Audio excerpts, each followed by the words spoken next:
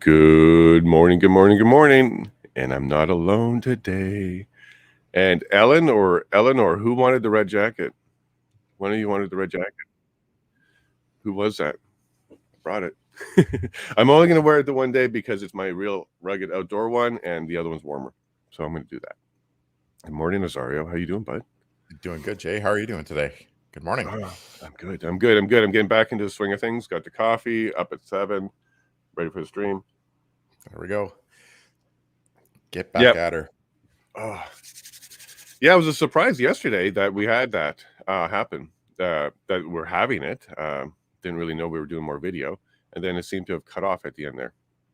I did go and look at the source. It's available for download, but I haven't looked at the end yet. But it did look like it also cut off there too, unexpectedly. So it might have just been a tech glitch or something. They dropped maybe the last goodbyes, and that's about it. Most likely.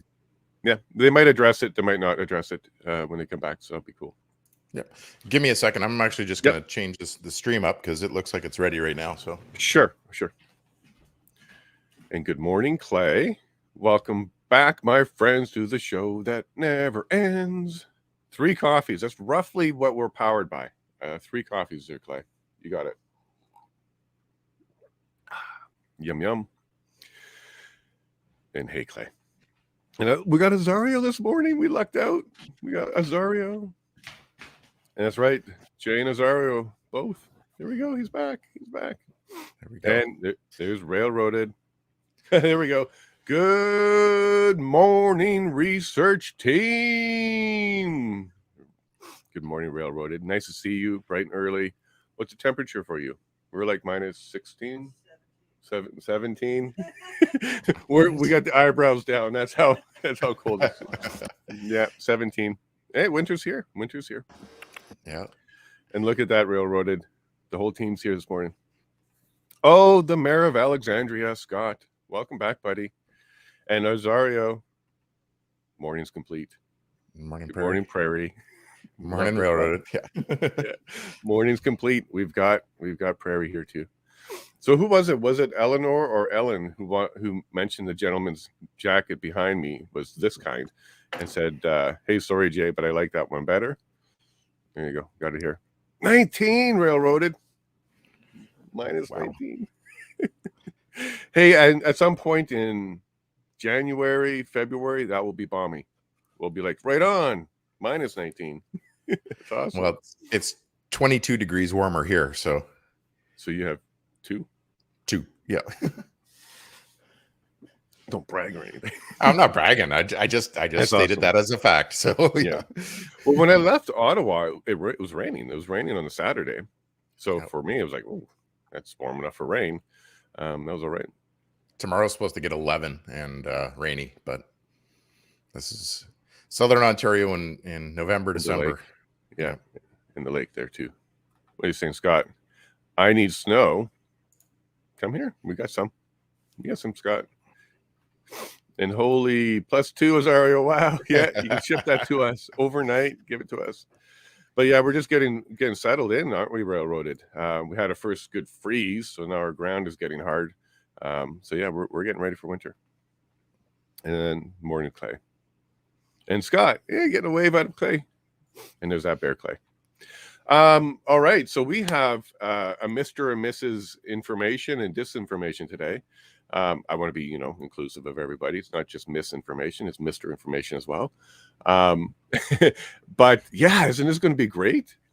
Are we defining it? Are we going to be arguing about it? Are we going to be pointing the fingers every way, all over the place? Is government going to be blamed for creating some of this stuff? What about the media? Open source, of course, open source is open to any interpretation. But are we going to find it on all the official channels too? What are you thinking, Azario? Is it going to be just government's been clean and it's just open source, or are we going to find this Mr. and disinformation everywhere? I think the government's going to be clean. Mainstream media is going to be clean. With the trusted news. They self-validate and they check each other, right? Check and balance. Like the trusted news initiative, and as long as that gets the good news card seal of approval saying that this is not a false story or anything like that, then then it's fair game. But anything else is going to be completely discounted as being, unreliable. So you shouldn't trust your news from anywhere else but mainstream media and the government. Absolutely. And then what do they mean by the role of social media? So they're going to define social media as having some sort of impact? I think part of this ties into Bill C-11, right? And the ability to really moderate content creators that are going to be on the internet and under that bill, really restricting the rights, restricting the Canadian content. Like, I mean, I'm all for Canadian content, don't get me wrong. And there's got to be a good balance there, but it puts a lot of restrictions on it so that we can't have, truly independent journalists that are out there. There's going to be measures that are placed on under C-11. And I think that is going to play a big part in what they're talking about today. So I almost look at it like this is going to be justification for C-11, is saying this is why we need this. This is, why we need to make sure that there is, a little bit of a clamp down on the wild west of social media and news sharing platforms that are out here. Now, the National Security Advisor to Trudeau was complaining about not having access to open source information like she does for other information. So for foreign intelligence and spying and stuff like that.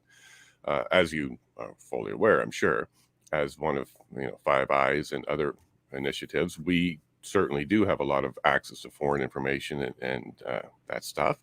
They want more of it domestic as well. And what it sounded to me like, because Twitter is public and everything's public, they want the not public stuff too, because that would be what they don't have access to, presumably. And they just assume that they don't have access to the DMs. Is that where they might be going with some of these questions, to say, hey, had we known more, we could have responded even better, including not coming down with boots, had we had better information with, like, say, the private messaging? Because what if they make that argument? If we had the DMs of tomorrow, we would have known more and not done it. What if they make that kind of argument? Well, I don't know that it's a matter of access, because I think that as any carrier that is out and operating on Canadian soil, so whether this is Twitter, whether this is Facebook, whether it's Instagram, and just like a telephone company, the government has the ability to compel those operators to provide information and details on the users of those platforms. So very similar to like a cell phone operator, if they want to know where what your location is, the carrier will give that up, be able to triangulate that. So now there are usually some limits in that, but if you're running under the auspices of a national emergency, that changes the playing field. So I think that there's mechanisms there, but I think that they're just overwhelmed by the sheer volume of information that is out there, and they don't have a way to really parse this down to make it intelligent. I really think that that's the crux of this issue that is at hand. There's just so much. They just, you would need a fair bit of supercomputer power to process all this information and make sense of it and know who you're dealing with, right? That's what I think the angle is. So they want more too, though, on top of that. Like, I'm going to push back just a little bit, Azario, around the whole "if they want it, they can get it" argument that you just made there. I still believe that there are some checks and balances and safeguards in place where they need to make an argument for it. There has to be some targeted reason for it. It's not so much that they have all of it, except I think metadata is where you're correct. Okay, I think that's been well established, even with leaks from Snowden, etc. Metadata is absolutely collected. It's whether or not the content of stuff that's encrypted and otherwise is also being collected and passed over. I don't know, so I wouldn't want to say. However, what I do know is the cry or the request was to have it. Okay, so whether they have it or not, they were saying publicly on the stand they would like to have it. So they're fully aware that that chunk of data exists and they want to have access to it. Now, what could be going on here is they've always had access to it. They just couldn't admit it and they couldn't use it. And maybe the next step is, well, if we all agree we should have it, boom, it's now, we just turn on that button and we can now start using it on our reports and our court filings and stuff like that. Well, look at the location data of like the 33 million Canadians over the pandemic that were tracked and their locations shared from the carriers to the government. Like, I mean, sure, that's the metadata. So for right? sure. Yeah. So, Even the pings give you that. You don't even need a text message to be sent for that to work. right. That's just straight up, carrier data. Yeah, But exactly. right, what I'm talking about is content, though. Mhm. Yeah. So I still believe that publicly they haven't admitted that they have access to that. Yeah. But they're headed that way. And as soon as they admit that they have access to that, and we agree it's okay, and again, it won't be 100% agreement, but let's just say much of Canada agrees they should have access to it, then they'll just start using it even more. I don't know if we're going to be hearing much of that today, because I think that that's pretty sensitive to the government and their requests on a national security level. If today is anything like yesterday, what we might hear is a lot of people who take strong positions on what should and shouldn't be misinformation and disinformation, and how social media can confuse and cloud the field, I guess. Yeah. And I hope that there's one or two people like we saw yesterday who was very awake and understands how this actually works, and will say, hey, no, look, the government said this, and that was misinformation itself. And then the media propagated it, that became disinformation. And now, because it went all over social media, that created confusion. I hope that's what comes out as today as well. And it's not just a bunch of people saying we need to control information. For example, like a truth department. Yeah. We don't want the Ministry of Truth. Yep. Yeah, C11 is a step in that direction where there's control over content. But could this be a prelude to a Department of Truth? It could be. Like, I mean, I still think that it's going to be propping up C11 to a degree. I think, I want to hear the opposition voices to that, though, where people are saying, like, look, the mainstream media is just, parroting what lines you give them. And, the kind of running with the official government narrative. And that seems to be what, like, I mean, you can look at any four of the major news outlets that are out there, and they are almost spewing identical hate lines when a liberal issue comes out and is published. It's basically almost verbatim across all of them. So, like, you look at CTV, CBC, Global, and a Globe and Mail or Toronto Star, and they're all pushing almost the identical headlines and identical content. And that's not by happenstance. Like, that is, coordination of the media by the government, and arguably the government has a good pull with these organizations because they've bailed them out. They've given them some funding, during the pandemic, and a lot of these, like the print medias, are definitely a dying breed. They're, unless they're really pivoting to the online market space, they're not going to survive another 5-10 years. That's a good point, especially that narrative that was the same. I want to jump back to that one. So-called Freedom Convoy. So-called was a tag, a pronoun to Freedom Convoy that got picked up and got replicated. And it also became a flag to anybody reading the media of any source. If you saw so-called put there, you know where this is headed, because that became the way to diminish the word freedom.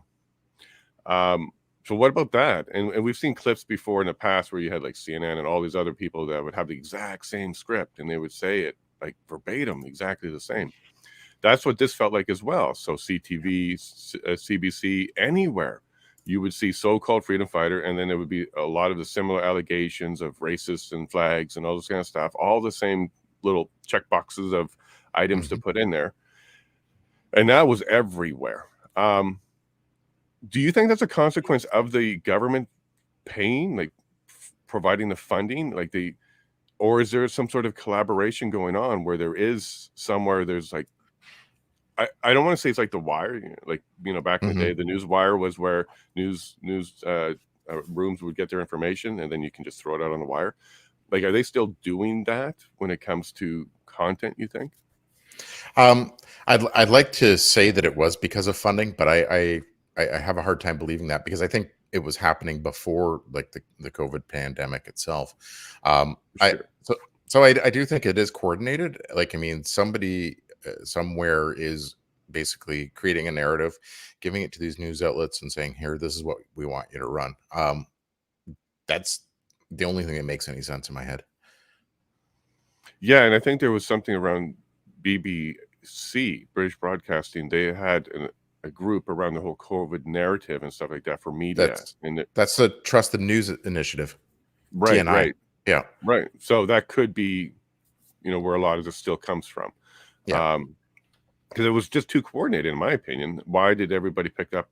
Like, it could have just been as simple as one reporter started with that, and then they all just replicated the so-called portion. But Yeah. it's also all of the narrative points. And as they were happening and coming out, it seemed like they all had the same points right away, too. Here, let me Now, show you this for a second. This yeah, is sure, go ahead. just the Trusted News Initiative. Like, this is on BBC's website itself. Hmm. Combat spread of harmful vaccine disinformation and announces major research project. So this is basically, you know, all their partners. And if I could find it, Well, I there believe it was a is Bill Gates initiative, right? At least funded like by, and CBC is on it. You can see ABC News. There's an image around here somewhere that's got all the logos of everybody that are involved in this. mhm, Like, here's one here that is like, you've got CBC, you've got Reuters, BBC News, Associated Press, all these different folks that are there. So there's definitely coordination going on there, and mhm. I think it's tough to deny that, and I think they just put it out there insofar as COVID, but I think that agreement was in place prior to the pandemic as well. I think that AP or Reuters were all sharing information and bylines, and a lot of the news outlets would pick those up verbatim and just run with the Yep. stories. Like CTV or CBC would pick them up, but then you would have CBC or CTV being partners in that as well, and they would do the same thing. Their stories would get picked up on the Associated Press or BBC, for example. So it's kind of a back and forth scenario, but I still think somebody's playing quarterback with it. It feels that way. It sounds that way. Yeah.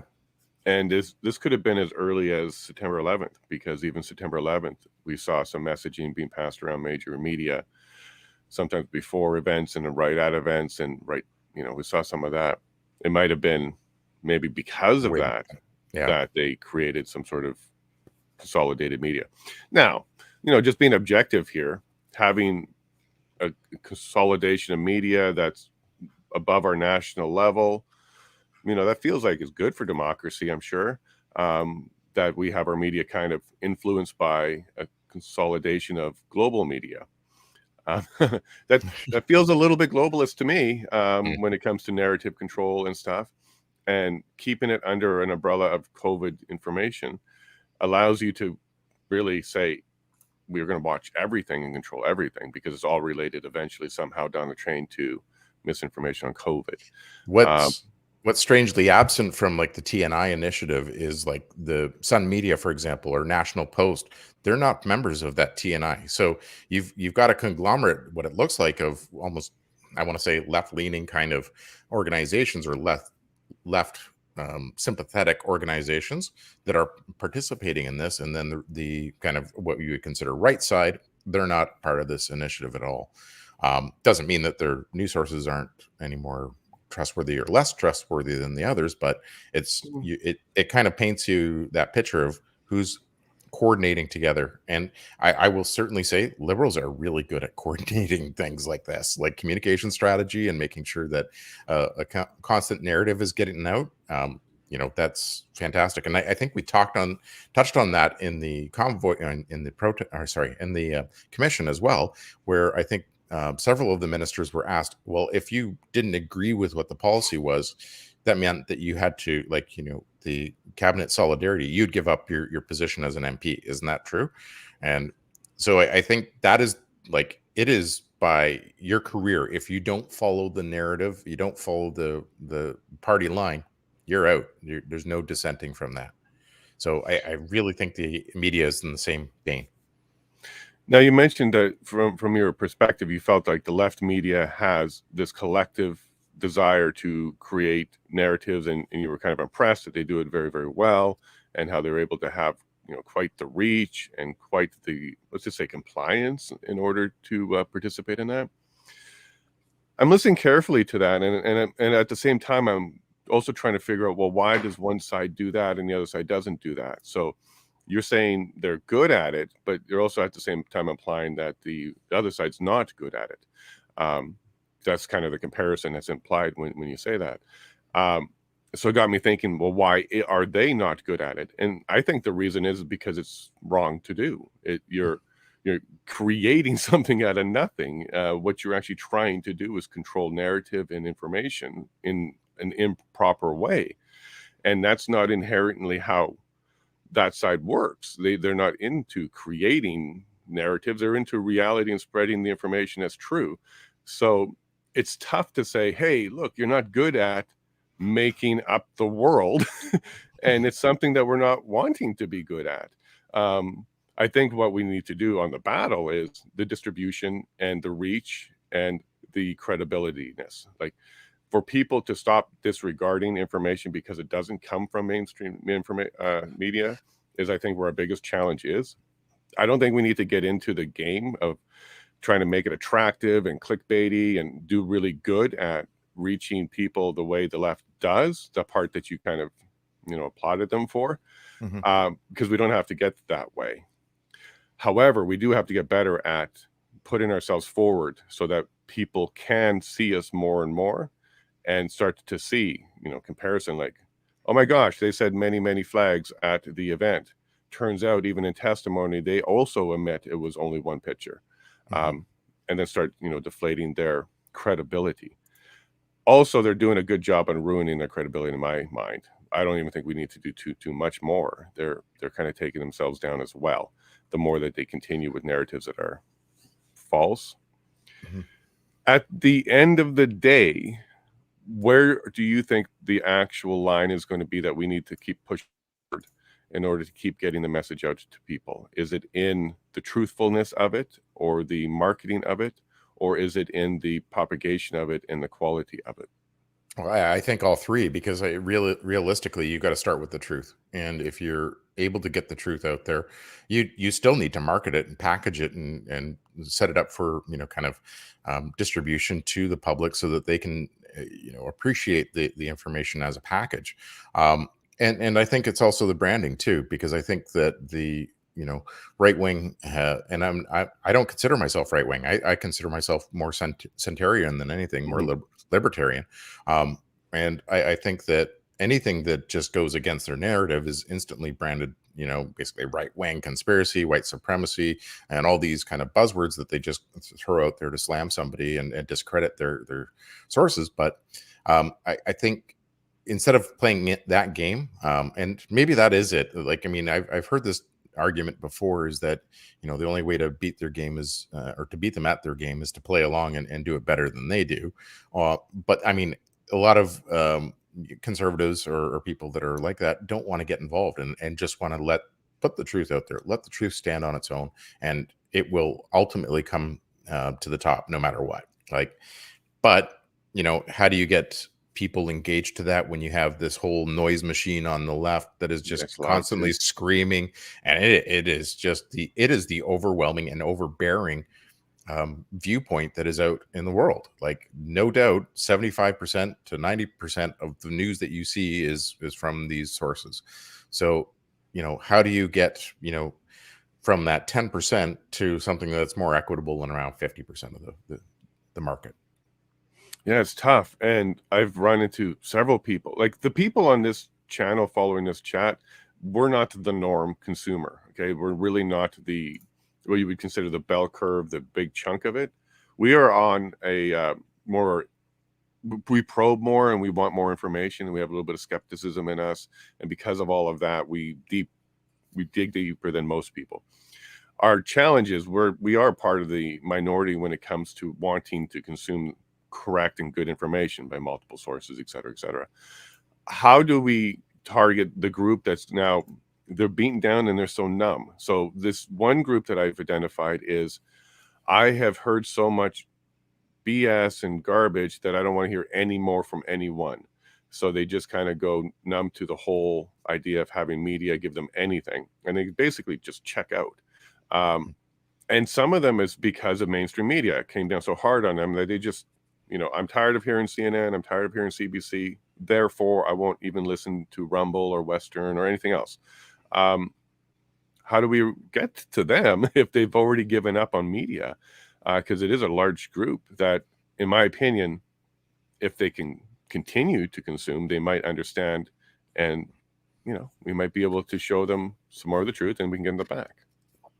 I think part of this as well, Jay, is a problem of convenience. So you look at like the mainstream media, looking at CTV, CBC, Global, and they're able to package up, a very short set of talking points of a broad array of subjects in a very short period of time. So you could do a half-hour news program and cover off, 60 or maybe even 50 kind of different topics in very rapid order. And that is what a lot of people seem to want to consume, because they mentally check out and they don't want to have to think about it. Where, going back 15, 20 years, and we'd have news programs that actually brought viewpoints to the surface, not opinions, said, here's the facts. Here's what do you like?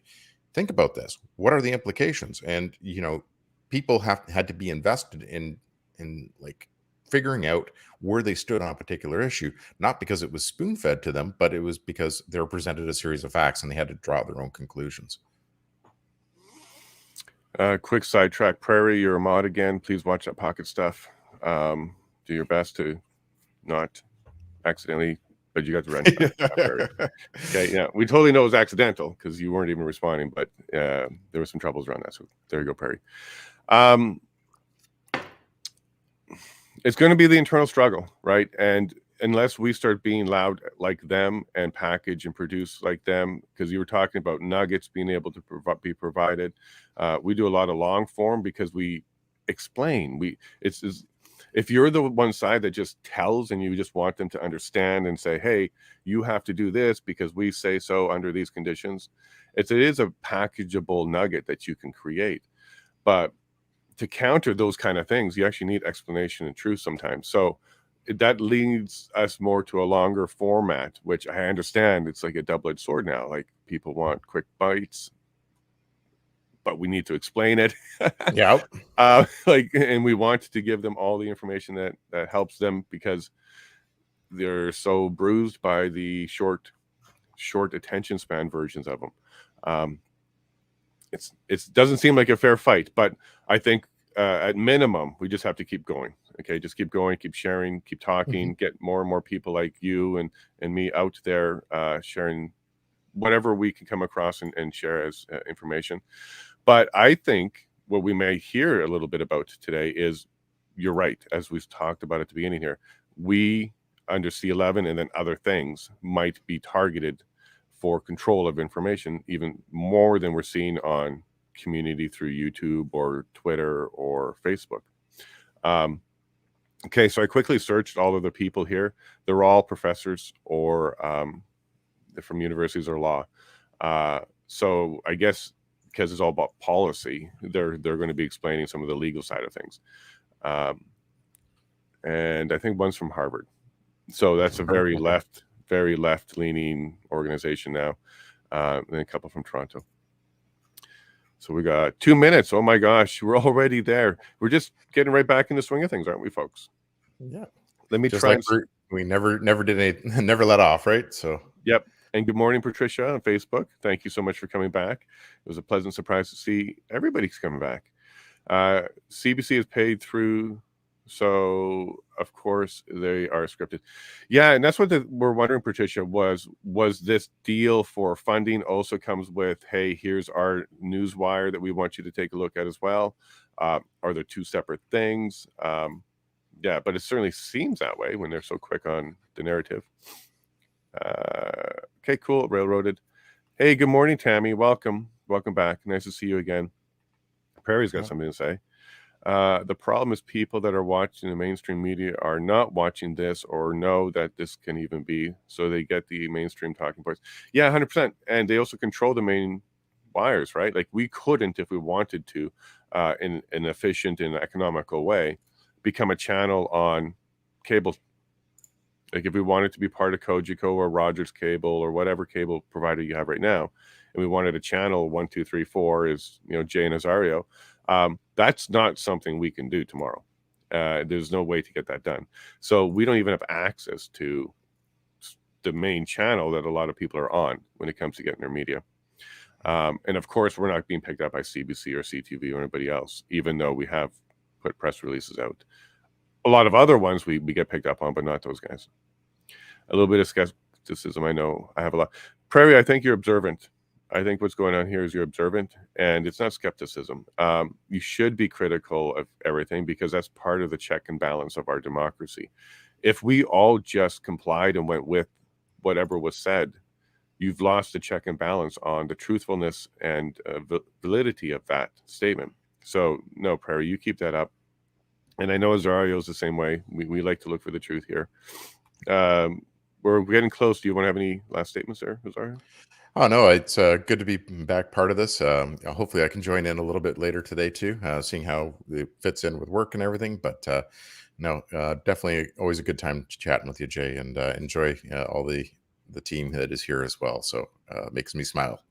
Awesome. No worries. And Tammy, I think you're 100% right here, Tammy. We need more Canadians starting channels like this one, waking more people up.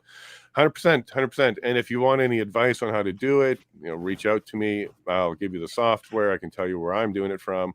It really only took about $40 of camera, $40 a microphone, and you can do it for free if you don't mind a little logo up in the corner. But here we go. We got this feed. Let me bring it in. We got people's heads. Oh, they're still getting ready. But yeah, I could tell you whatever software for editing videos. I use a Clip Champ. It comes with Windows for free. So look, there's really no reason why anybody can't just get on there and start talking. And it's a beautiful community, everybody. The people in it are very welcoming. They'll connect with you. You reach out, they'll reach out. And it's awesome. You got the real Andy Lee in there. You got Joe Rampart in there. You got Donald Best in there. And then you also got us. So let's see where we're at. All right. Got some audio at some point, I'm sure. Hey, Tammy. I would love that. Parents just got me a brand new camera for Christmas. I didn't get it, but we'll really get my channel going. Tammy, and yeah, if you want to come on and say hi, we can get you on the break if you want. Just let us know. All right. See you, Jay. I'm going to get out of here. So take care, Azario. Have a great day at work. Thanks, you guys too. Bye. Yeah. Cheers. Isn't he awesome? Isn't he awesome? They haven't given us the audio yet. Let's get the banner ready. There we go. Order à l'ordre. The Public Order Emergency Commission is now in session. La commission sur l'état d'urgence est maintenant ouverte. Okay, well, welcome to everyone to day 2 of the policy sessions. And today we're going to move to, well, I was going to give you a false statement to show we're dealing with misinformation, but I will give the right answer. We're dealing this morning with misinformation, disinformation, and the role of social media. So with no further ado, avec aucun autre introduction. Without further ado, I'll give the floor to Wayne McKay. Professor McKay, is that right? And he will chair this session. Professor, thank you very much. Hello, good morning. Commissioner just pointed out is Wayne McKay, and I'm the moderator for your session. And I have the unenviable task of keeping people within limits in spite of all the good things you have to say. So the panel will address the roles played by 3 different things in the course of this. Social media in its various forms, which we'll address first. Mis and disinformation, and I think malinformation is another term they've used. And thirdly, ideologically motivated violent extremism, and in particular, how all of these relate to the context of protests generally, and somewhat more specifically in the issues here. The diverse and impressive panel members to my left are, I'll just identify them, give them a very brief introduction. Dax Durazio, immediate left, the Skelton Clark Postdoctoral Fellow, Department of Political Science, Queen's University, and Research Affiliate Center for Constitutional Studies, University of Alberta. And then next to him, John Penny, Associate Professor Osgood Hall Law School, York University, and Research Fellow with the Citizens Lab at the University of Toronto. And then Emily Laidlaw, Canada Research Chair in Cybersecurity Law and Associate Professor, University of Calgary Law School. And Dave next to her, David Morin, UNESCO Co-Chair in Prevention of Radicalization and Violent Extremism, and full Professor of Faculty of Arts and Humanities at the University of Sherbrooke. And last but not least, Vivek Venkatesh, UNESCO Co-Chair in Prevention of Radicalism and Violent Extremism, who is also a full professor at the Faculty of Fine Arts at Concordia University. So that is our impressive expert panel. Just very quickly, I'm going to say a couple of words about process. Our objective as a panel is to explore these complex issues in a way that hopefully assists the Commission and the Commissioner, but also informs the broader public. And to pursue this, I will raise some general questions to explore and then call upon either specific panel members or sometimes open it up to the panel. For the benefit of translators and the record, each member should identify themselves, or actually mostly I will do that. I will call on you and do my best to remember to identify your name so you're on the record. We're also reminded of the competing needs to be succinct and fall within our time limits, but on the other hand, speak slowly in terms of kindness to the translators and the public record. And speaking for myself, that's something we all have to focus on. I will be, as moderator, occasionally intervene if I feel we've gone beyond the proposed times. So with those relatively minimal introductions, I'm ready to start off, unless anybody has any questions. All right, so the first topic is social media, and in particular, its impact on protests and those kinds of things. And the kinds of broad questions that I have in mind to be addressed on that topic is: how has social media changed public discourse? Stated very briefly. How has it impacted activism and protest? How has it impacted protests like the ones relevant to this commission? And perhaps and one that not hadn't given a lot of thought to, but does it matter who is protesting in terms of what kind of social media they're listening to? So with those very broad questions, and there's lots of other things, I'll turn it over to Professor D'Orazio to start us off. Thank you very much, Wayne, and pleasure to be here with you all for a very exciting conversation.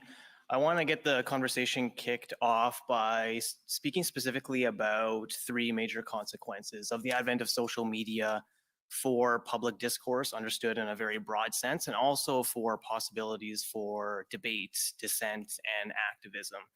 So the first major consequence, I think, is it's fair to say that traditional gatekeepers of information can be bypassed. If we're understanding social media and communication historically for a moment, traditionally information was filtered through very few hands. And every time we see a revolution in communication technology, we see some commensurate friction related to who controls the flow and circulation of information and also meaning.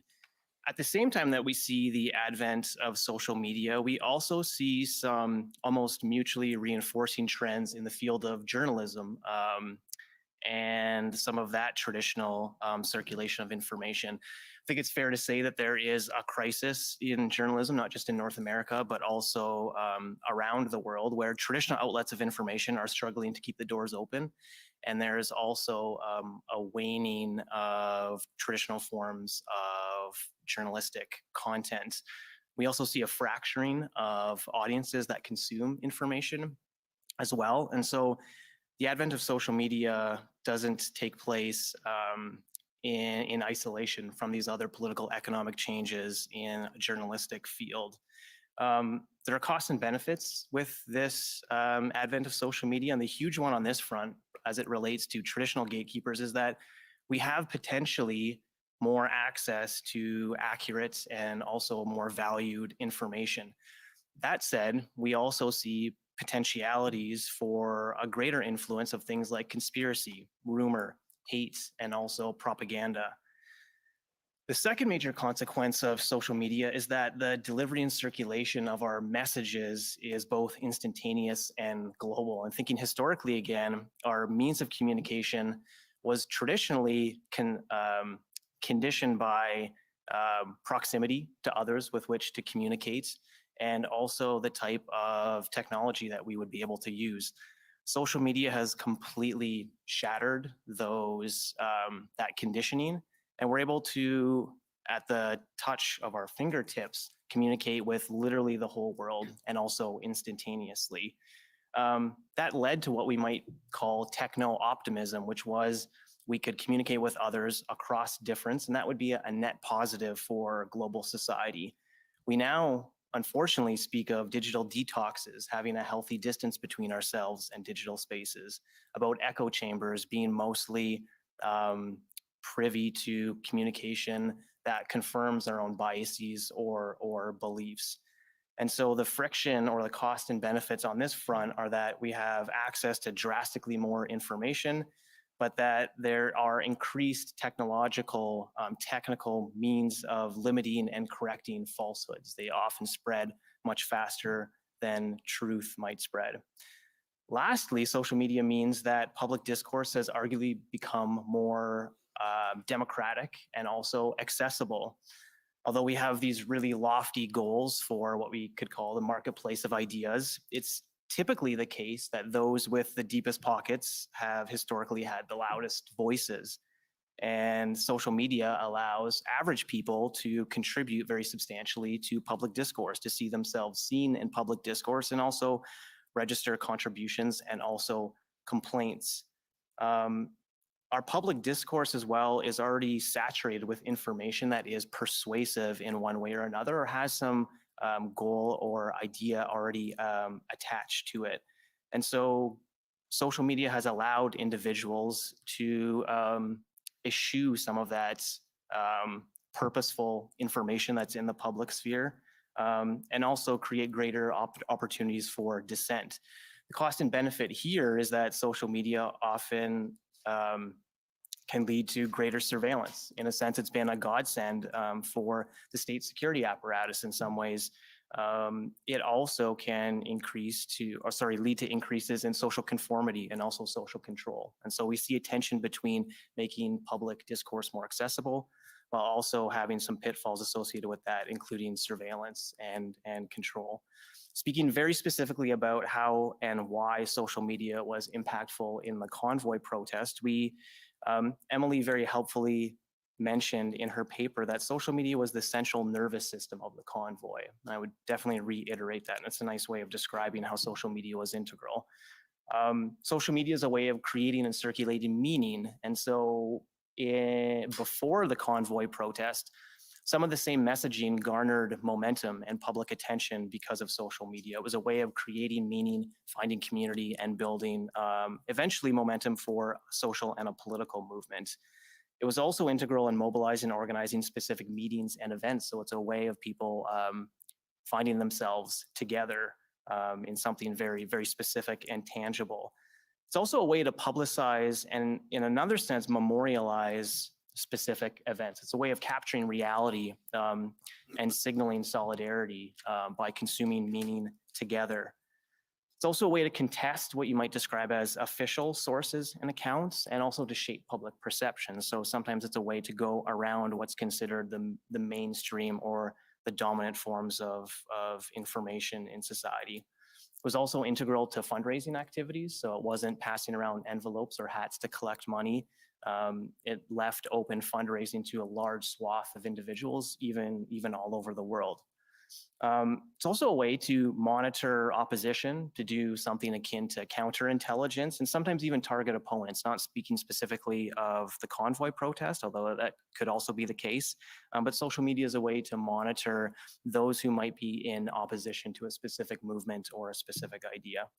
And lastly, we see social media used for real-time communication for coordination. So social media sites have communication modes often attached to them that are instantaneous. So people can text and coordinate with each other. They can also use encrypted radio chats as well. So social media is also impactful in real-time communication. I'll leave it there as an opener. I look forward to more discussion. Thank you. First of all, congratulations coming in under time. I appreciate that. And I just had one additional thought just in the minute or so you have left. Sure. The question of who is in the protest, does that change what kind of social media they would have access to? Because it strikes me that many protests, including the convoy one, would have a variety of people, truckers, perhaps extremist groups, others.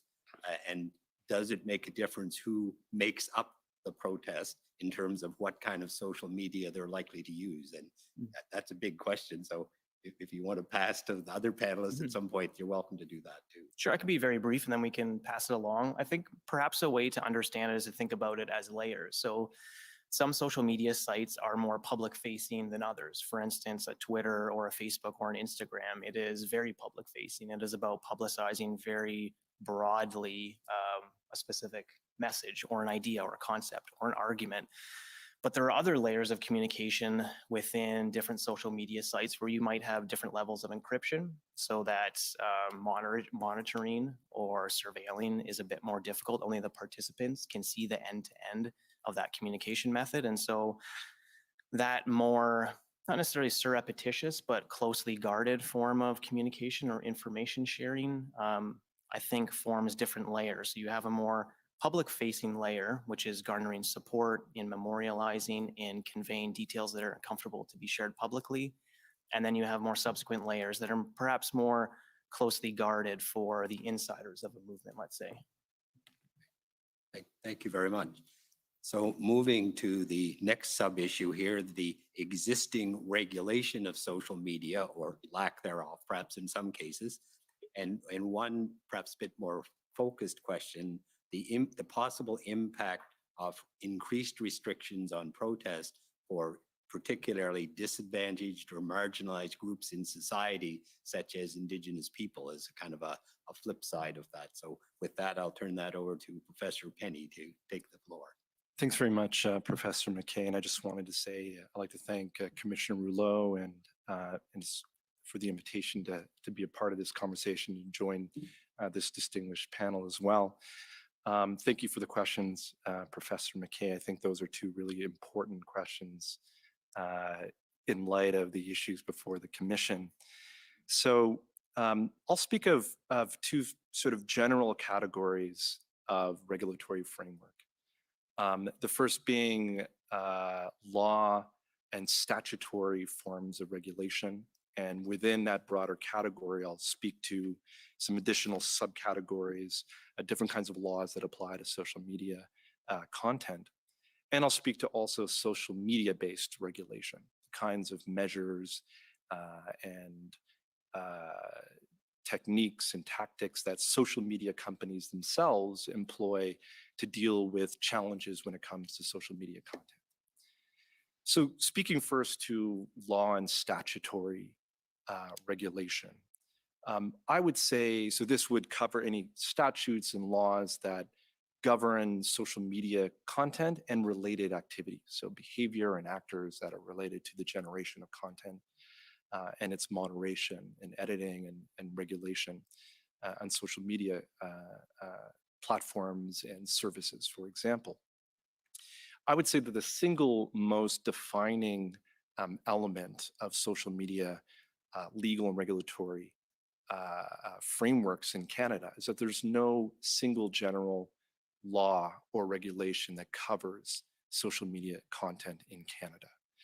Instead, it really is a patchwork of different laws and regulations that apply to and regulate different aspects of social media content. So within that broader framework and that key defining feature of law and regulatory frameworks in Canada, I'll start with one sort of subcategory, that being intermediary laws. Now, why do we refer to these laws as intermediary laws? Well, the idea here is that social media companies are intermediaries. That is, they are links and connectors between users and who generate content, post and express on social media services, and the platforms or the services or the social media companies connect them with the audience for that content, those who consume the content itself. So generally, we talk to laws that create legal rules and duties in respect of content that's generated by users and how that is fed and conveyed to audiences and other users as well. Those are intermediary laws and rules, and a few examples of those in Canada. We have certain specific laws that cover, for example, copyrighted material, where there are very specific legal duties that social media platforms, and that's another term that I'll use during my remarks before the commission. The idea with the concept of a platform is something that today scholars and experts typically use to refer to more larger, more influential social media companies, Google, Twitter, Facebook, and others. And I think the term itself, you can think of it as conveying the fact that these platforms provide an amplification of certain voices. The same way a stage or a platform in the town square allows someone to speak to a broader audience and for their voice to be heard. That's in a way how we can think of these social media companies or social media platforms. They platform, they provide a way of amplifying voices and content generation. So there are copyright laws as one example of intermediary laws and liability, and with intermediary laws to create liabilities potentially for these social media companies and platforms, but they can at times avoid liability so long as they meet their duties. Copyright law is one example. Quebec also has a specific law that creates a safe harbor or legal protection from liability for social media platforms if they remove illegal or unlawful content once they have notice of it. When we move beyond these defined intermediary laws, there are also what I call sort of general statutory laws and rules that aren't specifically designed for social media platforms or intermediaries, but have implications for them and indirectly create legal duties that social media companies and platforms have to abide by. I think a great example of this would be defamation law. Right? So if a social media platform becomes aware of defamatory content that's been posted, they have notice of it, to avoid liability, then they have to remove that content. Another example is criminal law. So certain criminal law provisions, for example, if a court order is put in place where social media companies may have to remove certain kinds of unlawful content, be it child pornography, non-consensual intimate media that's been posted there without the consent of the victim, terrorist or hateful propaganda. Those are other examples of how criminal laws can apply to these platforms, creating similar legal duties. And then the third sort of category of laws in this context that impact maybe not social media content directly, but the activities around social media content, but also impacts the broader ecosphere. So user information and user data is critical. It fuels the business model that a lot of these social media platforms make money and they monetize user content. So privacy laws, data protection laws, these are another subcategory of laws and regulations and statutes that impact on content production to the extent that they create legal rules and duties around how people's information and data that are collected on these platforms can be used and shared and distributed. When there's restrictions on that data, then presumptively it would make use of that information more difficult to target users. So typically social media platforms will use information around user data, user information for targeted advertising to monetize people's activities on social media platforms. But when we look at disinformation and misinformation, user information and user data is also used to target particular users for influence in disinformation campaigns online and offline. So in Canada, we have a few examples of such laws. like the Personal Information Electronic Documents Act, PIPEDA, which creates rules around the collection, use, and sharing of personal information by organizations in Canada. Interestingly, however, there are loopholes in PIPEDA. For example, political parties are not constrained by it, and that's, I think, an important hole that needs to be addressed. And last, of course, but not least, there are social media-based regulations. And I use regulation in sort of the broader sense here. In this case, I'm referring to the rules and policies that social media platforms and companies themselves develop to deal with content and other issues on their platforms themselves.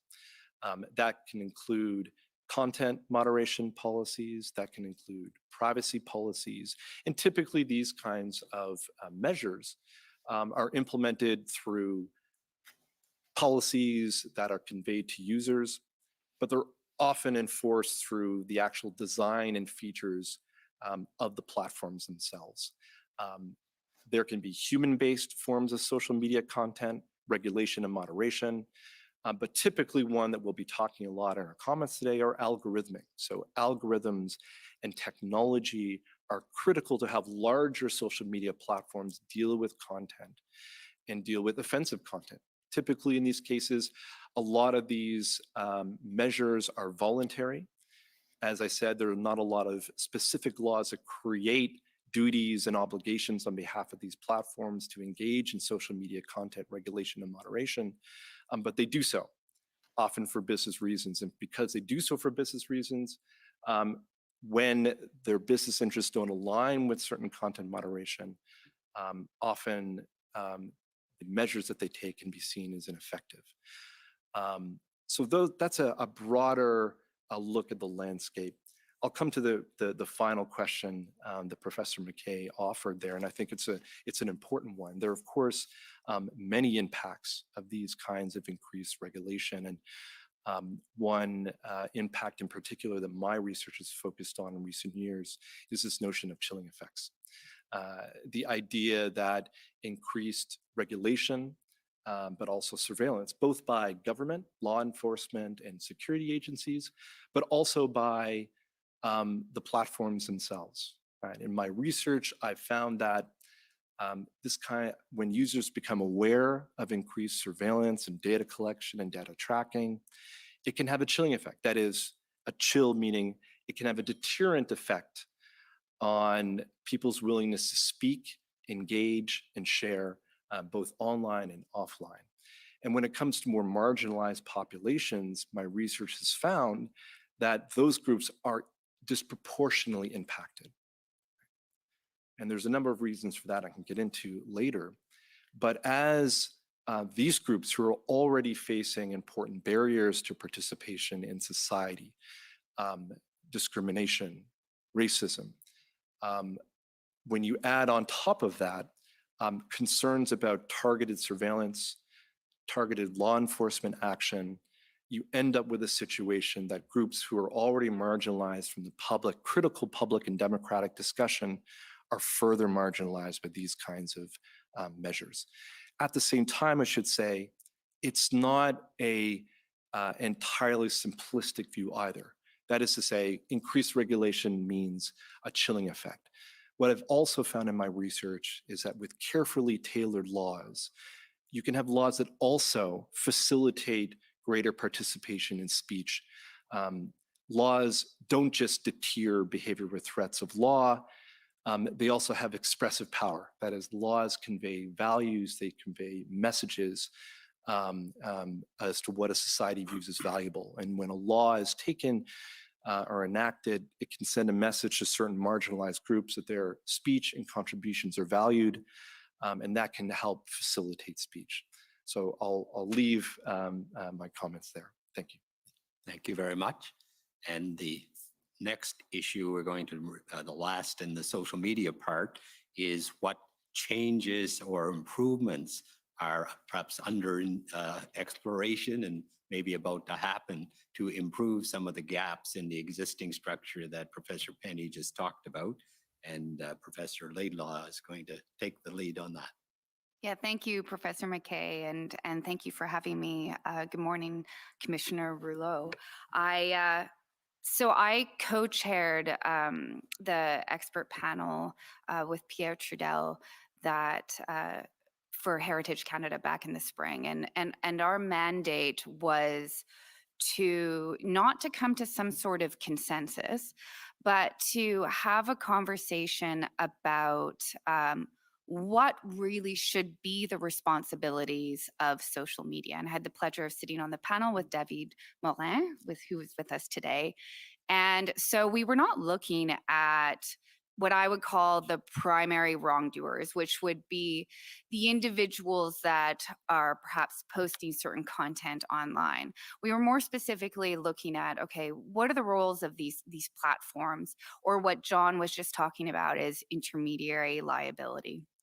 And I think one of the most interesting things about our panel was, despite not having a mandate to reach consensus, we circled around and agreed on some of the what I would call the core building blocks of what a law should look like for Canada. And I think that the first point I want to make is that we all concluded, I would say that social media or platforms should have what I would call a duty to act responsibly. Now, this was something that came out of the work of the Commission on Democratic Expression. And this is something that has been explored in other countries. We're seeing it with the online safety bill in the UK, with their duty of care. It could be talked about as a due diligence model in the EU with the new Digital Services Act. It's a risk management obligations. And a duty to act responsibly, the way that kind of we were talking about it and the way that I think about it is that, it's almost product safety. That social media and other platforms should take care in the design of their spaces to be responsible, to protect their users from harm. It's not about perfection, but it's about turning their minds to how do their, recommender systems work? What content moderation policies do they have in place? What might be the unintended impact on this in particular groups? But it's not just about protection from harm. It also should be about protection of human rights, about the right to freedom of expression, about the right to privacy, to equality. One of the fears about imposing too strong or stringent obligations on social media is that it might incentivize them to put in place kind of just blunt tools, right? An automated tool that is going to remove any sort of content that might have the whiff of hate speech or any sort of extremism. But often hate speech is quite, the line between that and some more political views, what we would call expression that's core to democracy, that line between the two can be somewhat fine. So blunt automated tools are poor solutions. So if there's an obligation then to have a commitment to and realize the right to freedom of expression, then social media will have to think through, okay, what do we want to put in place that addresses maybe some of the risks of harm? Maybe we have a lot of children that use this space, but also, what kind of tools do we put in place that maybe aren't going to have an unintended impact on freedom of expression or end up being a system of surveillance? The other aspect that was key that we discussed was transparency. One of the issues that we have is that it's not easy to lift the lid to know how the algorithms work and how the decision making works for the various platforms on which we rely for discourse. And so almost kind of radical transparency is necessary. And that includes access by researchers and other civil society groups to how these companies kind of operate, and the algorithms is a form of accountability. This is something that's been implemented in the EU with the new Digital Services Act.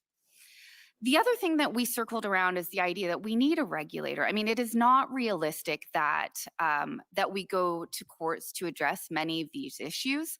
Often these are high volume they are low value, and the court process is really just too slow and inappropriate to be dealing with many of these issues. What we need is a regulator like a privacy commissioner, but with the power to impose fines that can audit the systems of these companies. It's about the systemic risk of the various social media. So they can investigate the companies, they can audit their behavior, they can help develop codes of practice, working with civil society, working with industry, and they can play an education role with the public. Now for some of the tougher issues. I think that, you know, one of the challenges that Heritage Canada faces, and I'm sitting here just as interested as everyone else about what they're going to propose, would be scope. What's in and what's out. I mean, if we're realistically looking at creating a regulator, we can't impose all sorts of content and toxicity of everything that's out there on a regulator to investigate. Previously, they kept the scope quite narrow. Terrorist propaganda, hate propaganda, violent expression, intimate image abuse, child sexual abuse, and so on. And I think people quite rightly, including myself, said, but there's so much other types of toxicity out there that's unlawful that should be addressed. And but the issue is that the regulator has to start somewhere. So at least I've landed that there is a real justification, I think, for a regulator to maybe be more narrowly scoped at the beginning, and then it can build its capacity from there. Some of the other issues would be, should this cover, you know, what platform should we cover? I've been using quite loose language here saying social media and platforms, but we often talk about it as the internet stack. Are we just talking about social media at the top layer? Are we going down a level and we're looking at domain name registrars, or we're looking at internet service providers? Are we looking at, you know, companies like Cloudflare that provide cybersecurity protection and so on? I think this is quite a controversial area, but when we're thinking about it in terms of corporate responsibility, maybe their obligations should be different, but maybe there should be some responsibility there through legislation. The other is then mis, dis, and malinformation. It is one of, I guess, the existential threats that we face. And there is a real concern, though, in legislation that this could become almost the poison pill. Because as I get into, you know, in the next section, we're going to talk a bit more about some of the legal issues, but I'll just, you know, drop one point right now, which is there's quite a bit of content of mis and disinformation that is lawful, or it's that lawful but awful. So for the government to create legislation that targets lawful expression likely won't survive constitutional scrutiny. But it's a very different thing to say, look, a company needs to be responsible, much like, you know, safe cars, about, you know, putting in place certain systems to manage risks. That has much clearer sense of I guess, constitutionality than saying, I, you know, want social media to target lawful expression and take it down. That would not survive constitutional scrutiny. And I think the last point that I'll make now, well, I guess 2 points would be, one is a controversial point was recourse. You know, the groups that are impacted by this need access to some form of remediation. And sometimes they get it through social media and sometimes they don't. And even if content moderation is in place, it doesn't always work very well. But the idea that every complaint about content could somehow be, you know, pushed to some sort of recourse body is just not practical. It won't work. But victims need access to something. And so what that should look like, should it just be for intimate image abuse, child sexual abuse images? You know, what should they have access to and what's realistic is a key point to discuss. And the last is size. And I think that what we saw with the convoy movement is that organizers and followers were all using all kinds of different social media. Some of them major social media, what we'd say is quite entrenched, such as Twitter and Facebook and YouTube and TikTok, but also some smaller alternative social media like I'd say BitChute, Rumble. Of course, there were conversations about Zello and Telegram, etc. So the EU has looked at, they've created risk management obligations just for very large platforms. And so that would be an obligation for companies to think through, how does my recommender system work? And is it actually having an impact that could, in a sense, undermine democracy?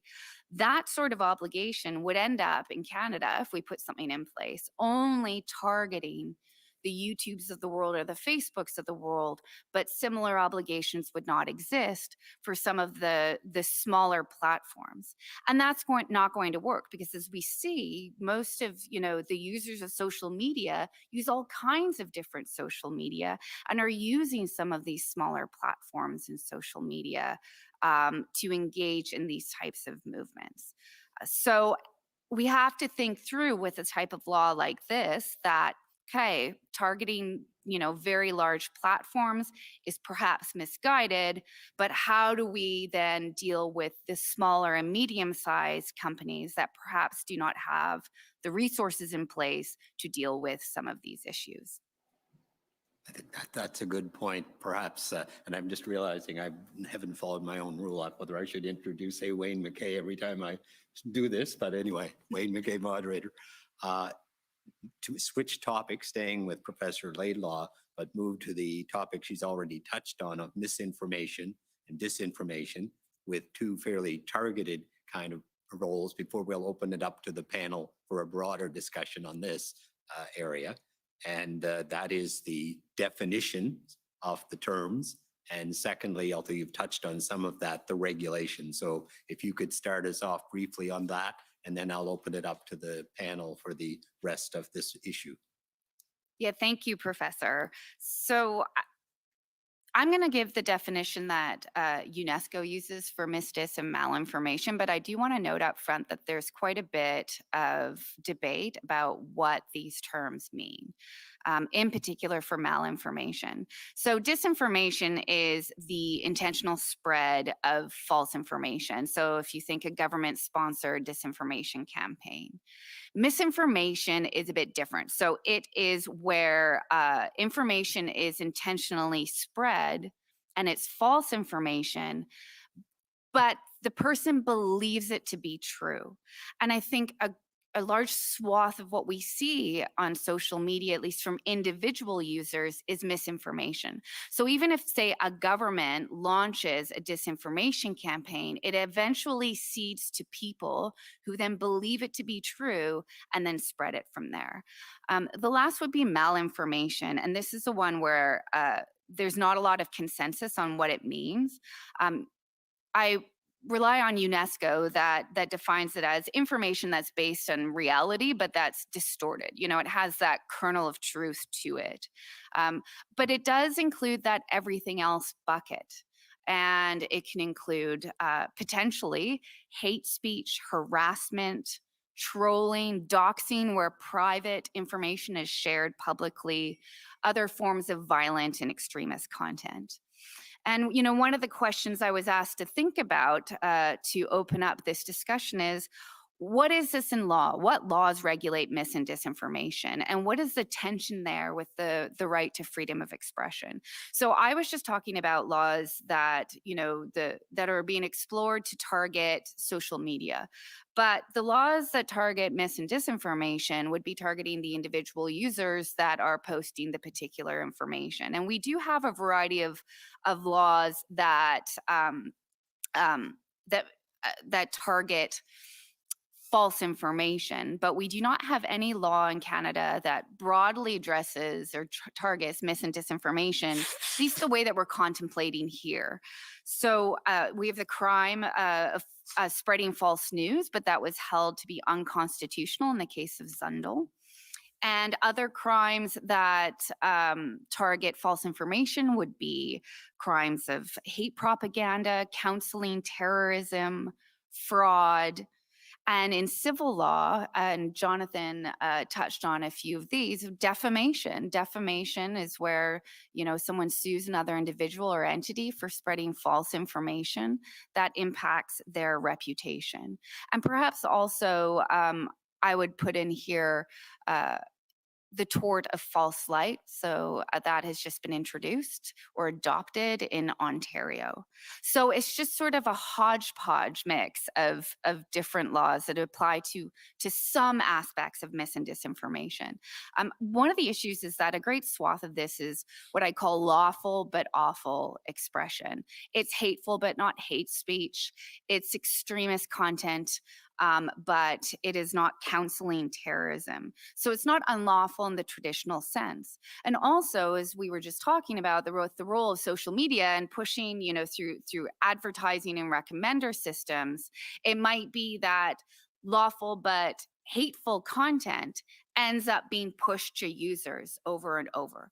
So in law, these are difficult areas to deal with. Under constitutional law, we have the right to freedom of expression. It is a broad right. It includes the right to seek, receive, and impart information and ideas. It includes the right to shock, offend, and disturb. And it also values false expression, in particular if it's information that's of public interest. So restrictions of it are supposed to be narrowly construed.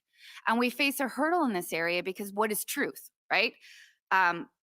What is the perception of truth in one particular scenario? And I've listed a few laws where courts have willingly, you know, addressed what would be false information and consequences might flow from that. But much of what we're talking about on social media might be, you know, deeply held beliefs that are harmful, but it's difficult to pin down truth or not truth of it. Also, much of the dis and misinformation that's spread, when we can identify what's false, there's a lot more clarity to it. But some of it exploits what I would call the strategic ambiguity of it. They use humor. They use kind of the short emotional memes with visuals or short videos that are known to be highly effective and impactful on users, and play on jokes and say, well, this is just a joke. This is just the gray area. This is really hard for law to address. And when disinformation has been criminalized in some countries, it has been used to target political opponents, dissidents. And so it's difficult to put in place these types of laws and generally don't comply with international human rights. So the last point I want to make here before we open it up is the other side of this. As much as I have mentioned the breadth and depth of the right to freedom of expression, I always think of the comment by the Supreme Court that freedom of expression is freedom governed by law. There are laws that constrain it, and rightfully so. And I think John made a key point that, you know, laws help the right to freedom of expression of particular groups, marginalized and racialized groups that are impacted by what happens online. People are driven from participating online. They are dehumanized by these experiences of online, and therefore they don't get to enjoy the right to freedom of expression. There's also a growing body of work in the area of the right to freedom of opinion, and that the recommender systems and the advertising push to users is in fact infringing on the right to form an opinion free from manipulation.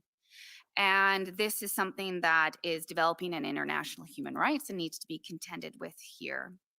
I'd say that there's two things I want us to think about as we have a discussion here. Is one would be, what are the laws that apply to individuals, the ones that are posting the particular information and engaging in certain conduct that may or may not be lawful or falls into the category of the lawful but awful. And the other would be, what are the laws that then target social media and their responsibilities, whether it's through managing their advertising ecosystem, managing their recommender systems, algorithmic accountability, or their systems of content moderation. Okay, thank you very much. So we'll now open it up to the panel in a moment. Professor Laidlaw has already raised a couple of questions. There's a couple I will add among those that you can discuss.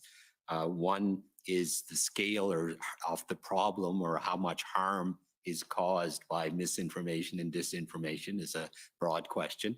And a second one, which was actually submitted, is the question of whether the definitions on misinformation, disinformation apply to the government as well as individuals, and if so, in what way? So with those kind of broad questions, I'll open it up to the panel, and if somebody just gives me a signal, I'll recognize you. Professor Morin. Oui, merci beaucoup, Wayne.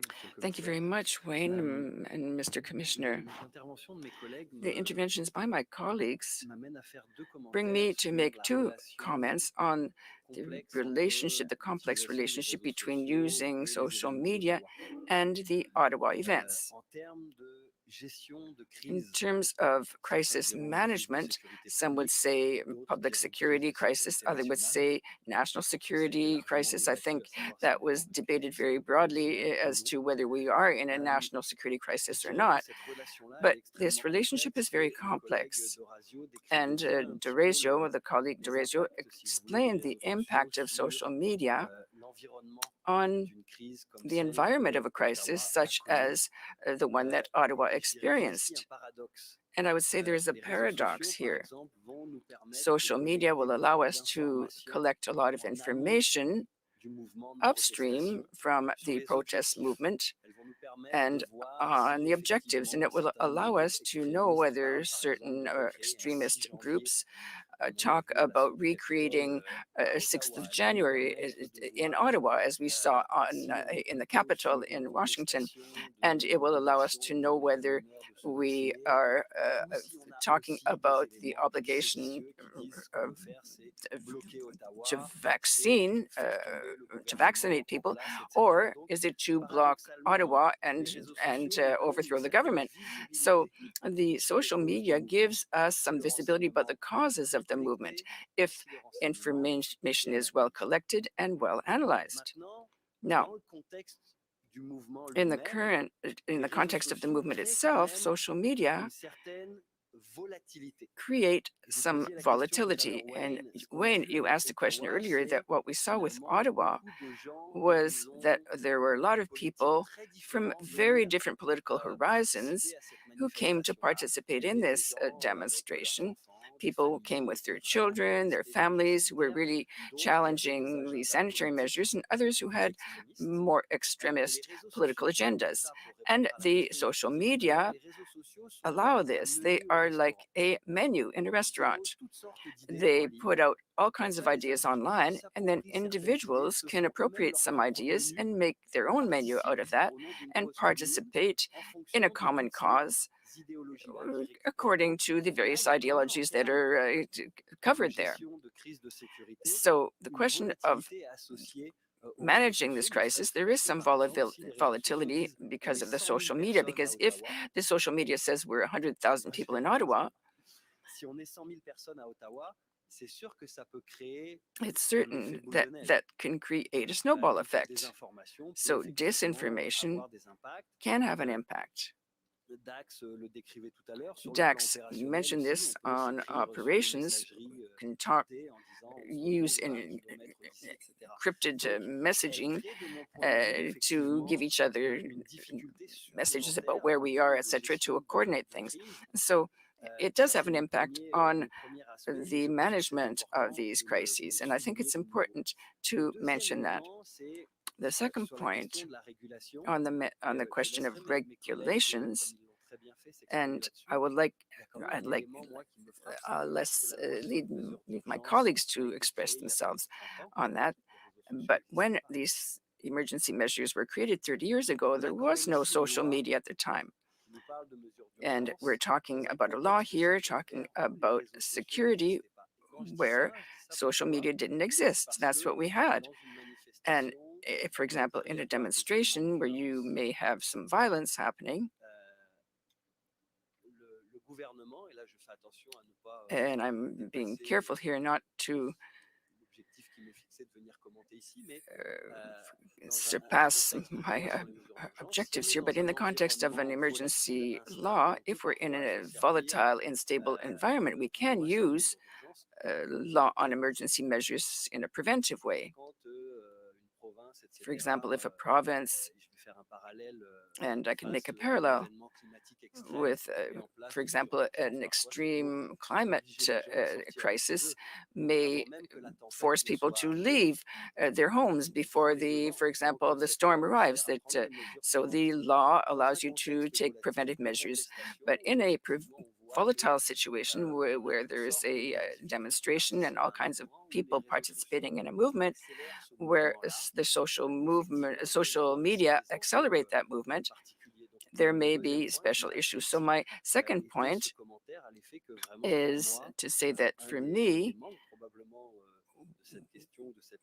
one of the shortcomings of this law is that these social media were not considered at the origin, and which complexified things because they didn't create the problem.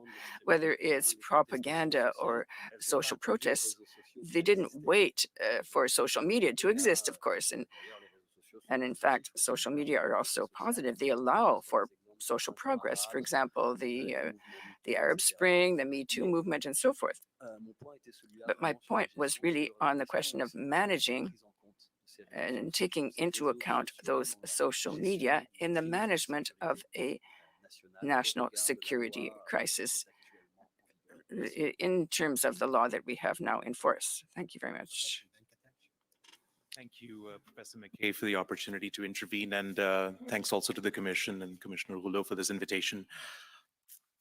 As a humanist, as a pedagogue, and also a multimedia artist who leverages various data points in social media to create different kinds of installations, I'm going to approach this question that's being asked from two perspectives. One is that I think we need to acknowledge that social media allows for pluralism, and that pluralism is essential in at least our determination of liberal democracy.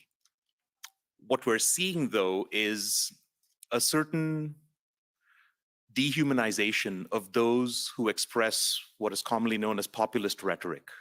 Right? And that's, I think, a pity in the way we've observed the characterization of those who have been participating in the convoy.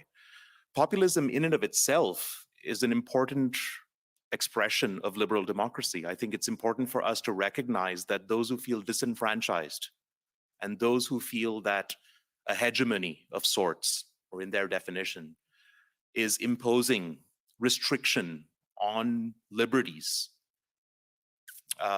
or on certain equalities that they expect from their liberal democracies, those two major pillars, that they should be allowed to protest that particular imposition. Where social media, I think, has to be viewed beyond just the regulatory, beyond just the legal standpoint, and in collaboration, especially with big data companies, is in how conversations, discussions, dissensions, consensus building, however we want to see these, how those are manipulated through the software and through the algorithms that are being employed, developed, and in a certain sense, imposed on its users. I'll give you a specific example of this, and this is coming from a journal, and I printed out the abstract and the recommendations here, the September 2022 issue of Decision Support Systems, which speaks to this notion of coordinated, inauthentic behavior. And this is particularly important because through the use of chats and bots and various other software, we're seeing a version of what Shoshana Zuboff has called surveillance capitalism take on a much larger space in social media. What coordinated inauthentic behavior does is it takes on certain viewpoints. It assigns those viewpoints to what is known as either unexpected, suspicious, or exceptional similarity that you see amongst users. This basically means that you can create users that are not real, right? That are particularly virtual. And then you're able to create an outreach to a population that is subscribing to the echo chambers that Professor D'Orazio spoke about, thereby spreading a certain mis or disinformation or malinformation, as Professor Laidlaw defined for us. So in that particular case, there have been several reports by companies such as Meta, who are the parent organization of Facebook and Instagram. I believe Alphabet as well has released reports on how they've managed to curtail what they're calling coordinated inauthentic behavior. The Rohingya, the tragedy in Rohingya, the Stop the Steal campaign, various smaller but highly impactful anti-Semitic and racist discourses that have been propelled by such kind of software have actually been curtailed by tech companies. So one thing to think about is, how can we learn from the ways in which technology companies are imposing regulation, and how can we also render those as transparent as possible? I'll stop there perhaps so that those who are dealing with this from a legal standpoint can debate this. But as a humanist, I think we're coming to a point where if we can't listen to one another without necessarily dehumanizing them, then we are at a threshold of being unable to deal with dissension. Wayne McKay, moderator, just before we move to somebody else, I was struck by your term about coordinated inauthentic behavior. How do you describe inauthentic? It's kind of like that line between normal and abnormal. What's authentic and what's inauthentic? Yeah, this is actually being debated, in fact, as we speak, about the liminal space in which those terms lie. I think the inauthenticity is reflecting specifically the fact that humans aren't propagating the information online, that these are being propagated by machines and machine algorithms. Okay, great. All right, moderator McKay, again, I open it up to any other comments. We have about 5 minutes or so left before we move to the next topic. Yes, Professor Laidlaw. Yeah, thank you so much. And Vivek, I mean, I'm just thinking a bit about what you had to say, and it brought home, I think, one of the key aspects of what we're struggling with right now with freedom of expression, which is, social media, as Dax was saying, has opened up such huge opportunities for discourse and for everybody. And so we almost need to break down what the problem area is that should be regulated through law, what sort of we're okay with sort of leaving alone, right? And some of this is this commitment to the messiness of freedom of expression, to be able to discover and figure out who you are and hear other ideas. The struggle that we're having now is that because of the sheer volume and the kind of equitable access on social media, is that the opportunities to dehumanize and harm other individuals is made that much easier.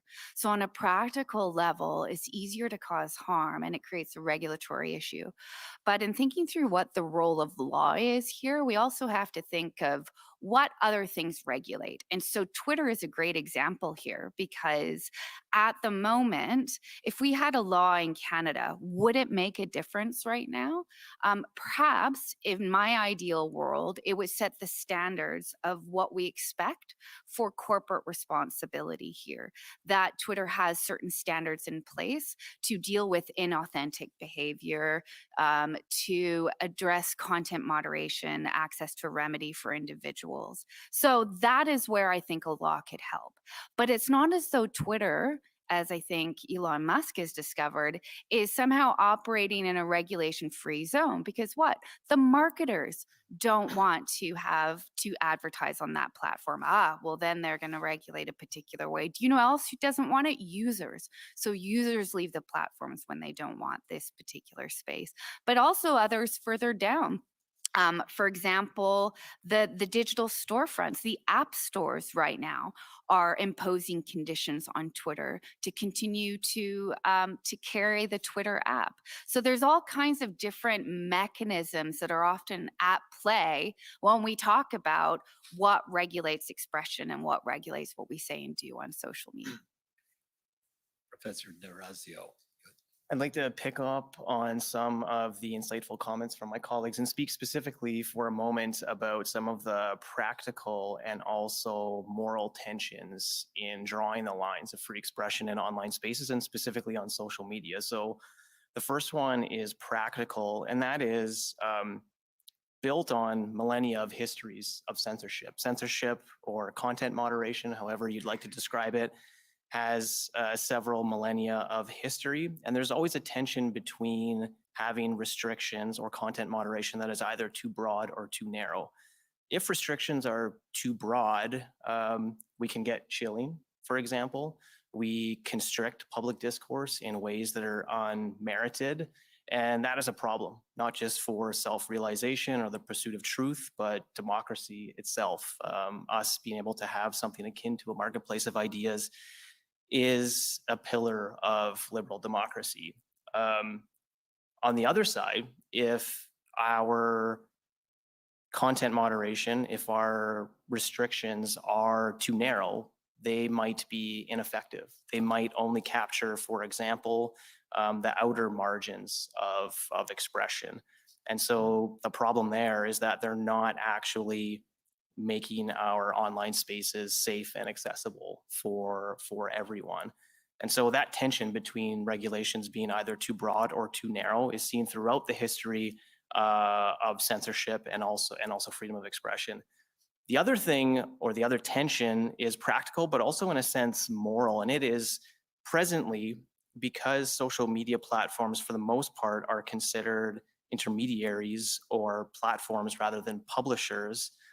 There's a disjuncture between the protections for expression citizens have in the public sphere, understood in a very big and broad sense, and the protections for expression that they have in online spaces. And so if we believe in free expression, if we think that it is the lifeblood of democracy, it may be the case that it is a problem that citizens have less protections for their expression on private platforms that are nonetheless have become the default public sphere. I think it is the case that people increasingly, if they want to be apprised of current or public affairs, are opening Facebook or Instagram rather than opening a newspaper or reading a periodical.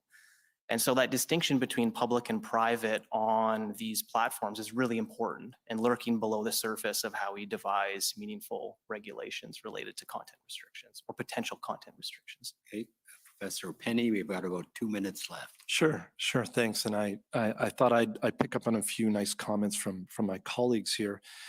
When we talk about freedom of expression, speaking as a legal scholar, there are certain assumptions when we speak of freedom of expression as to why we see it as a key value, why we want to protect it and cultivate it in a democratic and free and democratic society. And one of the assumptions of freedom of expression the lawyers often talk about is the idea of a marketplace of ideas, right? If you allow for people to engage with each other, that the best ideas in the end will rise to the top and win the day.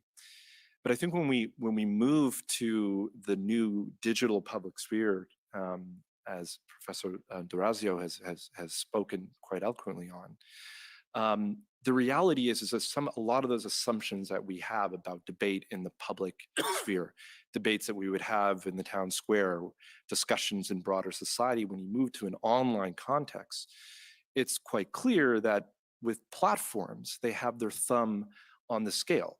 That is, platforms are designed to favor certain kinds of speech, behavior, and activities. And often it's the kinds of activities and speech and behavior that they can monetize.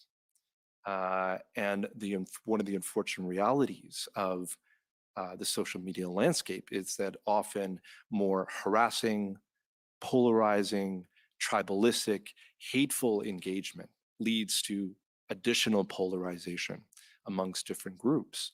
It's that kind of engagement that these platforms often favor at the expense of more civil discussion and discourse. And so then I think that leads us also to the point that was also raised by Vivek earlier on, is this notion of surveillance capitalism. What are the business models that encourage and incentivize this kind of behavior, where this kind of activity and expression is favored, which drives, as Professor Laidlaw set out quite eloquently earlier, drives certain marginalized groups, women, visible minorities, more often targeted by this more antisocial behavior on platforms, which additionally skews the marketplace of ideas that we lawyers love to talk about. Moderator McKay, again, excellent panel and discussion on this. We could go on much longer, but I want to move on to our next interesting topic, and we're pretty well on time at this point, which is the topic of ideologically motivated violent extremism, and in particular, the role that that plays in society generally, and in particular in relation to protest, and just some of the broad questions to consider when Professor Morin kicks us off on this in a moment, is the source of that term, ideologically motivated violent extremism, some examples perhaps, and in particular its relevance to the issues at hand. So with that in mind, Professor Morin, the floor is yours. Merci Wayne. Thank you, Wayne. Yes, I'd like to take a few minutes to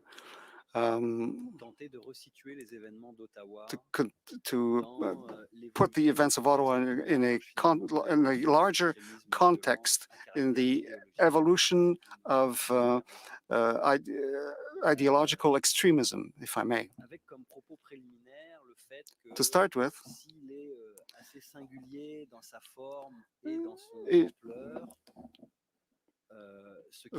what happened in Ottawa was not an isolated event, for one thing.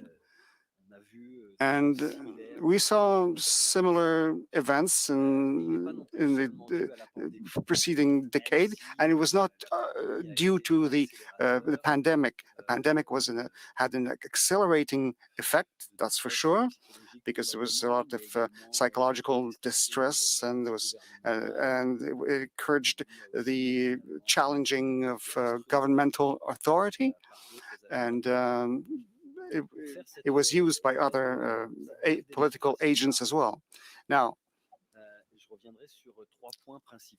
there are three main things about this evolution of violent extremism, which I will link to the events in Ottawa. The first one is the emergence of a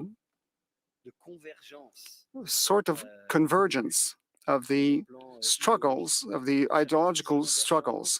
Some say convergence, others will say confusion of ideological struggles. And the main element here is we try to design an ecosystem of violent extremism. You have the extreme right, you have the anti-government movements, you have the extreme left as well, and there's also the religious element. I'm thinking of jihadism here. And there's also the extremism motivated by hatred of women. That's where you have most victims. Think of the Polytechnique 30 years ago, the events in Toronto. There were 2 of them. Where you had many deaths, and that's what caused the greatest number of deaths in our country. So you have that ecosystem we're trying to design, and people will pick and choose, and they will construct their own radical menu. And for us researchers, it causes problems when we collect information and try to have clear boxes here. So that's where you have to contextualize the events in Ottawa. And there was the domination here of the radical right. You have neo-Nazism, neo-fascism, the extreme right, white supremacy, and all that. And there was also populism, right-wing populism that is gaining popularity in the West, and you have a reappropriation of the challenging movement. For 18 months, we observed some 60 or 50 conspiracy leaders, and half of them belonged to the right or the extreme right in Quebec and Canada. 20% belonged to the anti-authority movement, and 25% belong to the alter science. So, alternative science. So we're trying to design this new environment, and you have multiple ideologies, but all that preceded the pandemic. And I'll get back to that question later. Now, second point, the challenge today is, yes, we have organized groups, but we also have a lot of solitary actors. I didn't say solitary wolves, because wolves are not solitary to begin with. And now we've been talking about social media. Now, all these people can exchange ideas on social media. They can feed on social media before they decide to act. Now, there's this figure from the Global Terrorism Database, and it says that almost 60% of terrorist acts were committed by solitary actors. And not by structured organizations. And that's extremely important, because one of the fears we had in Ottawa was this idea of a solitary actor who was feeding on online speeches before acting. And my third point, the forms of the violent extremism, and I'll give you 3 figures that are fundamental. And that's why we talk more about extremism and not terrorism. The first you have hate crimes. And we've seen that here in Ottawa. And I'll give you some statistics here published by the Canadian government on that. In 2016, police services reported 1,400 crimes. In 2020, it was 2,700. So there was more hate crimes declared or reported by police. Now, this may be attributable to various factors, but because there's more reporting, but still, there is a very important increase. Now, this race, ethnic origin, sexual orientation, and race. These 3 categories allow me to think that they can all be linked to right-wing extremism. The second type, the terrorist acts. And again, I'm quoting the database from 2014 to 2019. So before the pandemic, there was an increase of 2 150% of terrorist incidents linked to right-wing extremism in the West. So in Utøya, Andreas Breivik in Norway, that opened a decade of right-wing terrorism in the West. The jihad threat did not disappear, but it created a new, or the resurrection of a form of right-wing extremism. So that's what we have now. And you have the, for instance, the incident of the mosque in Quebec and the one in London and Ontario too. It shows that we are impacted by right-wing extremism. And my last point, the last kind of violence, has to do with violent protests. And once again, I'll quote you the Global Terrorism Database. Between 2011 and 2019, and it's interesting to look at the statistics before the pandemic, because we can clearly see that there were tendencies even then that have been exacerbated by the pandemic. So between 2011 and 2019, we see an increase of 278% of violent protests in the Western world. And we think of the yellow jerseys in France, which is a kind of a weird cocktail between extreme left and extreme right. And we also have the January 6th uprising in the United States, which was the pinnacle of violent protests, which is well documented.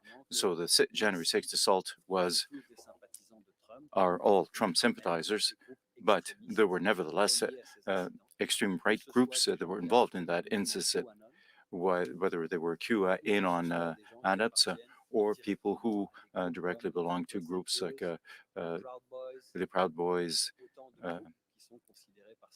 groups that are considered as terrorist groups by certain government officials. And of course, then we have the incidents in Ottawa with the convoy. So what I wanted to introduce here is that the events that occurred in Ottawa, and of course, I'm not going to compare the convoy with January 6th and the assault on the Capitol. There's no relationship. But the idea that I want to present here is that the violent protests with the involvement of underlying violent ideologies and extreme groups existed long before the pandemic. The pandemic probably exacerbated these problems and exacerbated the tendency of the rise of extreme right ideology in the Western world. And so I think it's really important to and Wayne still hasn't told me that my time is up, so, but I will. You're getting close, yes. So Canada, and I will end on this point, even if the threat is less important in Canada than it is in the United States, the figures and the intelligence that we have shows that there is a clear and present danger. The question remains, has it been well assessed by the intelligence establishment of Canada? Has it been appropriately evaluated, and are we aware of the national security threat it poses? Thank you. I'm just going to ask one question, and either I'm going to turn it over to Professor Venkatesh after that. Either one of you or both of you might be able to answer this. As you've probably noticed, lawyers are a bit obsessed with definitions. And one of the questions I have in the term itself, how does one define ideological in terms of the ideologically motivated violent extremism or even violence? Although I know that we could be a whole thing on that, so maybe I'll throw that out generally to both of you to comment on briefly. But Professor Moran, if you want to start off on that. Oui, en fait, il n'y a pas vraiment de consensus sur la façon. Well, there's no consensus as to the way we define this, but there are two elements here. First of all, there's a category of analysis that's a fairly broad analysis that allows us to recognize heinous crimes and terrorism, which are both recognized in the criminal code. So a lot of my, yes. So we just talked about terrorism, but now with defining this concept of ideologically motivated violent extremism, and now we see that there's a much broader spectrum of violent crime. And so for us as researchers or for the security establishment, it gives us a broader picture of the problem. And then, so to answer your question about ideology, I don't think we have a consistent, and I don't want to open a debate here, but the security establishment look at ideology in a fairly restrictive sense. And because, of course, we don't want to enter into the political ramifications of it, because there's some ideologies that are religious and political, and some ideologies that profess one belief. So these are distinctions that are important, but in the context of the environment that I was describing earlier, these distinctions are rather gray or fuzzy. So I think we have to recognize on the question of genocide and apologies, I'm not a law professor, by the way. So, so that's what we understand by ideology. Mr. Venkatesh, on that or a much broader intervention. Thank you. Yeah, so this is Vivek Venkatesh here. I just want to build on what my colleague, Professor Moha, pointed out as the government of Canada's distinction between ideologically motivated violent extremism and those that are religiously motivated and also politically motivated. But they also point out that it's very difficult to distinguish whether and how the three different types of violent extremism that have been defined interact and influence one another. I think that's important to take into account whenever one creates policies, whenever one is debating laws that are being put in place in order to prevent this work. But my sense as a humanist, again, would be to decry the fact that the original meaning of ideology, which, if I'm not mistaken, is the science of ideas, has been reduced to one that describes perhaps fringe thoughts, fringe movements, fringe collections that have come together, which are destructive in orientation. And I think that that needs to be brought back to bear on how we name. So the nomenclature itself is important, but also how we treat this notion of ideologies. I'd like to just also build on some of the work that my team has conducted, and I want to acknowledge the work of my colleague and my former postdoctoral fellow, Ryan Scrivens, who conceived a really interesting study where he gained access to 10 former Canadian right-wing extremists. So these were in various neo-Nazi movements from anywhere from 6 months to more than 20 years. And over the course of 18 months, he and our team at Concordia University conducted life course narratives with these 8 men and 2 women.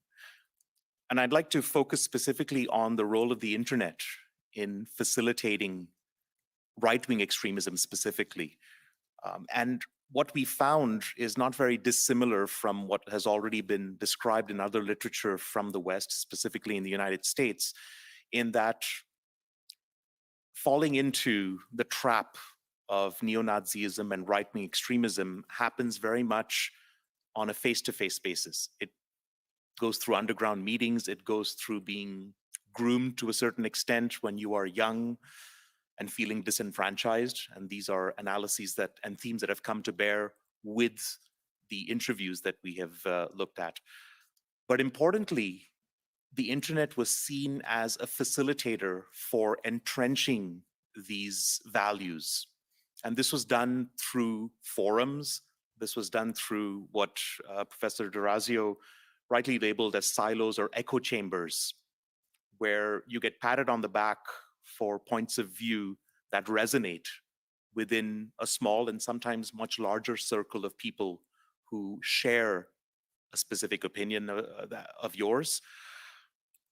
But if you come back to my contention and the contention of big tech companies that coordinated inauthentic behaviors can in fact magnify these narratives to an exponential scale, then you can imagine how easy it is for someone who's falling into the extremist movements to be influenced very, very heavily by a narrative that is repeated over and over again.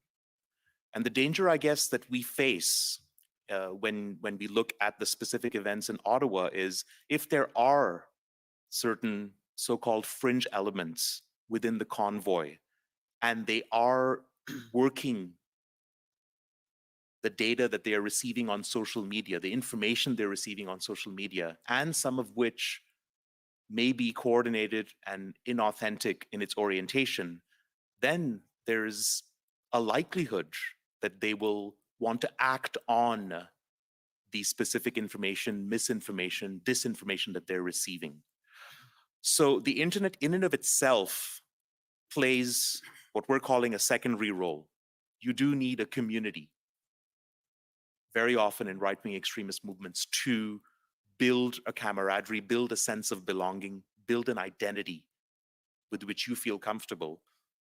And then you can find solace and find ways in which you can describe your own dehumanizing rhetoric towards the other, and then unfortunately act it out, right, through violent means.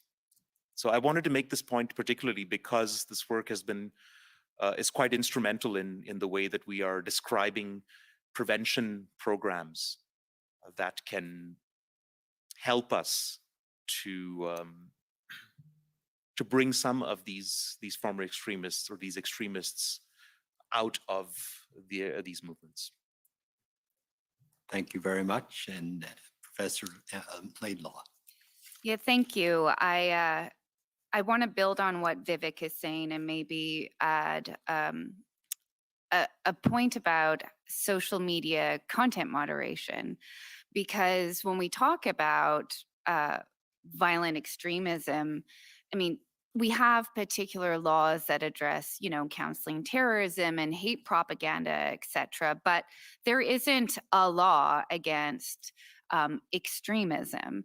And so we're often, you know, we are turning to social media right now to set down through content moderation, through self-regulation, what kind of expression they're willing to host or not. And so when we talk about some of the fringe platforms or social media, we're usually talking about social media that do not proactively monitor content to action and that just rely on legal definitions and only remove content that is unlawful. And so we're actually dependent on social media to proactively take some steps to address the forms of extremism that Vivek was talking about, is, you know, sort of entrenching different views. So let me give an example of how difficult this can be right now. I mean, one example I gave is just the use of jokes, but the other is that often groups talking code. So let's imagine a video that is posted on TikTok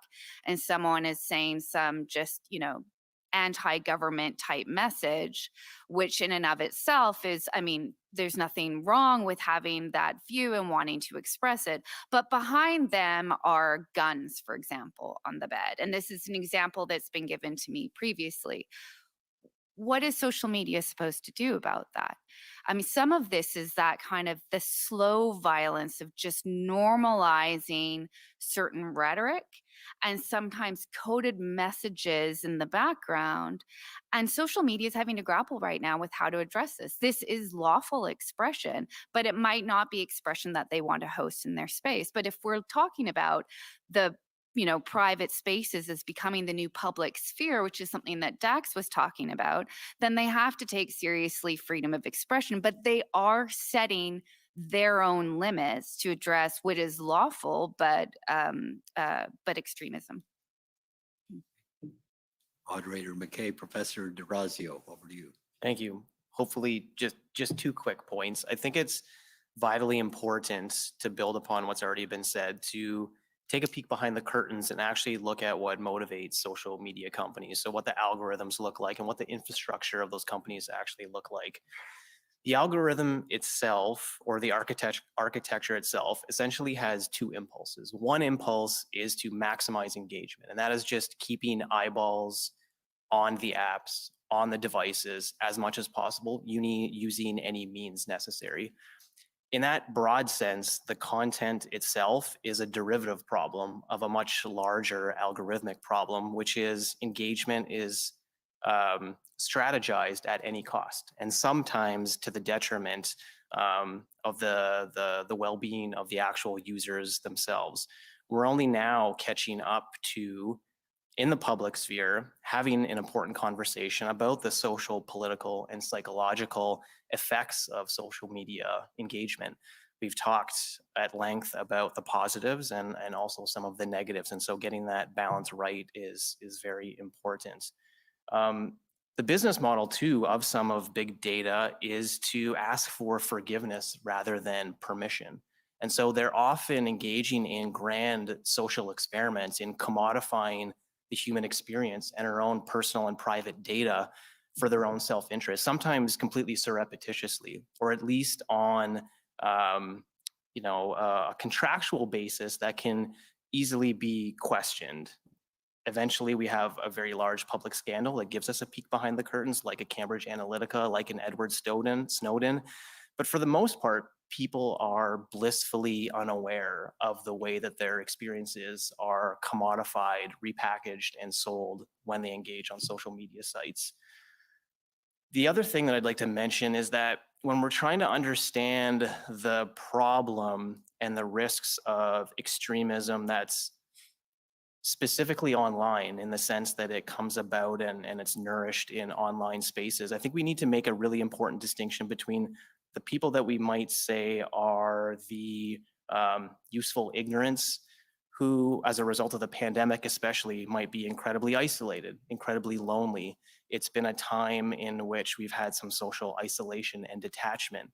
It's also true that in the last few decades, we could say that most people consume the mental equivalent of junk food. And so our informational literacy doesn't conform to some of these big lofty goals that we have for the citizen in the theory of liberal democracy.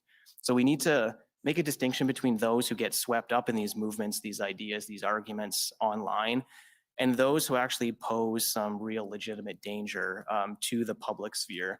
Those that are explicit manipulators, those that are motivated by sometimes very dangerous ideologies, and also those that are just shameless entrepreneurs at the end of the day.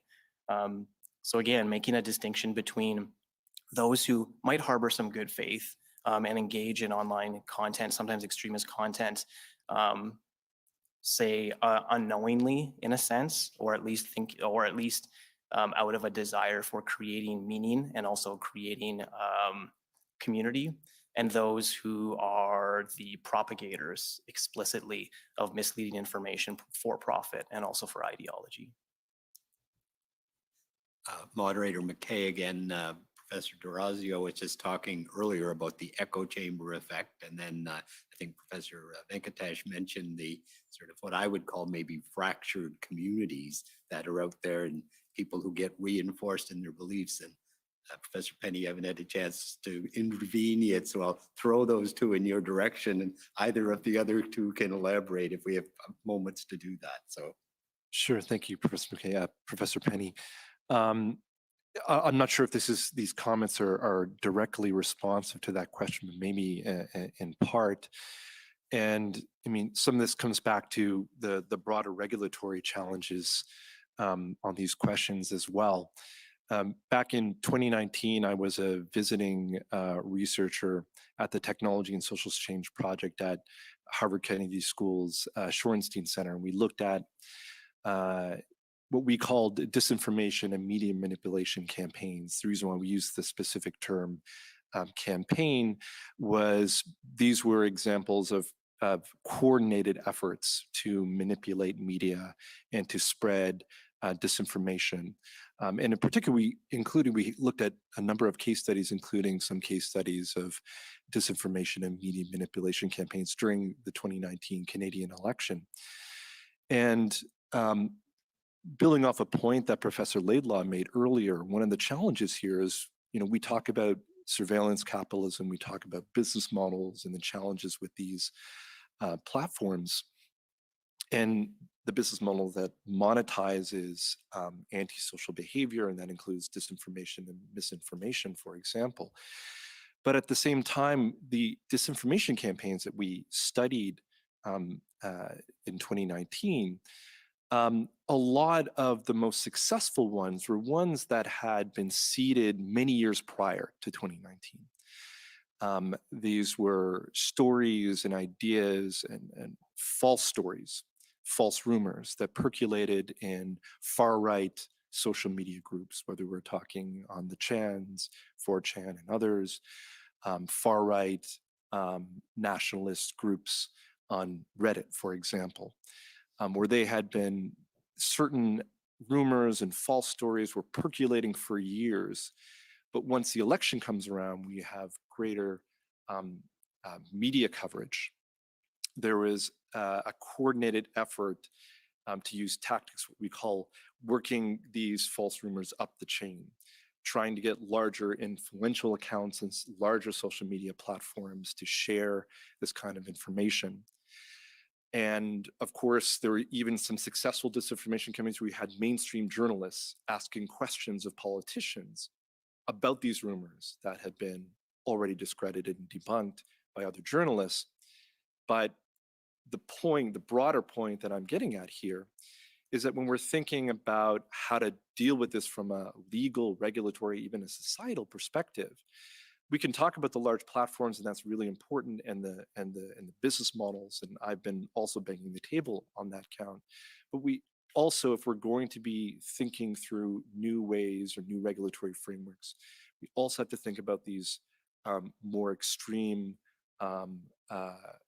marginal communities where a lot of these hateful content, disinformation campaigns are planned, coordinated, and conceived, and then later spread in critical moments like during elections, which mislead voters and have impacts that way. All right. I think we're almost at the end, but Professor Morin, I'll take one final intervention here, and then we'll move on to the final stage.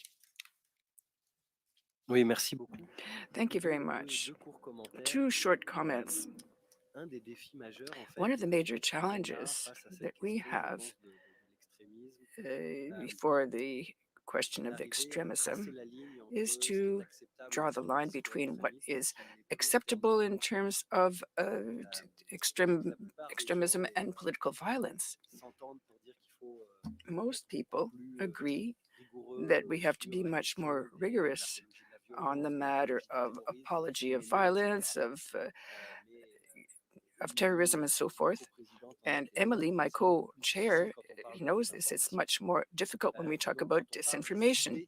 When we talk about extremist ideas that underlie violence. For example, if we talk about the Great Replacement, whereby the theory that that we're trying to replace the original population of a country by a new population. But what do we do with that information in the social media? What is done with that? It's very difficult to draw that line for us. And the matter of disinformation is the same thing. How do you take on massive disinformation campaigns like Stop the Steal? What do we do about things like that? So that's my first point, is the question of the challenge. Do we accept collectively the extremists, and that we only don't accept violence in the name of extremism? It's it's important to accept that, like in a society, a humanist society like Vivek was describing, but if just because an idea doesn't call directly for violence, that it does not contain implicitly that call, and then racialist minorities are witness to that. My second comment is more on the matter of regulation. What we often observe is that the common point between all these extremist movements is the loss of confidence in our institutions. Not only that, but very much that. And the risk here is overreacting. In a country like Canada, extremism is still at a more or less acceptable level compared to the United States, for example. But this, I think, overreacting could be counterproductive. And if in our societies we have legal instruments that are very, very restrictive, that will also reinforce this narrative of the extremists. And I think that is another challenge that we have to face as a society, to know where we draw the line. There's no magic formula, but we know that in societies where we tend to be too punitive, the security response just doesn't work in the medium and long term. So collectively, we have to question this. And I think that's what Vivek was mentioning as well, is when you listen to extremists, you have to listen to their grievances as well, to this society, whether it's social justice, lack of confidence in institutions, and so forth. And sorry, but I went a little bit beyond the matter of social media, but I needed to say that. Thank you. Thank you very much. And it's very interesting and important, so I'm not concerned about that. I guess if we now are about to move, Moderator McKay here, to the final stage of this, which is an opportunity without interruption, unless you want interruption, to give your sort of thoughts and reflections on the complex issues presented to this panel, and then any advice or ideas that you might wish to suggest to the Commission or to the public more generally on these complicated issues. And maybe just in case we do run out of time, I want to say for myself personally, I thought it was a extremely interesting and diverse conversation on extremely important topics. So I compliment you all on that, and outstanding efforts to stay within the timeline. So I appreciate that. So what I would now suggest, and we'll just go around the table, I guess, in the order maybe the same as we started, with Professor D'Orazio first, just to your overall thoughts, reflections, conclusions on these complex topics, and any advice or suggestions that you might have. So over to Professor D'Orazio to start us off. Thank you. Yes, indeed, a lot of generative conversation. So thanks to all my interlocutors. I want to pick up on something that was just mentioned by David that we hadn't quite mentioned yet, and that is that policy responses are always laden with unintended consequences. And if we're thinking about free expression specifically, that is definitely the case as well. One of the things that's notable with online extremism is that even though we might develop meaningful regulations, the speed and the pace of technological innovation means that policy and government, in a sense, is always sprinting to try to catch up. Extremists often get ditched from one platform and pop up on another, and it is definitely the case that we've not yet seen the full broad scale of what social media will actually look like. We will actually probably see within the next decade another complete rehauling or revolution in communication technology that facilitates new forms of engagement and meaning making, and also extremism. Getting that balance right, and speaking again of those unintended consequences, we want to make sure that we are not completely driving extremism underground. There's also a case to be made that we want extremists out in the open, that it's much easier to contest extremism when it's out in the open and not lurking in the dark corners of the internet.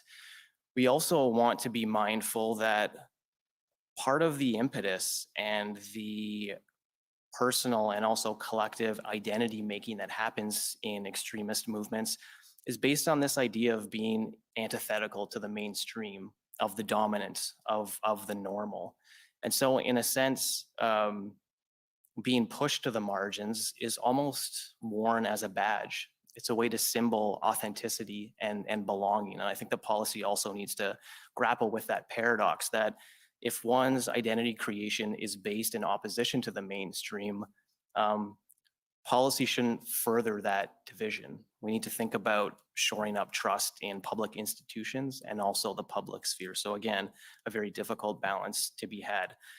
Speaking specifically and very quickly about social media regulations, I really think what needs to happen among policymakers and public intellectuals, among journalists, et cetera, is to think about social media in the framework of consumer protection.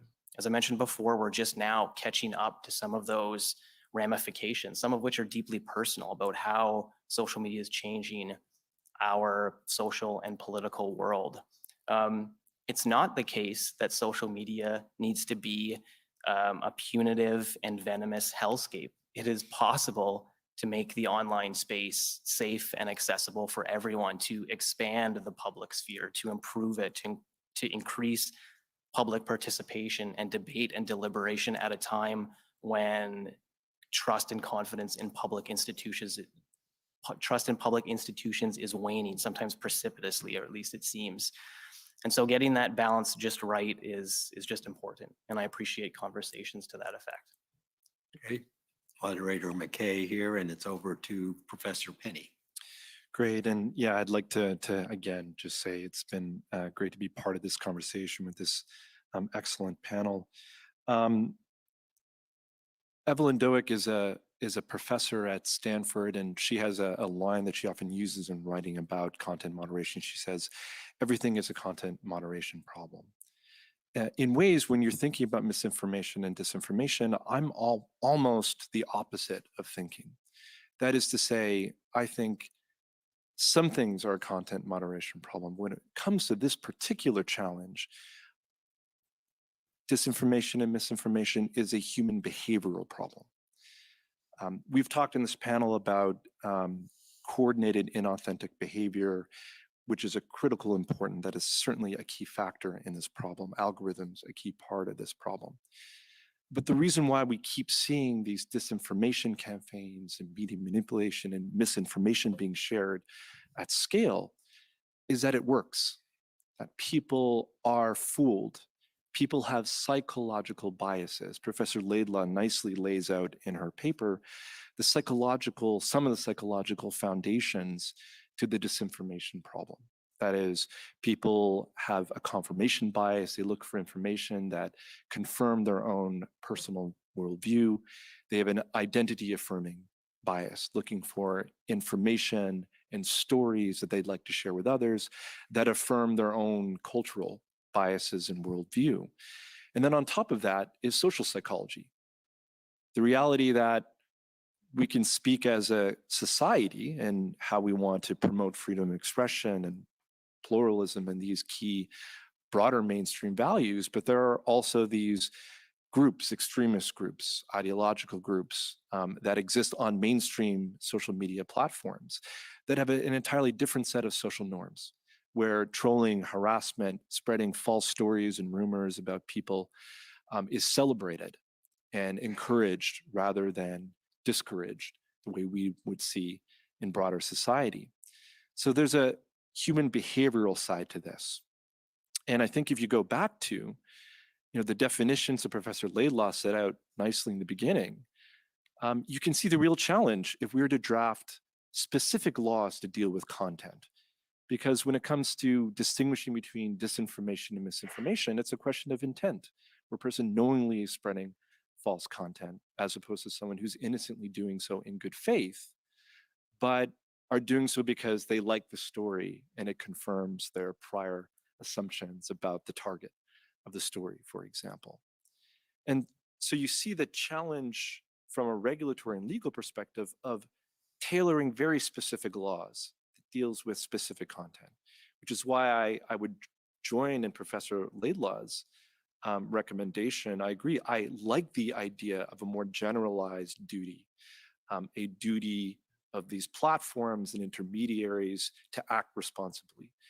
In the UK context, it's been proposed and described as a duty, generalized duty of care.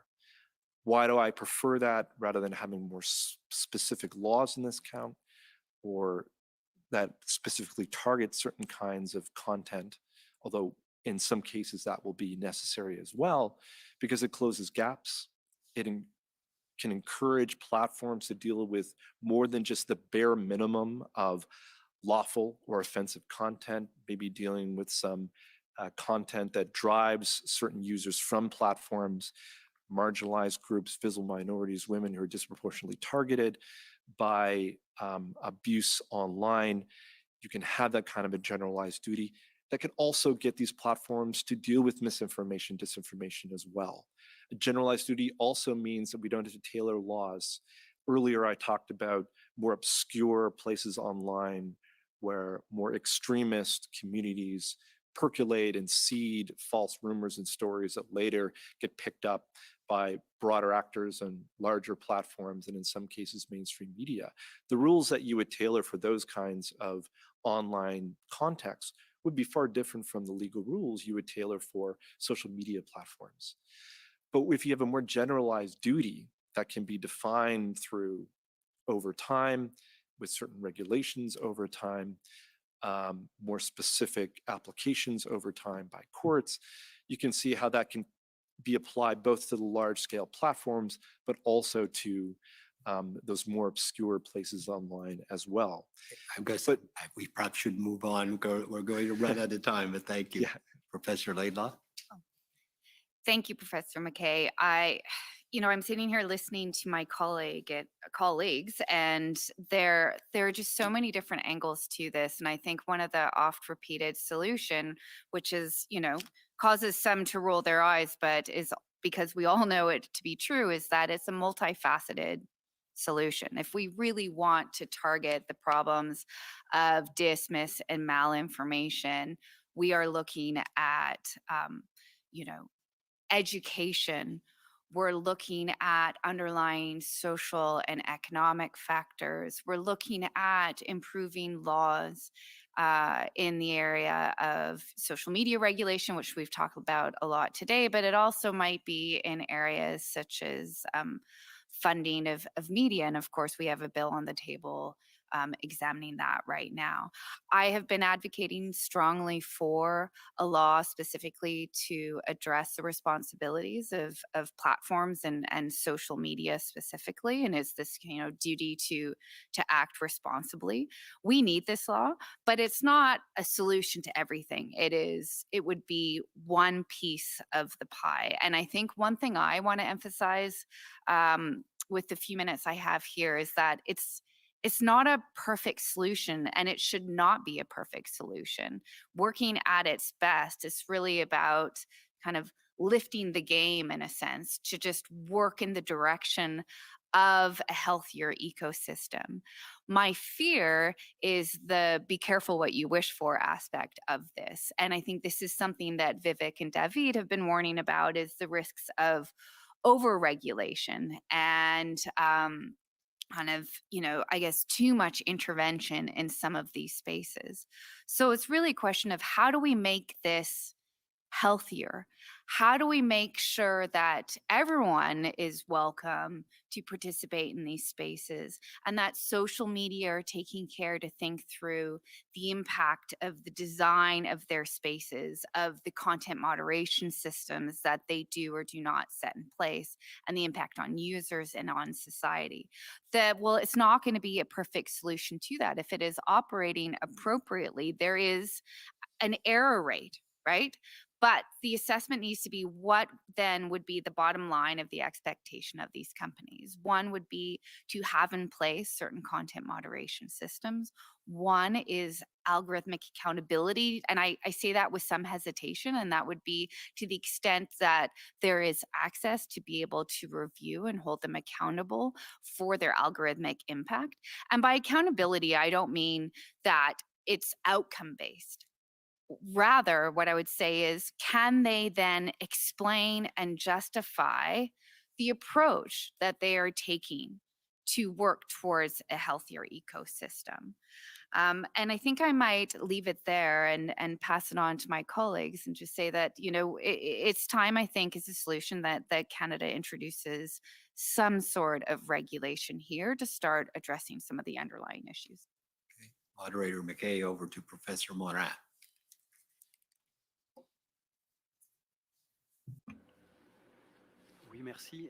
Yes, thank you. What view to take on the events in Ottawa with a bit of distance now? For me, the main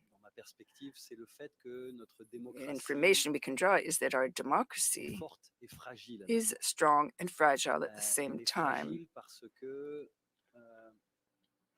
It's fragile because when some of our citizens no longer believe in democratic institutions, whether they be political, legal, media, scientific, then the rules of the game change.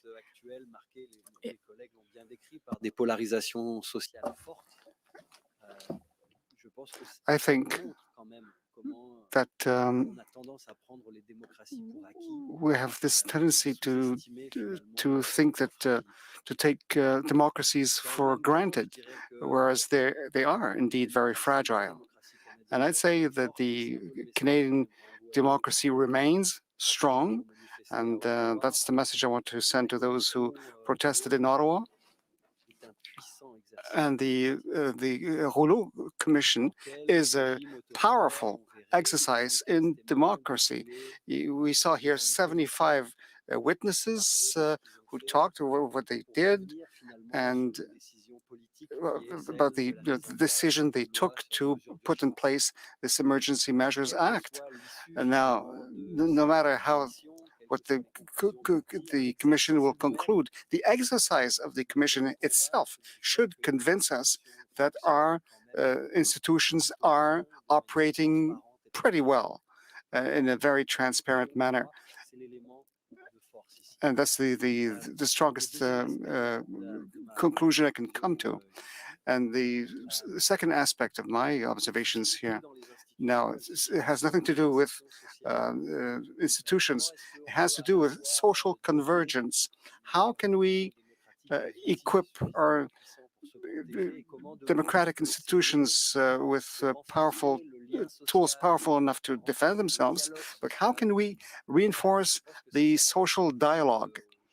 And this is a responsibility that we all have, not just the people around this table. And this the idea that, and I don't want to make a recommendation to the Commission, but we have to look at those events with certain empathy. But because we have to talk about the victims, because there were several here in Ottawa, but we have to talk about the grievances that people had when they came here to protest. Now, this has to deal more with political philosophy, but it's important to keep that in mind, because this commission, to me, as a researcher, as a scholar, specialized in security, and as a humanist, as a Democrat, to me, this commission is a fascinating exercise in democracy, and that can contribute to cement the confidence of the population in our institutions. Thank you.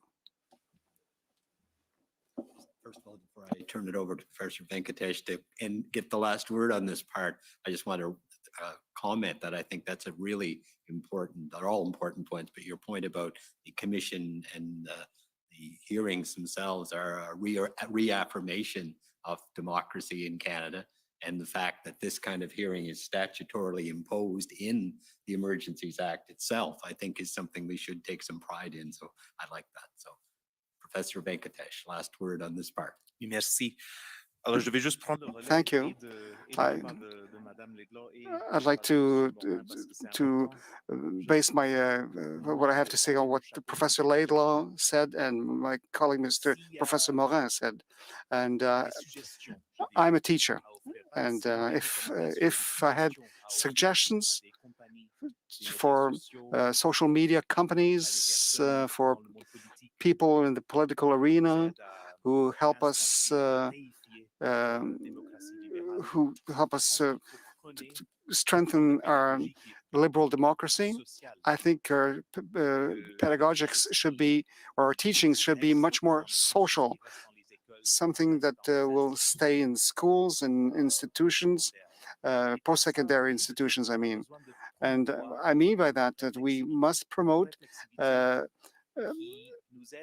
a thinking process that will help us humanize, as Mr. Morin says, to humanize the other, the one who's across from us and whom we don't see often enough in our online discussions or in person. And discussions often become tumultuous very much too quickly. So how can we have a dialogue where we can leave our own echo chamber, our own silos, in order to listen to the other without necessarily reacting in when we are criticizing the other, and when we forget to discuss a phenomenon that we're dealing with. I'd like to mention two people who influenced me very much. Chantal Leroux, she's Belgian. She works in Britain right now.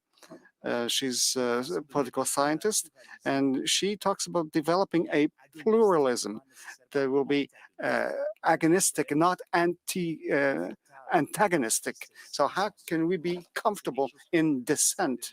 And that's something I'm trying to develop myself with the policies that we are developing around social media. I'm talking about regulation, but also our own behaviors in social media. Another thing, how can we develop an intellectual insecurity in our conversations? That's what Ian Callan from Stanford said. So this way we will be able to interrogate ourselves. We can have a civil dialogue and by promoting frankness, and we will be promoting sort of charity, because when we don't agree with someone, we have to think and see where does that person come from? How did that person develop his or her opinion? And with that sort of interpretive charity, we could build a much more pluralistic framework, and this way dissension could lead to more consensus. And thank you. I want to thank you very much for allowing me to share this with you. Thank you very much for all of that. Just on the last point, if I could ask one final question, a definition question, big surprise, which is agonistic, as opposed to antagonistic. I think I know what that means, and I quite like it, but I wondered if you just take a second to, Professor Venkatesh, just to give me a short statement of what that means. I try and read Chantal Mouffe every week as much as possible, just to remember to listen before reacting. But I think their conception of agonism revolves around allowing for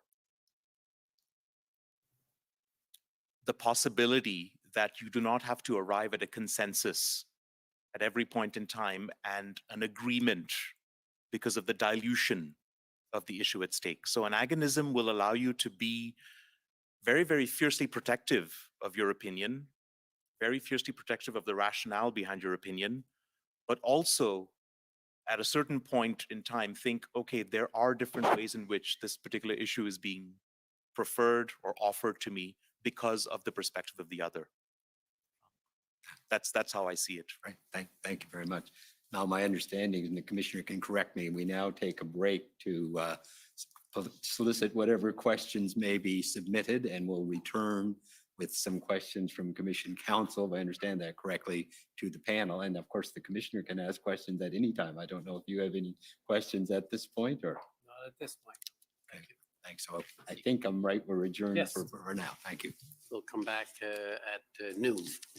The commission is in recess for 30 minutes. La commission est levée pour 30 minutes.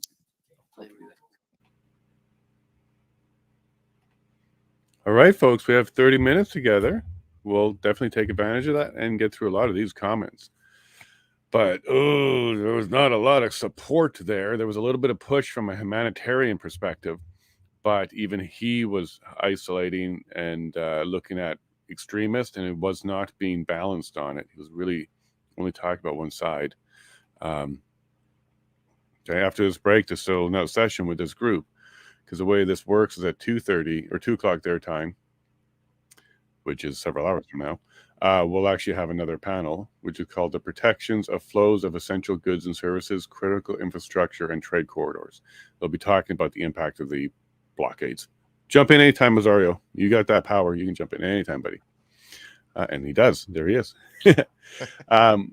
So, yeah, we have 30 minutes here or so, and then we'll hear a lot more, I think, commissioner questions, because we didn't hear any commissioner questions yet, right? It was just a moderator controlling the whole thing. And I think maybe that's what this break is for him to get ready for the second round, which is going to be his questions back to them. And I think that's kind of the format of the first day. Did you catch that? That's what they're going to be doing, is coming back with those questions, and then that'll lead us up to the lunch break, I think. So okay, yeah. Excellent. Well, I got to say, I think it's properly titled.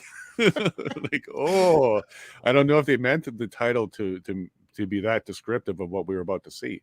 But I didn't like a lot of that at all. And I think my brain rejected a good chunk after we heard a good 2 hours of that. Yeah, definitely. There was, I think it was Mr. Perry that was there. He was the one that I found probably the most grating out of all the participants that were there, because he seems to have drank the Kool-Aid. That was my Kool-Aid kid comment. Yeah, is that the French guy? Yeah, he the Kool-Aid kid should have just busted right through there and poured him a jug or a glass straight away. But yeah, he seems to be on that side. And what is his background? Is he a teacher or a professor? I think he's a professor, so I'd have to double check that. But yeah, and he went all out too. And how does he not realize how ironic what he's saying is, talking about echo chambers existing on the right, but he's in one right now. He's doing one right now. I didn't like it at all. But the humanitarian guy at points, I thought, well, he was going in a good direction. He's like, you can't vilify these people. It's dehumanizing to them. This is not a function of the society that we should be looking at. This is detrimental to us. But then he only talks about right-wing extremists existing. Yeah. And that was a disturbing theme for me to hear a couple times that came up, where it was just like, oh, it's all right-wing extremism, all right-wing extremism. And the bulk of this isn't necessarily, like, they were classifying like the shooter in the mosque in Ottawa, or Montreal, a few years ago, as being a right-wing extremist. And I think that's an overtly broad classification of somebody's background or beliefs. And it really cheapens, maybe, like, I don't know where I'm going with that, but I think it's too broad of a subject to say that now, if you're a right-wing extremist, you're violent, you're going to be, shooting up mosques and engaging with these kind of monstrosities that no civil person wants to agree with. Like, I hate that kind of categorization and painting with a really broad brush. Right. And I think that's the problem. They broaden the term. So what used to be a definition of right-wing extremists that we had now means anything that is really abhorrent, anything that's really horrible, it will fall into that category now, including people who have beliefs and fly a certain flag, but they do something bad. All of a sudden, that behavior was inspired by somehow right-wing extremism. But Well, now it means anything's like a catch-all in technology terms. It's like a catch-all for anything that they don't like, which makes it super hard to even identify, address, and maybe remove in some capacities. But again, I don't understand how everything can be right-wing extremists now when it's just extremism, and that's what it is it doesn't matter if it's left or right, because you've got basically like Antifa, BLM, the riots that happened for Antifa, taking down basically like Portland or Seattle, and Portland, Oregon. Basically they surrounded the police station there. Those are not right-wing actors. So but they are still willing to commit acts of violence. So that is extreme. It is that it doesn't matter what necessarily the political ideology is behind that or the motivation. It is just somebody that has reached a breaking point and has decided to take that into the physical realm. For sure. And I think where we're trying to get at, like, this went from misinformation, disinformation into extremism, IEVM, extremely IMVs, IMVEs, yeah, extremely extreme. Those as well, all of a sudden. I didn't mind how we got into the beginning of what is misinformation, disinformation. So now I kind of understand a bit more that disinformation has been created. Misinformation is you believe it and pass it on. And then malinformation was you're turning it and you're spinning it. And I think she even used memes and jokes as part of a subcategory of malinformation. Did I catch all that right?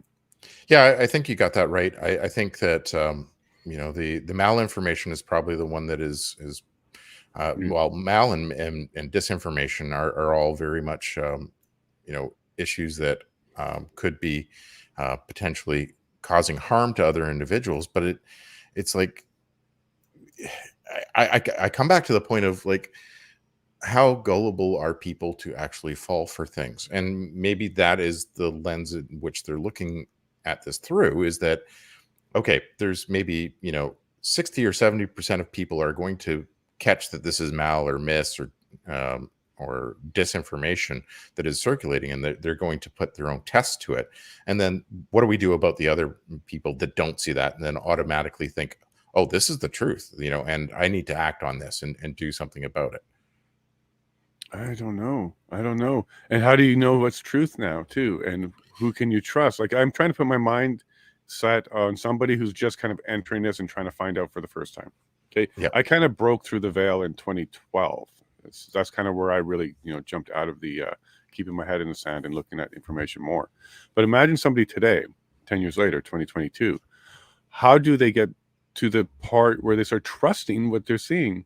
And I'm stuck on how do we get them off of CBC, CNN, and open to, guys that are not polished and we're not produced, but we are speaking the truth and showing the information. That's a very difficult challenge, but I would put it back to anybody to start to, really take a view of logic tests and, look at unpack a particular issue, for example. So, you could say something like let's use this, for example, the flag bearers that were at the truckers convoy that were, bearing the, swastikas and the Confederate flags.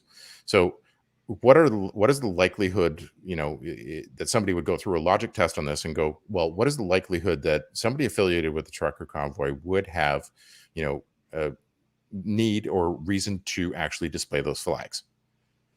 Pretty low. Like, I mean, you would think that would be very hurtful to their cause of what they're trying to accomplish. So, who else would have motivation to do that?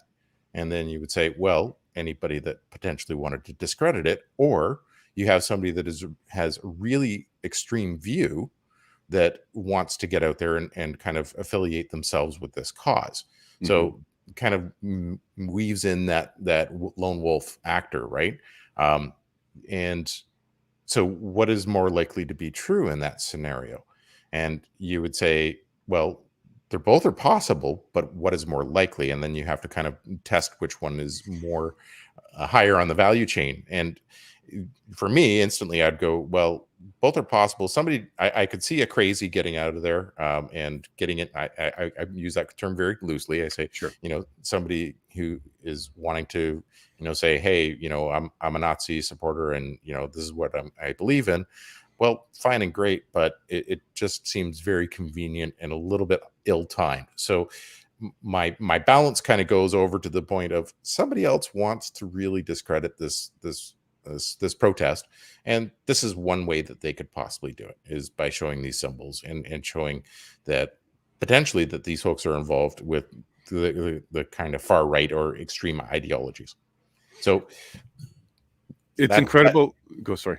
Yeah, that's a simple logic test that you have to look at at every topic that you kind of come up to that really enacts any sort of response to you. Any visceral response that you get to something, you have to kind of go, wait a second, am I thinking about this right? That's the first thing, is you just got to ground yourself and kind of go, well, who's reporting this? Why is this being reported? What are the motivations for reporting this? What is the outcome that somebody's trying to get out of it? And most of the time you're going to catch, I would say 95 to 98% of the stuff that comes through that is bunk. And you can just say, well, I discount that because there's factors here that are unrealistic. So there's a lot to unpack there. So the first thing I want to point to is it's kind of ironic how they have this whole lone wolf narrative around the violence, but that flag bearer is the definition of a lone wolf. There was one. So we did have a lone wolf on messaging and flagging. That was the only one, but they don't report that. There's many flags or flags everywhere. But yeah, we actually did have a lone wolf incident, non-violent, but messaging was hateful. Yeah. The second part there that you absolutely nailed, which is the emotional response to seeing that kind of hate, and then it triggers that into people. And that's one of the first barriers they're going to have to get through in order to try and get themselves to the logic and common sense route to try and think about it some more. Being shocked by it alone, for example, on the extreme end, 9/11, horrible day. We were all super shocked.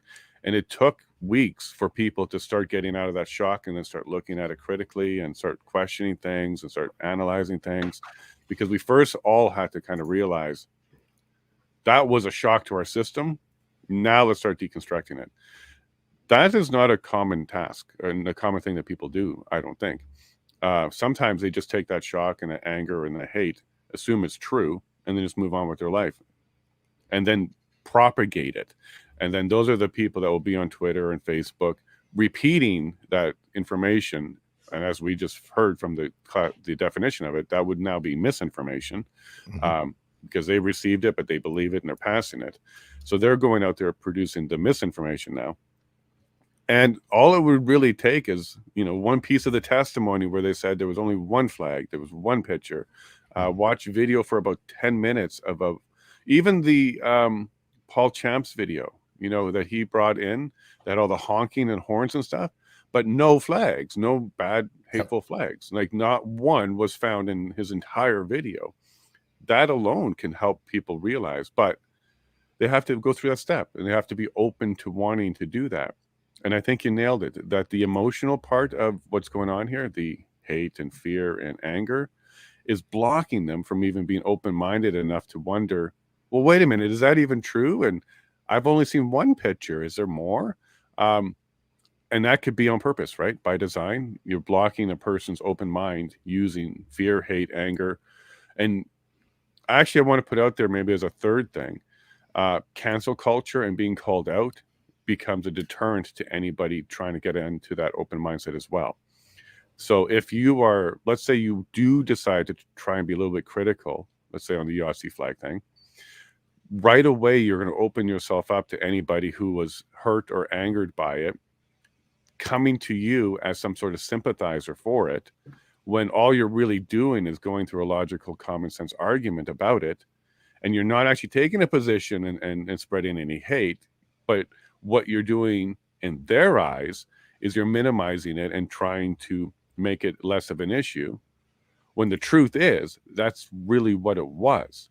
Do you see what I'm getting at? Like, Yeah. but the simple act of trying to tell the truth about that situation, one flag, one guy, he was escorted out, can be looked at as supporting the message that people are angered by. And then that will get you the cancel culture and get all those people attacking you for that front. Yeah. And that becomes a deterrent to people that want to speak up about it. So are you going to be the guy at the table with 20 other people that says, hey, there was only one Yahtzee flag and I stand by the fact that there was not a bunch of hate there, when people there are going to be angered by the fact that you're supporting and minimizing the fact that there was only one flag there? And that's not even your message, right? That's not even what you're there for. But see, what's happening there is that people are getting trapped in that step too, where it's still eliciting an emotional response. So anything that comes back, basically, that counters or reacts in a way that somebody is not expecting, is instantly met with more emotion. Like, the trick here, I think, is that when you're at that emotional stage, is that you're not making any really sound or rational decisions. If you're thinking about a subject in that regard, and your first reaction is to respond, I'm going to write online about this, and that's your instant reaction, because it's ticking me off so much that I need to say something about this. I need to speak up. Yeah. Right then and there, you are not thinking logically. You can't nor objectively at the issue. You haven't processed that emotion enough to say, okay, I'm calm. Let me think about this and let it marinate for a little bit, and let's see what actually I think about. Maybe if I let this sit for 10 minutes, an hour, 2 hours, overnight, and then I come back to it and go, well, you know what? Maybe that initial response that I had wasn't just that. Maybe I think about this a different way. I need to, react in this regard. But social media and all the posts that are put out there are designed to give you, or to get that emotional response, and to elicit that, and to give, kind of the posters even that hit a dopamine, where they are like, I'm getting likes, I'm getting responses to this. This is, my validation that what I posted was important, and it is, a key issue. So it's this perpetual circle that just kind of goes around and round. And it's really hard. Like, I mean, I famously troll on people, and politicians and everybody else. But I'll do that on purpose, and I'll call out, the hypocrisy that sometimes, politicians, especially, that they like to put into their messages. So, but yeah, it is very easy to fall into that trap. And it's just, you have to pause, wait, think about it, and go, am I acting emotionally? And if you can't determine that if you're acting emotionally or not, you are acting emotionally, back away for a while and wait. Like, that's at least my take on it, and how I try to manage it sometimes. Hey, I don't get me wrong. Sometimes still I have the emotional responses back when something's pretty fiery, but yeah. Well, that's where I was going to go next on this. Is this doesn't happen just on our side. So the other side will do things that inflame us and get us upset, and we will respond with emotion to it as well. For example, the counter protesters really triggered a lot of people in a negative way emotionally, just by hearing them and seeing them.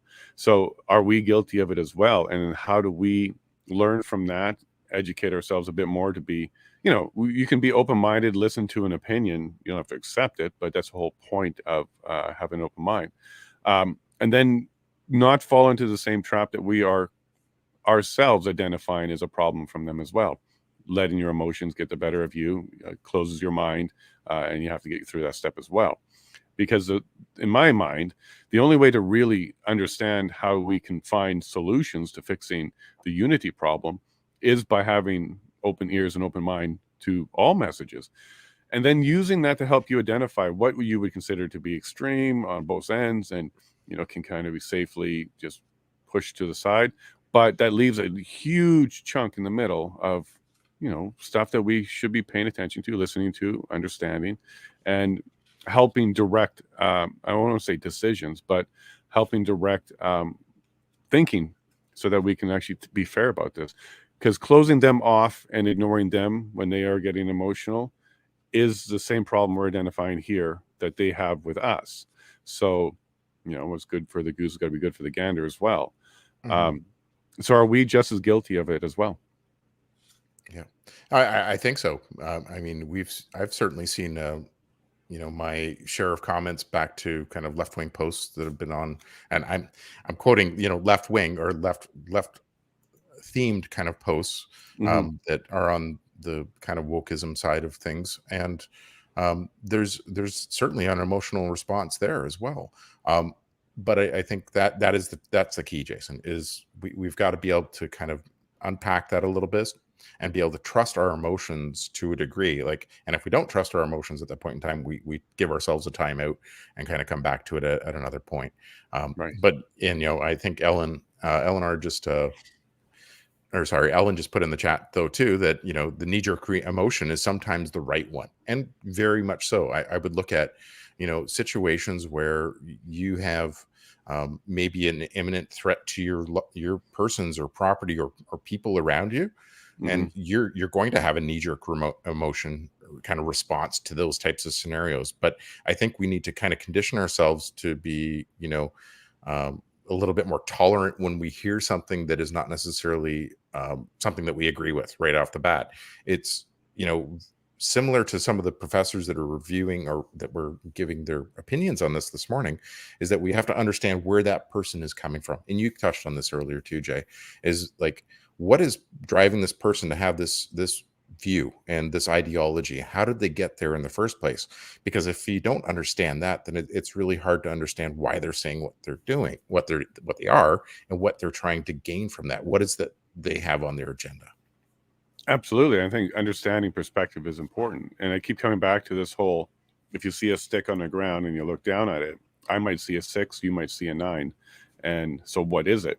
Is it a 6, 9? Is it both? Is it neither? It's about perspective sometimes. And I feel that's the same way when you're just dealing with both extremes as well. Now, where they're headed with this is now my concern, because this is a policy conversation. This is about fleshing out what could be new policy. And here's what I'm not hearing out of any of them. Here's policies we think they need to be revoked or rewound and removed. They're not even talking about that at all. No. One One thing we did hear a few times is, well, there are several laws. We have hate speech laws. We have civil options as well. If there's defamation, something's untruthful, there are remedies around that as well. So they're not talking about removing laws. They're talking about adding laws, all of them. So where could we be going with this above and beyond C11, which is really for streaming and online content? This is going to be directly to information, fact-checking, validation, official sources, authoritative sources. Science is going to be in one of these categories. And then who's going to control that? I can tell you from a policy standpoint, or like a legal mindset, I have no idea how they're going to draft this. Are there going to be a list of naughty words? Are there going to be a list of, if used in context of satire, then only half the penalty? Or like, where are they headed with some of this stuff? Because I don't hear how the policy and the law could be written in such a way that you're not getting innocent people and you can really target exactly what you're looking for. And Yeah. I'm still not even submitting or conceding that we should be targeting anybody's speech at all. But listening to the way they speak, a couple of them has talked about a little bit about innocent people being caught up in that, but not enough to stop the conversation about trying to make a policy around it. This is where I think Jordan Peterson would have been really good. Like his argument around pronoun conversations and the laws around it and forced speech, I think this is where he really would have contributed quite a bit. So hopefully he does something with this particular panel and talks about it. Yeah, and his background as a psychoanalyst is certainly insightful into human behavior and what drives these kind of motivations. But yeah, you have this problem where you're casting way too big of a net out to handle a particular problem, or you're very narrow in scope and you aren't really handling the problem whatsoever. So you messed up both ways. There's got to be a balance to this if there is any policy decisions that are made out of that. I personally don't think that there should be. I think that realistically our laws that we have today are have enough teeth to be able to deal with a lot of the rhetoric that is out there, and we need more dialogue, not less. That's my thoughts. Yeah, I think, and if it wasn't forced equally, let's just put it out there. The commission is reconvened. La commission reprend. No, we're not. We're going to go back to the commission, guys. We'll continue that later, guys. Enjoy. Welcome back. And just to clarify, I have not been appointed commission counsel in that short time, but I have been asked to answer to pose the questions. So I think that's maybe a vote of confidence. I hope so anyway. We have 6 potential questions. So I will, and a tight time, because my understanding is that the translators leave at a certain point here. So we'll have to be as concise as we can. So with that preamble, and maybe the only other thing I should add is, you probably know some of these questions, at least the core, came from participants.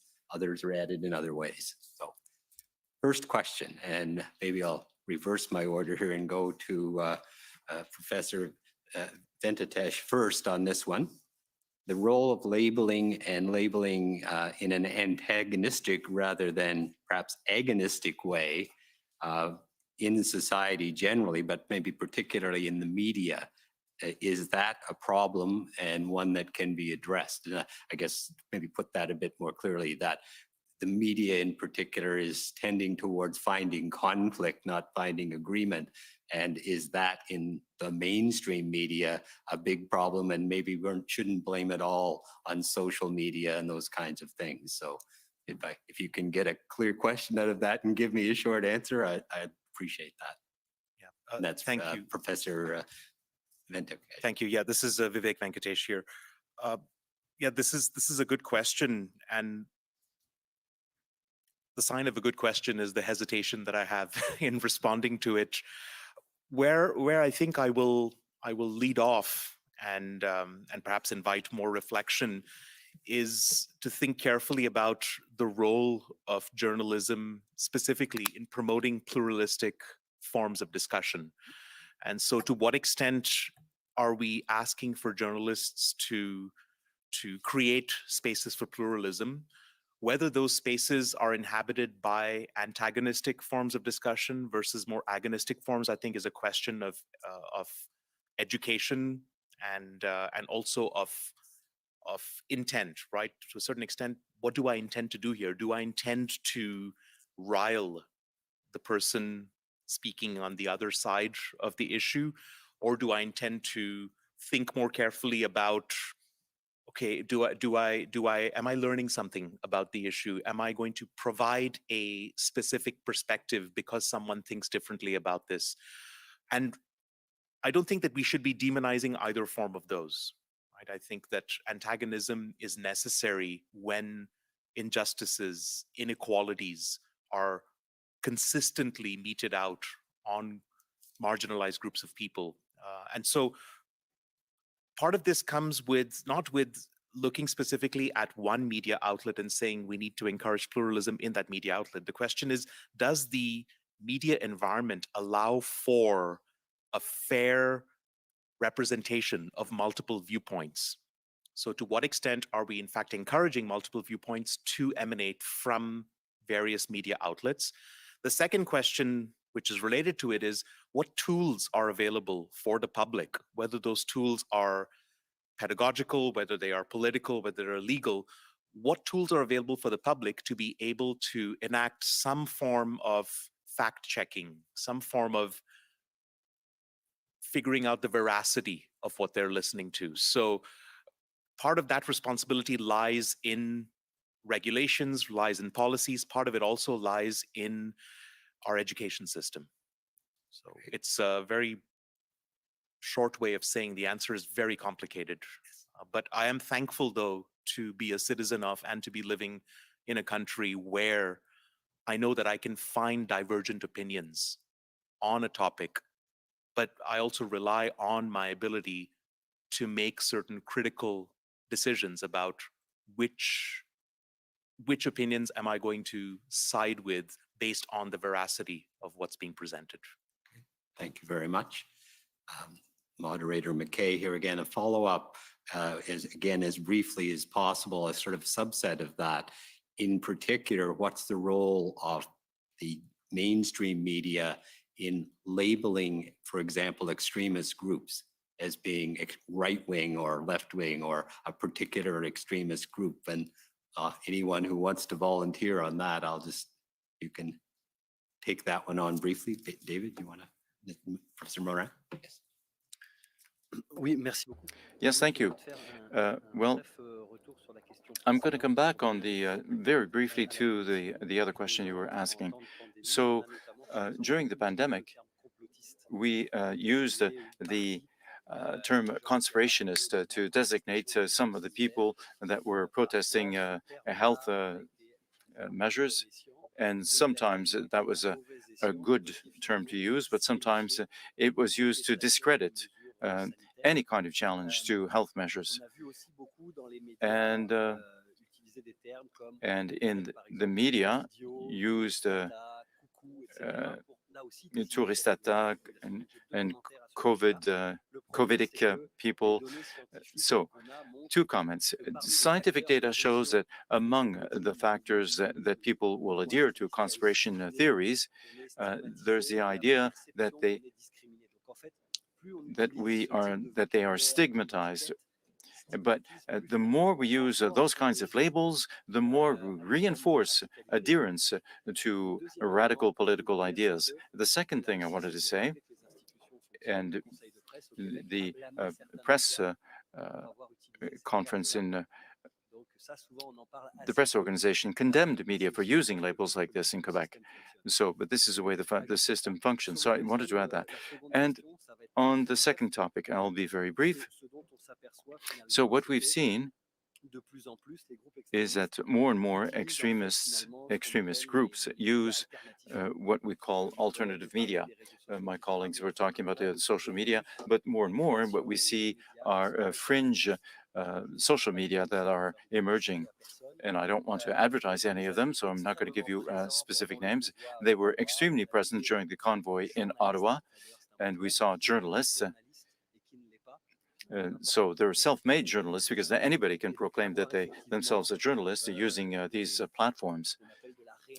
And so they were producing re-information or alternative information on the events.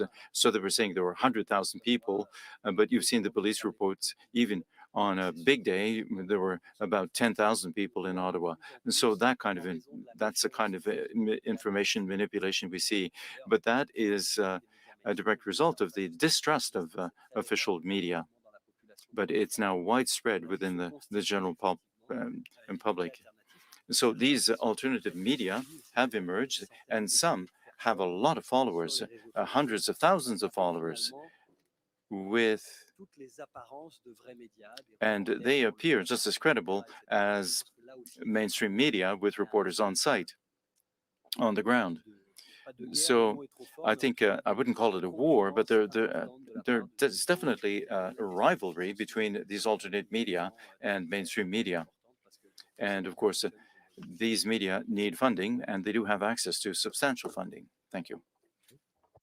Another question on a somewhat different slant is should there be part of the recommendations from this commission include suggested changes to the Emergencies Act?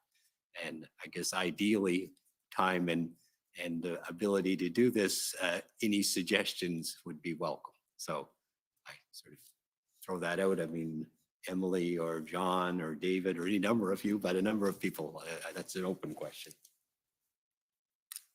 David, you want? That's got to be the most slippery question in of this morning's session. I was surprised you took it on. So there are two important elements, from what I understand, of the Emergencies Act, Emergency Measures Act. The first thing that you were saying, as you were saying, is that the whole aspect of the existence of social media is not taken into account in the law. And when we're managing a crisis, it is really important to be aware of the existence of social media and take them into account. And the second point, and now I'm speaking more as a researcher in national security, I think it's important to take a broader look or broader view of national security than what is we see in the Emergencies Act or the Canadian Security or Intelligence Act. So we've seen the importance of certain bridges for that have strategic economic importance. There's also the issue of climate security, which is to have a direct impact on national security as well.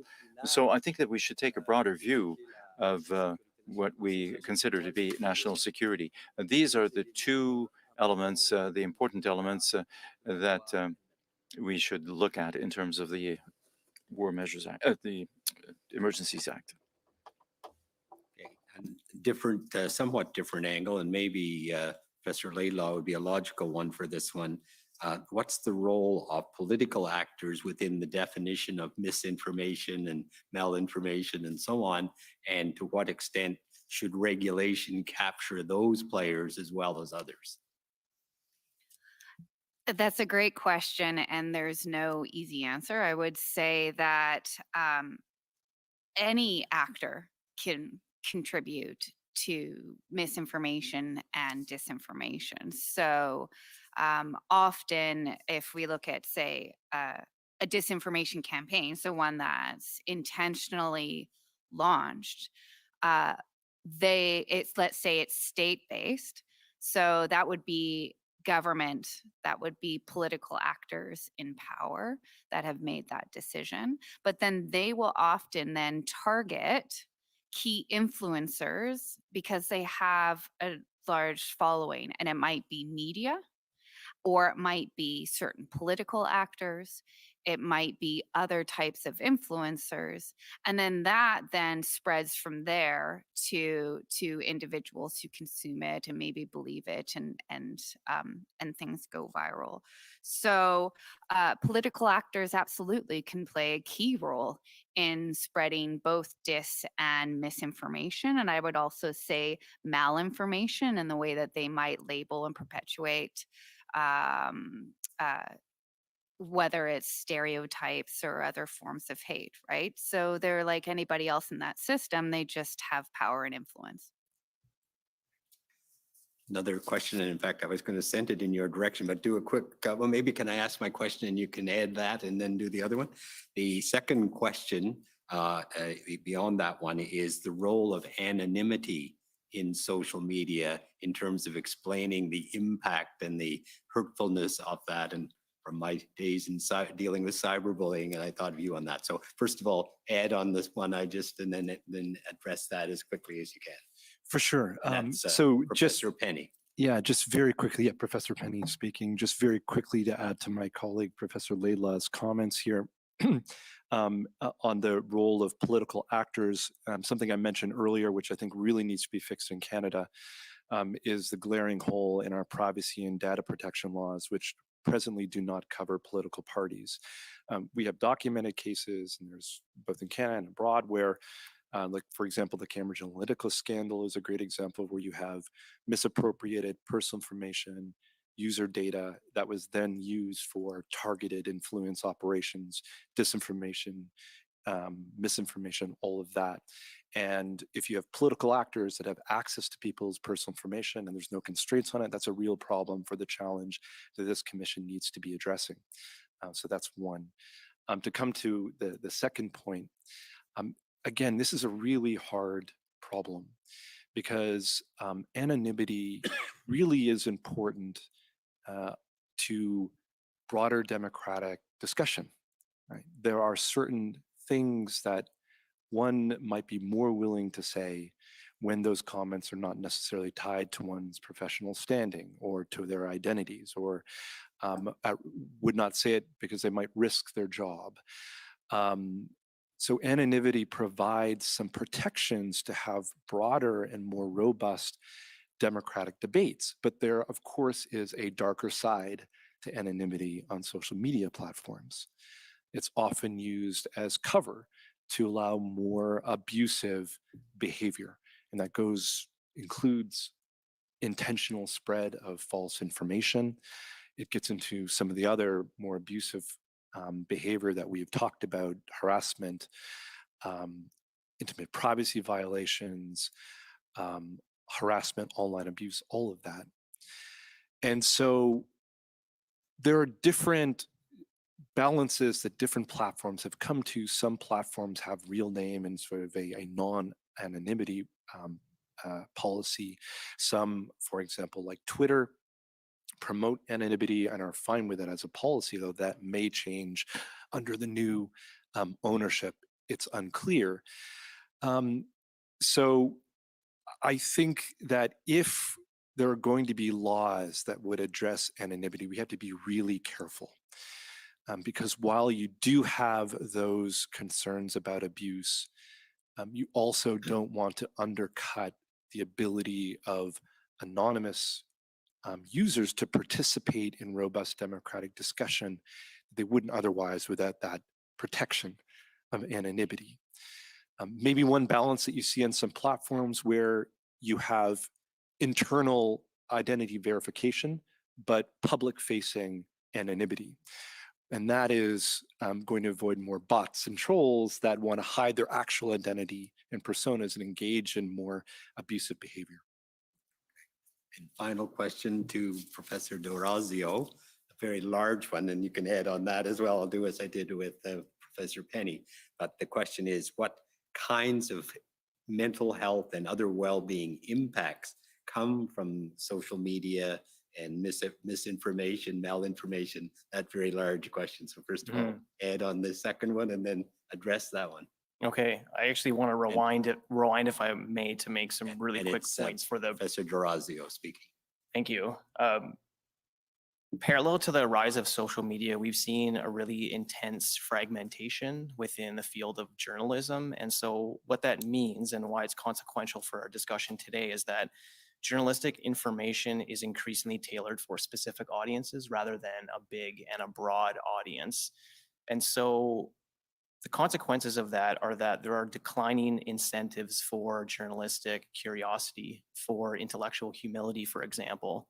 And one of the things that's notable in the contemporary period is that there was often an anxiety or a hesitance to provide a platform or legitimacy to ideas that are quite easily discredited, but it's still important for the public to be able to understand why specific ideas come to the fore, and also why people might attach themselves to a specific movement, even if we might intersubjectively agree that it has some harmful elements attached to it. And so there needs to be an explicit understanding that trying to understand one's motivations, whether that's on an individual basis or a collective basis, is not the same as providing unearned legitimacy. And so the role of the media is really crucial in trying to explain to a broad public why somebody might come to a specific position, even if we might in the aggregate disagree with it. On the point about anonymity, I'd echo what Jonathan mentioned already. It essentially is a double-edged sword. If we want to expand the ambit of public discourse to make it more accessible, to improve democracy, we need to have opportunities for people to blow the whistle. And anonymity is a huge shield for whistleblowers who often have not a great experience in blowing the whistle, be able to do so anonymously. And so if platforms increasingly make requirements that your identity is tethered to your profile or your engagement, for example, there needs to be some commensurate thinking about what the disclosure of wrongdoing can look like that still remains anonymous, because that is definitely one of the positive impacts of social media if we're thinking about the broad contours of democratic participation. To circle back around to the psychological, the sociological effects of social media, we now have a relatively substantial and growing by the day body of literature that's interdisciplinary, that's showing that perhaps left to its own devices, social media has, in a way, surreptitiously confirming our own biases, leading to negative personal habits and traits, and essentially allowing individuals and groups to lean into some of their most unsavory predilections. We're now starting to think about social media engagement as an addiction, for example. We're talking about having a digital detox.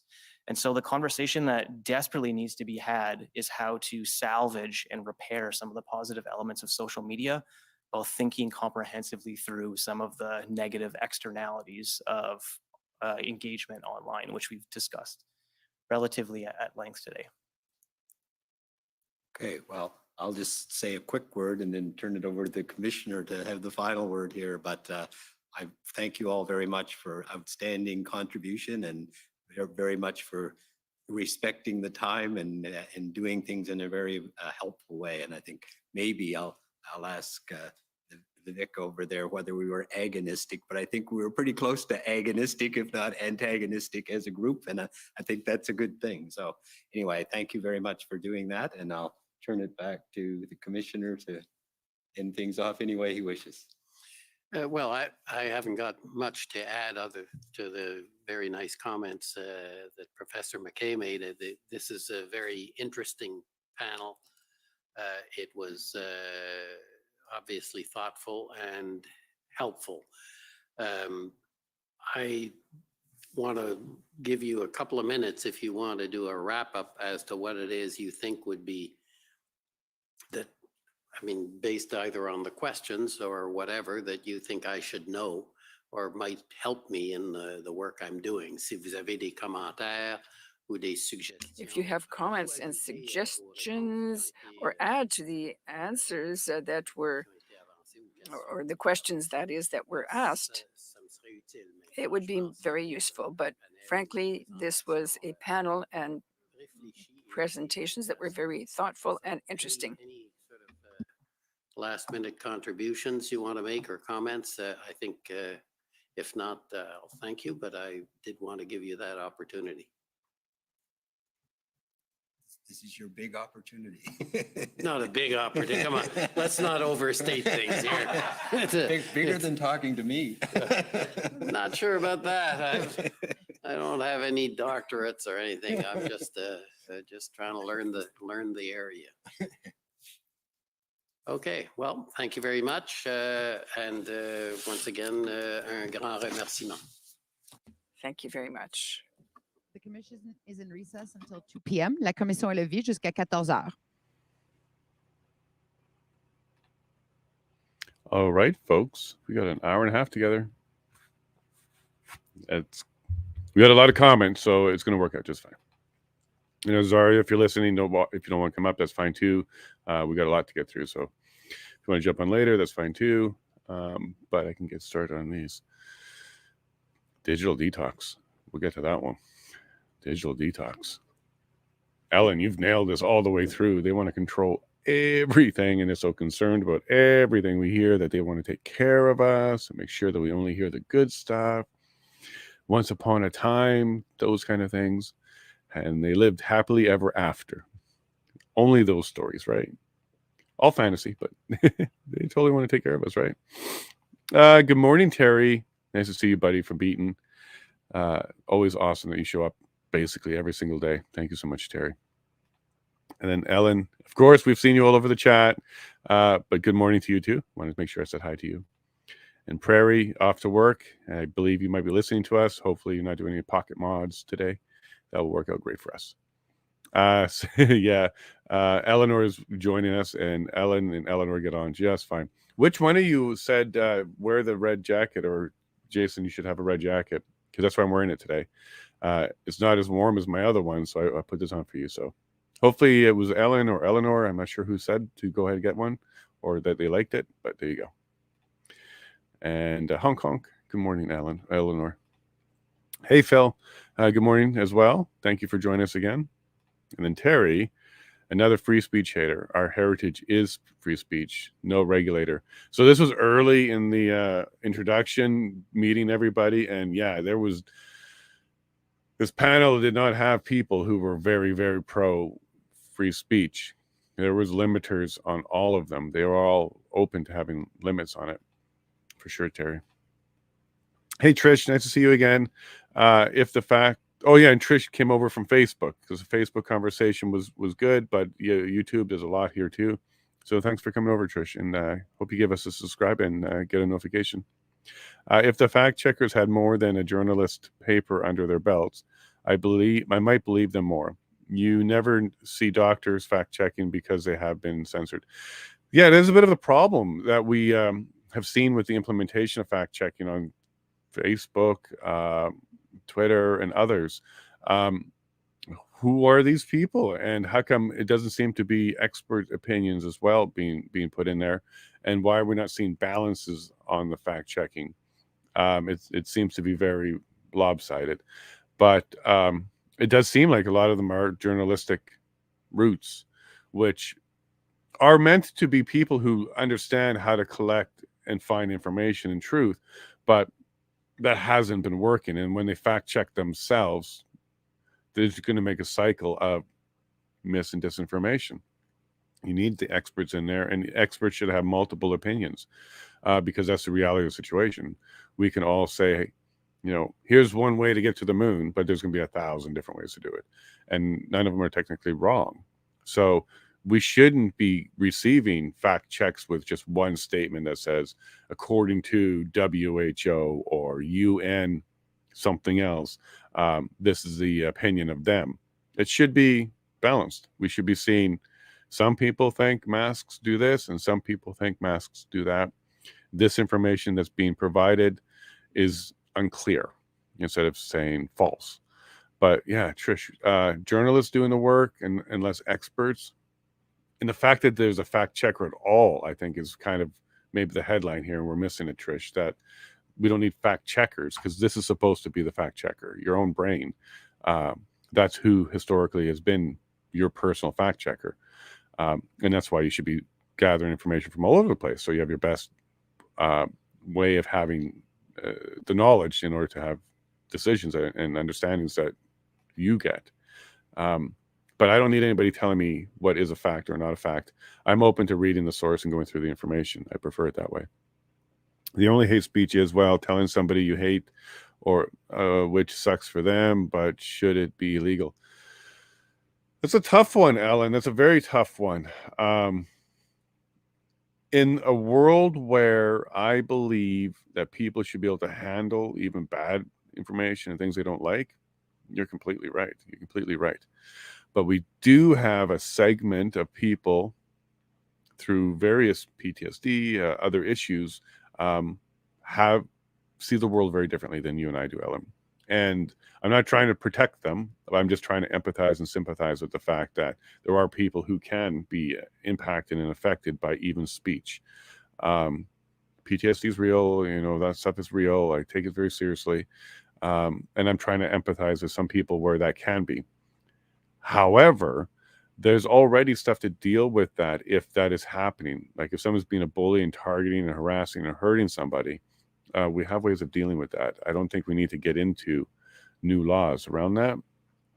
And hate speech is also very subjective. And also we get into jokes too, Ellen. This is where we left off on the last break, was getting into satire and jokes and laws around that.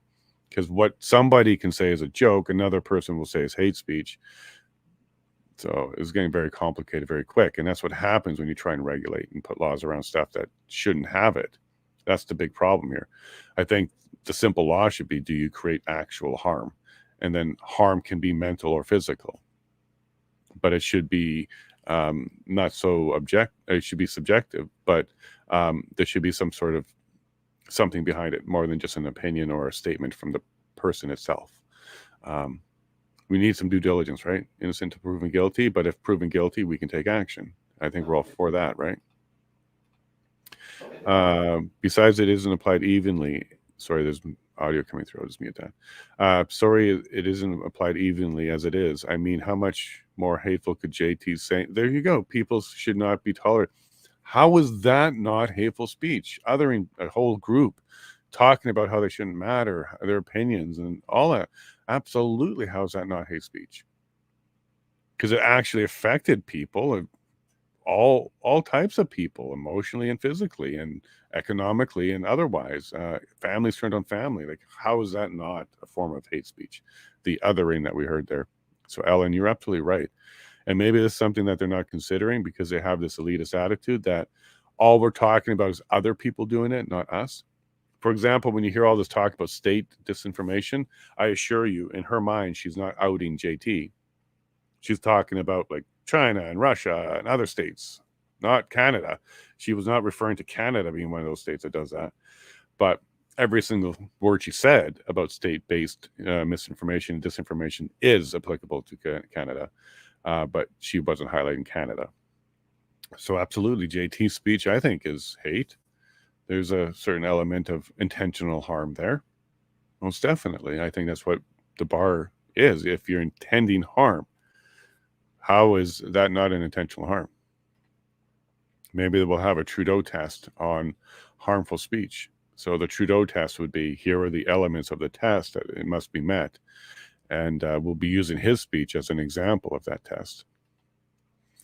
Hey, Clay, Central Social Surveillance Agency, CSSA. Clay, there's something coming. The Canada's version of Homeland Security, maybe something like that. Oh, I can see it and I can smell it, and I don't want to taste it either. There, Clay. Hey, Terry, there it is. Safe speech. Yeah, so they might start using that term more instead of saying hate speech and other kind of stuff. They want to define safe space, safe speech, safe this. We're here to save you. This is about saving everybody. Everybody can be marginalized through the anti-safe speech. So we'll call it safe speech. And they like to do that, like pro-choice, right? They like to put words together that sound positive. That's hard to debate. But when you flip the reverse and you look at it, it's covering up the opposite by far. So safe speech would be limited speech based on someone's definition of safe. I don't think Terry likes that at all.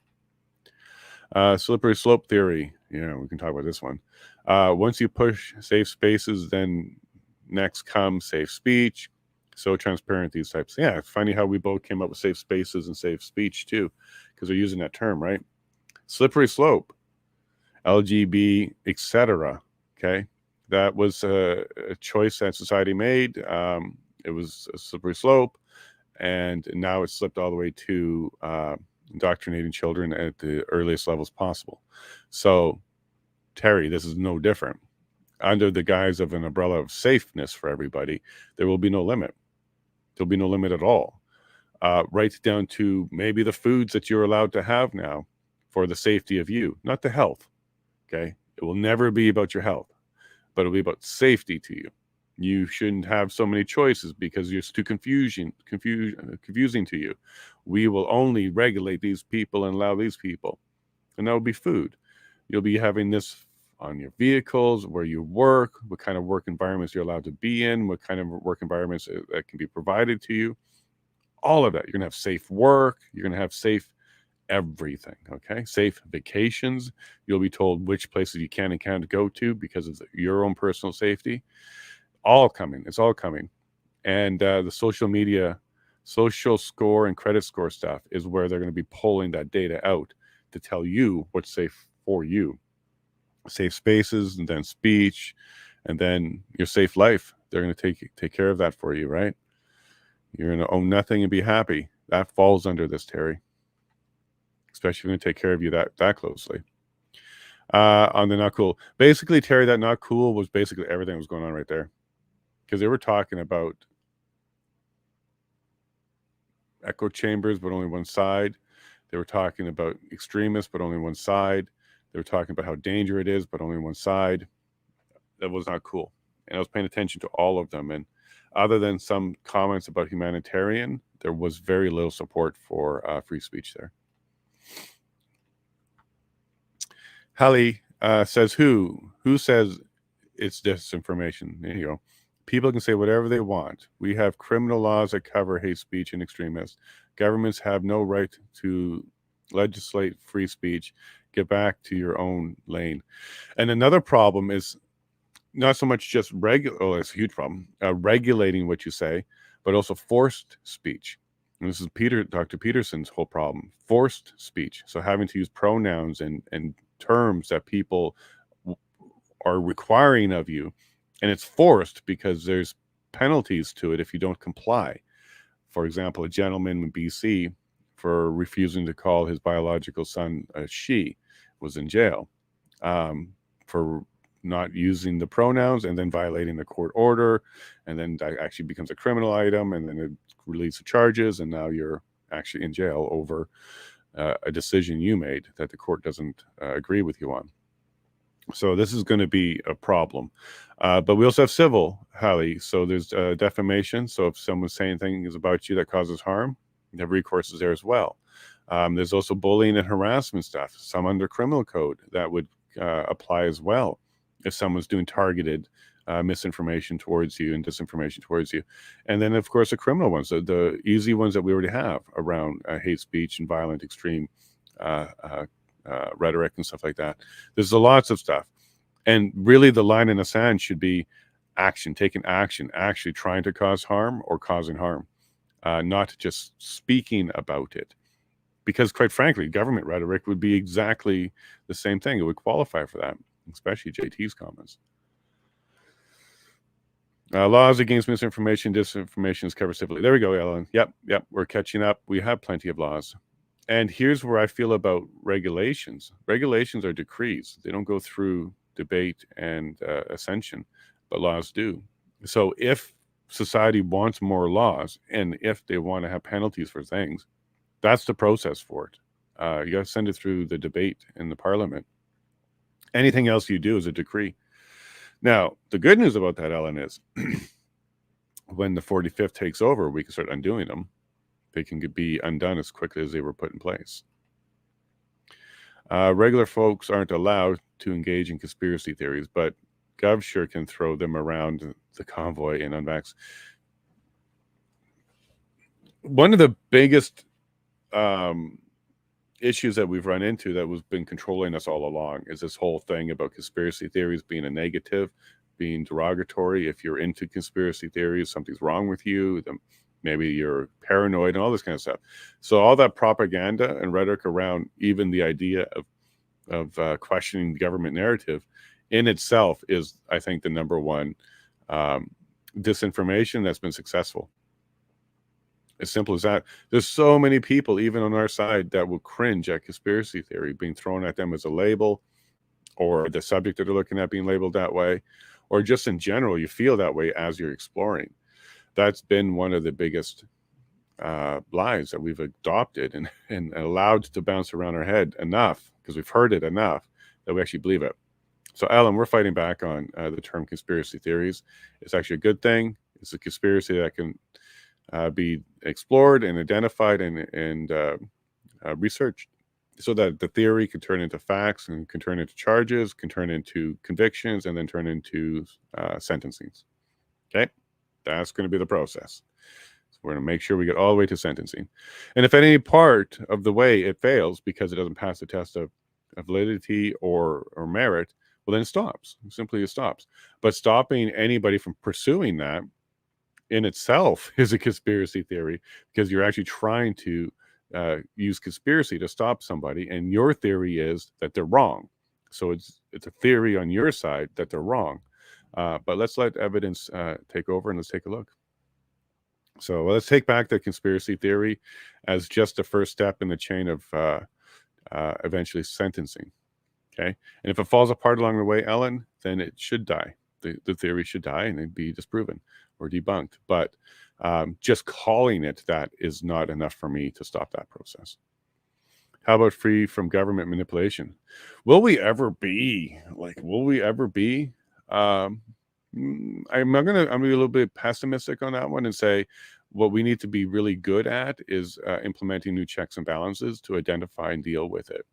It's kind of one of those things that once you accept that it exists, you can tackle it better. The more you ignore it and pretend it doesn't exist, the more it can propagate and work. But we got to get necessarily, I don't know if we'll ever get it all out. I think that would be a utopian view of the world that I don't think we can reach. But what we definitely can get better at is identifying it and dealing with it. And manipulation in the government's all over the place. So transparency and accountability and deterrence. We need to put more deterrence in for our government, so that if they do something wrong, there's consequences to it. and more than just being voted out or having a bad reputation in the press, pensions, financial penalties, and if extreme enough, or if the situation is bad enough, determined to be bad enough, then liberty penalties as well. So that would be jail time. And these are all the deterrents that we have in society now. These are all commonly accepted deterrents for society. It needs to be extended and amplified, I think, on anybody that's in an authoritative position and that takes authority and is an official. They do have to have a higher standard when it comes to the duty of care for the people. And because of that, I think the penalties should be higher for them for doing stuff like that, because we put in inherent trust into their role and position to begin with. So I don't think we'll ever get rid of it completely, but if we can get better at identifying and dealing with it, Ellen, that'll be a step in the right direction, in my opinion. Wouldn't lobbyists fall under persuasion? That is their role, Eleanor. You're not wrong at all. So whether it is tobacco lobbyists or oil or energy or solar or global warming or any of these, they're all the art of persuasion, sometimes through force. And I would actually agree with this, Eleanor, that lobbyists would be a type of persuasion. And is that what they want to stop? Because is that misinformation, and are they pushing hard to try and get their narrative through? And yeah, that's a good point, Eleanor. How would they propose that lobbyists are dealt with? We can all be lobbyists, and there's nothing wrong with lobbyists. The pushing for your voice to be heard, this is the root of protest. Technically, I guess when you look at it that way, a protester is a lobbyist, right? And and I don't understand what would be wrong with it, unless it's based in misinformation and falsehoods and evil, really. Like, it depends what they're pushing through. But good point, Ward and Eleanor, on how would they deal with that. All right, Kelly, nice to meet you from Facebook. I don't know if I've seen that dog before. Misinformation and disinformation wasn't even a thing a few years ago. People needed to use their brain. How did people get so dumbed down? Think. If it doesn't sound right or doesn't make sense, do some research and come up with your own answers that make sense. Yeah, and Kelly, during that time, what we also had was tabloid papers and newspapers. Right? We had a distinction between entertainment-based information, which you would call today as mis and disinformation, and real information. That has been blurred so much that there isn't a category anymore. We don't have tabloid papers anymore. All papers are tabloid in some capacity sometimes. Depends on who's trying to spin what for whatever side. That's where this started to fall apart, I think, as well, Kelly. And it is very true that misinformation, disinformation seems to be a lot more at our fingertips today. But this would be propaganda back in the day. So government propaganda, or even opposition to government propaganda. We're just not using that term. They kind of created new terms instead of using propaganda because, well, propaganda is such a has a definitive thing in our mind that we don't like. So there's no way for them to make a positive spin around it. But in either case, it's a lot more prevalent now than it ever was before. And I think it's because the government themselves got into the business a lot stronger by not just being a source of disinformation, but controlling the channels of it, going all the way down to what media and newspapers are carrying. So they went a lot further than they did before for us, Kelly. So I think maybe that's what you're picking up on. But other governments around the world have been doing this kind of stuff for a long, long, long time. The memes and jokes laws in itself would be hilarious to watch them define those as funny or hateful. I'm laughing already. Yeah, that'd be hilarious. Because it kind of would be like George Carlin's 7 words, right? Hearing that list itself is hilarious. It's like, really? Those are the words that, 7 deadly words or sin words or something like that. That in itself would become a comedy. And you do know that anytime a culture or a government starts cracking down on 2 things, weapons and comedy messages, you're in deep trouble. You're in deep, deep, deep trouble, because that's all forms of speech. Because satire is your last form of speech. Because satire is such a gray area that it was difficult. But if these people keep going in that direction, you won't be able to say anything. And by the way, I won't comply with any of that, because compliance is how you give them the power. So I will just simply not comply with that. And we'll see what the consequences are. To govern is to lead freely, given by citizens, not compelled by decree. There you go, Richard. You know, I am Canadian, individual rights, Bill of Rights, freedom first. Thank God for freedom, love and peace, protesters, truckers, save Canada. Richard, I do believe that truckers opened up that Pandora's box to show us that we should be standing up. We are going to be standing up, and then they did stand up. Yeah, we got violence brought against us for doing that, but I don't think that's going to be enough to stop us. And I do believe that our government, if it's not controlled by the citizens, it's definitely dictatorship. And the best way, in my opinion, is very close to what you're saying here, Richard, is the independent mindset, the independent type of governance, where you leave it up to the people, the responsibilities with the people. And then if they collectively decide that they want more governance around an issue or a project or something that they need, even for long-term or short-term, leave it up to the people to ask for that.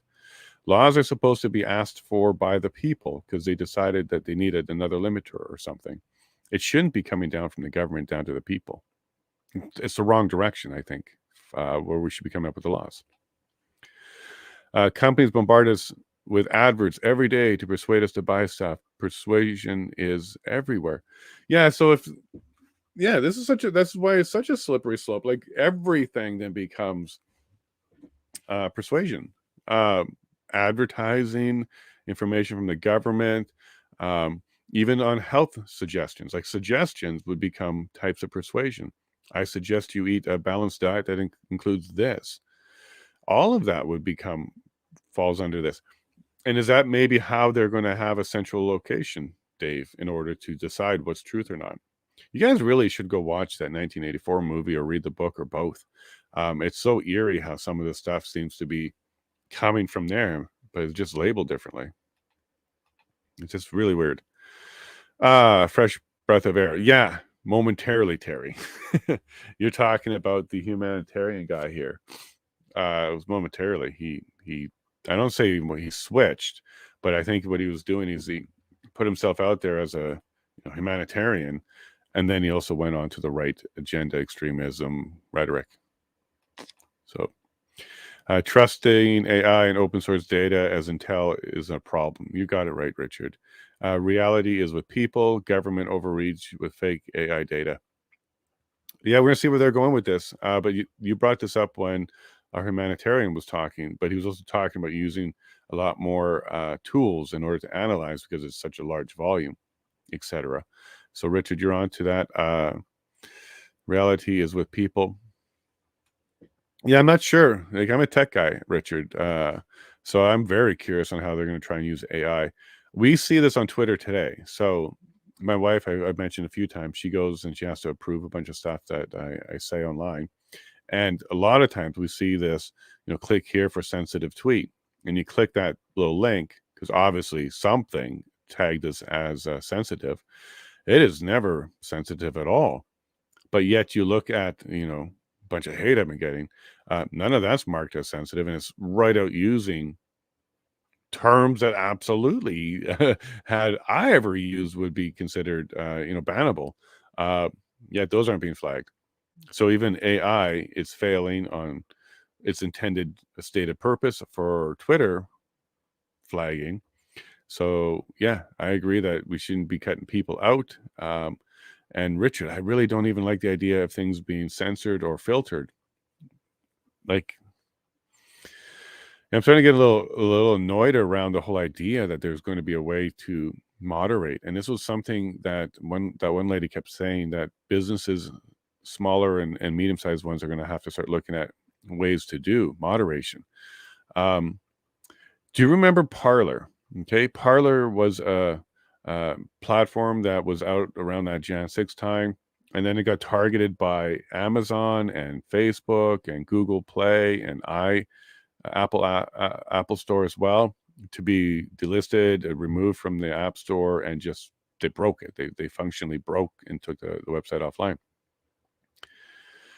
They were told and were given, I think, like a 24-hour period, and this came out as all this was dropping, that if you were to implement moderation, we would not take the next steps. And I believe it was Amazon who sent that request to them.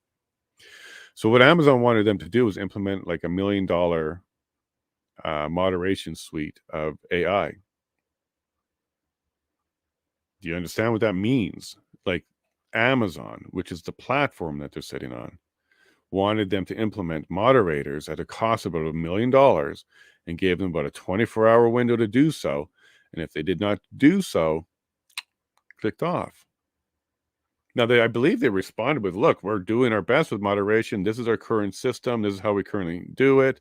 And the examples that you put into your filing here or to your request were already moderated. So, because what Amazon did was they pointed to some messages that were on the platform and said, these kind of messages we need to get rid of. They're not bad. They're not good. You have to moderate these out. And they already had moderated them out. So this is what the response was. But they still shut them off. And guess who provides those moderation tools? Amazon. Guess who's been creating these tools for the longest time?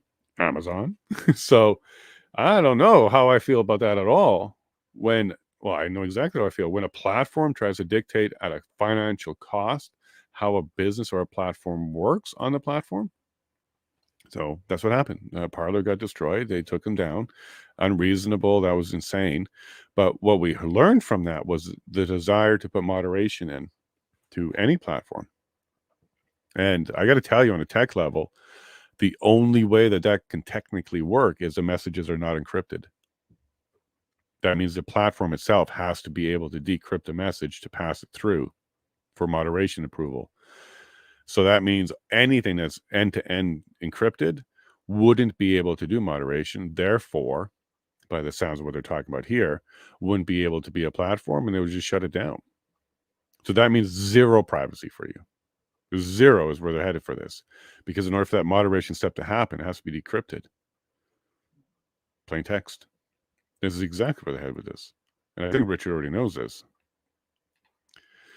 Hey, Barnwork. Well, welcome back. I remember you from the last week, and welcome back. Voting will never get us out of this hole. The gaslighting is disgusting. I have a hard time with this one, Barnwork, because this requires blind faith by me as somebody who's putting myself forward as a candidate and not of the prevailing party or even one of the prevailing parties. So I definitely have concerns around whether or not there's election fairness. With that said, Barnwork, whether I'm being naive or whatever you want to call it, I do believe in the federal election system in Canada. It is different than the American. It is different than a lot of other places around the world. We do hand count. We do still do paper. I know that just talk about trying to change it and all that kind of stuff, but it's still handled locally. So I have to put some faith in the fact that it's going to work. That's all I got on this stage. I don't have any evidence. I don't have any proof. I know there's a lot of theories and there's a lot of things out there, Barnwork, but if we truly got to the point where we believed that our elections were not fair, we have another problem to deal with. And maybe I have to get bit or burnt or awakened to it some more there, Barnwork. But right now, I'll give you my opinion. I'll be casting my votes. I will always put my vote forward, and I'm also going to put my name forward. So I'm putting faith into the system. And could be naive, immature of me, but that I do have that faith still. Azaria, who decides what is authentic? Yeah. And then that will change. I'm going to flip the list. Is it going to be a forever growing list? Are we going to have to keep track of it all the time? Are we going to be getting notices on what's inauthentic? Or are they going to have a way to control the actual stuff that we find online in such a way that they can just erase it? Go see 1984. They quite literally just changing the actual history. So good question, Azario. That's a scary question. It could be a machine. More laws never help. Yeah, and also not removing laws and not cleaning up laws and not revisiting laws and not reforming laws also don't help. Okay, we got lots of old ones that make no sense anymore. We got ones that actually hurt people that shouldn't be hurting people. We got laws that give more rights to the mother than the father. There's a lot of stuff we need to work on. Okay, one thing that we don't talk about enough is revoking and replacing and revamping and reforming. We don't do any of those re's on our laws. I don't think enough. The only time you see a revoke is when they expanded and that one was too limiting. So they went and replaced it with more. I'm talking about like a straight up, we got to go through a whole bunch of these and we should end up with like, arbitrarily throwing a number out there, but half of the laws that we have now, because probably, there's a good chunk of them that are not modern and not applicable. And, some of them contradict each other. Some of them step onto each other. Some of them are repetitive. I think if we're going to do any type of cleanup, it's going to be our entire system of law as written and go through the cleanup. That could help a lot. And that we should end up with less law at the end, Ellen, and more clarification around some of them. Morning, Bright Wheel. Thanks a lot for coming back out in BC. Good to see you. Thank you for coming back and joining us. At this one point, he was talking about platform versus publisher. This is the USA Section 230 conversation that he was touching on here. So in the States, they have this Section 230 in their electronic information, some sort of, America has some pretty large bills. But Section 230 gives protection to platforms that publishers don't get. So a publisher can be held liable for what they put out there. So a newspaper can be sued for putting out libelous and defamatory anything. Whereas a platform is exempt from that. This is what the 230 exemption is. It says if you're just a propagator and you're not an editor, then you're not responsible for the content. You have to do your best efforts to remove it. There needs to be a reporting system. You got to be able to combat it, but you won't be held liable for the statement of someone else. Now, this starts to fall apart in the argument when media platforms start to alter, tag, change the meaning of, add context to, and sometimes just delete, which would be a form of editorial. So if you're removing a certain message but leaving other messages, and one would violate your guidelines, but the other one doesn't, but yet you delete it still, that's all what the argument is those are all editorial decisions.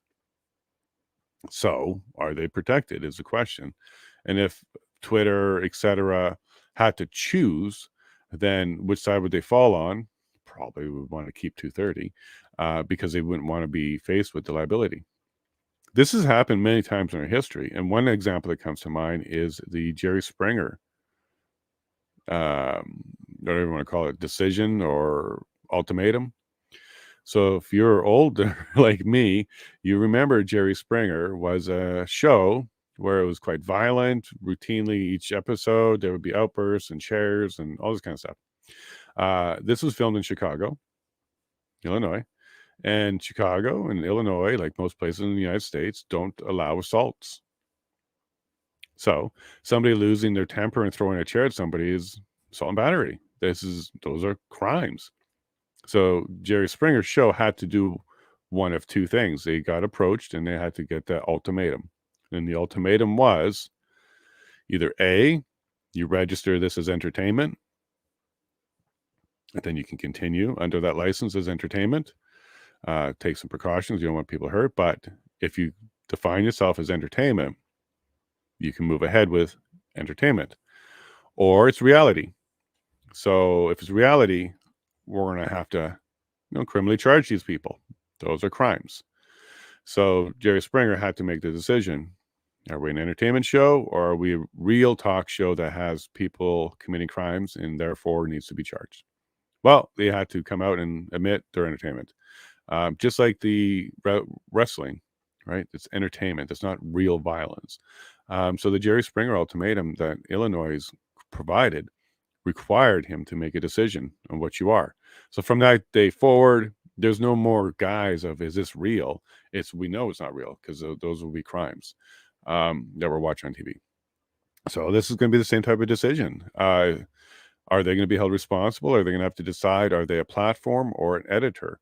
Are they going to be changing messages, deleting messages, hiding messages, adding context to messages? If so, that's the activity of editorial.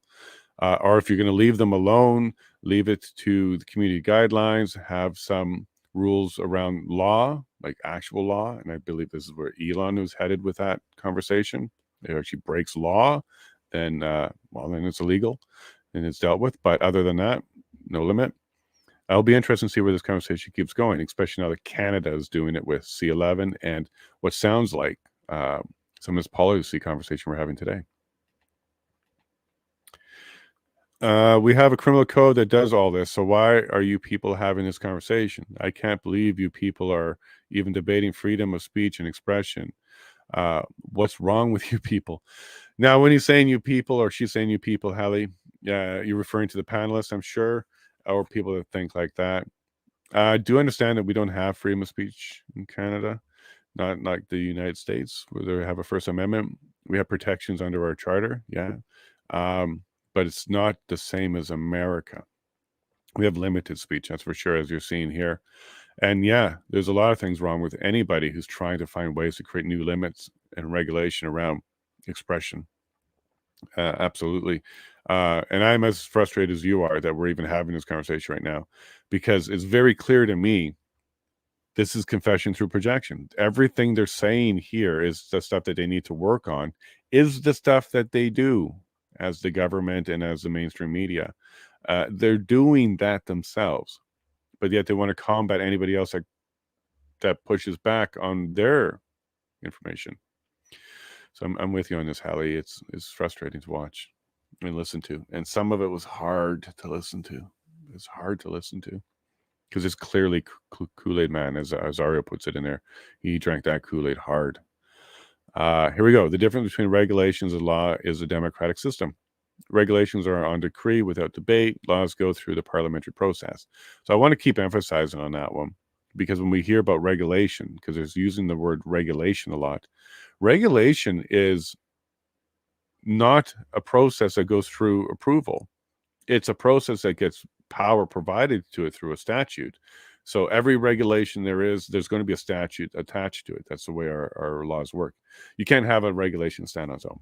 You can be attached to a statute somewhere. But once it's in regulation form, you can change that. And that's kind of the purpose of regulations. So, for example, court filing fees. So we have a Court of Justice Act. Okay, inside the Court of Justice Act, it will say, and the court filing fees are subject to regulation 1234, whatever the regulation number is. And then you go to that regulation to see what it is. And then they'll have an update that says, like, in 2022, here are the fees. And then 2021, here are the fees. So the purpose of regulations are meant to give, and I don't want to say easy, but a quicker way to amend or attach or change what a law is doing, the statute itself. So statute will say, we have court fees, but you won't find the dollar values in a statute, because every time they want to update that, they would have to then update and amend the statute, which requires going through Parliament. So they just say, we have fees, see regulation number, whatever. And then that's where they can change it and modify it quicker. The process to do that is that way. Now, when they use it to sidestep laws altogether, that's where, well, they're abusing it. That's not just overreach, but that's abuse of the parliamentary system. And when they're talking about using regulations to limit online anything, you can imagine just quickly how fast they're going to be doing things and how quickly something will become illegal. And this is their way of getting around it. They may have a broad law that says we need to protect people online. See regulation of safe speech. And then inside safe speech regulation, this is where they're playing with it all the time, changing it all the time. They don't like, all of a sudden they don't like the word Conservative Party of Canada. Throw it on that list. That's quickly how that kind of thing can happen. We saw this happen recently around the gun regulations that they were put into place over the last few years. There's an amazing amount of guns that they put on that list that, because it's a regulation, it's not even challenged, and some of them are not even weapons. Some of them are replicas. Like, that's what happens when you allow government to do it by decree and not by parliamentary process. United States is very similar to the executive orders. Okay, they can just do whatever they want.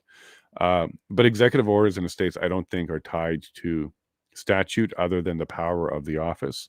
I'm not sure if Canada has that, or we just, I actually do believe we have orders from the PMO as well.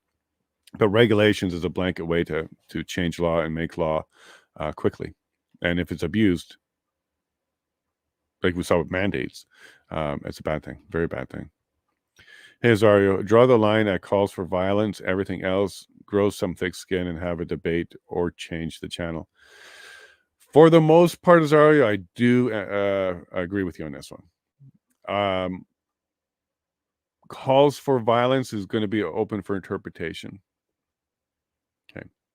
Like if I said something along the lines of, I don't think Trudeau should stay in power, and if the people had their way, they should have him removed. Is that a call for violence, or is that a call to the ballot box? And if someone doesn't like me, they'll take a pick. Okay. Just for the record, it's a call to the ballot box, of course. There's only one way that you can replace your government. That's through parliamentary process, through the election process, or natural causes. Hey, Ellen, exactly, Zario. It's really that simple. It really is that simple. Call for violence, but we have to be careful on who gets to define that. And I think you understand that, Ellen. Richard, under the Emergency Measures Act, the government switched Canadian law. Nothing they are doing or talking about is lawful. Executive order not governing Canadian law by the people. Richard gets it.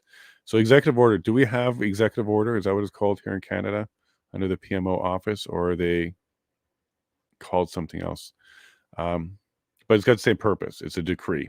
It's where the law is, it's not law. It's just an order from a dictator government. Exactly, Richard. When our leadership sidesteps a parliamentary process, it's a decree, not a law. There we go. Keep repeating myself in that one because I think it's important people understand the difference between the two. Hey, welcome, Denise. Good morning. Good morning. Welcome, Denise. At a risk of sounding insensitive, Kay, yeah. So they were talking about hate crimes being reported, about 2,500, 26, 2,700, somewhere in that neighborhood is what he was reporting. It's a large number. Okay, that's a large number.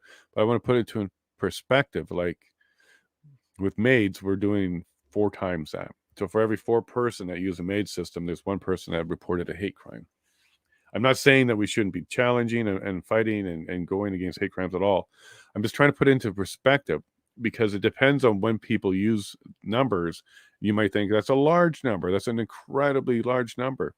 But when you compare it to something else that's supposed to be last resort, we don't do this often. This is a very sad thing. And you look at those numbers and they're quite a bit bigger. Which number is skewed in our mind? Is it the maids? You should be shocked that it's that high, which I am. Or is it the number of hate crimes? It's low. It's really low in comparison to even jaywalking or other crimes. I'm not trying to diminish the hate crime. I'm just trying to put in perspective the number. I don't think 2,500 is enough to create new laws for and to try and combat for. 2,500 instances, that would be 10 a day, roughly. If you're only using work days instead of work days and weekends, it's about 10 a day. So we're going to write new law to address 10 a day, so maybe 1 per province a day. This is what we're writing law for. Like, this is what I'm trying to put it into perspective of. And it bothers me when we are pointing to a number, trying to make it seem like it's a big, scary number because of the context it was used in, when it's really not. Like, we're really dealing with 1 a day per province. Is that our problem here on hate crime? And are you saying we're overwhelmed by it and we need new tools for online? Anyways, that's where I'm going with that. I don't think our police are overwhelmed with 2,500 hate crimes reported. Report them all. Anything that's a crime should be reported and dealt with. But that to me wasn't a scary number that makes me believe that we need more laws. Don't get me started on MAID. You know, Ellen, you and I went back on this a little bit here, and I kind of dropped it quickly because my boy has Down syndrome, and I did go through that conversation in Ontario. I shared that with Alex and Tom. It's a big part of my life. We went through that whole. The state wanted us to conclude and make a decision, and so Ellen, no, this is a horrible system, and we shouldn't be doing that. There's countries where they're eradicating Down syndrome. Nothing wrong with my boy.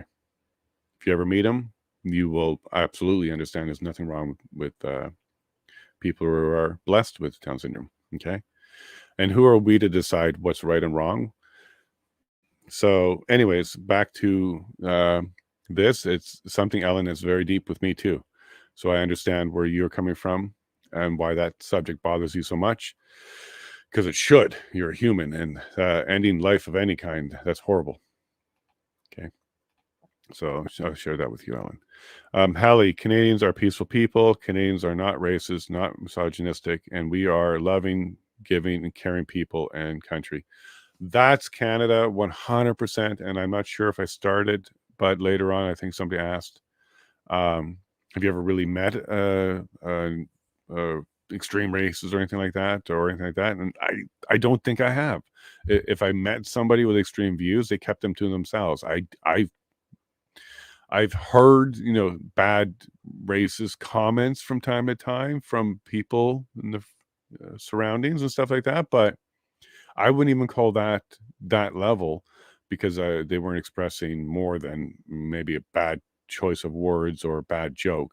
But again, I've never personally met somebody that would identify and expose themselves as that. It's certainly somebody that exists. I'm not going to say that, Hallie, I don't think that there's none in Canada, but it's certainly not to the point where it's an issue. I think there's lots of different types of people out there that do different types of extreme things. But to say that Canada has a problem with this, I don't agree at all with that. I think you're right, Hallie. I think that that's absolutely not the reality of our Canada. And I believe that was demonstrated by the convoy itself. It was the most diverse crowd. It was like Canada Day. There were flags of all colors there, Hallie. There's pictures of all types of people there. People doing interviews, talking, giving their stories from all parts of Canada. So that demonstrated fully how Canada really is. The hatefulness came from counter and residents and businesses that didn't support or want them there, not the convoy itself. And also wasn't a lot of hate. It was manageable. Okay, there was no big incidences of violence or problems, even with counter protesters or residents unsympathetic. So even they didn't get to the point where they're trying to, describe here. Hey, Richard, Freedom Convoy Save Canada. I agree completely with that statement. Protesting is a right, peaceful. Yeah. Government overreach against peace-loving protesters. Most definitely, it was more than overreach. I think it was very, very illegal. Crimes were committed there. We saw a video of people being assaulted beyond reasonable. Okay, I'm not saying assault is reasonable. I'm saying that the police and police action, they have a little bit more leniency on what they can and can't do because they have to physically touch people. But it's even way beyond that. And I also believe that a lot of people that witnessed it and stood there and watched it, holding their guns down and doing nothing about it, they're also guilty of some crimes too. And the whole world is watching the live stream. That's wonderful. And we watched the live stream of the event, and watching live stream of the inquiry. And I think, Richard, the media, and this is why the C11 is coming down the pipe, media like this is what they're really truly afraid of. The more people who get access to this, which is alternate media, they're very, very scared of it. And we actually hear some of that coming up. So I believe I cover that coming up. Hey, Ward, how do these folks get an audience in this commission? Are you, you're talking about people on the panel, I guess, when you say that. Good question. Good question. Whether it was through when they did the open comments for the public, it's something like, I want to say something like 90,000 comments came in or something like that. Maybe they used that to kind of find people. Maybe they were nominated by, maybe it was a call for nomination that went out through all the academics, because clearly this is all these academic people that says, hey, if you want to be part of the commission, here are the areas we're going to focus in, nominate yourself, or people were nominated, or they're just all cherry picked. I don't think I have the full answer to that one, Ward, but those would be some of the ways they did do it. Could just also be volunteered, right? They just said, I want to volunteer, and then they put the panels together.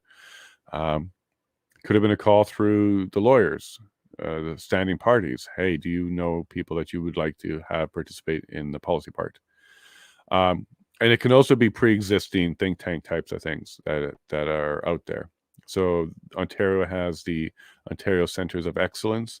I was one of the reviewers and judges on their program, and that was for innovation and entrepreneurship and grants around that. So I was part of that, and then anybody applying for that, I would review. And then from time to time, they put a call out and says, hey, we're doing a special review of this subject matter. Do you want to be part of a panel? And you can put your hand up or not for that. So it could be existing organizations as well. But great question, because I think that should be a transparent thing. How did these people get in that seat? Should just be part of the transparency of this commission. So invited by, insert name, submitted as volunteer, here's the package. Give us their CVs, give us some more of that other than just a name. Not saying it doesn't exist. I don't have it. So if that kind of stuff does exist, I apologize, but that should exist. Anybody who went on there, we should be able to know who they are. And Ward, there we go. Sorry. A long form way of saying the exact same thing there, Ward. I'm not sure how we can limit to the right wing, though. At one point, the moderator actually kind of cleaned this up and said left and right wing, and then kind of threw it back at them as questions, but nobody picked up the left wing one, in my opinion. But I think the moderator threw this back, and none of the panel picked it up. If it works the same for the far left, exactly, Ellen. Both sides, okay? We have your bell curve, and it goes up, both ends of the extreme. Should be equally focused on and addressed. If you need to address any of them, it can't be one or the other. There you go. Yeah, that guy knows some stuff. Hey Terry, when did Yahtzees become right wing? Hey, I was wondering the same thing. When did that flip happen? This is what I was talking about Azario a bit on. It just seems like right wing is now a catch-all for anything extreme. Full stop. Like you'll see people who are on the left doing bad things, and then the press will say right wing influence, right wing sympathizers, all that kind of stuff. And what does that even mean now? Okay, like far right wing, they put the PPC in there, the People's Party of Canada, and that party has members of every group that I've ever saw, every race, every sexual orientation, everybody is represented. So I'm not even sure how they got marked as right wing other than smear. But this is what's going on, Terry. How did Nazi become that too? It's just because they threw it in there as a catch-all, and anything extreme that they don't like, they're going to blame on that one side. Okay, that's what I think you're seeing there, Terry. Hey, Clay. When they start projecting, exactly, he's answering Terry there. Projection through, or confession through projection, the real thing. And why that works and why you can identify, Clay, is that's how those people think. They think that way. Therefore, this is how they talk, and they're projecting, and they're confessing their own mindset during that. We see that a little bit later too when they have the terminologies. I cover that a little bit later. I'm a bit disappointed in the turn here. He needed to counteract the pro-totalitarian bent. Exactly, Alan. He didn't. He did talk about the only humanitarian part about segmenting the group and how that isn't a good thing, but he didn't go into how it's happening specifically from one side to the other. Yeah, we caught that at the same time, I think, Alan, because right before that we were happy with him, and then he started to change. Okay, right. So one of the panelists said there's no laws against extremism.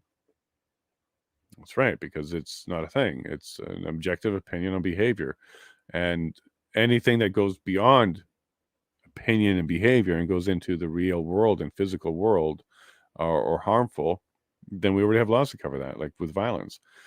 Extremism, what is that? Like, I've met people that really like to play their video games.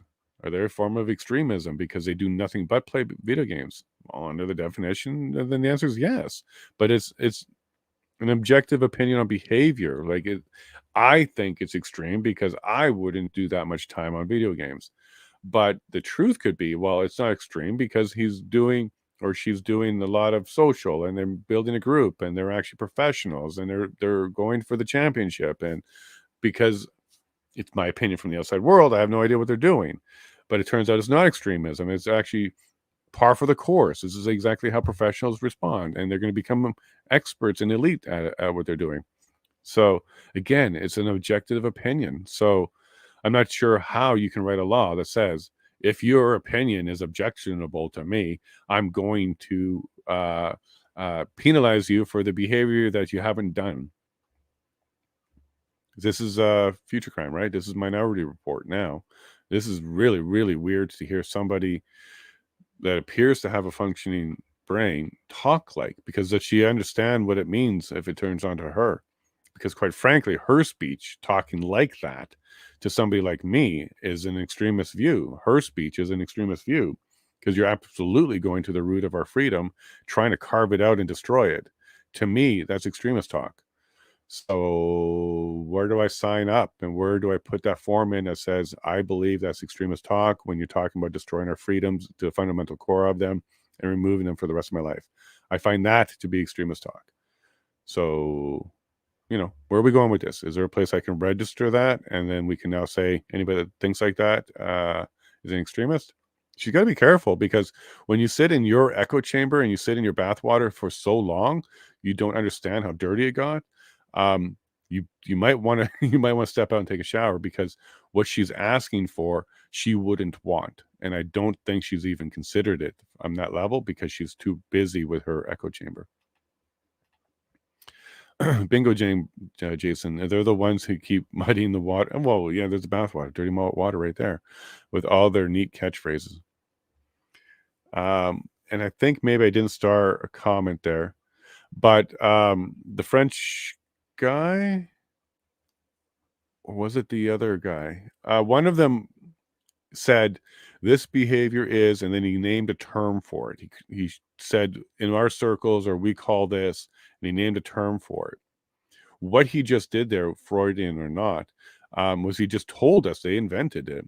They have the terms for it, because this is what they think of when they're talking about the mechanism of misinformation.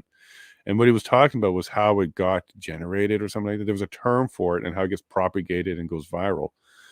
He has a term because it's him and his cronies that came up with all of this. We don't know the terms, and we're being told the terms and educated on the terms because we are being accused of it. We didn't create it. We're being accused of it.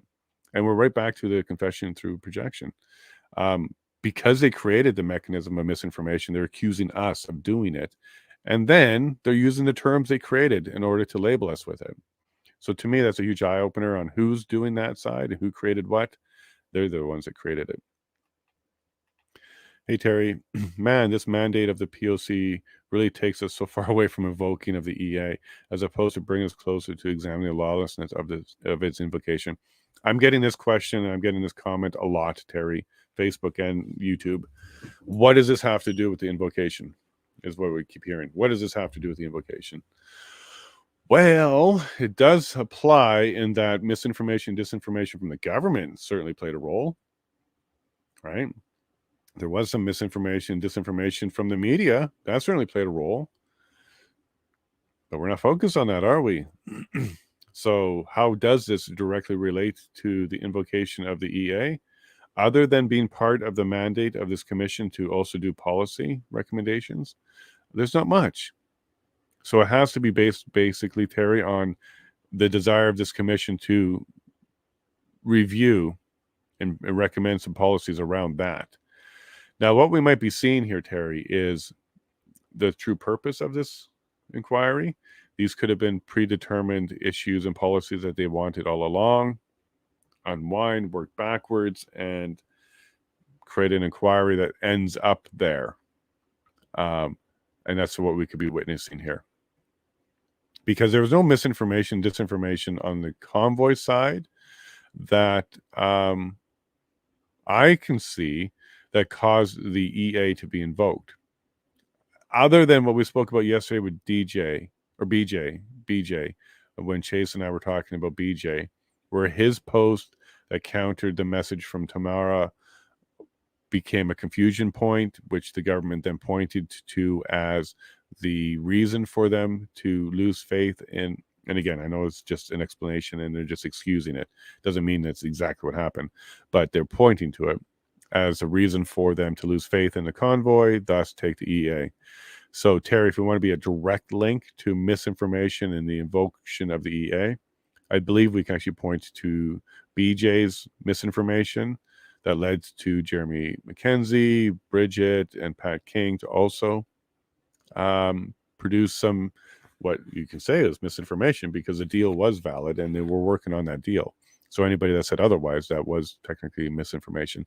And that could have been the straw that broke the camel's back from the government's perspective, because they keep saying that, Terry. Therefore, there's your direct link.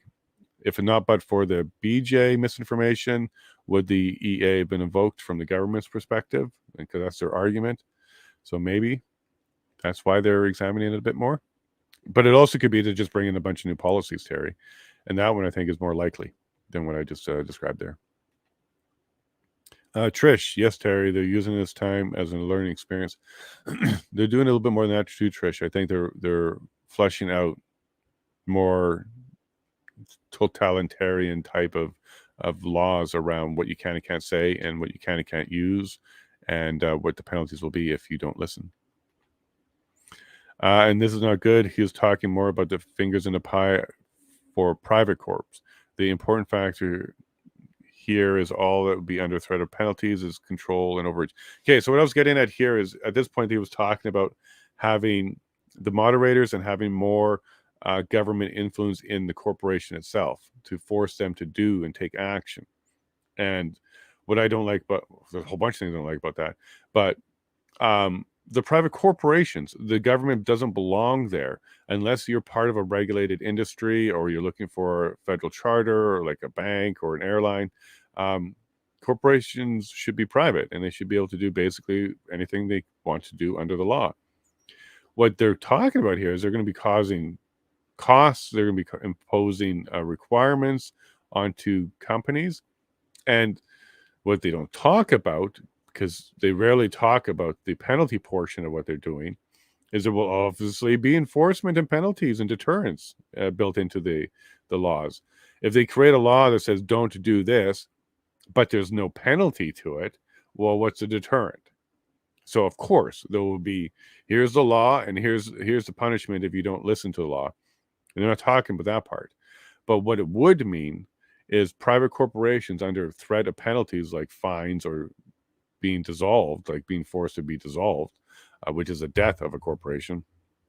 I don't believe that should be there. I don't believe we should be looking at new ways to do that.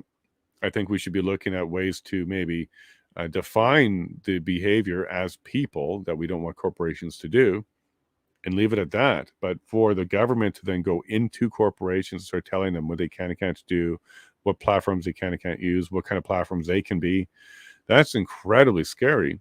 We're already over-regulated. This will be even worse. So I am concerned for corporations, and I don't think we heard any representation from the private sector, right? Zara, you can jump on anytime you want, but Justin Trudeau used the internet to promote his policies, but don't like the public's opinion. Yeah, absolutely. And I still see those ads everywhere, even Get the Vax ads. I see them on Yahoo. I see them everywhere.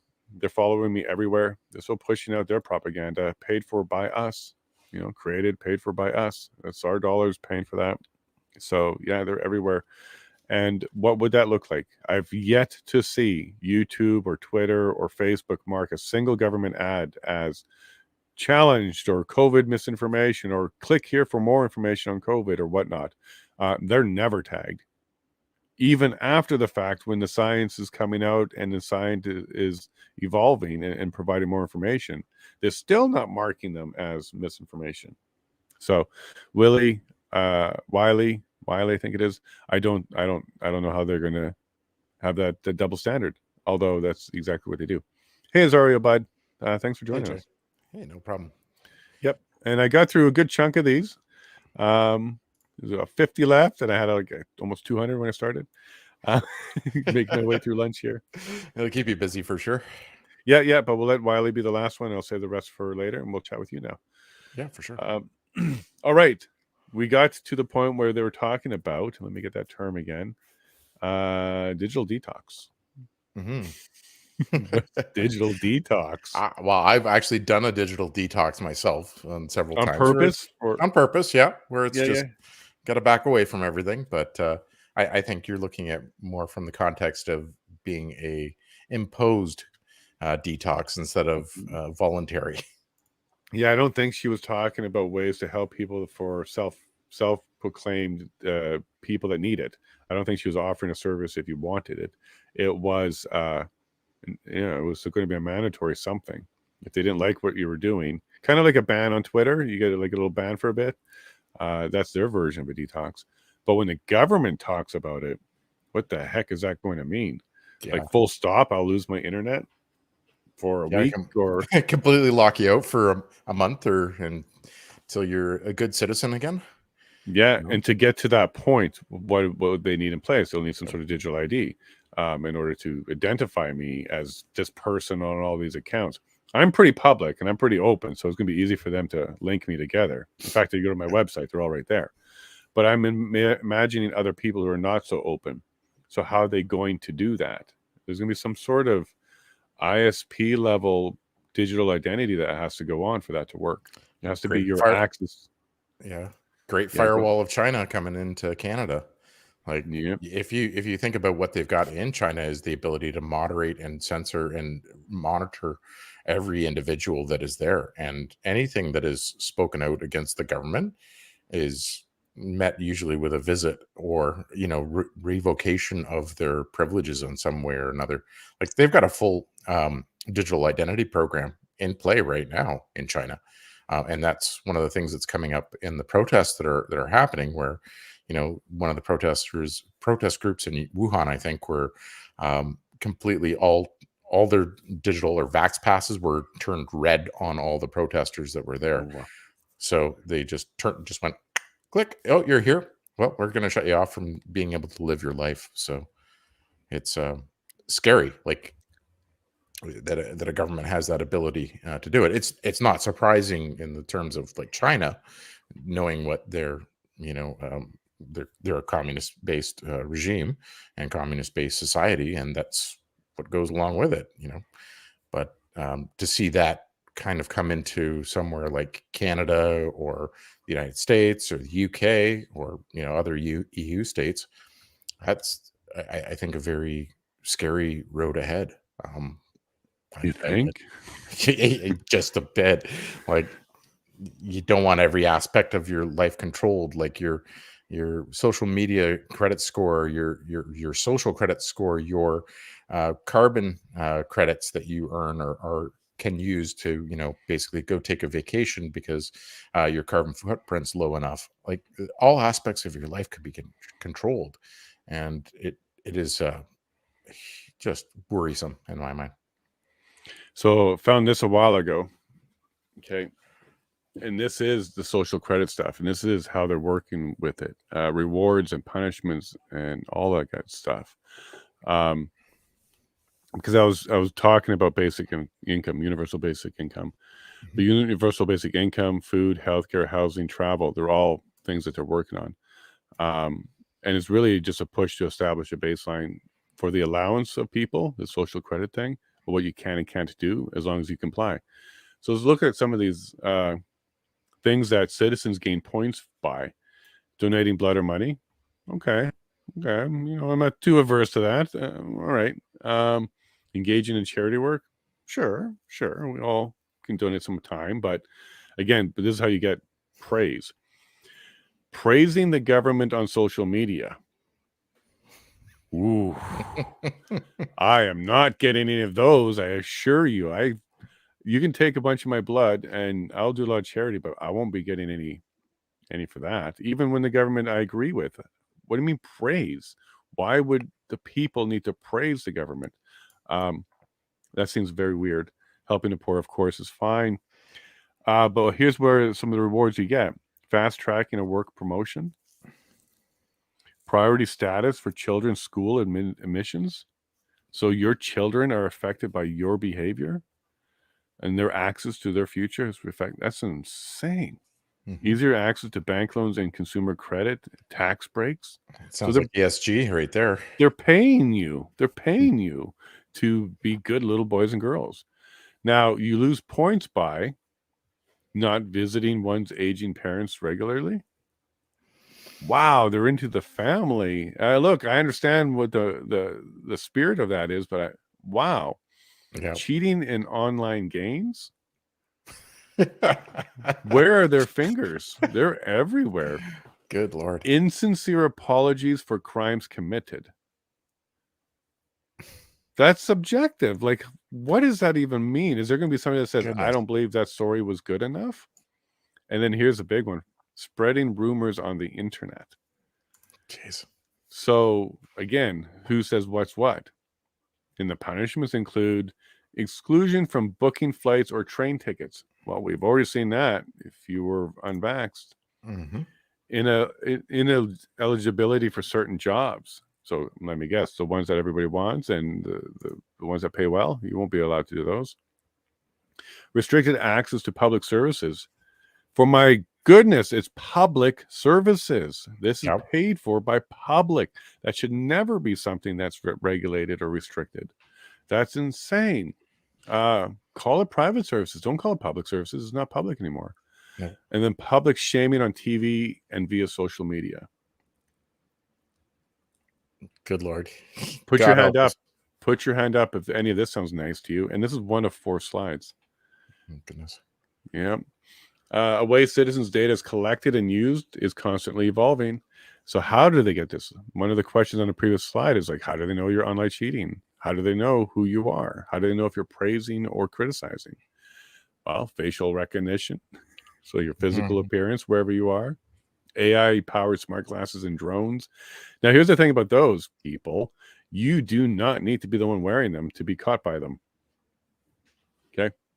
You do not need to be participating in this whole world to be participating in that world.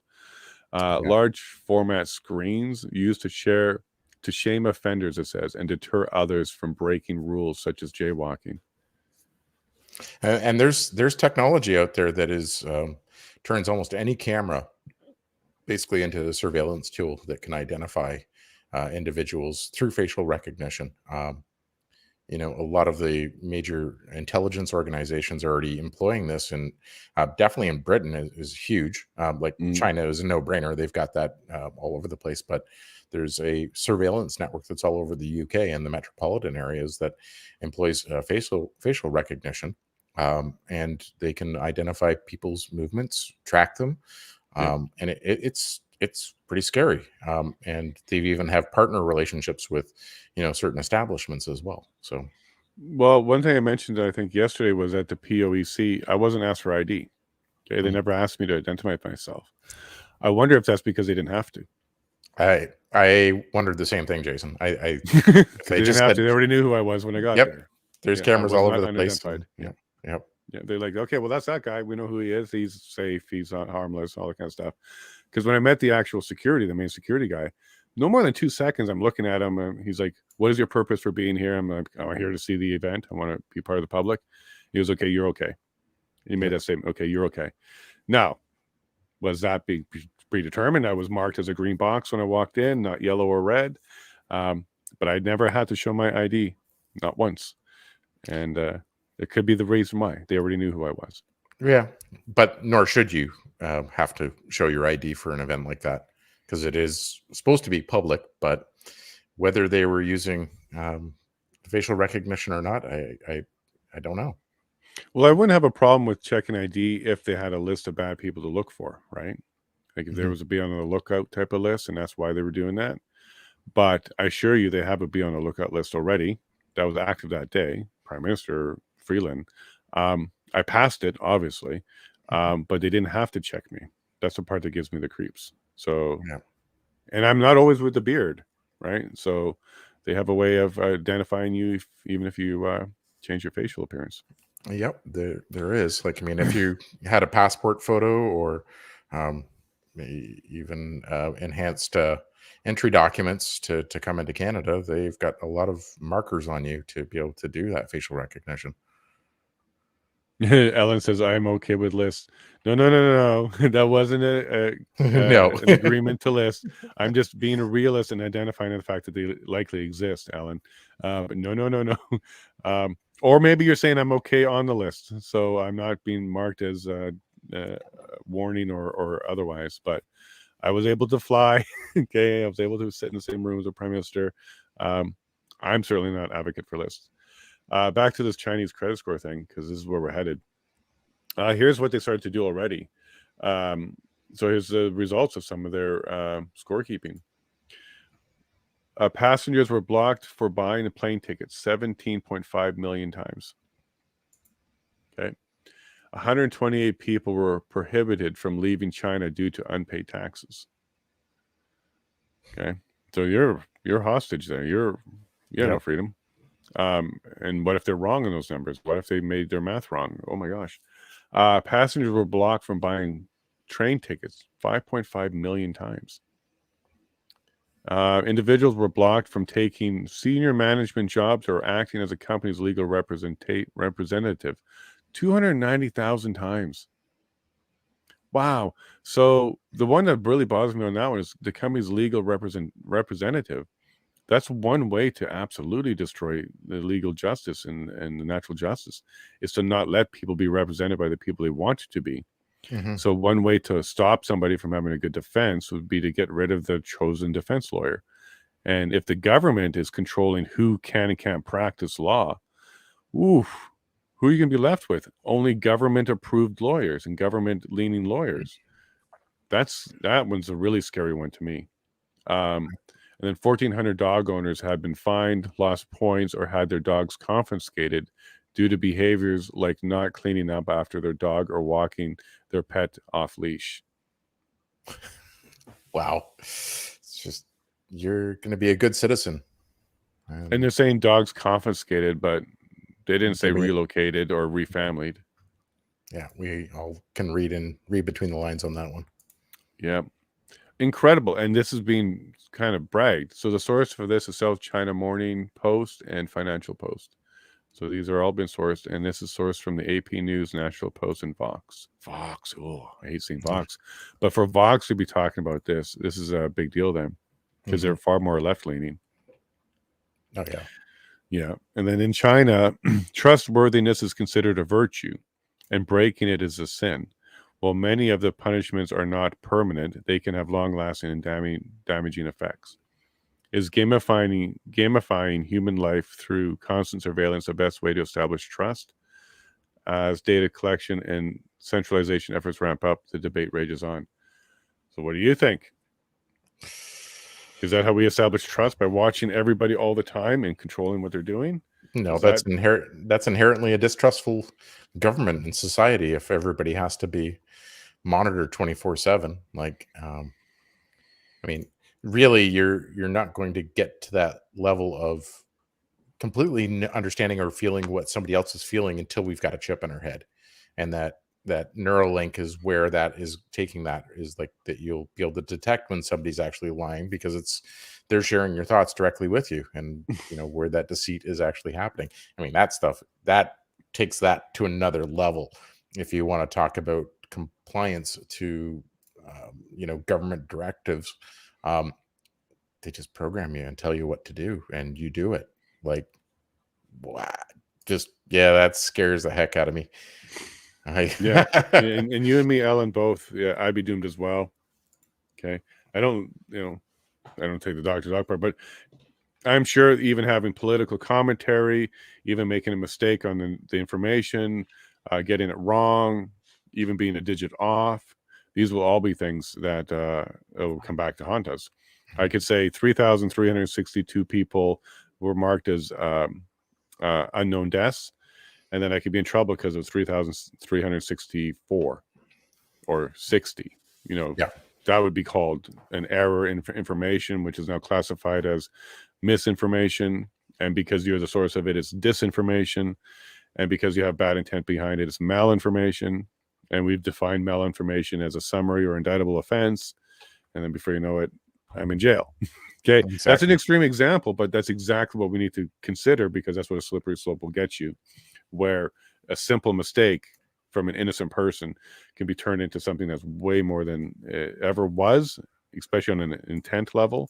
And then people's lives can be ruined for that. For sure. Hey, a couple news things I can give you an update on. I was trolling Twitter a little bit earlier. Trudeau has formally said that the citizens of China have the right to protest, and Canada supports the right of protest in China. Okay, so we'll bring our white papers out and we'll do the exact same protest then.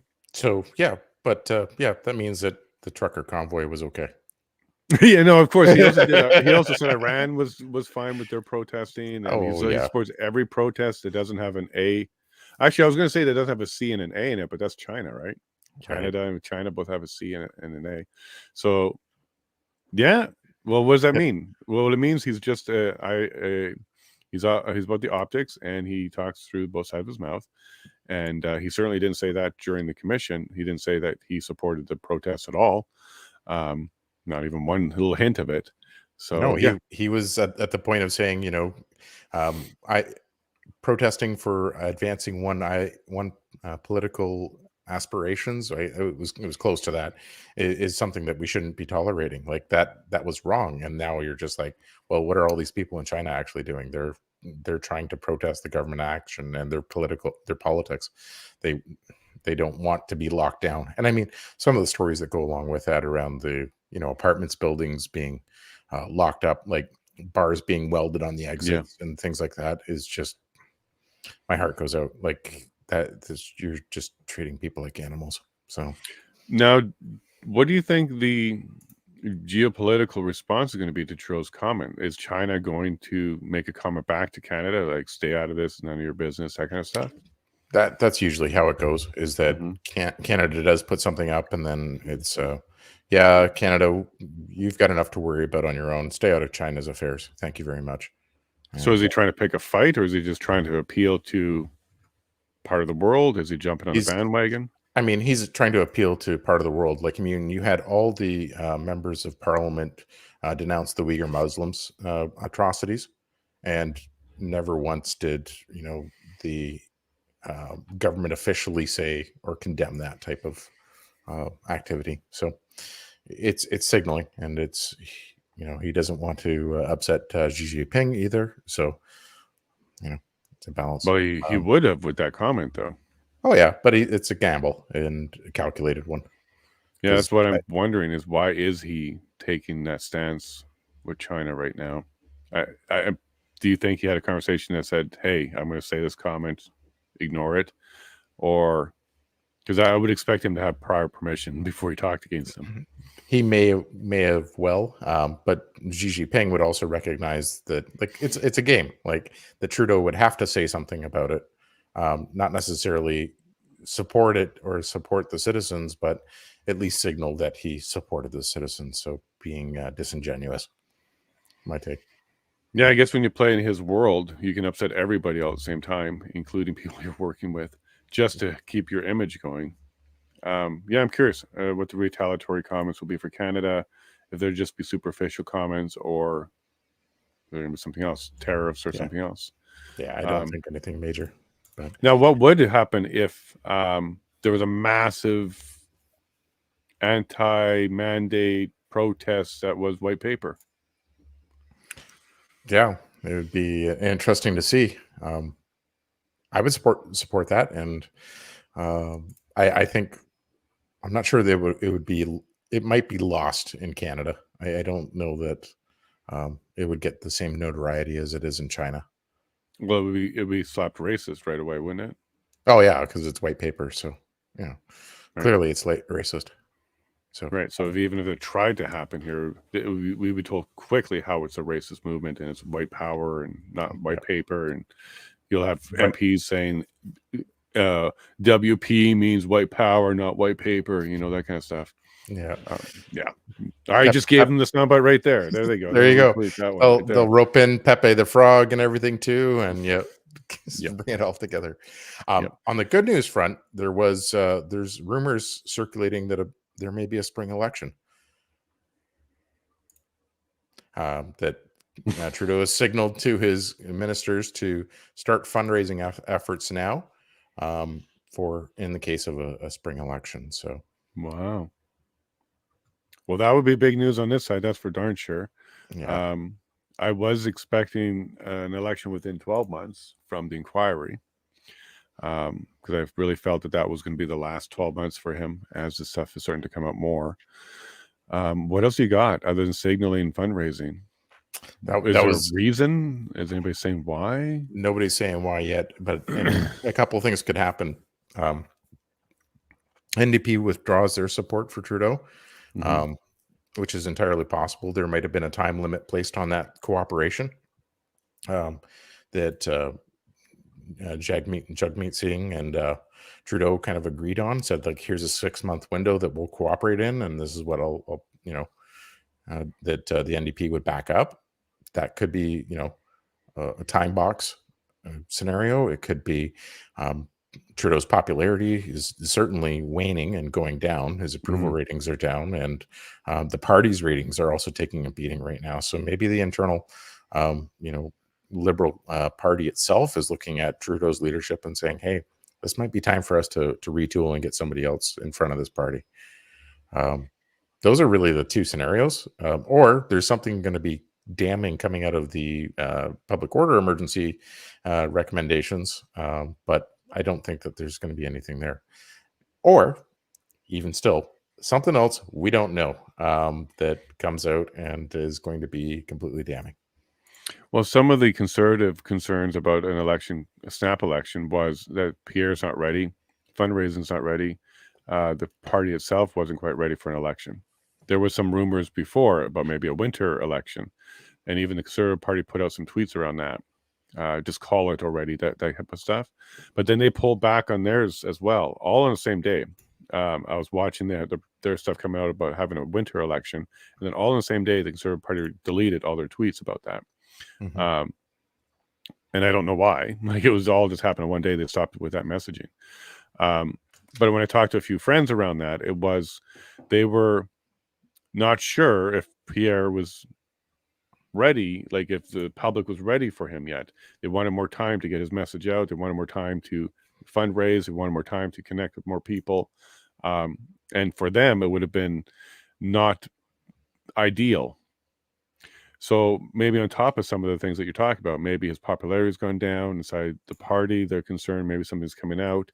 And to catch the Conservative Party off guard, maybe it's just enough check boxes for them to kind of do another snap one. And if they can squeak by with another minority, then they get another 4 years, and they push that off a lot further. I think it's a big risk, though. I think they won't win. I don't think they will win. And I don't know if they're going to run somebody else. But if they run Justin, I don't think they win. No, I think that's a no-go. I was actually, it just came to me as well. Pierre's been very quiet over the last, I want to say 6 weeks, 2 months. He hasn't really been stirring things up. He's had his, definitely his speeches within the House of Commons and asking for, a lot of policy changes in the government to take in responsibility and accountability for things. But he hasn't been really that fiery person that he was prior to being elected as the leader of the CPC. And makes you stop and wonder if he knows if something is coming. Like, usually they know before we do, right? Yep. So let me just give me a second. I'm going to message Chris to see if he can join us on the next break, because he'll have some insight on this one. Hi, Chris. That'd be fantastic. So, but yeah, that's surprising news. I want an election as soon as we can because I do believe he won't win. I do believe we'll get our conservative one. I'll have to step up my game because I got to get my name out there as fast as I can. But that's a short runway for you. So sure, yeah. But the most important part to me is that Trudeau's out. So if Trudeau's out, it's a win. I'll be pleased with that, and I'll support and work hard to help that.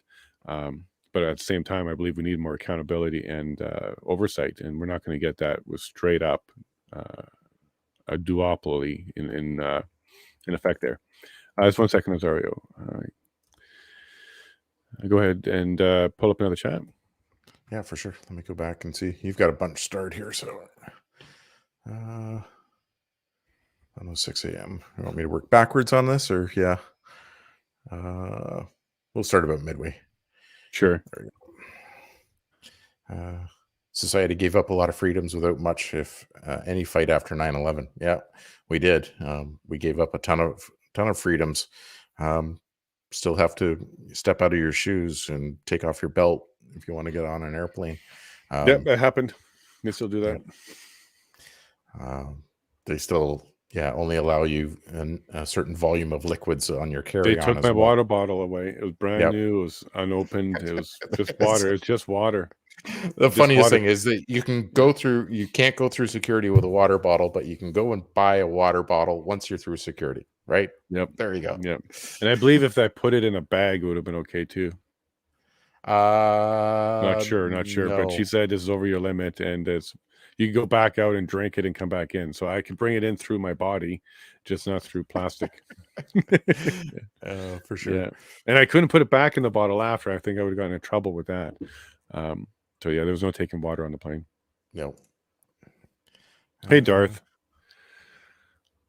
Indeed, Alan. Sometimes I feel that there may be a bit of overreach, a beating of a little extreme for cleaning. Oh yes, beating is a little extreme for cleaning up garbage, cooking hot dogs, and shoveling snow in -25. You're not wrong there, Darth. You definitely talked about all the good stuff that happened, and then the bad stuff that happened.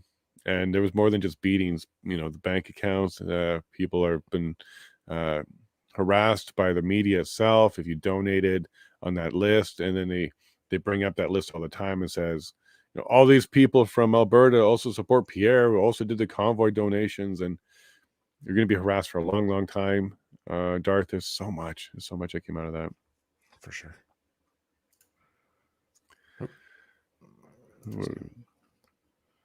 Okay. Any minute now, they should be popping back up. So you want to have some closing comments there? Hey, Darth, one more from him.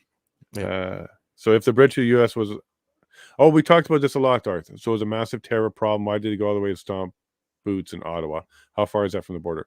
100%. Okay, this came out in the testimony, and we brought this up a few times on the stream. If the threat was economic, and only the economic threat was to national security, then why are you beating people in Ottawa? It made no sense. The truth is, and Darth, you know the truth, it was all just excuses to use that power on the people.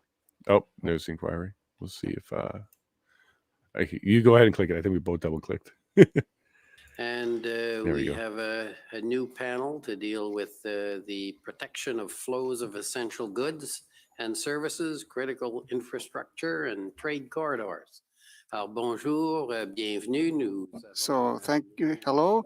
Welcome. We have a new panel, and they will be discussing or enlightening us on a new subject. So I'm going to ask Professor Vanessa McDonnell to take the floor and introduce us to the various panelists. Thank you very much. Good afternoon, Commissioner. Bonjour tout le monde. I'm Professor Vanessa McDonnell from the University of Ottawa, Faculty of Law, where I am an associate professor and co-director of the U Ottawa Public Law Centre. I'm moderating this afternoon's roundtable, and we have 5 experts joining us this afternoon. In person, we have Dr. Ambarish Chandra, Associate Professor of Economics, University of Toronto, Dr. Philip Boyle, Associate Professor in Sociology and Legal Studies, University of Waterloo, Puis en ligne, nous avons Florence Houlette, économiste junior. Online, we have Françoise Ouellette with François Delorme Consultation. She's a student of economics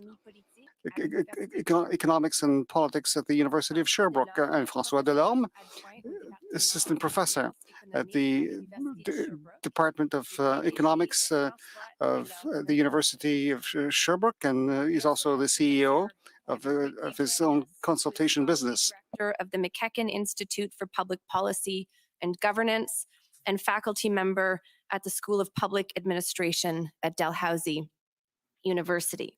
And I hope I've just established my maritime credentials by pronouncing McKechnie properly.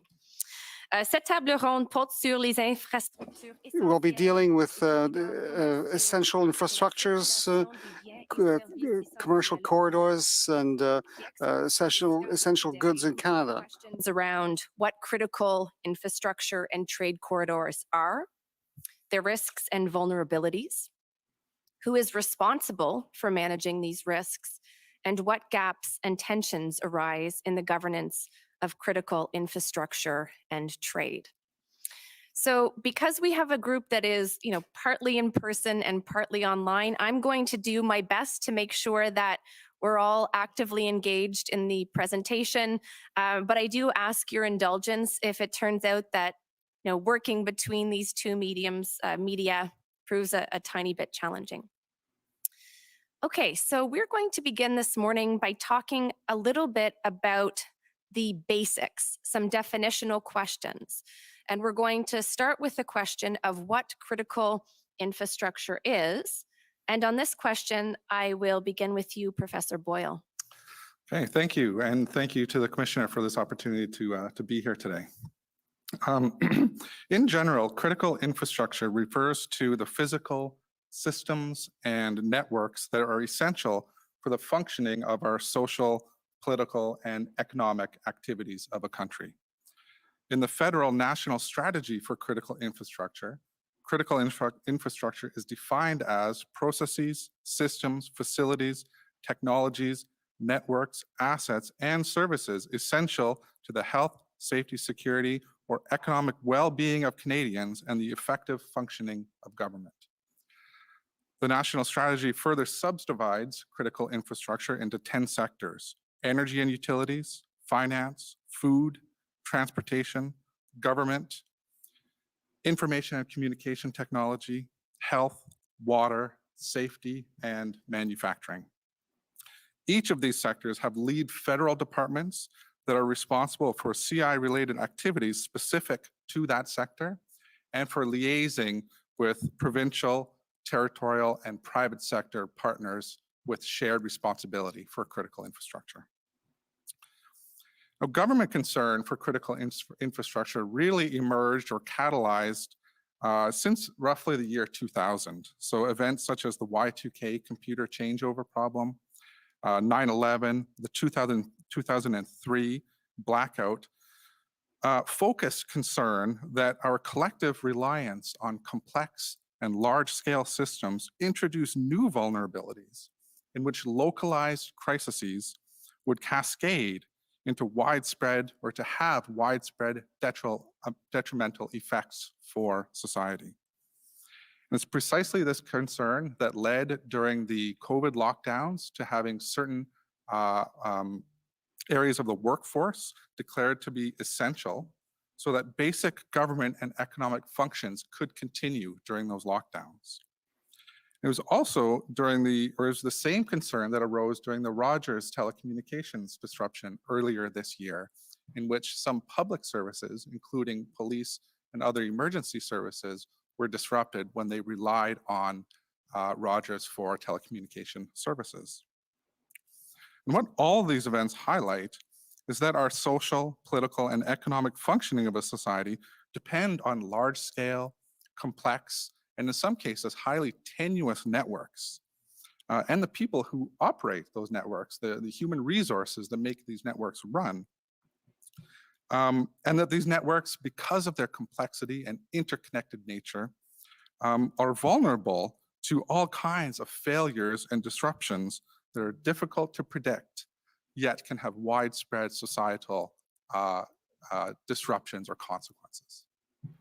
Thank you, Professor Boyle. So we're hearing that there are a wide range of sectors that are considered to have critical infrastructure. Going to you, Professor Quigley, can you perhaps elaborate on some of these threats to critical infrastructure that Professor Boyle has identified? Sure thing. I want to start off by just saying thanks so much for having me at the panel discussion, and also thank you, Professor McDonald, for your pronunciation of McKechnie, which was spot on. So you have indeed established your credentials, your maritime credentials. So threats to critical infrastructure come in different shapes and sizes. The climate change and natural disasters are the ones that get a lot of attention these days. They include floods, wildfires, hurricanes, earthquakes, and ice storms. There can be terrorist plots like Toronto 18, terrorist attacks like 9/11, labor unrest like a strike action, environmental protests at seaports, cyber attacks like the one we saw in Estonia 2007, which disabled part of its banking infrastructure, industrial failures, which can be sometimes accidents that result in bridge collapses, train derailments. There are nuclear examples like Chernobyl, for example. Water contamination like Walkerton, contamination of food supply, an example like a foot and mouth disease spread. So the threat level can be understood in terms of risk. And I note there's been quite a few references to risk in some of these panels discussions. So risk is perhaps a little bit worth unpacking at this point. Risk is generally understood as a function of probability and consequence. So on the consequence side, all of these events are consequential when they occur, judging by dollars lost, property or reputational damage, or body count in the case of death. Taking a step back, some can be more consequential than others, and these consequences are not necessarily viewed or shared equally. On the probability side, some of these events occur more often than others. So when we think of 9/11, it's likely a once-in-a-lifetime event, we hope. When we think about wildfires and hurricanes, they occur from time to time and in the same regions from time to time. So I'll note in Halifax, for instance, we're on a hurricane path. So every few years we have a pretty devastating hurricane that blows through the region. Another distinguishing feature is the presence of a malicious actor. When natural disasters occur, we can build up infrastructure to protect ourselves. Dikes, for example, to protect against flooding in flood-prone areas. When you have a malicious actor, you have an adaptive agent. So protecting airports might result in a malicious actor targeting trains. So when you're trying to protect yourself against those who would do you harm, you have to take a holistic view. Otherwise, you're building half a fence. And as they say, building half a fence is no fence at all. Finally, I'll just underscore that the importance of access to predictive data is an important consideration when examining risk problems. The number of car accidents is actually very predictable every year, year in and year out. It's pretty stable. The number of terrorist attacks or bridge collapses is not. This necessitates a different approach, which I think we'll explore in more detail during the discussion. I'll stop there. Thank you, Professor Quigley. At this time, would any of the panelists like to provide additional remarks on this first theme?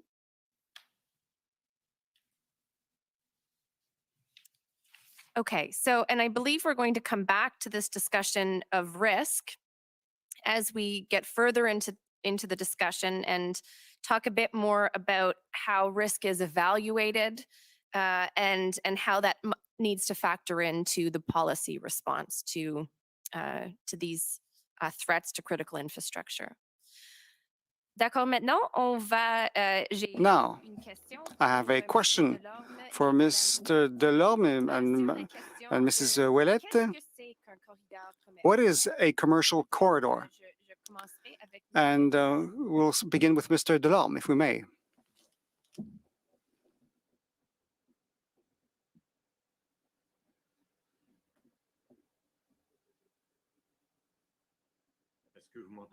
Do you hear me well? Yes, we do. Thank you. Great, thank you. Now, thank you for this invitation to testify before your commission. I'll ask Mr. Chandra to define further what is a commercial corridor. Florence Ouellette and myself, what we wanted to do today was to establish to find an answer to the question: to what extent is a commercial corridor vulnerable? How do we exchange goods, Canada, United States, and how can we say that? And how can we say that there is a vulnerability on that side? And I'll ask Florence to tell you more about the position of Canada with regards to the United States and with regards to the picture of importation and exportations. So, and we'll see how all this has an impact on employment and direct employment and indirect employment. And I'll give you an example of that. So, Florence, could you please begin and give us an idea of the picture of the relationship we have with the United States. Can you hear me well? Okay. Hello, I'm Florence Ouellette. Thank you for letting me participate in this roundtable. Now, with regards to commercial corridors, yes, there's a geographic element, of course, in the definition, because it allows the transportation of goods and services between two different countries. In the case of Canada, some corridors, especially with the United States, they can be critical in infrastructures for Canada. For instance, Canada is a small, open economy because we export quite a lot what we produce every year. We export that abroad, of course, and the vast majority of these exportations are with the United States, as we mentioned it in the document written by Mr. Delhomme and myself. About 62% of the commercial Canadian trade is with the United States. The second biggest commercial partner of Canada is China, and it's about 9% of Canadian trade. And then Ontario is right in the Canadian tendency, because it's very much dependent on the United States for its trade, and for goods, it's even more important for Canada, United States, and the Ontario. You won't be surprised to hear this. We have a common border, of course, with the United States, and the essential part of that trade is by truck, which explains that there are many critical infrastructures, as Mr. Boyle and Mr. Quigley were saying. That's part of the commercial corridors, and they can be very vulnerable. For instance, what we had with the blockade of the Ambassador Bridge in last February, and Mr. Delhomme will complete the explanation here. Okay, what as Florence was saying, the Deputy Minister of Finance said so last week, Mr. Sabia, and Mr. Minister Freeland, when she testified. Canada is very much dependent on the trade by truck with the United States. That's the first effect. The second effect to be taken into account is that every job, for instance, in the automobile sector in Ontario, to take just one example, it's not just the job in the manufacturing sector, in the auto sector, that at risk when you have troubles with the with traffic or the Ambassador Bridge. the worker, he has a house. He shops for groceries every day. He buys insurance and other services. So this job is responsible for many other connected jobs in the economy. Some studies show that there's a multiplying effect of that job. For how many other jobs is it responsible? It can reach 8 jobs just in the auto sector. So when you have troubles, say, with the Ambassador Bridge, as Florence was saying, it's a critical aspect of the Ontario economy that is threatened because there are a lot of jobs gravitating around the auto sector. It's not just the auto sector per se that is imperiled. It's everything that's around it. And I'll stop here. And when we we try to calculate to see how many jobs are threatened because they are dependent on the Ambassador Bridge, it's 350,000 jobs that are dependent on the Ambassador Bridge corridor. So there's 4.5% of all jobs in Ontario and 2% of all jobs in Canada. Now, it may not seem for a lot for some people, but if these jobs disappear permanently, if the chaos is prolonged, you could think that the economic cost could be much, much higher, and some of these job losses would be permanent. Thank you very much. Thank you, Mr. Delorme.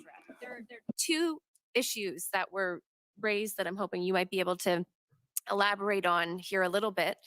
The first is how trade corridors in Canada are defined by trade networks with the US. And then the importance of truck trade was also mentioned, and I'm hoping you might be able to speak to that as well. Yeah, thank you, Professor McDonnell. So, if you were to look at most international trade around the world, the 2 most common modes by which goods are sent to and from or between countries is by air and by sea. But that's actually not true in the case of Canada and the United States. We have, the vast majority of our goods are actually transported over land, mainly by truck, although to a slightly smaller extent by pipeline or by rail. And not only are Canada and the US each other's largest trading partners, we're also the single biggest trading relationship in the world. So we're quite unusual in that sense that our trade is mainly over land, because that's an outlier by world standards. But yeah, the vast majority of our land-based trade is by truck. Something like 63% of all goods that are imported and exported between Canada and the United States travel across the land border by truck. And there are thousands of these trucks that enter Canada every day. There's, on an average day, something like 14,000 trucks enter Canada from the United States.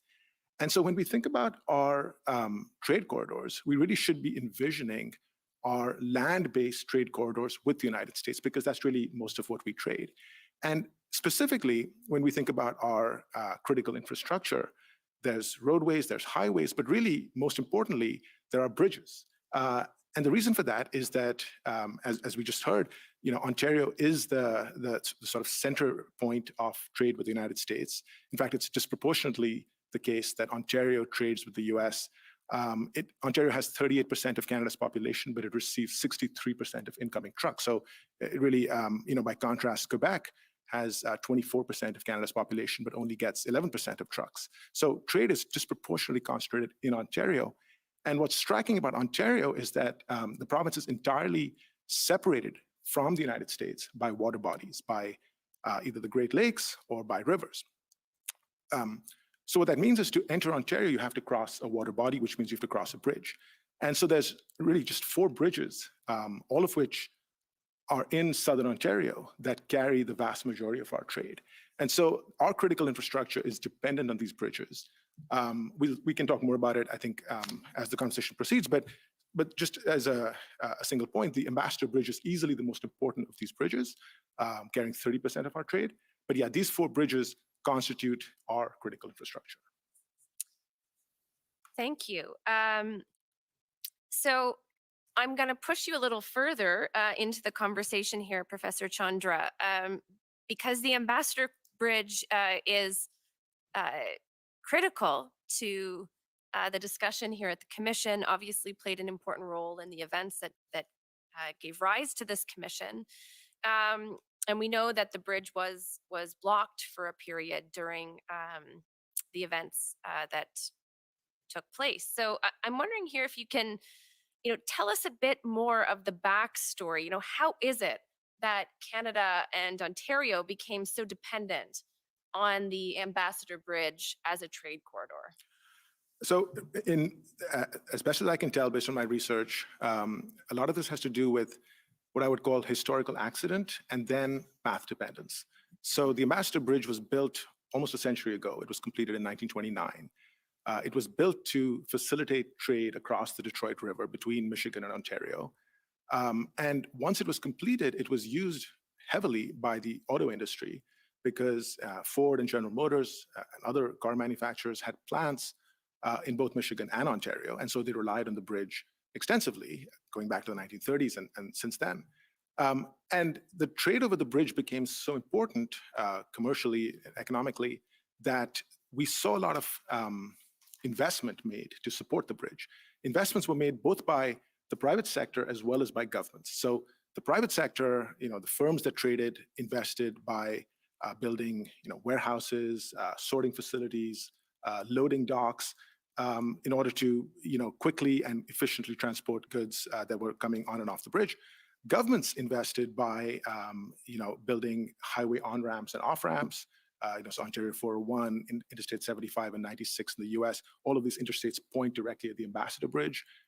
Governments also invested by allocating customs agents, building customs inspections facilities and so on. And so the more investment that the bridge attracted, the more efficient it became to process vehicles. And so the more traffic it actually attracted, including by non-auto industry actors. And so we sort of got into this cycle, which you can think of as either virtuous or a vicious cycle, by which it attracted more traffic. So we threw more infrastructure investment at the bridge and so on. And so now the Ambassador Bridge is absolutely vital to Canada-US trade, carrying 30% of our trade. And it's not as though it's all the auto industry. So like I said, Ontario gets about 63% of trade with the US. You might think that that's dominated by the auto industry, but it's actually not. By my calculations, even the non-auto industry, so everything other than automobiles, is still heavily concentrated in Ontario. A little bit less, more like 55%. But that just goes to show you how even other industries became reliant on the Ambassador Bridge over time. Okay, thank you, Professor Chandra. I'd like to invite those who are on the screen with us to contribute to this discussion. Monsieur Delorme, Madame Houlette, Professor Quigley, would you like to add anything at this moment about the significance of the Ambassador Bridge as a trade corridor? Well, I'm going to let Florence speak first. Yes, thank you. In fact, if you'll allow me the analogy to sum up what's been said so far, what my colleagues and I have explained so far is that you have to picture the Ambassador Bridge as a funnel to understand its importance for the Canadian economy. So it explains the dependency of Canada and Ontario on commerce with the United States, the manufacturing industry, and the automobile industry, as Professor Chandra just indicated. But you have to also remember that funnels can also be seen as an hourglass. They have the same shape. And so there are many more impacts that are much broader, the indirect impacts that nevertheless are important, as my colleague Monsieur Delorme just explained, by talking about the multipliers and how that translates into lost or gained production and lost or gained employments as a result of congestion on the Ambassador Bridge. Mr. Goulette, would you like to add something? Oh, Monsieur Delorme, sorry. Yes, I just wanted to say that as we summarize in dollar amounts what Madame Ouellette has just explained in learned terms, it's anywhere from 150 to $400 million in lost costs, lost income, trade income. So there's a very real economic consequence for Canada. Thank you. Professor Quigley, I see that your hand is up. Would you like to add something here? Sure, I'll just add a couple of terms I think that are useful in terms of thinking about risk problems that can maybe complicate or simplify things for us a little bit. I think one is we often talk about resilience in this field. The term gets used a lot.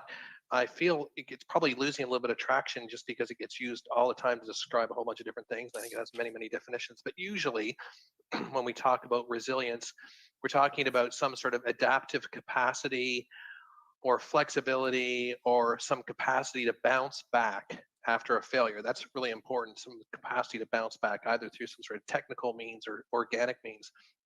But I'm not really sure that fully satisfies the discussion today. So there are a couple other terms that I think are worth thinking about.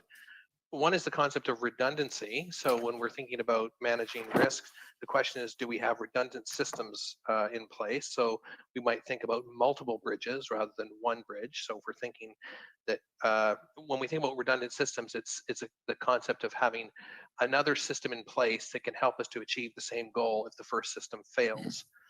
Now that's an expensive way to manage risk, but nevertheless, that can be important if you have a critical system in place. So do we have some redundancy in place that can manage to step in, let's say, if the first system fails? And the second concept is the concept of robustness in our infrastructure. And so when we're thinking about robustness, and I'm referring particularly to the International Risk Governance Council framework, when they talk about robustness, they're talking about systems for which there isn't necessarily redundancy, for which there isn't necessarily resilience. And therefore, we have to make a special effort to protect that infrastructure or to make that infrastructure strong, because if it fails, there will be massive consequences, cascading effects to the failure. So I think this concept of redundancy and robustness can be helpful for us today. Great. I might come back to Professor Chandra to ask you just a bit about how these concepts are relevant in the context of the trucking industry and in relation to the Ambassador Bridge and the situation in Ontario generally. Yeah, I think as Professor Quigley said, these are all concepts that I think an efficient system would exhibit, or features that a good system would exhibit.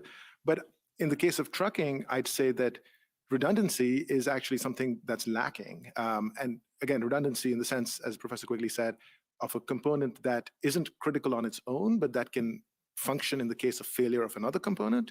But if you think about trucking, cross-border trucking, and the fact that we're so reliant on these bridges in Southern Ontario, there's actually, if one of these bridges fails, and we saw a 6-day failure or blockade in February of this year, but there could be other kinds of failure. There could be infrastructure failure, there could be earthquakes, natural disasters, terrorist attacks, and so on. If one of these bridges fails, the next best alternative really isn't a very good substitute.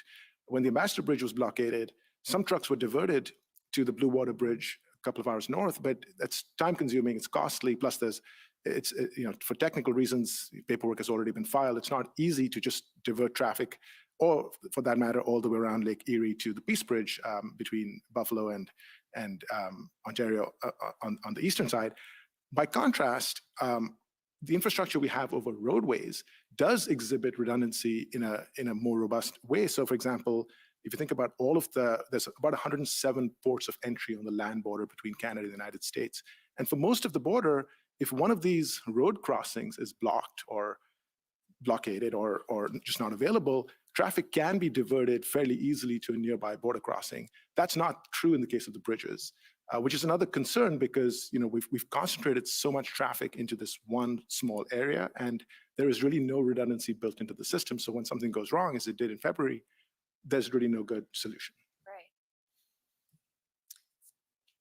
Okay, thank you. So we're going to move now into what I might call the kind of policy side of our discussion, where we're going to go a little bit deeper on the tools that currently exist to protect Canada's critical infrastructure, trade corridors, and the flow of essential goods and services, but also to sort of examine those existing tools with a critical eye and to ask whether there are governance gaps and challenges that need to be addressed. So I think I'll start with you, Professor Boyle. Do you want to talk a little bit about the existing tools that are in place? Yeah, thank you.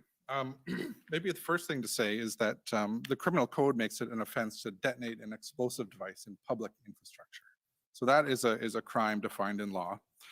Beyond that, I think it's fair to say that responsibility and authority for critical infrastructure protection or security or resilience is diffuse at best. And by that, I mean, I'm not aware of a single legislated point of authority or responsibility for critical infrastructure in all its permutations. Rather, it seems that overall responsibility for critical infrastructure is implicit to the statutory responsibilities of the lead federal departments that lead the 10 different infrastructure sectors, as well as the residual emergency management responsibilities of the federal government. Most of those responsibilities are shared with provincial and territorial governments as well. So on the government side, responsibility for critical infrastructure is a shared enterprise between federal, provincial, and territorial governments. Then we have to acknowledge that most critical infrastructure is privately owned, and there's different numbers that are pegged to this: 80%, 85%, 90%. Fair to say a vast majority of critical infrastructure is privately owned. So that means responsibility for critical infrastructure is shared not only vertically amongst different levels of government, but horizontally with private sector owners and operators of critical infrastructure. So on the question of who's in charge then of critical infrastructure, the answer is it depends. It depends on the statutory and jurisdictional context in which an accident, a crisis, in which something happens. Or to put it roughly, what happened and what was affected will determine who's responsible after the fact. In the early 2000s, the federal government was prompted to take more of a proactive role to try to coordinate these various government and private sector actors towards a common aim of enhancing Canada's critical infrastructure resilience. Public Safety Canada is currently responsible for that role, and the main policy framework or instrument for making that happen is the National Strategy for Critical Infrastructure, which was adopted in 2009. My understanding is that Public Safety Canada doesn't have any distinct powers to instruct or compel other levels of government or private sector owner-operators to undertake specific CI-related obligations within the national strategy. So one way to that this might change would be to empower Public Safety Canada to be able to mandate minimum service requirements or standards that could be tailored for particular sectors. And I think this might work in sectors where there's a small number of fairly powerful companies, such as communications or energy. Another limitation of the national strategy is that as it was formulated in 2009, it does not include Indigenous groups or municipalities as stakeholders as they are defined in the national strategy. The national strategy is a policy framework that enables federal, provincial, and territorial governments to work together with the private sector. Indigenous groups, municipalities are not included in that framework. So another broad, high-level limitation to our governance strategies for critical infrastructure in Canada is this omission. And one way that could be improved going forward is to include municipalities and Indigenous groups as stakeholders under the national strategy. And actually, I know this is a known issue for Public Safety Canada, and it was identified in a recent review of the national strategy for critical infrastructure by Public Safety Canada. So this is already very much on their radar. It's also worth noting some newer developments in the field of critical infrastructure protection that have happened over the last couple of years. In the summer of this year, the province of Ontario joined Alberta and Manitoba as provinces that have introduced provincial legislation that create punishable offenses, punishable by fines or by jail time, having to do with interfering with critical or essential infrastructure. So for the record, this legislation is in Alberta, the Critical Infrastructure Defense Act of 2020. In Manitoba, the Protection of Critical Infrastructure Act 2001. And in Ontario, the Keeping Ontario Open for Business Act 2002. The details of these provincial level laws are different. They define critical infrastructure in slightly different ways, or they might refer to essential rather than critical infrastructure.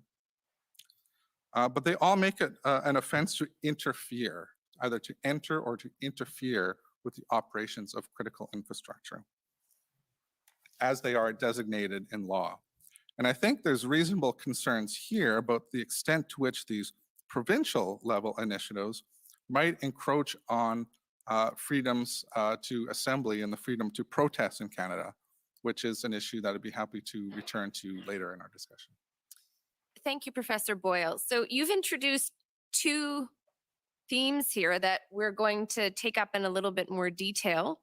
And the first is the sort of multi-level governance issues or the federalism challenges that are associated with protecting critical infrastructure. And I know that there is a separate discussion, separate panel, which is going to be devoted to some of the federalism issues, but we will expand on those a bit today.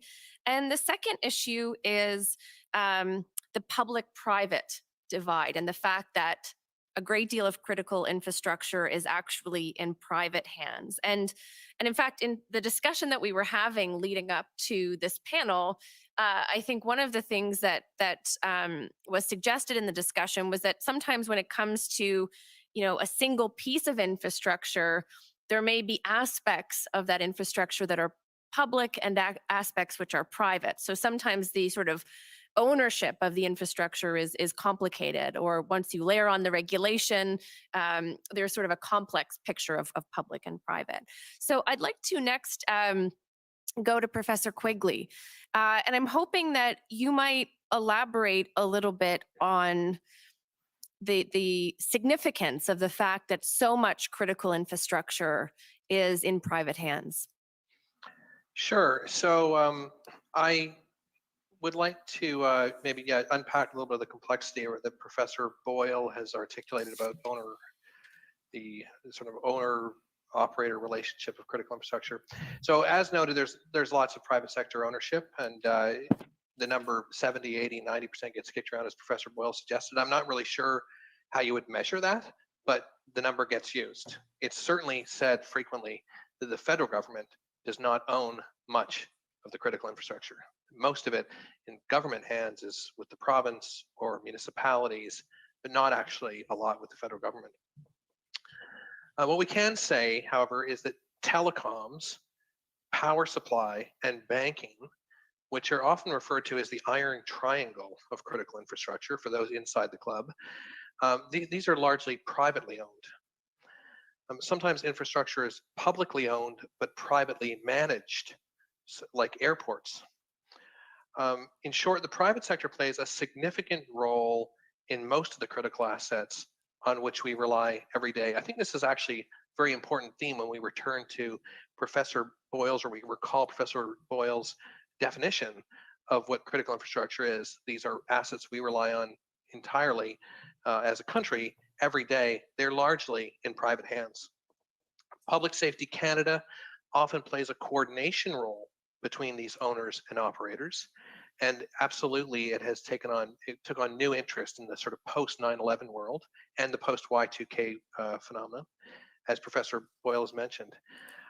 Public Safety Canada encourages relationship building and information sharing, but it is fairly light touch regulation. There are a number of reasons why private companies, and public too, it's fair to say, but private companies don't wish to disclose information about vulnerabilities in their infrastructure. At a minimum, their share value would be at risk if they disclosed vulnerabilities that they were carrying. On another point, if you consider the list of 10 critical sectors that Professor Boyle articulated at the outset, they are very different in terms of governance. There's a number of factors that work against a standardized approach. Some are regulated by the federal government, whereas some are regulated by the provincial and municipal government. Some are monopolies, some are oligopolies.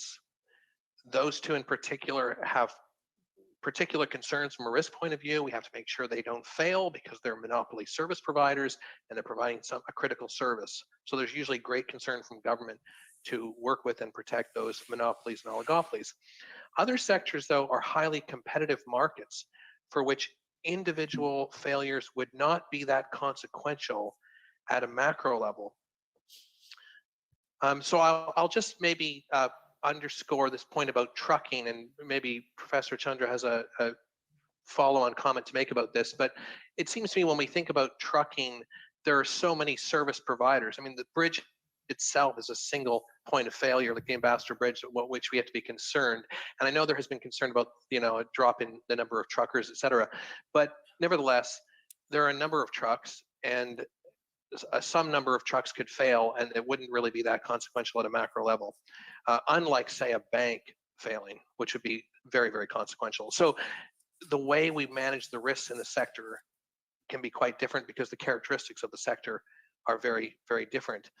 I think I'll also just mention that some failures can impact individual communities. So again, going back to something like Walkerton water contamination, obviously had a huge impact on Walkerton. The failure of a particular hospital can have a consequence for a rural community. But again, these are not issues that will necessarily raise questions about national stability, whereas a bank or an airline failing could actually have a much greater impact nationally in terms of national stability. So those are some of the characteristics I would say that make the space very complicated in terms of having some standardized approach. I think we've defaulted into, as I've mentioned, and I think Professor Boyle has noted, a kind of coordination role that Public Safety Canada plays, but perhaps an absence of strong standards. I'll pause there. Thank you, Professor Quigley. I think this is a bit of a theme of these policy discussions, that it's complicated. And I think you very usefully started to deconstruct the private sector a bit for us, and to point out that, the private sector contains a number of different entities, including, from the large telecom company, for example, to the small trucking company, or perhaps even the individual truck driver. I think that takes us back quite naturally then to the question, the specific questions around the Ambassador Bridge. And I'm wondering, Professor Chandra, if you want to talk a bit about perhaps the regulatory challenges that the kind of fractured nature of the trucking industry poses. But then I guess the flip side that Professor Quigley has also identified is that fractured nature of the industry might also decrease the risk that in an emergency, there's going to be a wide-scale disruption in the industry. Yeah, I'm happy to. It's useful to think of some examples. So both Professors Boyle and Quigley mentioned the 70 to 90% figure for private infrastructure, private ownership of infrastructure. In some sectors, it's 100%. So in pipelines and railroads, both the operators and the infrastructure itself is entirely privately held. And another example that's seems small, but it's actually very important, is network cables. So the data that we transmit to and from other countries, basically intercontinental transmission to Europe and to Asia, all of that happens over undersea network cables. And for the most part, in fact, well, Canada mostly piggybacks off of the United States in terms of their network of cables, but those cables are entirely privately owned. They're owned by technology giants. Governments don't own them. And so we're entirely dependent on the private sector in those cases. But coming back to trucking, actually, in the case of trucking, a lot of the infrastructure is not privately owned, it's publicly owned, whether it's federal or provincial, but the roadways and highways and most of the bridges that connect the US and Canada are in fact publicly owned.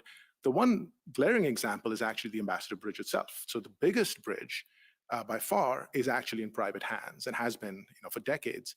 In fact, it's in family hands, owned by a family, a Detroit-based family.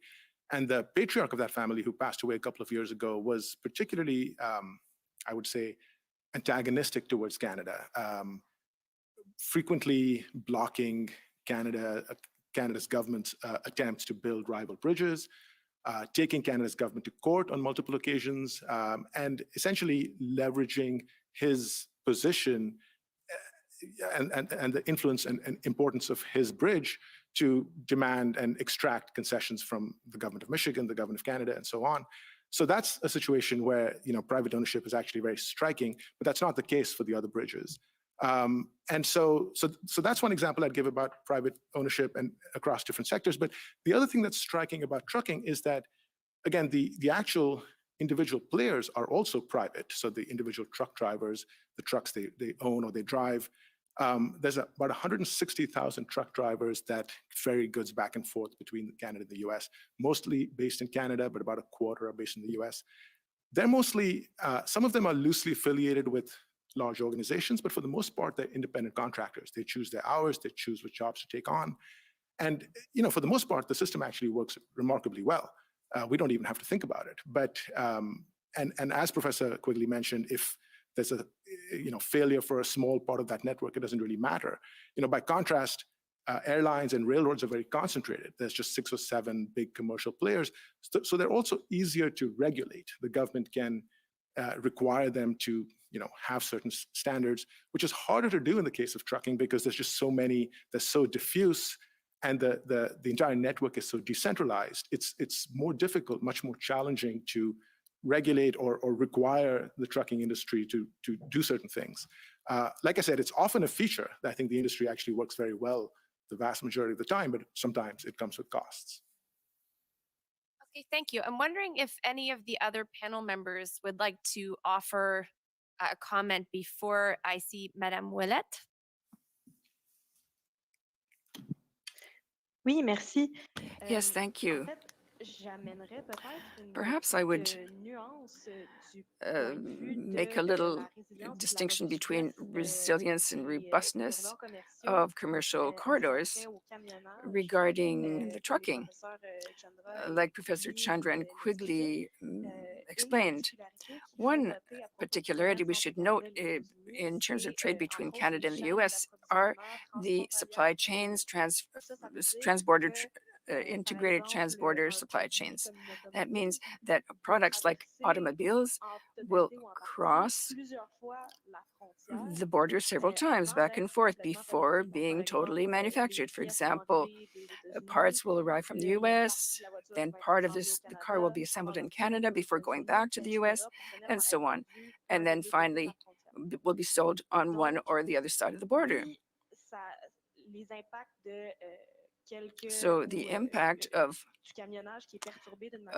trucking that is disturbed in one way or the other won't have the immediate impact of a bank failure, but it can be the first part of a domino effect, which can be fairly significant. One example would be where the United States would question the reliability of Canada regarding some commercial agreements. For example, Minister Freeland mentioned this at the commission in her testimony that it came to be on her desk, even though the Ambassador Bridge is private property. Some American partners found that Canada was becoming less reliable than they used to see it from a commercial point of view. Also, that trucking is part of the supply chain between Canada and the US, which is less concentrated. But there are some industries like the manufacturing industry, which are very concentrated in terms of suppliers. So this means if there's a supplier in the US that can no longer carry out its commitments for a Canadian partner for whatever reason, there's not really any alternative, or the ones that are out there are not great. I think that is an important distinction we should think of when we think about infrastructure and commercial corridors and the trucking and so forth. Thank you, Mr. Delorme. We can't hear you. Sorry. All right, sorry about that. The point that Madame Ouellette has just brought up is very important. I would use the image of a Lego construction. Yes, perhaps we don't have a big piece of Lego like an airplane or a bank, but each piece of the Lego structure regarding transportation or integrated supply chain plays a critical role for the solidness of all of the Lego construction. So even if the little piece isn't that important, it is so important in the chain and the sequence of the chain of production that the failure of a small piece can cause the whole structure to have major consequences, even if that piece is very small. Thank you. So Professor Boyle has given us a sense of the existing tools that Canada has to protect its critical infrastructure. And we've also talked a bit about the challenges that exist or some of the gaps in governance of critical infrastructure and trade corridors. Now we're going to move to perhaps another tension that exists or another challenge, which is the protection of critical infrastructure in circumstances or in ways that are also respectful of individual rights and freedoms. And so, Professor Boyle, I'm wondering, you touched on the possibility of a tension between robust regulation of critical infrastructure and freedom of expression, freedom of peaceful assembly. So I'm hoping now that maybe you can flesh that out a little bit. Yeah, thank you. And I'm happy to have this opportunity to weigh in on this question in this venue. My concern at this point is that the events of February of this year and the subsequent invocation of the Emergencies Act will intensify government concern around the problem of critical infrastructure protection, which is a valid concern, but it'll intensify concern in such a way that will lead to enhanced police powers that will pose a threat to freedom of assembly and protest. The protection of critical infrastructure is already a part of a justification to strategically suppress protest groups in Canada through preemptive intelligence gathering and the strategic incapacitation of protests on the ground. Indeed, this is the default experience of many Indigenous protest groups and environmental movements in Canada, who challenge infrastructure projects on traditional Indigenous lands. And I think it's entirely reasonable to think that the new provincial offenses related to interfering with critical infrastructure that I mentioned a few minutes ago will become part of this toolkit, insofar as they provide a legal authorization to stifle and police protests in the vicinity of designated critical infrastructure, just like how the Public Works Protection Act was used during the G20 in 2010 to effect arrests around the protected convention center in downtown Toronto. And we heard yesterday at one of the roundtables that the freedom of assembly, unlike the freedom of expression, I hope I'm getting this right, is intrinsically tied to space and occupying space, right? Being present in space and taking up space. And I think these provincial laws, if they are broadly construed, might make it practically impossible to occupy space in that very important way. In any meaningful or visible way in dense urban centers where multiple protected zones might overlap and where arrests might be authorized by the ambiguous offense of interfering with designated critical infrastructure. So I think there's a very real concern in this moment, in this historical moment, that the events of February will lead to the introduction of new or revitalized or enhanced police powers to protect critical infrastructure that will have a dampening effect on the freedom of assembly, which, as we heard yesterday, is intrinsically tied to taking up space, occupying space. This concern, I think, is already playing out at the provincial level. And so I'm concerned that the events of February of this year might refocus federal energies and federal attention on protecting critical infrastructure in a way that was much like how the FLQ crisis focused federal attention and energy on what was known at that time as vital points in Canada. So on the question of the tension between critical infrastructure protection and freedom of assembly, my hope is that one outcome of this commission might be to amplify to all audiences, all levels of government, that new measures to protect critical infrastructure cannot be broad and sweeping and cannot come at the expense of freedom of assembly and protest in Canada. Thank you. Thank you. So I think you're echoing some of the discussion yesterday in underlining the importance of the right to peaceful assembly in a democratic society and the importance of safeguarding that right. And I think as we discussed yesterday, one of the challenges that exists is, of course, how we ensure robust protection of these rights while also addressing situations where the exercise of those rights runs up against other compelling state objectives or the rights of others. And so thank you for introducing the way that critical infrastructure is related in important ways to this conversation.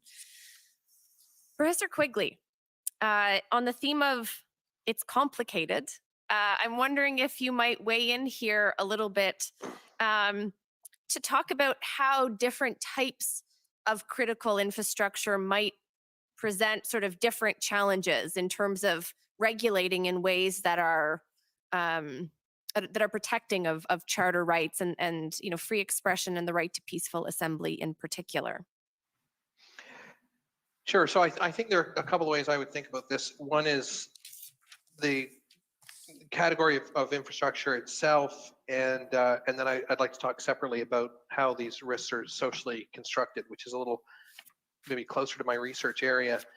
I think that on the question of the category of risk itself, it's worth remembering that government is a category on that list of 10. And so if we were to identify government as a place that had to be protected and couldn't be a target of protest, then that would mean, say, for example, no more protests in front of the Ontario legislature. I can tell you my whole life I've seen protests in front of the Ontario legislature for a number of different reasons, and I can't imagine us saying that you can't protest there anymore. So there would be one element of almost the absurd. I will say though that there might, where I think it might get a little trickier, and I've mentioned this to Professor Boyle. If you think about something like nuclear technology, it's been a kind of a flashpoint for protests for decades. There may be some genuine concerns about safety and security in protesting around that environment. So there's tension there, I think. Obviously, it's an area where there have been a lot of concerns, though, about the use of technology, nuclear technology, and protests. You also have some disasters and crises. So I think there's a tension that has to be managed there, I think, with some of these areas where there could be some serious concerns about safety. But I want to just shift a little bit and talk about social construction of risk and how threats and events happen in a particular context, and the concerns are amplified and shaped in the moment and will influence the tools that are invoked. So natural disasters are frequently referred to as acts of God. Traditionally, they're seen as nobody's fault, although I think that's changing a bit more with a lot of the climate discussion. But traditionally, they're seen as nobody's fault. And that makes it harder to hold people to account. So for example, decisions to build infrastructure in flood-prone areas. Who made those decisions? When did they make them? Why did they make them? And can we hold those people to account afterwards when there's some flooding? That's harder if we think of acts of God as nobody's fault. So where we build infrastructure can put people in harm's way in natural disasters, and we need to think about that. In contrast with industrial failures like bridge collapses and train derailments, accountability can be actually rather narrow and ruthless. And I'm talking about the sort of popular media context. It can often neglect the broader context in which risks are managed in industrial settings. So for example, not just the owner of the infrastructure, but also the inspections that occurred, the training culture that exists, the safety culture that exists. And I would point to Lac-Mégantic as providing some examples on this front, that the accountability was rather narrow. And in fact, there were a number of different organizations that had shared some responsibility for the rail derailment, to the train derailment, pardon me, in Lac-Mégantic. So in the particular context of the protests in February, popular media plays an important role in amplifying and also in attenuating risks. So here I'm referring to mainstream media, not the discussion you had earlier today that focused largely on social media, although mainstream media have social media outlets, of course. So between January and March 2022, according to our research, there were nearly 600 articles published across the Toronto Star, the National Post, and the CBC News on the Freedom Convoy. In contrast, cyber threats normally get very little coverage, partly due to the complexity of the issue, partly because companies don't want to disclose their cyber failures when they occur, and partly due to the absence of a central figure in the narrative. We often don't know who is responsible for cyber attacks. There is no quote unquote bad guy to frame the story. So while these events can be highly consequential, they don't get nearly as much attention, and certainly not as much media attention. I'll just put the little caveat that if you can get a bad guy or some sort of famous celebrity associated with the technology, you get a lot more media coverage. But if it's a hack for which no one knows who's responsible, it gets a lot less attention, but it may be very, very consequential. And then you contrast that with a protest where you had 600 articles in 3 main media outlets in Canada over 1 month. That's a lot of media attention. I'll also point out there's ambiguity in the polling data and public sentiment that occurred in February. A February poll by Angus Reid indicated that 70% of Canadians oppose the protesters' approach and behavior. A separate poll reported by The Economist noted that 46% of Canadians believed the protesters' frustration was legitimate and worthy of some sympathy. So you have this sort of highly fluid popular context where people seem to be opposed to the method, but sympathetic to the cause. So it's maybe a little bit difficult to interpret where popular opinion landed. This of course matters to politicians and policymakers, where public opinion stands at a particular moment in time in the middle of these crises. And finally, there's the capacity, and I want to go back to this notion of private ownership and highly concentrated power. There's the capacity of powerful actors in society to shape views. Larger, better funded companies have stronger lobbying capacity and typically have better access to decision makers. They are better able to shape and influence the manner in which governments understand the problem. So comparing major banks or airlines' ability to influence decision makers to the individual truckers that Professor Chunder referred to, for example, would suggest that some have better access and influence than others. I know that last week the Minister Freeland referred to the Commission. She referred to discussions she had with the CEOs of banks during the protests. This is not unusual in these kinds of events. I've just studied many of these events before. It is not unusual for CEOs to engage with ministers in different countries during these crises. I'm not suggesting it's wrong, but it seems to be the case that powerful interests have ready access to governments during these events. Less organized, less well-funded organizations have less access. I'll pause there. Thank you, Professor Quigley. I'm now going to bring Madame Ouellette into the conversation to help us understand what is perhaps the sort of other side of the coin. So we've talked about the importance of robust protection of rights, rights to protest, rights of free expression. And now I'd like to take us to a discussion of the types of public interests that might justify the limitation on rights and how we might evaluate those public purposes. And where I'm going here, Madame Ouellette, is that earlier you introduced this concept of supply chains or the kind of the complex interrelationship between aspects of the supply chain. And this suggests that a disruption to one part of the supply chain can cause this chain reaction sort of across the supply chain in terms of disruption and the like. So I'm just wondering if you might be able to talk a little bit about what those effects can be, where you have a piece of critical infrastructure that is shut down, for example, by a public protest. Oui, merci. Yes, thank you. On the one hand, yes, certainly you, as my colleagues were explaining earlier, there's the freedom of expression, freedom of assembly, all that is important. But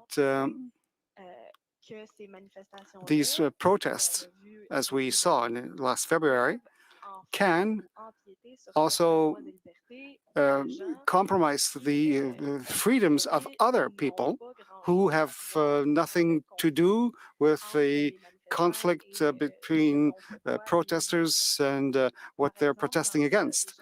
For instance, in the case of supply chain, think of these people who lose their jobs because of the blockade, for instance, of the Ambassador Bridge. So you have to quantify that. How do you do this? Well, through multipliers. So the number of jobs in one industry will depend in part of the demand for the products of that industry.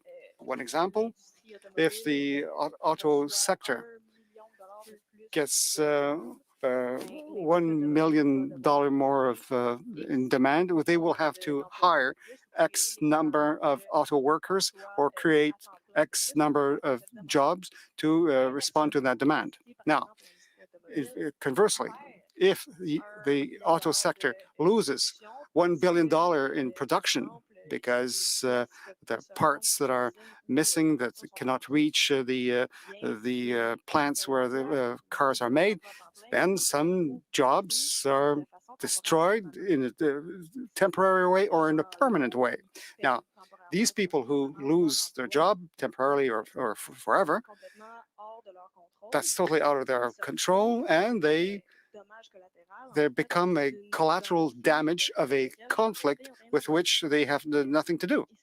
Now, it would be interesting here to collect more data on the real impact on jobs of the Ambassador Bridge blockade.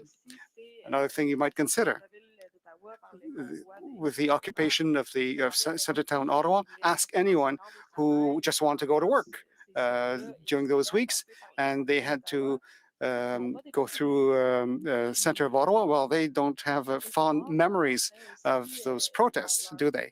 And to what extent are their rights, were their rights compromised? It was not just one afternoon, and after that the truckers were gone. No, they stayed there for a long time, all right?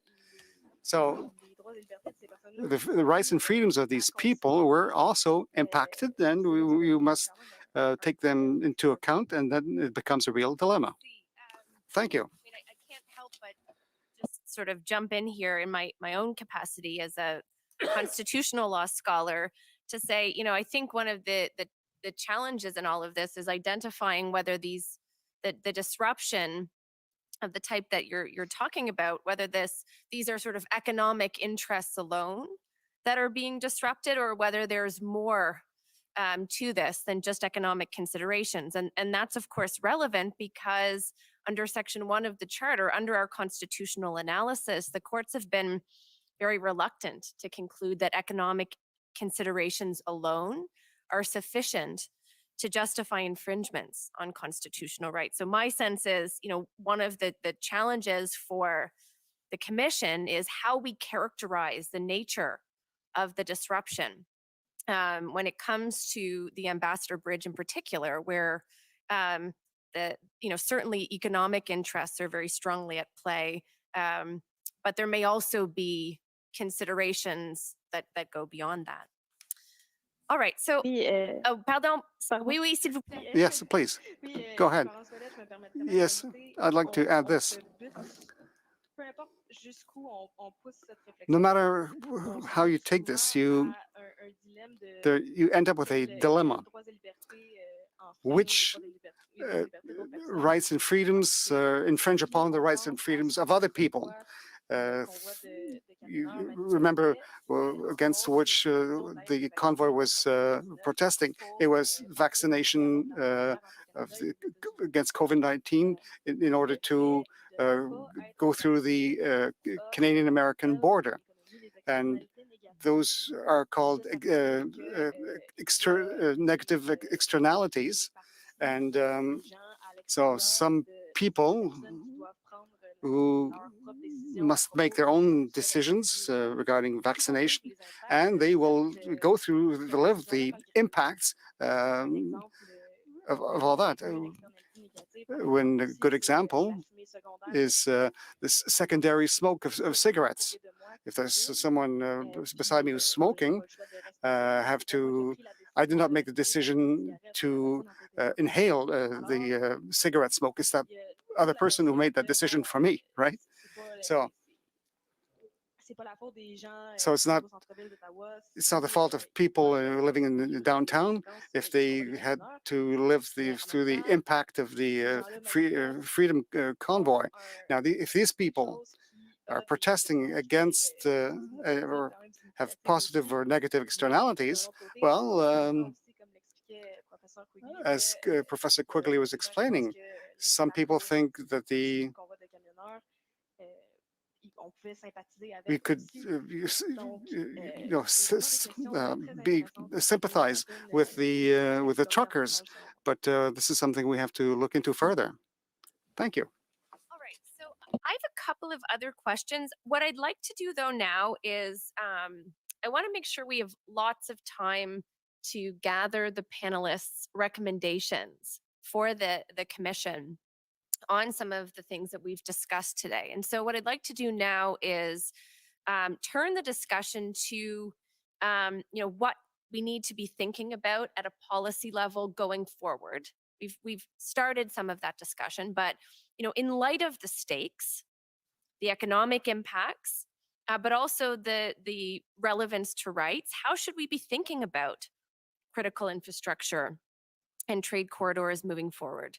Devons-nous retenir de cette table ronde? What should we note from this discussion so far? Sure.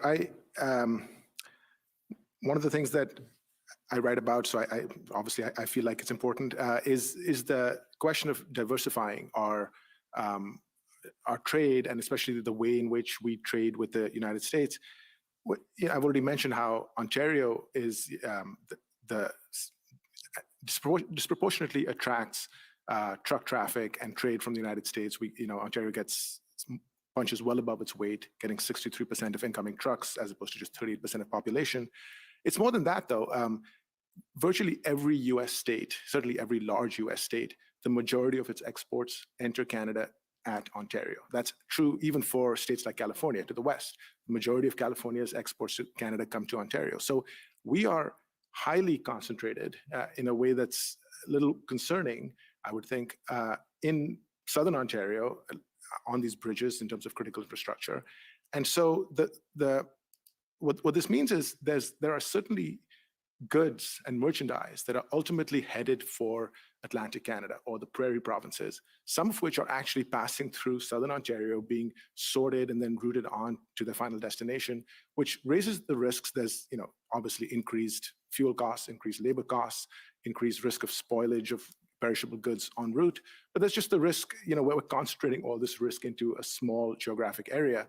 And what that means is if there's catastrophic events or unforeseen events, whether they're natural disasters or human-caused interventions like blockades or terrorist attacks, we're vulnerable to something like that happening in Southern Ontario, which really could be catastrophic for the entire country. So as another example, we actually have a rival to the Ambassador Bridge being built right now, the Gordie Howe Bridge, which is under construction and will be operational hopefully within a couple of years. And the Gordie Howe Bridge is right next to the Ambassador Bridge. So in some sense, it does take the pressure off our reliance on this one privately owned bridge. But on the other hand, it's just yet another bridge. And so in some sense, we're just concentrating our risks even further by our reliance on the Gordie Howe Bridge. And so the concerns I would have would be if there are, let's say, weather-related or climate-related disruptions. We already saw this year, the Mississippi River dried up to a large extent and was almost non-navigable for large stretches, which is sort of incomprehensible to people who study trade because we take for granted that goods flow up and down the Mississippi and then they connect at the Great Lakes to roadways and railways across North America.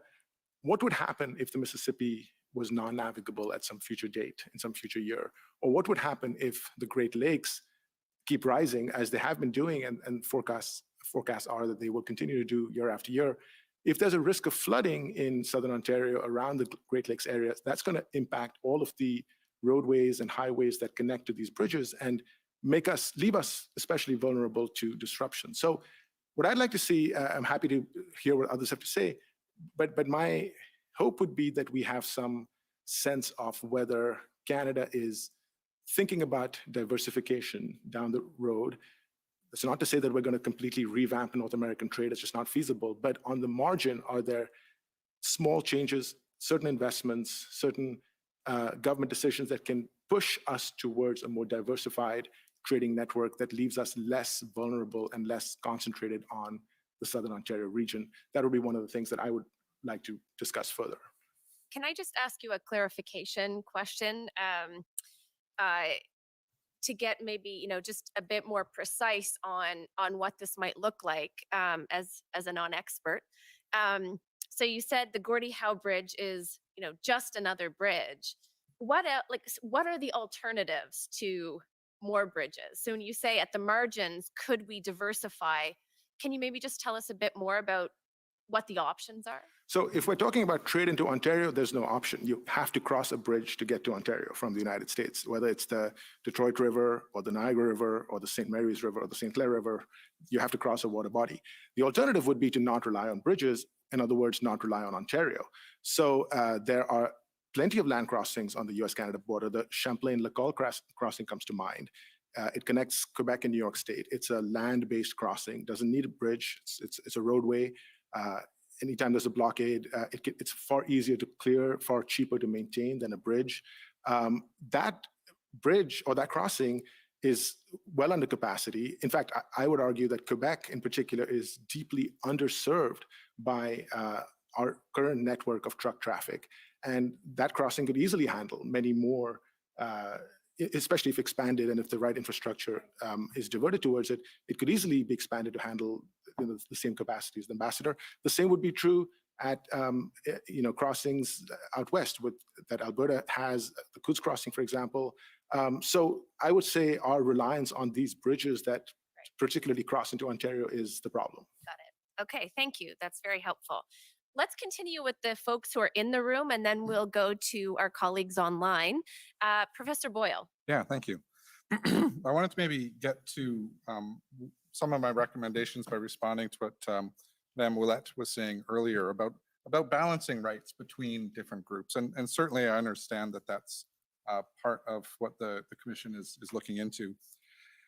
And I don't really have an answer to that when it comes to what ought to be done with respect to critical infrastructure and balancing the right to protest with protecting critical infrastructure.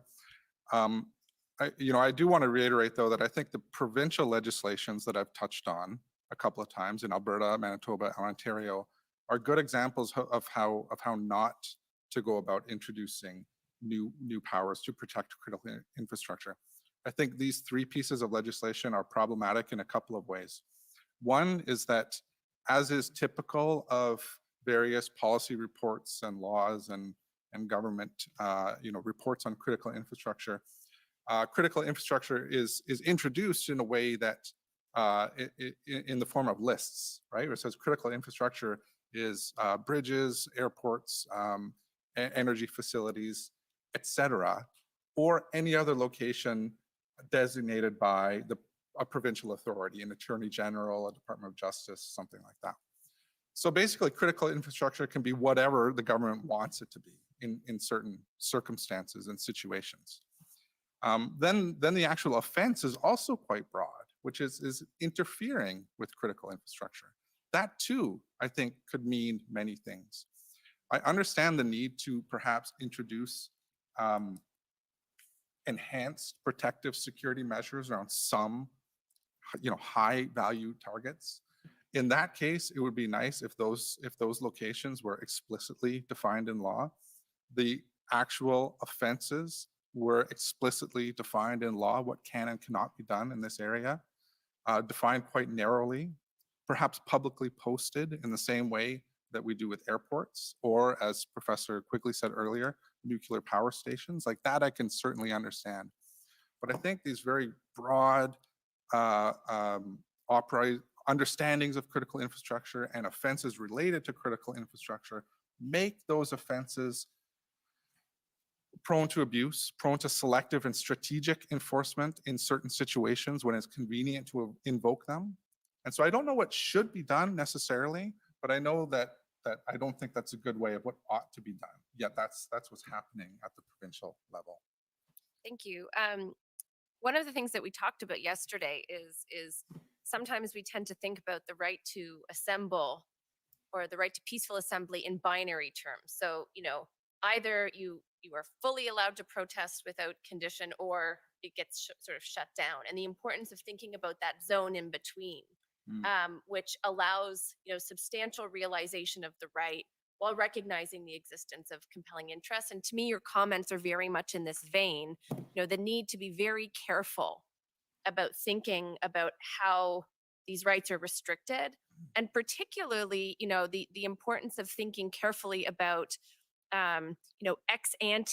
significant ex ante restrictions on protest, which I think in the context of critical infrastructure is maybe something that's on the table to a degree that it's not in other contexts. And so I think you're raising something that's very helpful that wasn't part perhaps of our discussion yesterday. Can I add a couple more things? Please, yeah. I just wanted to go back to some other thoughts about the national strategy, and particularly with respect to the issue of stakeholders. And again, Public Safety Canada is aware that this is a limitation of the national strategy. But municipalities and Indigenous groups really need to be brought into that conversation in a more structural way. I think they're consulted on a sort of ad hoc basis, but they're not defined in the strategy as sitting at the table. And they should be in there for different reasons. For municipalities, I think it was Professor Quigley mentioned earlier, so first of all, a very small fraction of our critical infrastructure is publicly owned. Very little of that is owned by the federal government. A little bit more of that is owned by provincial governments, but the vast majority of it is owned by municipal governance. And at least that's according to the Federation of Canadian Municipalities, which estimates that about 80% of public infrastructure is urban, municipally owned or regulated infrastructure. So they really need to be at the table as well for those discussions. The issue is the opposite for Indigenous groups, and it's the lack of infrastructure. So they need to be brought into that conversation as well, which I think touches on the announcement yesterday, and I hope I get the details right, about Justin Trudeau making a police Indigenous police force is essential infrastructure in Canada in the horizon. So that is a positive move in that direction. Thank you. This is really helpful. One of the questions that has come to us through this process is actually exactly what you've just mentioned, which is, should municipalities, should Indigenous governments play a greater role, particularly since they're often the first responders in this kind of situation. Yeah. Great. Okay, so now let's move to the folks online.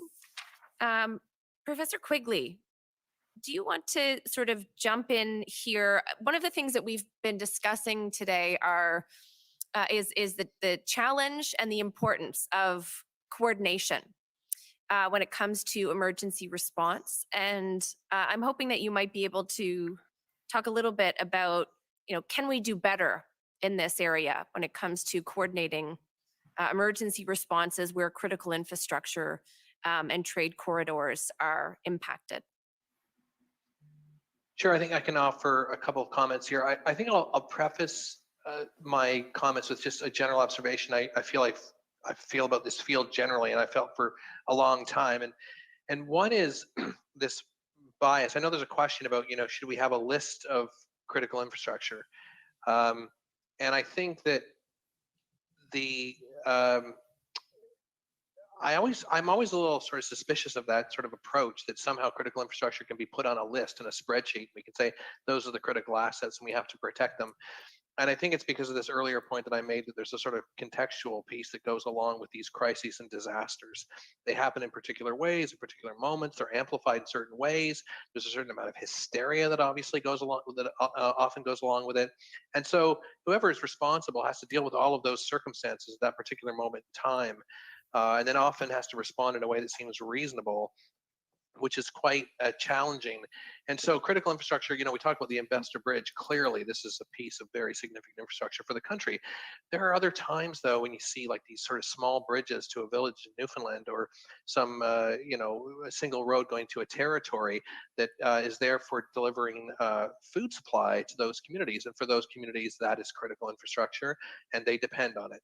So it may seem small in sort of meso-macro level terms, but it's important for those particular communities. And I think it's worth noting as well that a bit along the lines of Professor Boyle's comment around Indigenous communities, rural communities often can be quite vulnerable because they have very little infrastructure, but what they have, they're depending on as a sort of lifeline for the community. It's also the case. Can you try and slow up just a bit? You're going too fast for the interpreters. Sure, by all means. It's because my comments aren't scripted in that case, so I just get all kind of worked up when I start to. I shouldn't have prefaced it, you see? I shouldn't have prefaced my comments. So I think, anyway, small communities, I think, have little infrastructure, and what they have, they depend on. And, even more so the case with telecoms failures and whatnot, where you've got small communities that when telecoms fail, they can't call ambulances and things like that during crises. So my point simply is that to establish a list and say, this is the list of critical infrastructure, I think would be challenging, bureaucratically appealing, administratively appealing, but hard to actually put into action. Plus, you'd have to determine how you're going to do it, what's on the list, what's off of the list, who's responsible for it, who's responsible for the list, because you have to actually keep it up to date. Who's managing that asset? What does it mean to be on the list? What are the standards that you have to actually achieve if you're on the list, if you're considered part of critical infrastructure? Those are interesting questions, I have to say, and they're, as we've said before, complicated. So could we actually establish those standards? The second point I'll make as a preface is just, again, to reiterate that the assets are largely in private sector hands. So we talk about stakeholders, which really, to me, masks the concept of private interests and interest groups, which we use a lot less frequently, but political scientists still like to use this term about interest groups. Their interests, and insofar as those private interests can align with public good, then it can provide good infrastructure and managed efficiently with some stability. I think a lot of the assets are in private hands because there's an optimism that they are more creative, innovative, and efficient. And that can very well be the case. But there are risks that go along with such a large private interest in our national assets upon which we rely every day. And as Professor Chandra mentioned earlier, that in some cases were publicly funded in the first instance and then maybe privatized later. So on that note, I'll also just mention that as Professor Boyle has said, that Public Safety Canada is engaged in the process of reviewing the national strategy. I encourage them to continue along that path.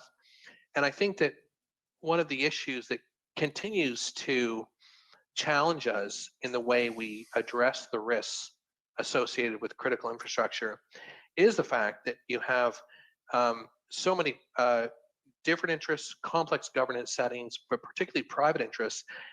And the coordination function or the regulation function seems to be rather light touch on that in the who's managing the infrastructure. What standards should they be achieving?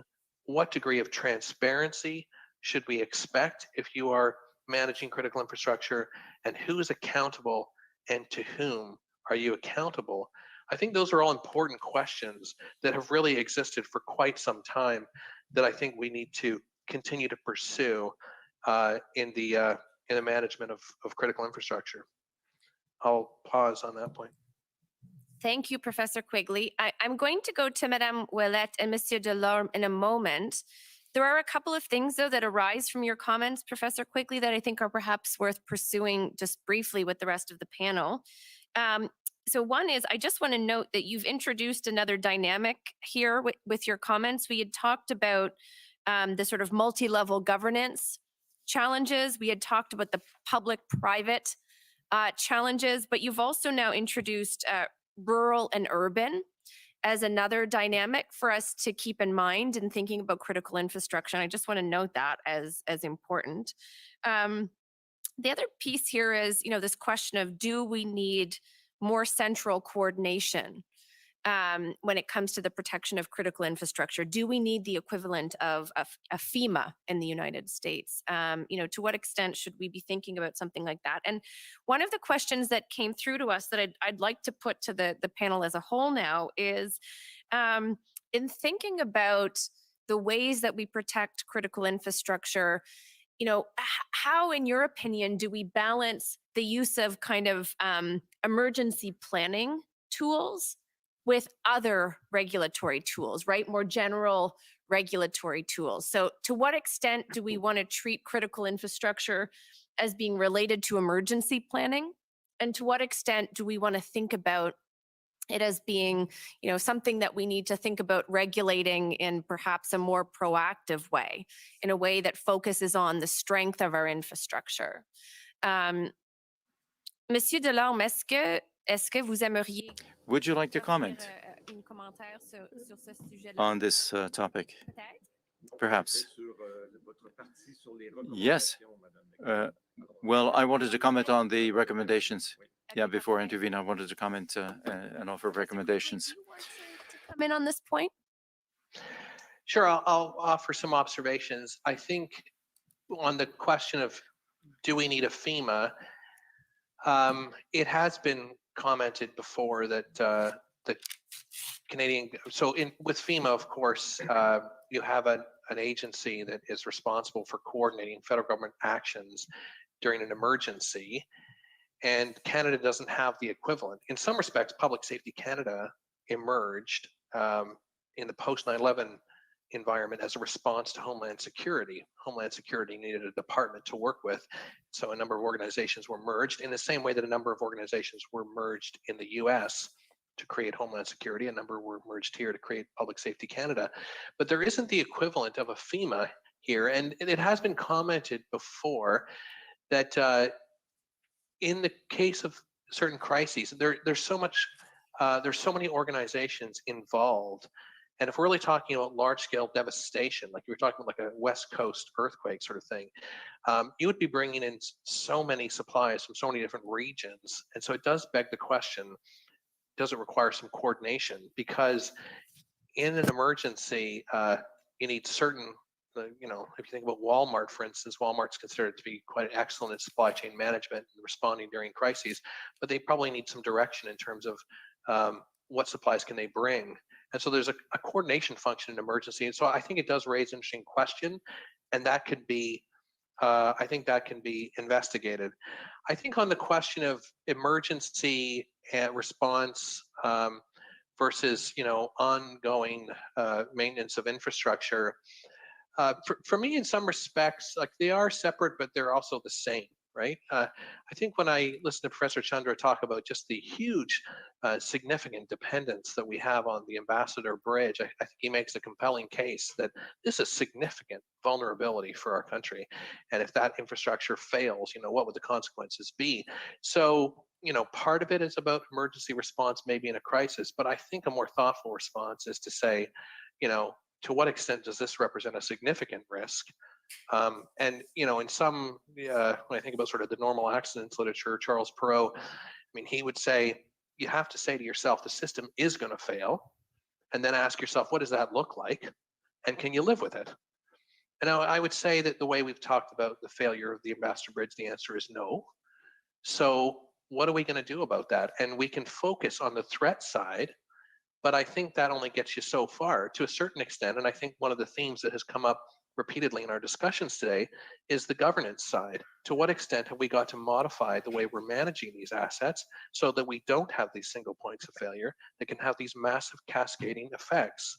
And I think this is kind of this event in itself has brought this into focus, although I'm sure, you know, many scholars, Professor Chandra among them, is aware of that. And so now we need to do something about it. And there's an opportunity here to start addressing some of these risks. Thank you. I'll pause there. Yeah. Thank you. Professor Chandra, would you like to jump in here? It's just very interesting to hear all of these points of view. And I agree with a lot of almost everything that's being said. I think I certainly do think that governments should be aware of risks on an ongoing basis, especially because the potential negative fallouts are more than just, you know, so Madame Ouellette mentioned the effect on jobs and so on, which is absolutely important. But just on a day-to-day basis, our food supply in Canada is so heavily dependent on trade and incoming trucks from the United States, especially at certain times of the year. So in February, we're getting almost all of our fresh food from the US, and we really can't afford to have that be interrupted. It's a matter of, you know, of feeding people, which is even more critical, I would say, than the jobs. And there's other critical supplies that come in every day, medical supplies, vaccines, they all, you know, came in by truck. So I guess my hope or question would be, do we have a plan for inevitable failure going forward? And some of these failures we can even start to foresee are just becoming more common as driven by climate risks. You know, I mentioned the Mississippi becoming almost non-navigable this year. Well, we saw the same thing in Europe. The Rhine River was briefly non-navigable as well, which was also a big, you know, trade corridor within Europe. We saw the Suez Canal blockade for weeks in last year. So I think governments around the world are scrambling to, on the fly, come up with solutions when things go wrong, but things will keep going wrong and maybe at an increasing frequency. So yeah, my questions would be, does the federal government have a plan for flooding in the Ontario region, or the drying up of the Mississippi, or wildfires that cut off access between BC and Washington, which is becoming increasingly common? And so I would say these are both critical threats as well as ongoing threats that we need to be aware of. Thank you. Just continuing then with the folks in the room, Professor Boyle, would you like to add something here? Yeah, on the question of do we need a more centralized approach? It's, you know, I think critical infrastructure protection in Canada, you know, already is conceptualized largely within the framework of emergency preparedness and emergency management. And that whole field is already in a federal system shared between federal and provincial governments.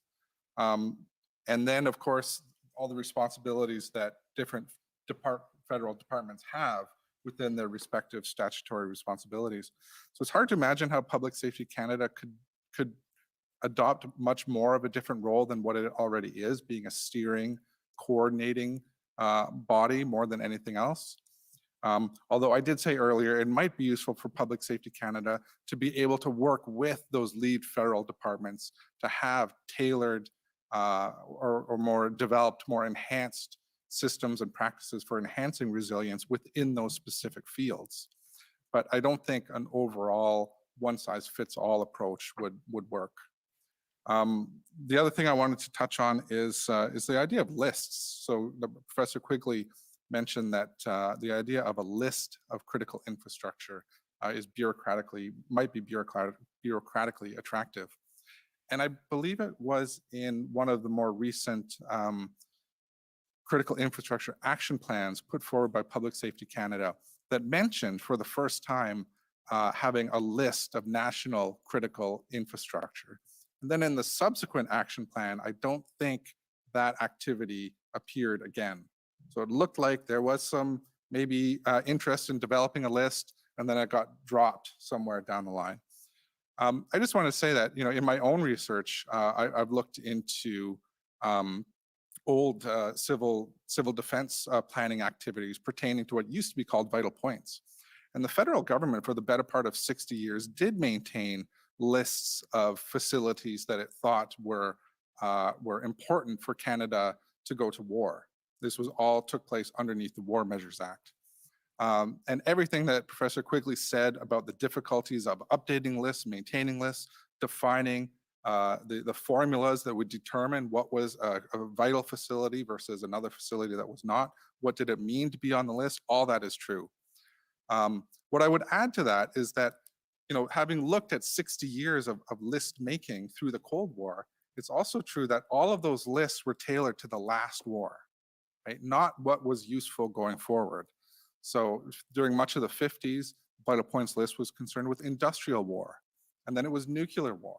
And then during the FLQ crisis, it was found that those lists made for nuclear war were next to useless for the October crisis at that time. So a new list was made. So I think it's bureaucratically attractive, as Professor Quigley said, but logistically very difficult to arrive at a meaningful list of what critical infrastructure might be, except for the very smallest and most high value locations and facilities and things like that. Thank you. Thank you, Professor Boyle. Et merci, Madame Ouellette et Monsieur Delorme. Thank you, Madame Ouellette and Mr. Boyle, for your patience. I'd like to invite you now, perhaps begin with Mr. Delorme, to provide some comments, suggestions to the Commissioner regarding what we should retain from this discussion, just briefly.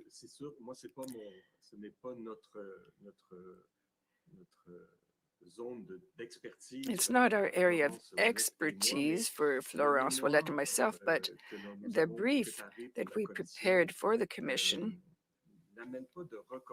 doesn't include recommendations as such. Our exercise was to try to evaluate, and we did it especially for downtown Ottawa, but for the Ambassador Bridge, how many jobs were at risk. And to the best of our knowledge, we arrived at the figure of about 350,000 jobs in Ontario. Now, is that too much? Not enough? It's not up to me to judge.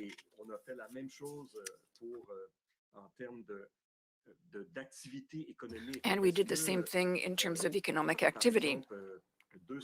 For example, 275 million, we came to about 150 to 400 million a day. Is that a lot? Isn't it? I would say it's about 0.1% of the GDP.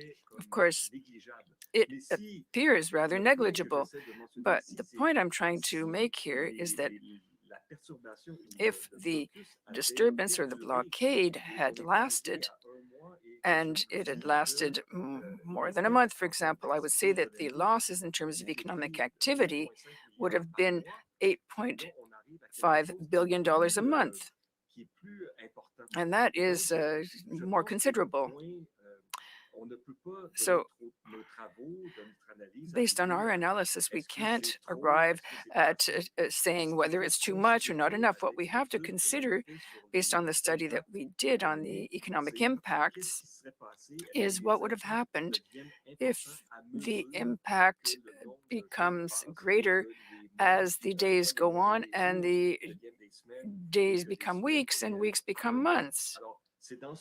So it's in that perspective, I think, that our study should be examined as far as the vulnerability and the seriousness of economic impact is concerned, whether that temporary situation risked becoming permanent. I don't know if Madame Ouellette wants to add anything to that.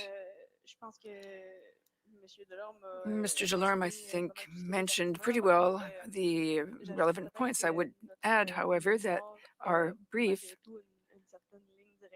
has an orientation and in terms of the vulnerability of the Canadian and Ontarian economy and its jobs based on critical infrastructures like the Ambassador Bridge.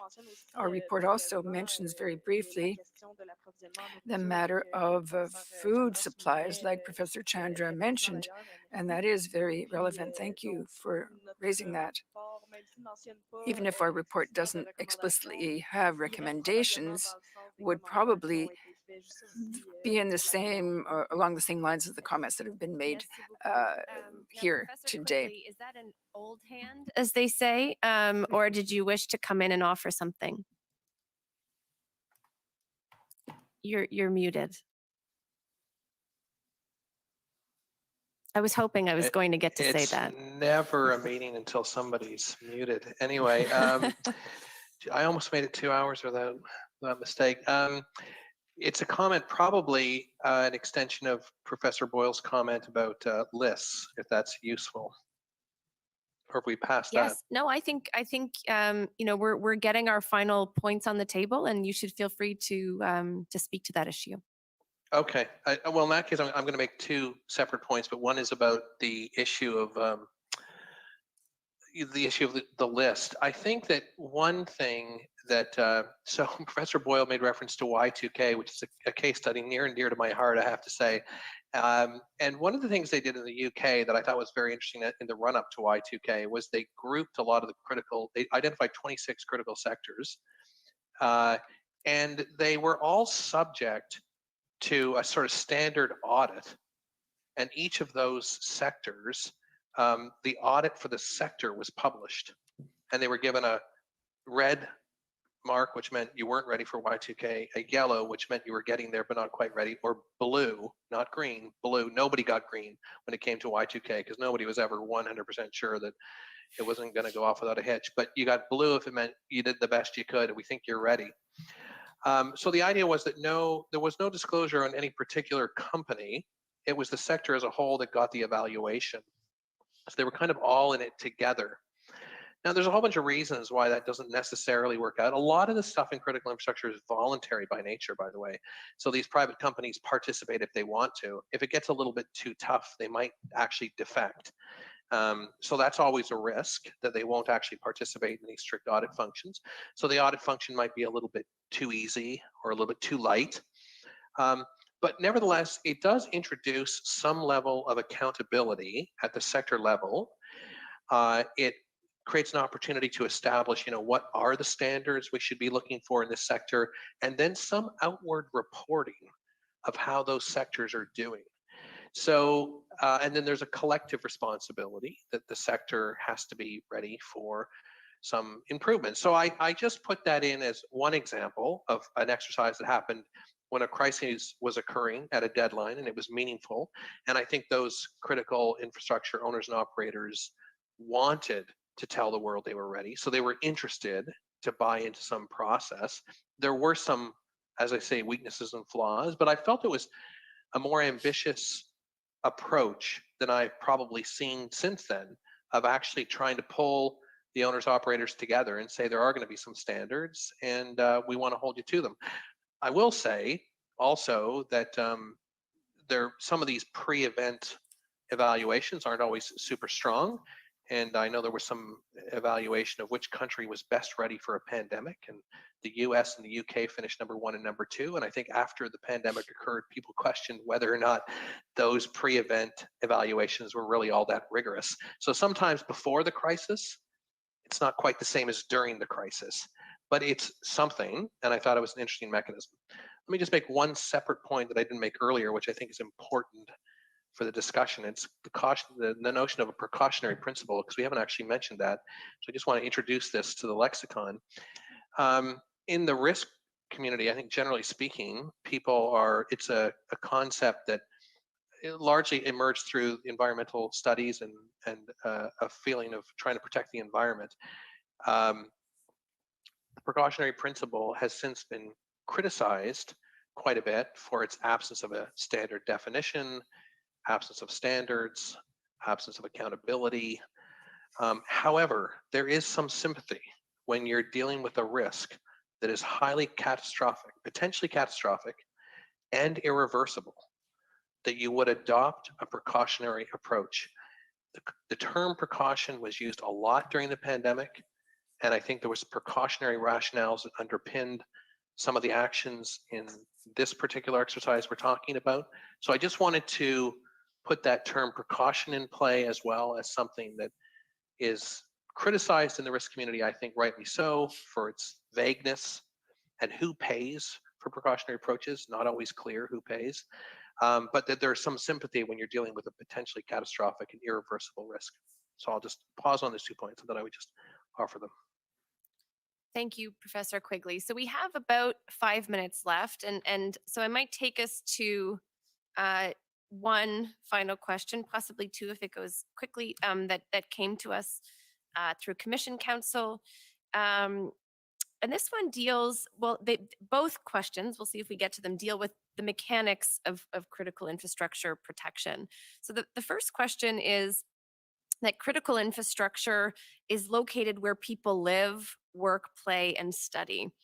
And what does that mean for how critical infrastructure should be protected so as to ensure the interests and needs of the local communities or the host communities in which they're located? So this isn't a question that you were prepared for, but I think it's possibly an interesting one for us to explore. And I'm wondering if there is anyone who would like to kind of talk about this idea of host communities, communities that are home to specific types of critical infrastructure, and what their stakes or interests are in regulation.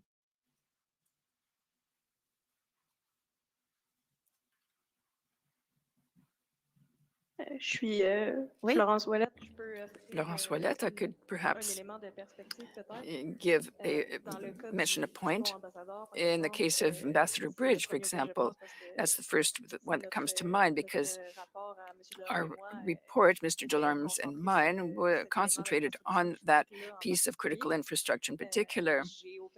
I have no doubt that the community of Windsor, which is on the Canadian side of the Ambassador Bridge, would find that it certainly had interest in regulation and regulating some projects regarding the Ambassador Bridge, because there are a lot of jobs in that community that are linked to the industries that depend in large part on the Ambassador Bridge, like the automobile sector, manufacturing sector, and so forth. So that is an example that comes to mind. Thank you very much. Add something here, Professor Quigley.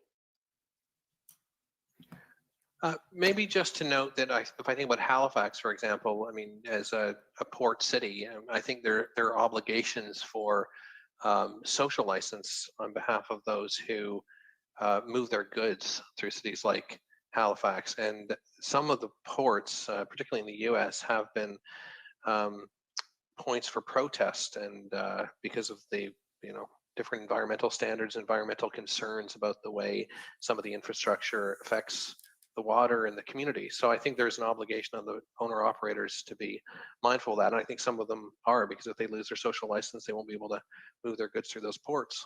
Right.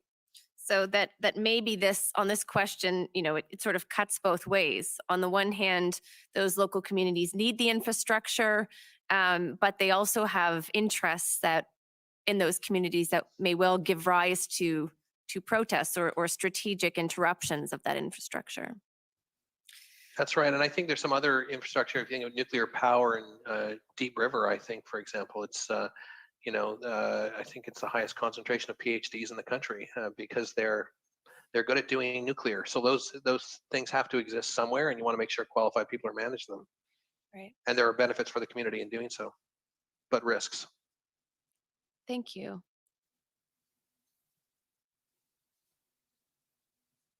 Okay, so I think we've come to the end. I won't attempt to squeeze another question, and I think we're better to sort of close on time. I can turn things over to the commissioner to close the session.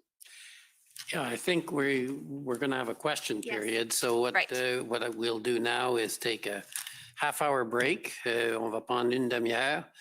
And then we'll come back with questions that have come from the various parties and that will be put to you when we come back, and we'll have another half hour of discussion and debate. Alors, lors de notre tour. So when we come back, we can question you with new questions and comments. So a 30-minute break now. There we go.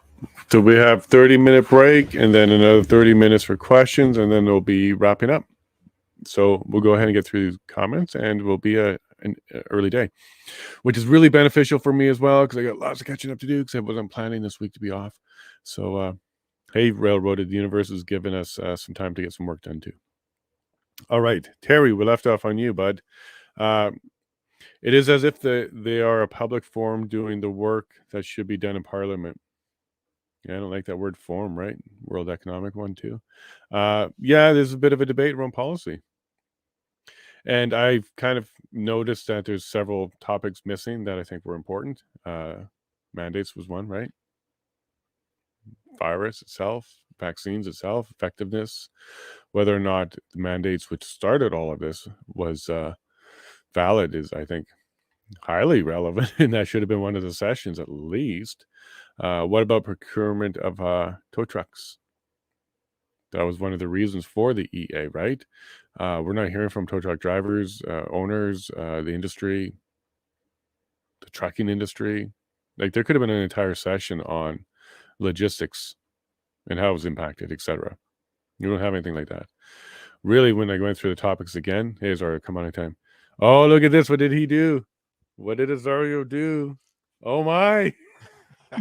Did you find a jacket shirt? I had to go dig deep in the closet for this one. So, oh wow, well done. Well done. I think Ellen and Eleanor, one of the two, really liked it. So there you go, twins, twinsies. Sorry, you just jumped in as I was talking about the missing topics for this week because we have a list of topics for this week, but there's a bunch of topics that are missing. For example, mandates, vaccines, effectiveness. This is what kicked us all off. That's not one of the roundtables or the panels.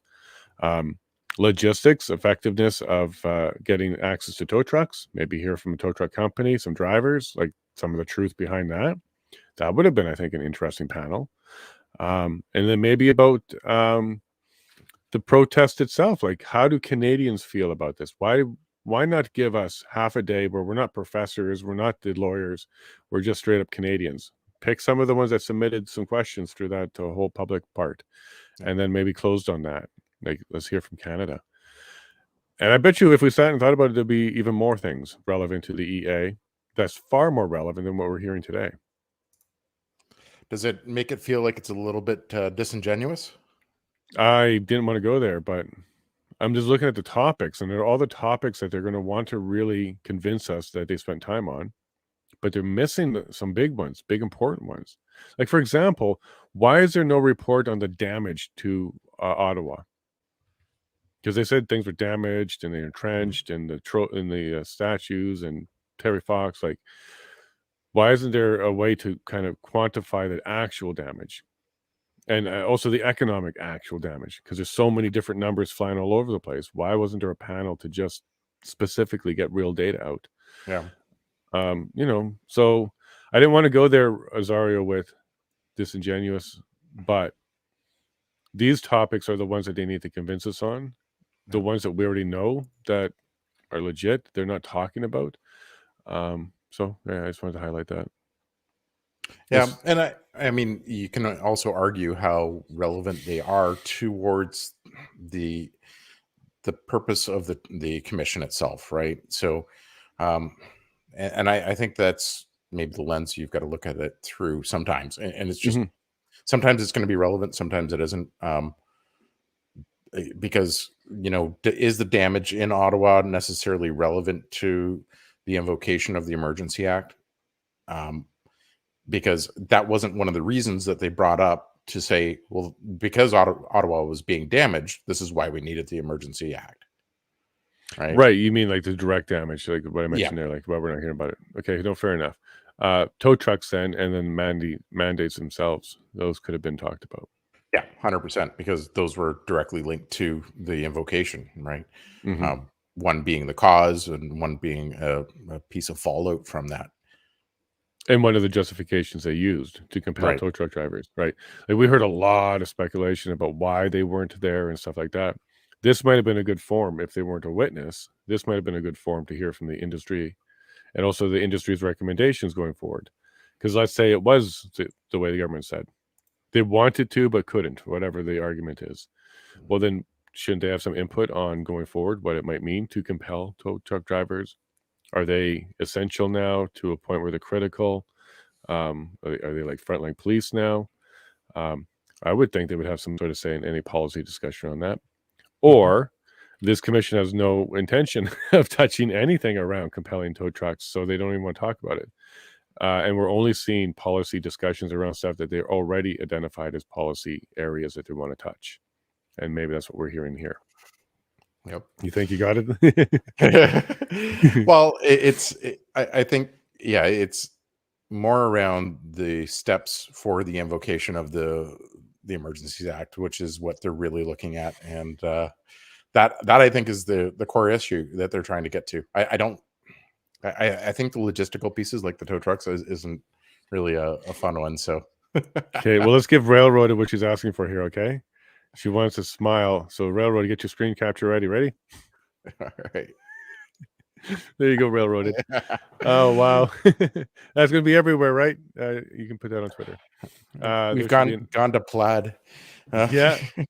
Well, maybe I would be careful. That might be a uniform. You might say that's a uniform in the future. Yeah. 2 or more people. Is that a militia? I don't know. How does that work? Is it 3 or more? Eleanor's loving it, so I'm glad you are. It's the only day I'll wear it to Eleanor. This is not the warmest of my options. Okay, so I wore it for you today. Oh my, Sudbury dinner jacket. Ward. And I see your picture, your little icon there. You got one there too. Yeah, look at that. Oh, you guys are cool. Nice. Well, next I'm going to bring out the Canadian tuxedo. So, okay. Yeah. What is a Canadian tuxedo? Oh, that's denim. 100% denim. Anything with a furry collar? No, it's jeans and a jean jacket. That's your Canadian tuxedo, or jean shirt would even pass too. So, well, everybody's loving it here. Look at this. Ellen's loving it. Railroad's loving it. Eleanor's loving it. Look at that. We got fans there with our plaid. I'll go through a few more. Yeah, good times. I'll go through a few more of these with stars here. So Terry was talking about. Actually, I did this one already. Yeah. But I didn't finish up. So Terry, yeah, it does seem like they're doing policy out here. And yes, if it's going to be law, it's going to have to be debated in some portion. Out of this will become recommendations. And then from the recommendations, MPs or the parties, they can start rolling with them and turning them into things. What we hope we don't see is a lot of recommendations turning into regulation. If they're going to be laws, then go through the whole process of making them a law. So we can debate it, argue it, hold it up, check it, review it, amend it, second read it, etc. But yeah, Terry, it does feel like they're talking about our future laws right here. And that may be one of the steps to it becoming a law for us. And Denise, C11 promoters, these people cannot be trusted. There was a whole bunch, too, of narrative strengthening in the second half of these guys. That gave me the EBGBs because they're talking about absolutely not using our freedoms anymore or losing our freedoms there. I started a few more things. We'll get to that. You want to take this one, Nazario? Boils down to the fact that the convoy was successful in gaining popularity and reminding people that they can question their government, and that scared the Prim State. 100%. I think that really that embodiment of what it meant to actually pull off a successful protest like this just gave those in the halls of power absolute nightmares, because they were just like, these people found the perfect way to protest, and how can we get around this? How can we stop it? And that is really what they're trying to do straight out of the gate, is like quash any dissenters and just, we want to have all the people appear to be in line with us and going along with our narrative, and that's what we want as good government.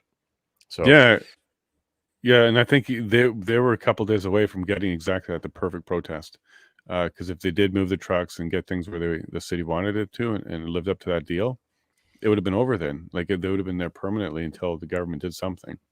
So quashing it, I think, was required at that point. Yeah, they had no other outs. Yep, because as we're seeing other places like in China, if there is a way to protest peacefully and perfectly so that the government can't do anything, you've checkmated them. And that to them is the scariest thing. They would prefer to have, violence, because violence bestows violence and they can easily win that one. But when it's just straight up debate or dissent or protest, they run out of tools. And we're actually hearing that a lot in this commission. They want more tools. And some of this policy stuff might be broadening the tools far beyond where they were ever envisioned, to go ahead and make it even more difficult for us and easier for them to quash it next time. Do you think it makes that they're going to broaden the tool set, or broaden the definition of perhaps the invocation criteria for the EA instead? Both. Actually, three things. So they'll broaden the definition, they'll broaden the tool set, but they'll also broaden the tools that they have in between those two. So they'll even have even more options before it gets to the EA next time. I don't think necessarily their goal here is to be able to pull out the EA quicker and faster each time. What their goal sometimes is to use those powers, feel what it's like, then attribute and create new versions of those powers that are permanent, like we're seeing with the financial stuff with Freeland, and then move ahead with that. So I think they're going to broaden definitions like violence. They're going to broaden the tool set. So like provincial EA, municipal EA, maybe some other public safety type of thing that they put into place where they can evoke, which comes before the actual EA. And then the EA itself will have some more broadening around national security and what that means. So at the end of this, I think is actually going to be three things that get broadened out of it. And again, never waste a good emergency, right? A good, yeah. So they're gonna do everything they can to get as much new powers, because they just got a taste of it. This is like, they've tasted it, they loved it, they want these kind of powers, they want crypto now, they want credit unions now. They don't want to stop. I'm curious about the whole process that Perrin Beatty did in creating the Emergencies Act. Like, basically, he took the War Measures Act, modified it, and that whole process, what that looked like insofar as actually creating the Emergency Measures Act. And, the reason I ask that is just for historical purposes as to how this commission could have an input into a process like that, where they can actually modify the EA or EMA to actually, to a different standard. Because I think I actually want to look at that and see if I can find it really quick. But I'm curious what happened there with the consultations. I'm pretty sure that there was like public consultations on that when they said, this is what we're going to propose and this is what we think it's going to be, or what it's going to look like. Well, I think it had, if not the same, very similar to what we're having right now, an inquiry. I don't know where the inquiry requirement was put in, whether it was put in on the last alteration or it's always been part of the Emergencies Act, the War Measures Act. So I don't know if inquiry happened like this one. I don't think, if one did, that they had as much waiving of cabinet information, because they kind of made that a highlight of this one. We don't normally waive cabinet inputs, but we did on this one. And the result of that one was to take the to create the Emergencies Act out of the War Measures Act. But also encompassed the existing one. So if you go to the Emergencies Act, there's lots of reference to the original one. So I'm not sure what the changes were, but it was meant to harden it so it wasn't misused and it wasn't abused. So during that process, they took what I guess they felt at the time was something that was too broad, and they meant to narrow it so it was very focused and clear next time. And now it looks like, well, not only was it so narrow and focused that they couldn't use it, they now want to reverse that work and make it broad again.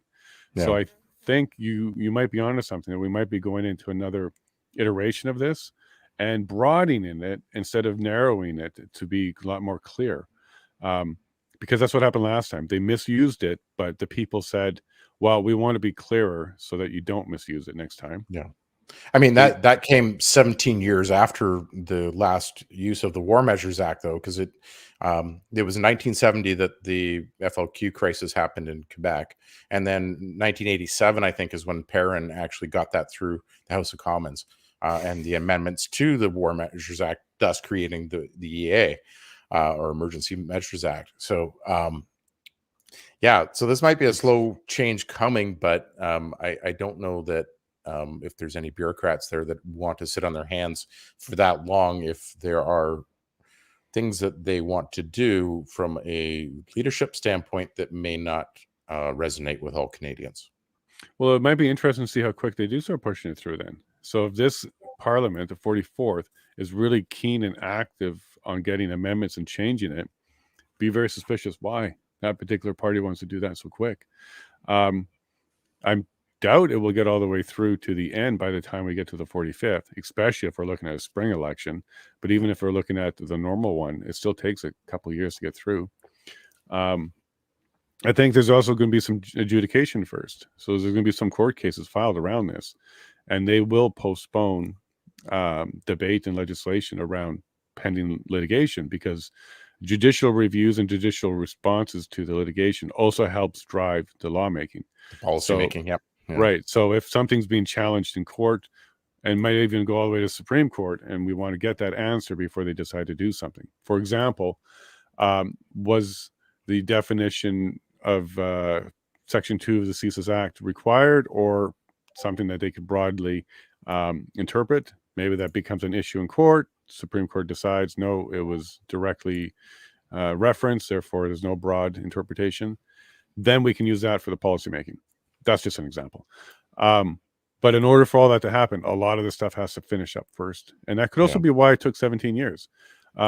Maybe they were going through all those processes, and there were a lot of legal challenges and a lot of debate and changing of government a couple of times between those two times or days. So, yeah, just because this government doesn't get that completed doesn't mean that the next government doesn't have to pick that up and run with it.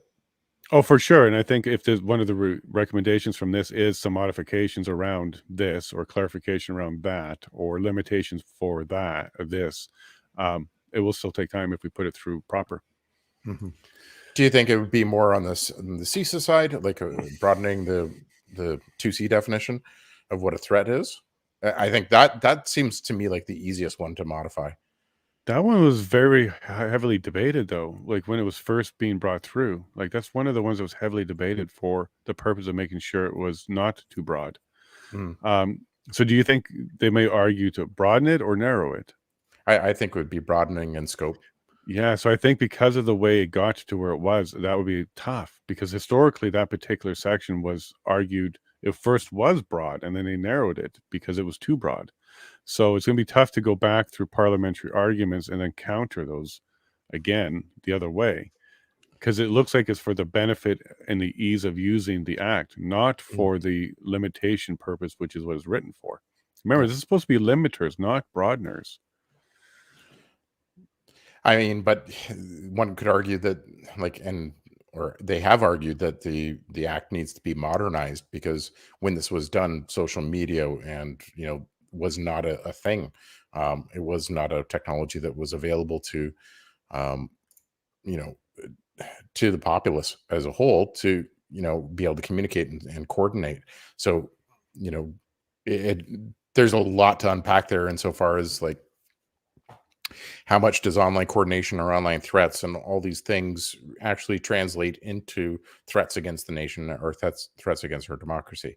And those are all, things that have to be heavily debated before they're even close to being implemented or acted on.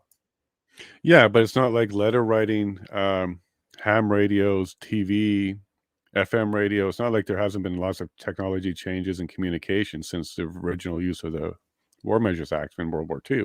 So it's not like every time we have a communication upgrade that we now need to go and look back at our War Measures Act, because again, it's meant to be a last resort. So what is it that they're trying to say? These digital threats are harmful enough that we need to respond in the physical world?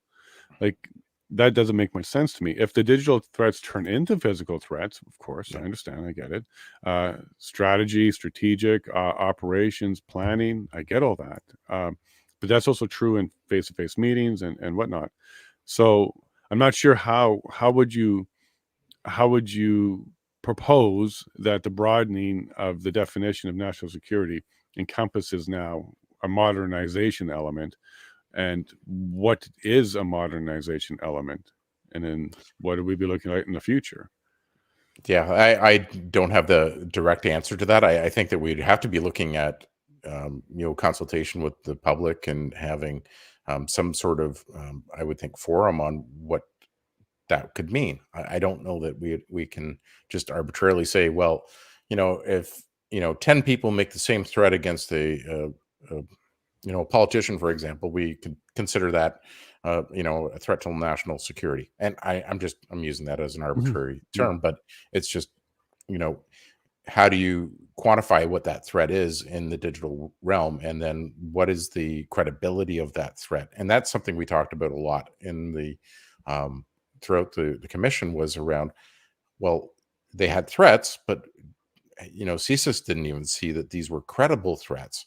Right. And so, how did CSIS keep away from that, making that determination and saying, well, you know what, this is just noise. We don't think it's going to pan out. And then yet the government still proceeded on without it. So that's, I think the other point to this is that we can make changes around the definitions, but then the biggest thing that kind of needs to be addressed is the loophole that the government drove a truck right through. And that was around the invocation itself, and not providing reasons that we can't know that are outside of what's defined in the threats to national security. And that's why I would be pushing the other way, not broadening, but tightening again. Have some sort of check and balance built into it, even further than just the Senate requiring it.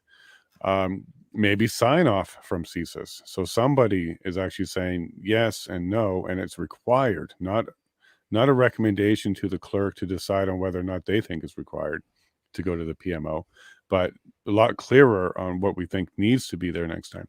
Like, for example, like I just said there, the threat assessment from CSIS that said Section 2 was not met was stopped at the cabinet level, at the committee level, and it wasn't passed on further.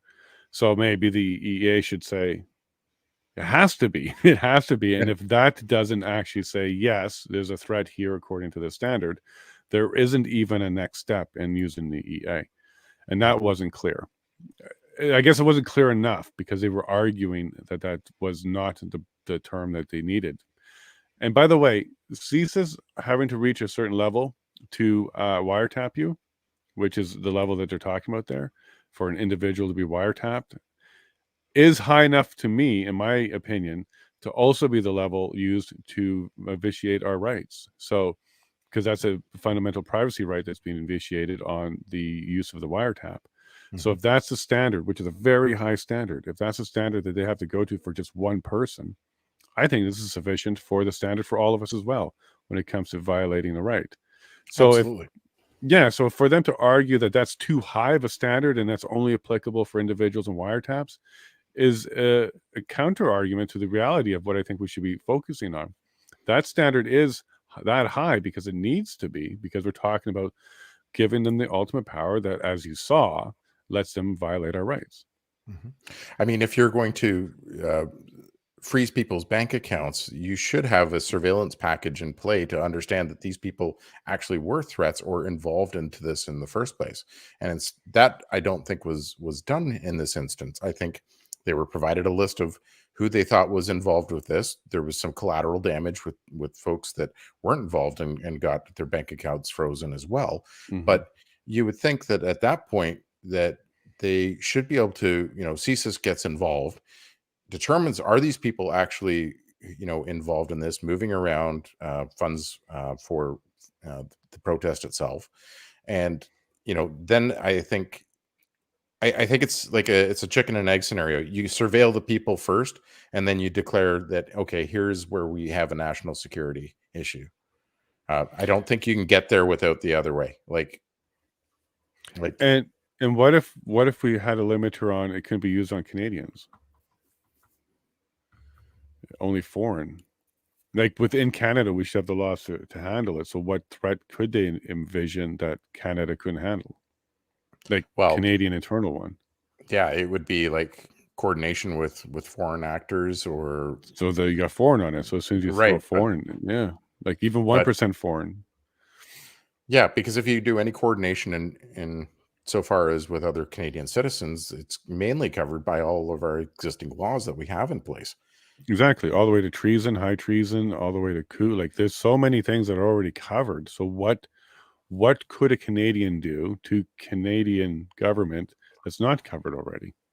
Yeah. Now for foreign, because that's what the War Measure Act was for. Like the ships are coming, the missiles are coming. We need to do something quickly. We're really envisioning something outside our borders is what the original act was for. Yeah. So what about a limiter that says, just like the CAF, you can't do this to Canadians? Yeah. I think if you look back towards like the beginning of the pandemic, and they kicked the tires on the EA back then. Right.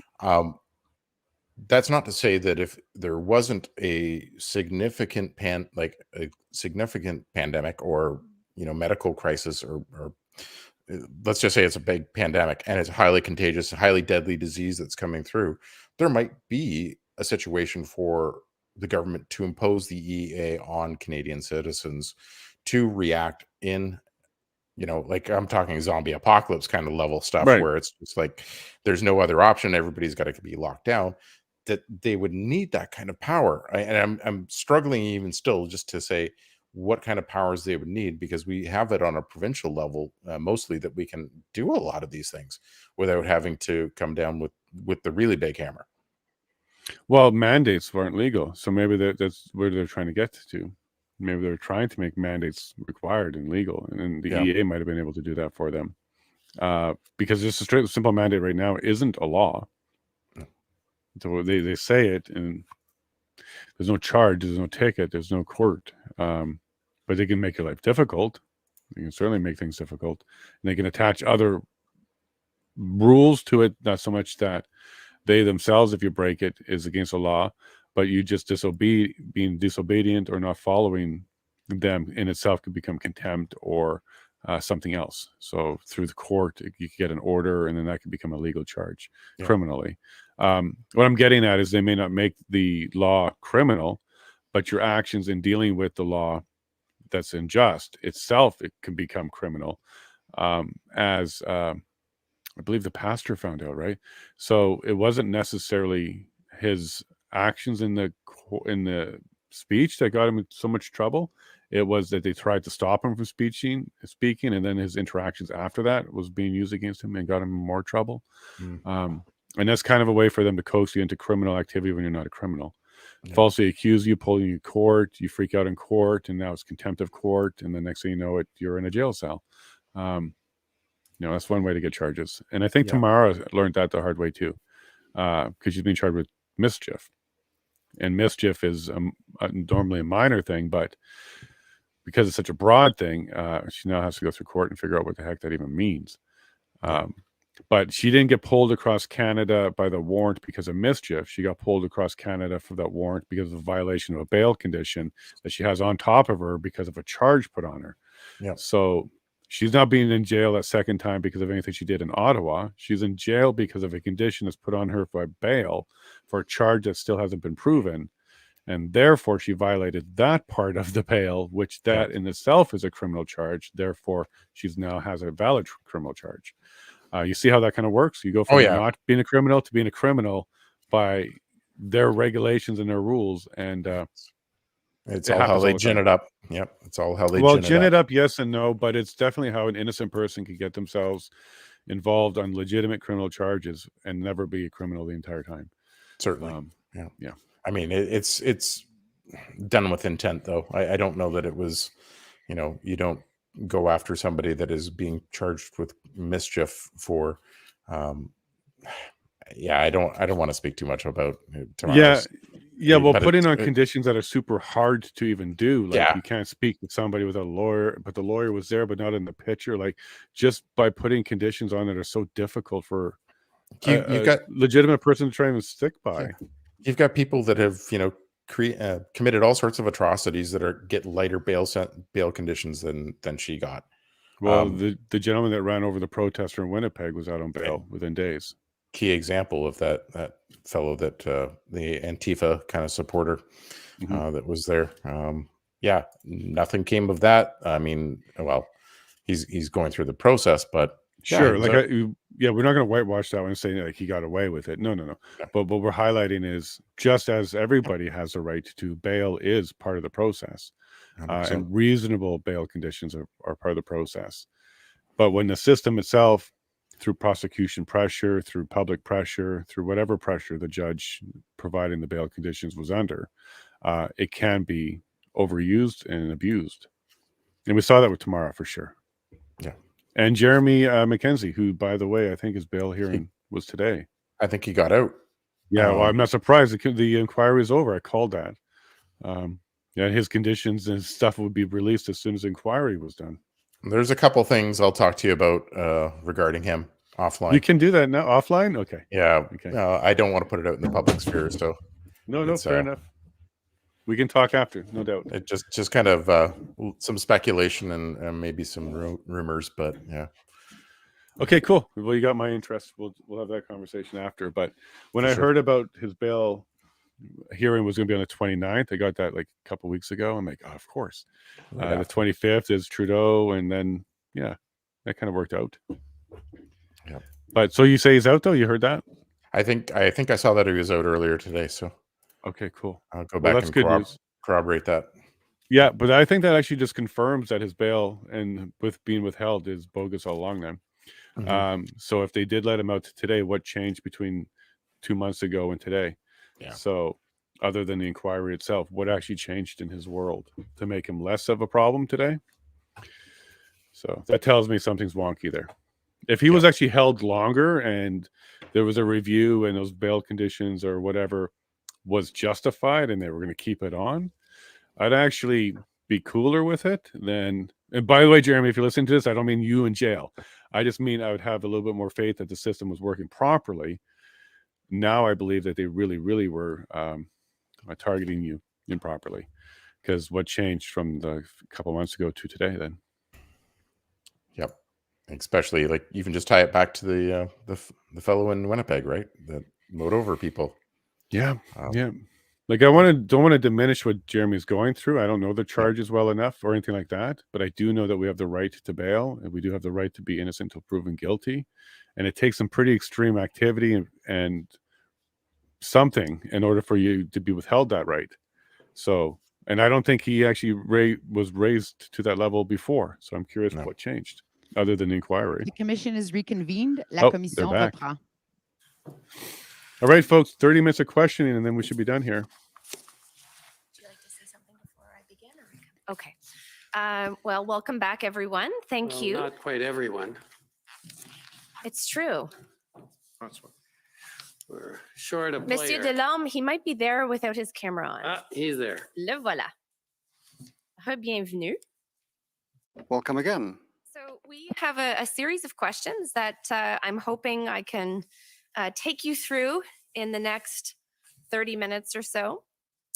And I think we'll begin with a concept that perhaps hasn't really been discussed today and perhaps doesn't even exist. And so the question for you is, should this be something that we're conceptualizing? And that is international trade corridors. So we've talked generally about trade corridors today. We've also talked about the Ambassador Bridge, but we perhaps haven't surfaced sufficiently the fact that there is an international dimension, and that many of the trade corridors we've been talking about today are corridors that involve not just multiple Canadian jurisdictions, but the United States. And so my understanding is, to date, in the policy and in the sort of legal thinking, there isn't this notion of an international trade corridor, which would be a concept that perhaps has distinctive characteristics that differentiate it from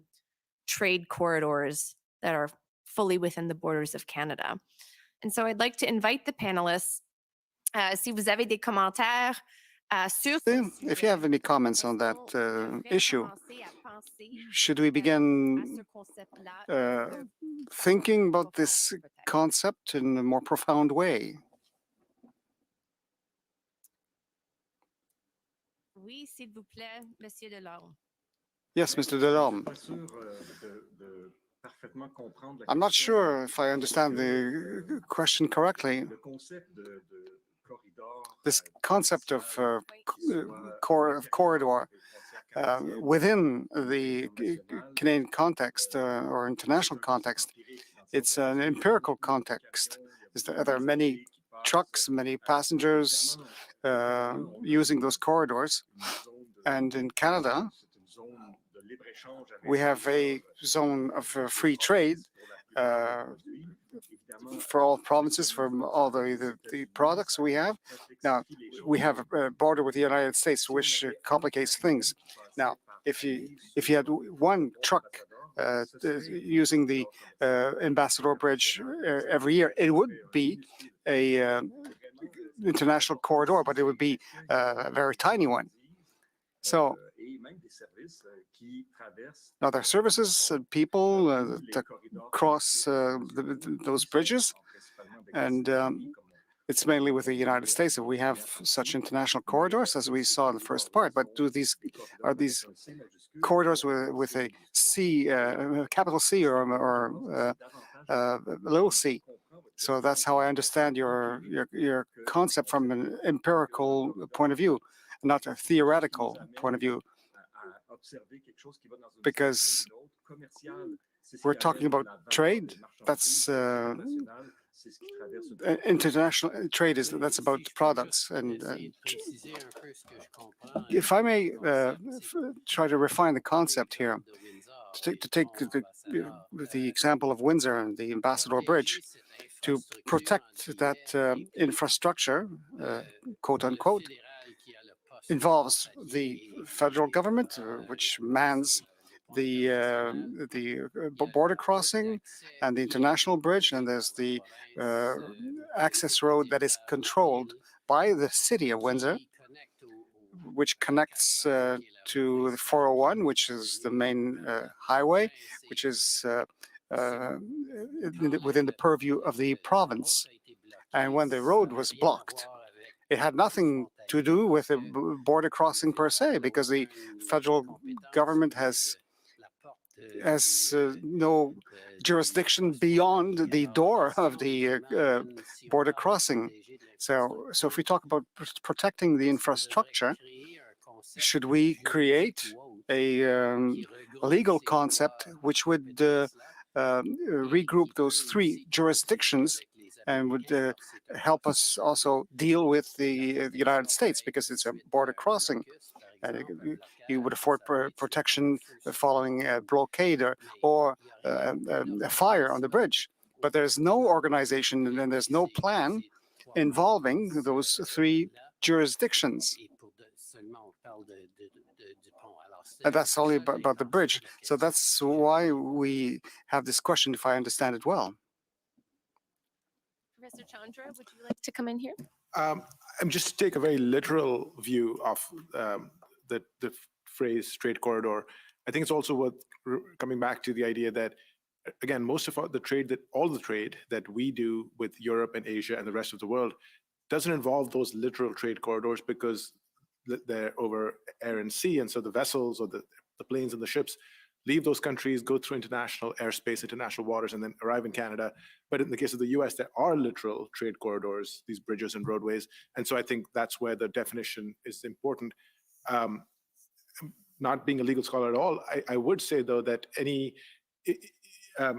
given the importance of the Ambassador Bridge, which is clearly an international concern to both Canada and the US, it shouldn't, that it almost seems to me like a technicality that the roadway, which is under municipal control, should be able to block an international bridge.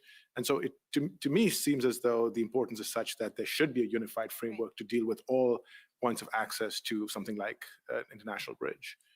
Right. So, pardon me. I think, I think you're right that in talking about this being a literal trade corridor, it is an international trade corridor. I guess the question is, or one of the issues that arises is, this raises complex jurisdictional issues then in terms of how you protect that infrastructure and sort of who's in charge. And that there may have been, it may be the case that, in fact, rather than, being a technicality, the perception about where a protest is happening might very well impact the view on the ground about who's in charge. And that perhaps are there ways of thinking about this which might permit jurisdictional coordination around issues of common concern. So thank you, Professor Chandra. Je vois maintenant Monsieur Delorme. I see that Mr. Delorme would like to say something. As an answer to the commissioner, it's not a legal opinion I'm giving, but I recall when I was working at the finance department, we were trying to make a decision. Would we repair the old Champlain Bridge in Montreal or build a new one? And this bridge, Mr. Rouleau, I recall that the base of the bridge were of federal jurisdiction, and the bridge per se, which was crossing the St. Lawrence River, that was provincial jurisdiction. So we had a jurisdictional problem in terms of knowing who was going to pay for the repair the bridge. So yes, I'll venture to say there is a need to define what is critical infrastructure or an international corridor, and it would make sense to have agreements between provincial and federal governments where we would give a precise definition of such corridors. I think that would be important. And then Professor Boyle.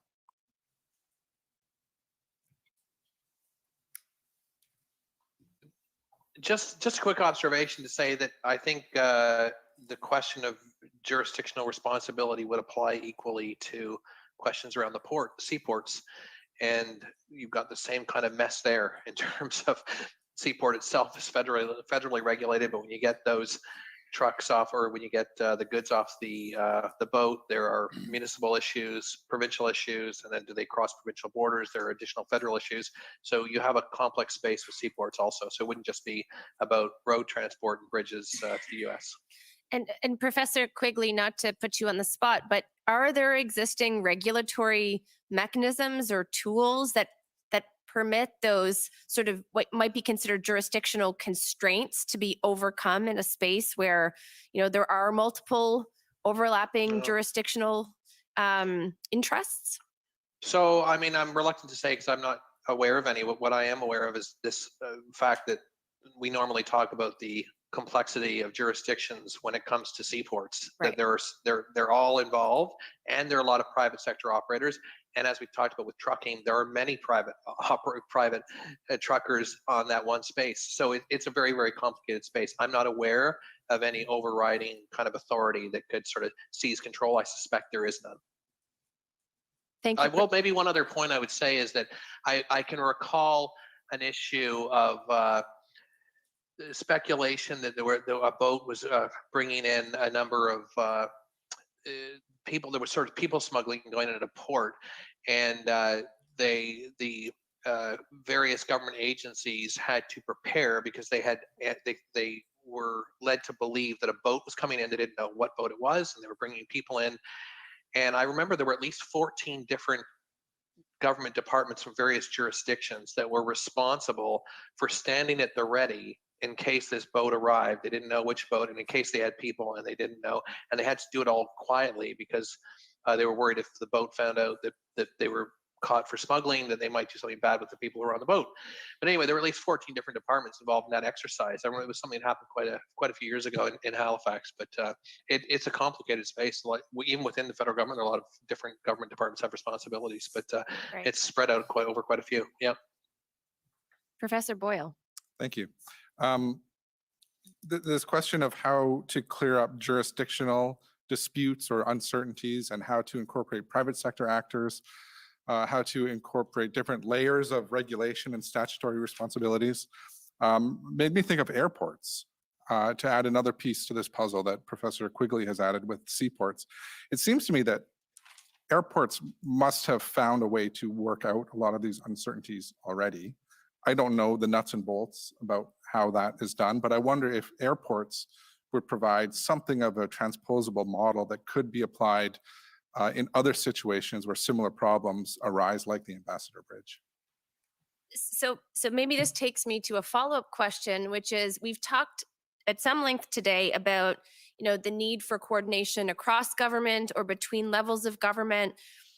What you're suggesting sounds like it raises an additional possibility, which is to think, approach these issues from the bottom up, and to think about the level of jurisdictional coordination that might be required around a particular piece of critical infrastructure. And I'm wondering if anyone has thoughts on that model. Would it be helpful to have a plan in advance in thinking about, strategic planning around the protection of critical infrastructure, so that it's clear, when it comes to a particular piece of critical infrastructure, who does what in the event of an emergency?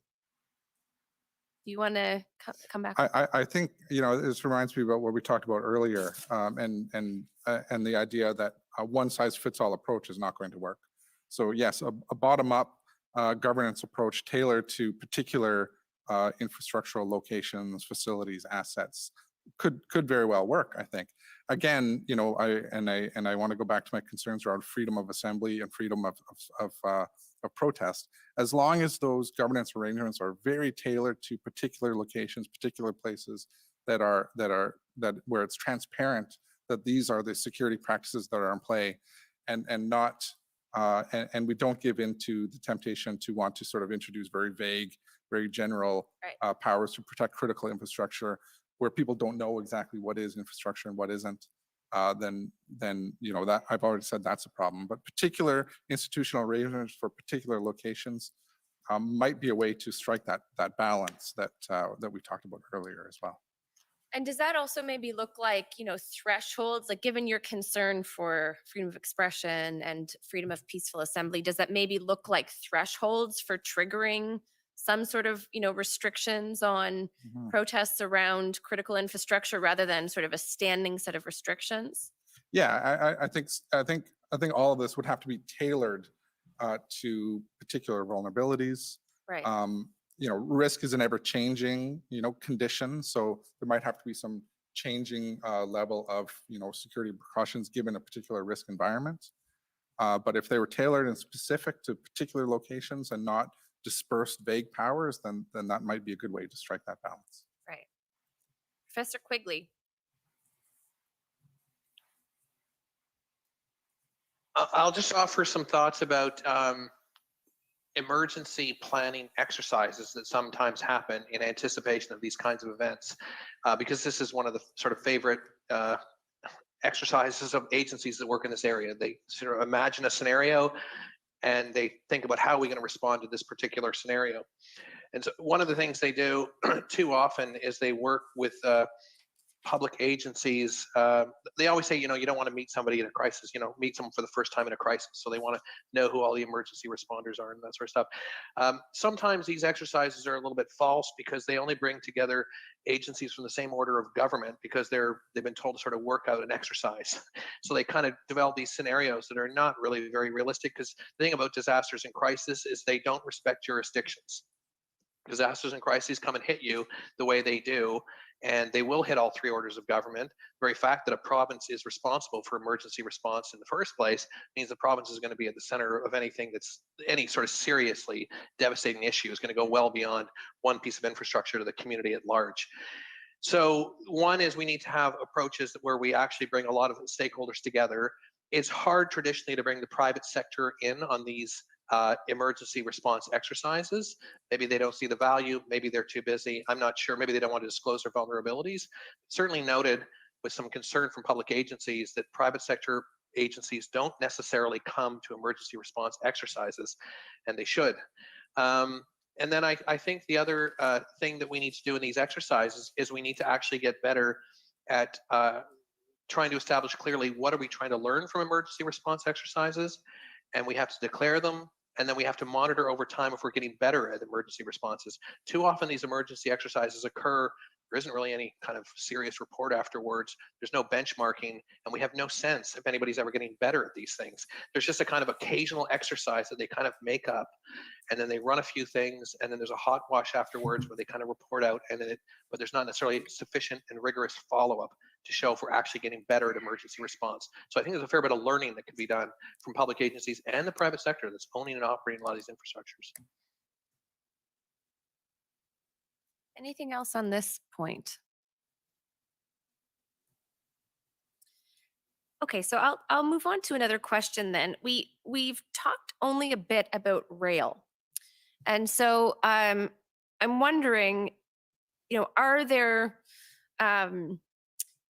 considerations that are particular to the protection of rail as a piece of critical infrastructure?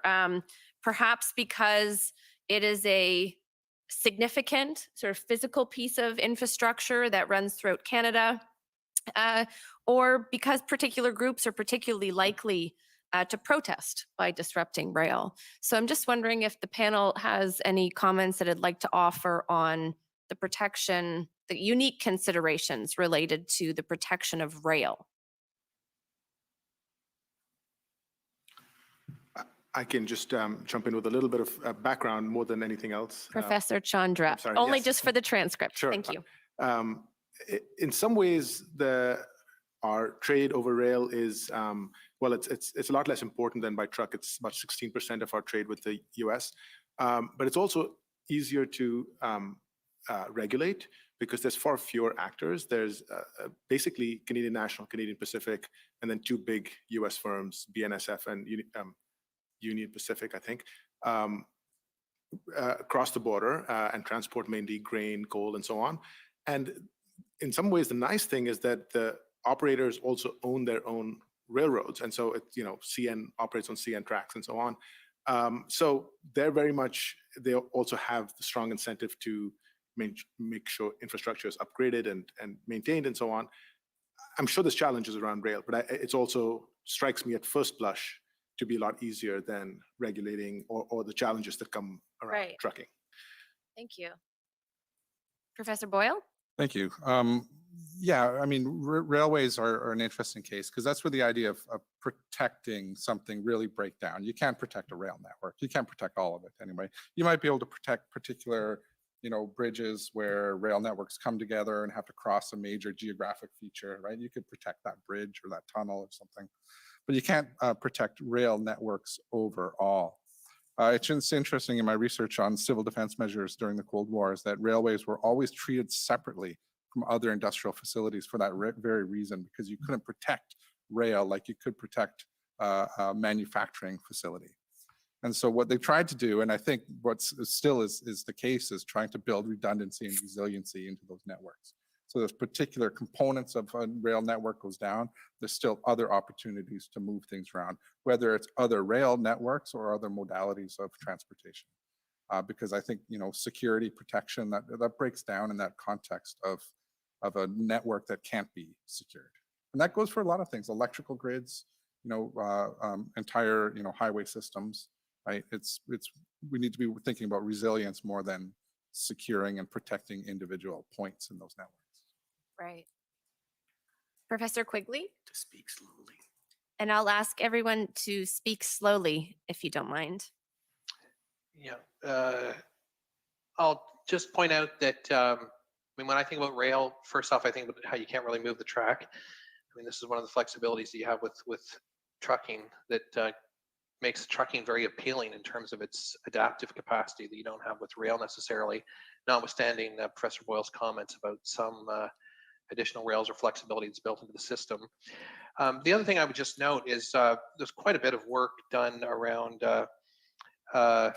critical infrastructure and various pressures that are exerted on the railway line through the Lac-Mégantic experience. So I think there's actually quite a bit of documented evidence about challenges with managing the railway line and protecting and the sort of push for efficiency and maybe safety over lapses, I guess, that occurred. So I think there's quite a bit of work that has been done there that can be looked at, and fair questions about whether or not Transport Canada has made progress in that area and whether or not private industry has made progress in that area.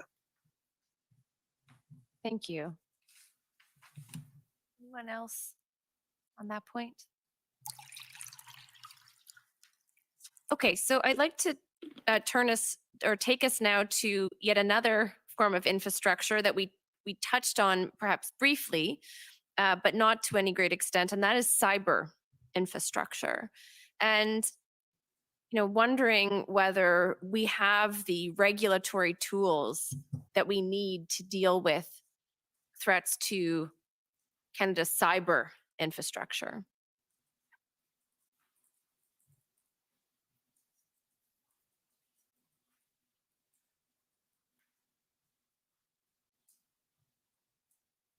Professor Boyle?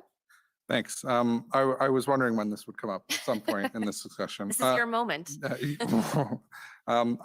it comes to the cyber, I don't know. I don't know enough about cyber policies and digital security. But certainly part of the cyber infrastructure is material, and it comes down to server farms and buildings in downtown Toronto and other places around Canada. And so the only thing I would say about the cyber is that the internet is also a physical location, and so a lot of these concerns come to bear on cybersecurity as well that we've been talking about, private ownership of cables, for example, and how that introduces vulnerabilities to cyber networks. So the internet is also a material network as well. And maybe just a follow-up question. Are there different considerations at play when we're talking about domestic threats to cyber infrastructure as opposed to foreign threats? Or are there different regulatory tools that we need? And perhaps I'll go to you first, Professor Boyle, and then to Professor Quigley. Again, I'm not too. I don't think I have enough knowledge to be able to answer that properly. I can go right to Professor Quigley then.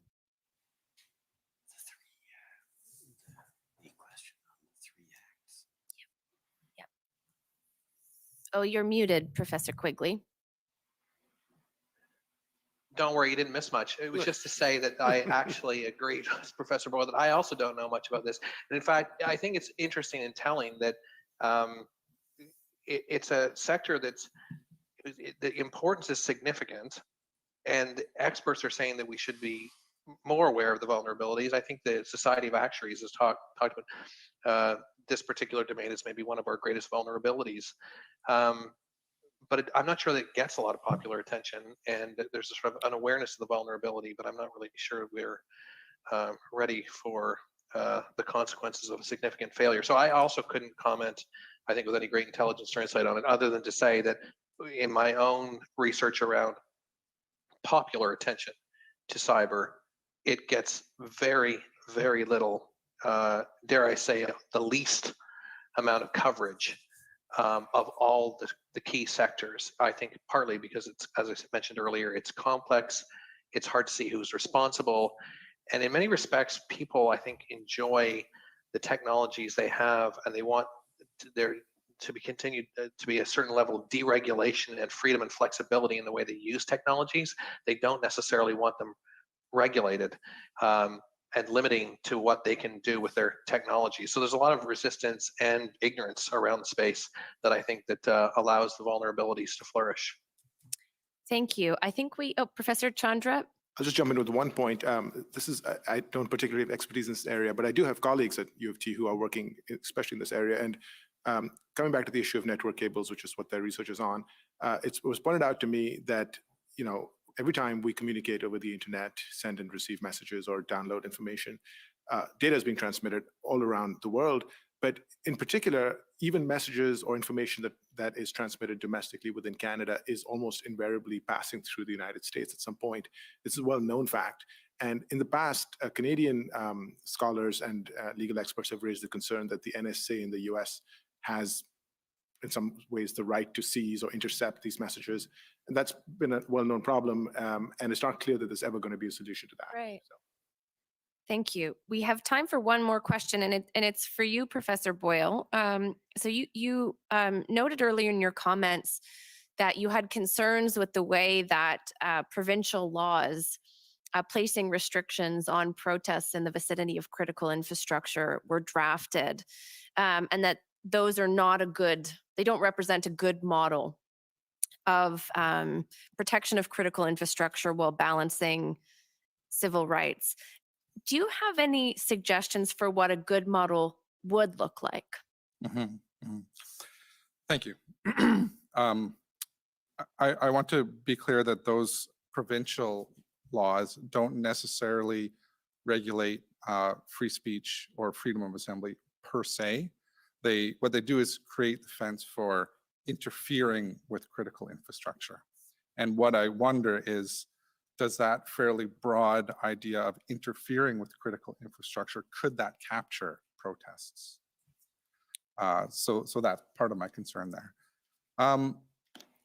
I think that a productive model going forward might be along the lines of what we had talked about, even just in this brief discussion, about if there is a need to designate certain locations, certain facilities as critical and in need of additional protective measures, that perhaps there's a single multi-jurisdictional unit that is responsible for governing those locations. That might mean that there's federal funding that would be tied to that to provide the enhanced protection. I think that as long as it's transparent and not secret or ambiguous about where these locations are and what is or is not allowed in these vicinity of these locations, that could be a productive way forward. I think the concern from a rights perspective is that the provincial laws, as they are ambiguous on a couple levels. First, in terms of what is or isn't critical infrastructure. Basically, under those laws, it could be anything that the government decides on a Monday could be critical infrastructure. And then the very broad idea of interfering with critical infrastructure is, I think, just simply too broad. Needs to be specific understanding about what is or isn't allowed in certain areas. I think I'll just close by saying that the point you're making is perhaps related to one of the panels that will be held later this week on law enforcement.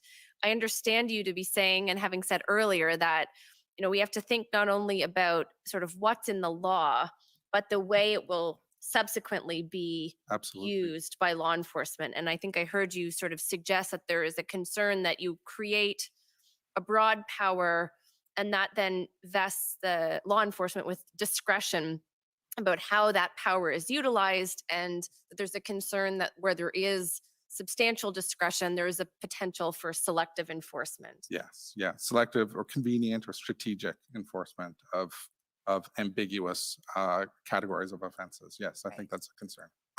Thank you. So we are at the end of our time. J'aimerais remercier tous les panélistes. I'd like to thank all the panelists. and I will turn it over to the commissioner to close the session.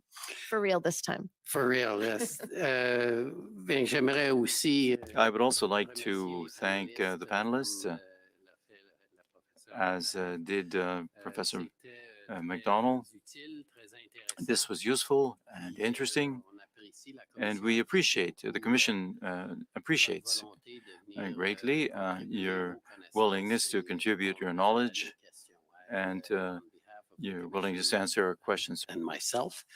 We're very, very thankful for the contributions. We thank you. We're always impressed having academics and people of your quality come and help us with some of the tough challenges we have. And I also want to thank you, Professor McDonnell, for being here to coordinate and moderate this panel. Again, very appreciated, especially you came yesterday and back today. You're a double dipper and we much appreciate it. Thank you, and we'll adjourn the commission till tomorrow morning at 9:30. On va remettre jusqu'à demain matin, 9h30. Merci beaucoup. The commission is adjourned. La commission est ajournée.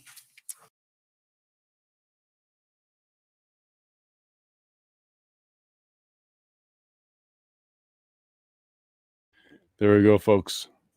I really wish we could have today back. Today was slow, boring, not even a debate, not even a discussion. It was just reiterating the narrative over and over again, opening a bunch of doors to a bunch of regulations where it doesn't belong. And I do see this as cracking the door open to regulating internet traffic, something similar to the firewall in China, maybe not as extreme as that, but at least a bunch of back doors into hosting and providers of platforms in Canada. Talking about Cloudflare at the very beginning, that got my attention quick because that's a hosting provider. So that was kind of like Amazon in Canada. Yeah, today was just a bunch of narrative. We didn't even have really any pushback, a tiny little pushback around humanitarian and the need to not cause groups to be marginalized a bit, especially on the far right fringe. But that was it. That's all we got. So I got a bunch of starred left here, and I'll go to your comments after that. And we might be able to get out of here, pretty decent time today. Allow us to get some more chores done. All right, Alan, funny how they don't think they are an echo chamber. And also funny how, Alan, that they project confession through projection.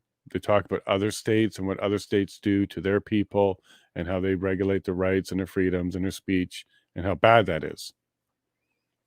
But yet we're here for this in Canada. They don't have a mirror. Or they really don't care, right? I think it's probably they really don't care. Hey, Dave, I know you just left, so if you're just signing off now, thanks a lot for sticking around. Yeah, today was a tough one. That's the government media manipulation. They were talking about it, but for other states, not themselves. And then talking about like the right is the only one that has misinformation. It's weird to listen to. I really wish we had somebody that was as strong as a couple of the panelists as yesterday, especially on this misinformation one, talking about how the government themselves are the largest propagators of it. And because the government does so much dis and misinformation, it is really what confuses a lot of other people and unwittingly get involved into misinformation because they're using the government's disinformation to create their misinformation. I think I started to understand what other labels, but it's incredible. And who facts the fact checkers? Who polices the police, right, Eleanor? Who governs the government? The truth to all of that is us, people. So the people fact check the fact checkers. The people police the police. And the people govern the government. So when we start to realize that and taking that power back and using it, then we'll actually have those answers again, Eleanor. Hey, Ellen, seriously, he can't say anything but far right, yet he isn't in an echo chamber. These professors defining the terms, using the terms, coming up with the terms, and then don't realize they're in the term. There's probably a term for that, right? You guys can help me find that one. He has names for these tactics because it's his group who created the mechanisms for creating different disinformation itself, confession through projections. So this is all we heard. This is all I heard today. There's a lot of this confession through projection, where they're just telling you how they think and what they do, but blaming you for it. Amen, Jay. Amen. Exactly. And it looks like Alan picked up that Jace.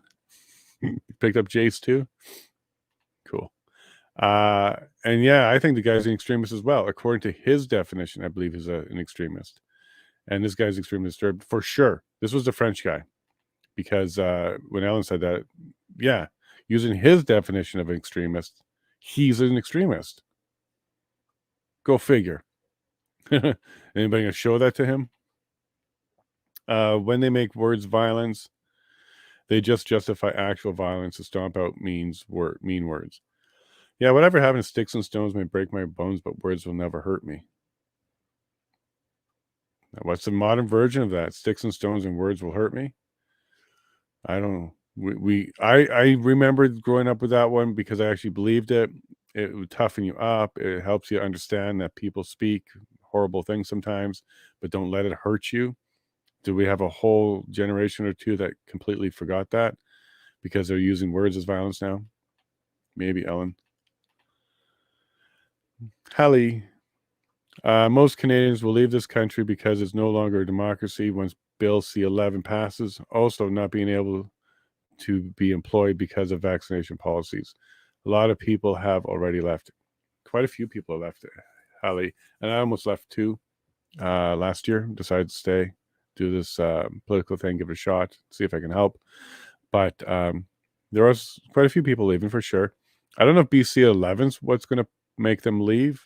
I know Rumble's moved their headquarters, so something like that. But other stuff, like this is just a slippery slope, right, Hallie? So C-11 will lead to something else. And yeah, it seems like maybe one way to stay liberal is to not scare, but to chase the Conservatives out. It's just so undesirable. You don't want to be there anymore. A whole bunch of people are leaving Ontario, which means Ontario is probably getting deeper into a hole of being liberal because it's Conservatives that leave. It's a tough thing too. Voting with your feet leaves behind a riding that has less representation. So it's tough. But C-11, maybe not as much, but other stuff will be coming. Hallie, probably, most likely true. Wiley, Muppets and Clowns. Haha, that's the Liberal and NDP. Yeah, that partnership between those two is what put us where we are right now. Singh is the one who's standing in the way of our ability to have the option of a no confidence vote, which would change our government if successful. So there's one person standing in the way of our freedom and our parliamentary process. And I do believe it's under the criminal code, what he's done and what Justin's done, especially to save Justin's job. Under the criminal code, office is one of the things that you cannot, as an MP, barter with, use for deals. Office, in my opinion, is the office that you hold. And if Justin Trudeau has made a deal for no confidence, he has now made a deal to protect his office. And that is one of the listed things under bribery that you cannot use as a consideration for a deal. And this is what's happened. That's exactly what the no confidence deal is. So hopefully we can raise some charges and hopefully people can care and yada, yada. But that should be looked at because I do believe that's criminal code. I think it's 119 if you want to look into it. Criminal code 119. Truckers exposed all government overreach since 2020. Yeah. Thank God for freedom-loving protesters. Canada showed the world. Hey, Richard, I agree with that. And I do agree that we've, of course, had overreach way before 2020. But fighting back on a mandate, because a mandate's not law, was a wonderful way to start exposing that. And that fight's not over yet. So, Richard, we're going to have to keep going with that. Because there's still a lot of people out there that believe the mandates were justified and the reaction by the truckers was not. So we have some more work to do around that. Hey, Ellen. Do you wonder why public confidence would be waning? Maybe not sneering at the public might help. I am surprised at how few adults there are at the table, Ellen. Where are all the adults? There's no adults in the room. Anyone that doesn't agree with this government's draconian viewpoint is an extremist. That is one of the steps, Gary, to totalitarian, is when the government itself says you can't criticize them no matter what they do. They were removing the check and balances. They don't want the criticism because criticism leads to inspiration. Inspiration leads to movements. Movement leads to change. That's kind of how that works out. So, again, a domino game that you want to stop, you stop at the first or second domino and you get rid of it. Hey, Beverly, a lot of Facebook today, which really, really appreciate that. It's probably all railroaded. You know, you're awesome with the Facebook and helping us out there. This is an interesting discussion, considering how much misinformation and disinformation and outright lies this government issued during the Freedom Convoy incidents. Beverly, I really wish there was a couple people on that panel that was pushing for exposing the government's contribution to this topic too. There was none. There was none. The closest we got to was to protect people who are marginalized. That was it. But there was no push on the government's version of this. There was lots of talk about state misinformation, disinformation, but not about Canada as a state doing it. Just other states doing it. And even that narrative has been busted so many times. Russia is not influencing much. Okay, guys? I'm not even sure how you can say they do, but yet that's such a boogeyman that is still being used. Yeah, exactly. The irony of this being a misinformation, disinformation, and the roles of social media panel is not lost on me. You? Because that's all we were hearing. It was a lot of mis and disinformation. There you go, Adam. You saw it too. Hey, Trish. Seems they're throwing a lot of it out there for the sake of their face. Yeah, I was wondering what you meant by this. You mean like to sound smart, to be like a professor, to say things? You think they're just talking like that in order to save face? It wouldn't be below them to do that. So you might be right. Hey, Ellen. Great. Disinformation is a behavioral problem. Maybe qualifies for MAID. Yeah, we're back onto that subject. But Ellen, this is not wrong. What you're talking about here is not wrong. They are definitely looking at ways to make certain decisions that you make as proof of mental problems. The vaccine is going to be one of them for a while longer. Disinformation, I could see them really working with malinformation because there's some intent behind that. But then, yeah, I can see them going after like a Dr. Makis and say he's completely wrong and that's a sign of mental something, and then going after him even harder to shut him down when it's nothing but the truth. They just don't like it. Ellen, they even want to come after jokes. Knock, knock. Who's there? Maids to clean up. I'm trying to make a little light of it, but look, we won't even be able to joke, is where one of them was talking about with memes and jokes. Again, I don't think it's going to work, guys. So I just want to be very clear that I don't have the perception that they're going to be successful at passing a bunch of statutes that we agree with and live by. I think that there's going to be at least, especially if they try to go after comedy, a big pushback where they're just not going to comply. Make them come after us will be the attitude there. Kind of like what Alberta's attitude with sovereignty is. Look, we're going to go ahead and live by the laws of the land. If they don't like it, they can sue us and come after us. I think you'll see a lot more attitude like that going forward because this overreach is really pushed a lot of people to the limit. And really, compliance is voluntary. And if you're giving it up voluntarily and everybody's complying, you've done it. So, there's things I'm going to resist and I'm not going to comply with. And I will keep telling jokes and at the government's expense because, quite frankly, they're the biggest joke around right now, this current government. There's lots of material there. That joke would be funny if it wasn't so scary. I know, Ellen. Yeah, I know, because that's kind of where they're headed with that, right? Yeah, you don't believe the government narrative. You're doing memes. You're telling jokes. There's something wrong with you. We deemed you as wrong. This panel also noted that you once mentioned that you don't like Justin's haircut. Therefore, we think you not qualify for Section 789 of the Mental Health Act, which says complimentary maid service. I know, Ellen. Yeah, me too.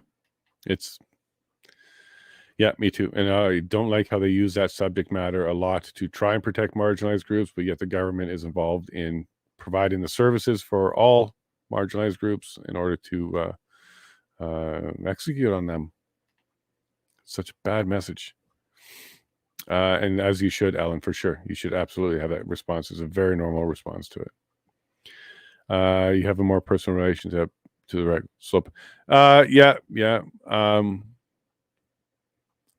We'll just leave it there. I think we talked about it a bit before. We'll just leave it there. Eleanor Danielle Smith is introducing Sovereignty Act today. Yeah, I want to see when that happened, if it's done now.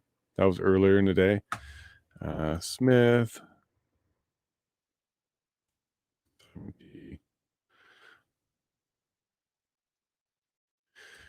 Sure, everybody's got headline news and they're all happy about it.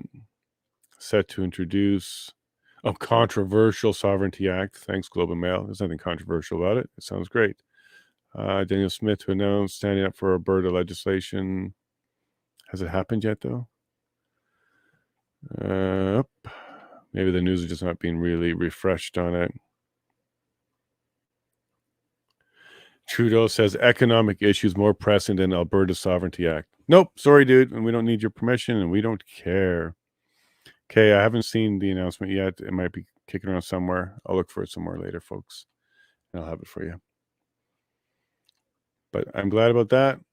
And if you don't know what it is, it's just going back to Section 92. We have sovereignty. We always did. We have certain jurisdictions on certain things like healthcare that we should be doing a private, provincial level.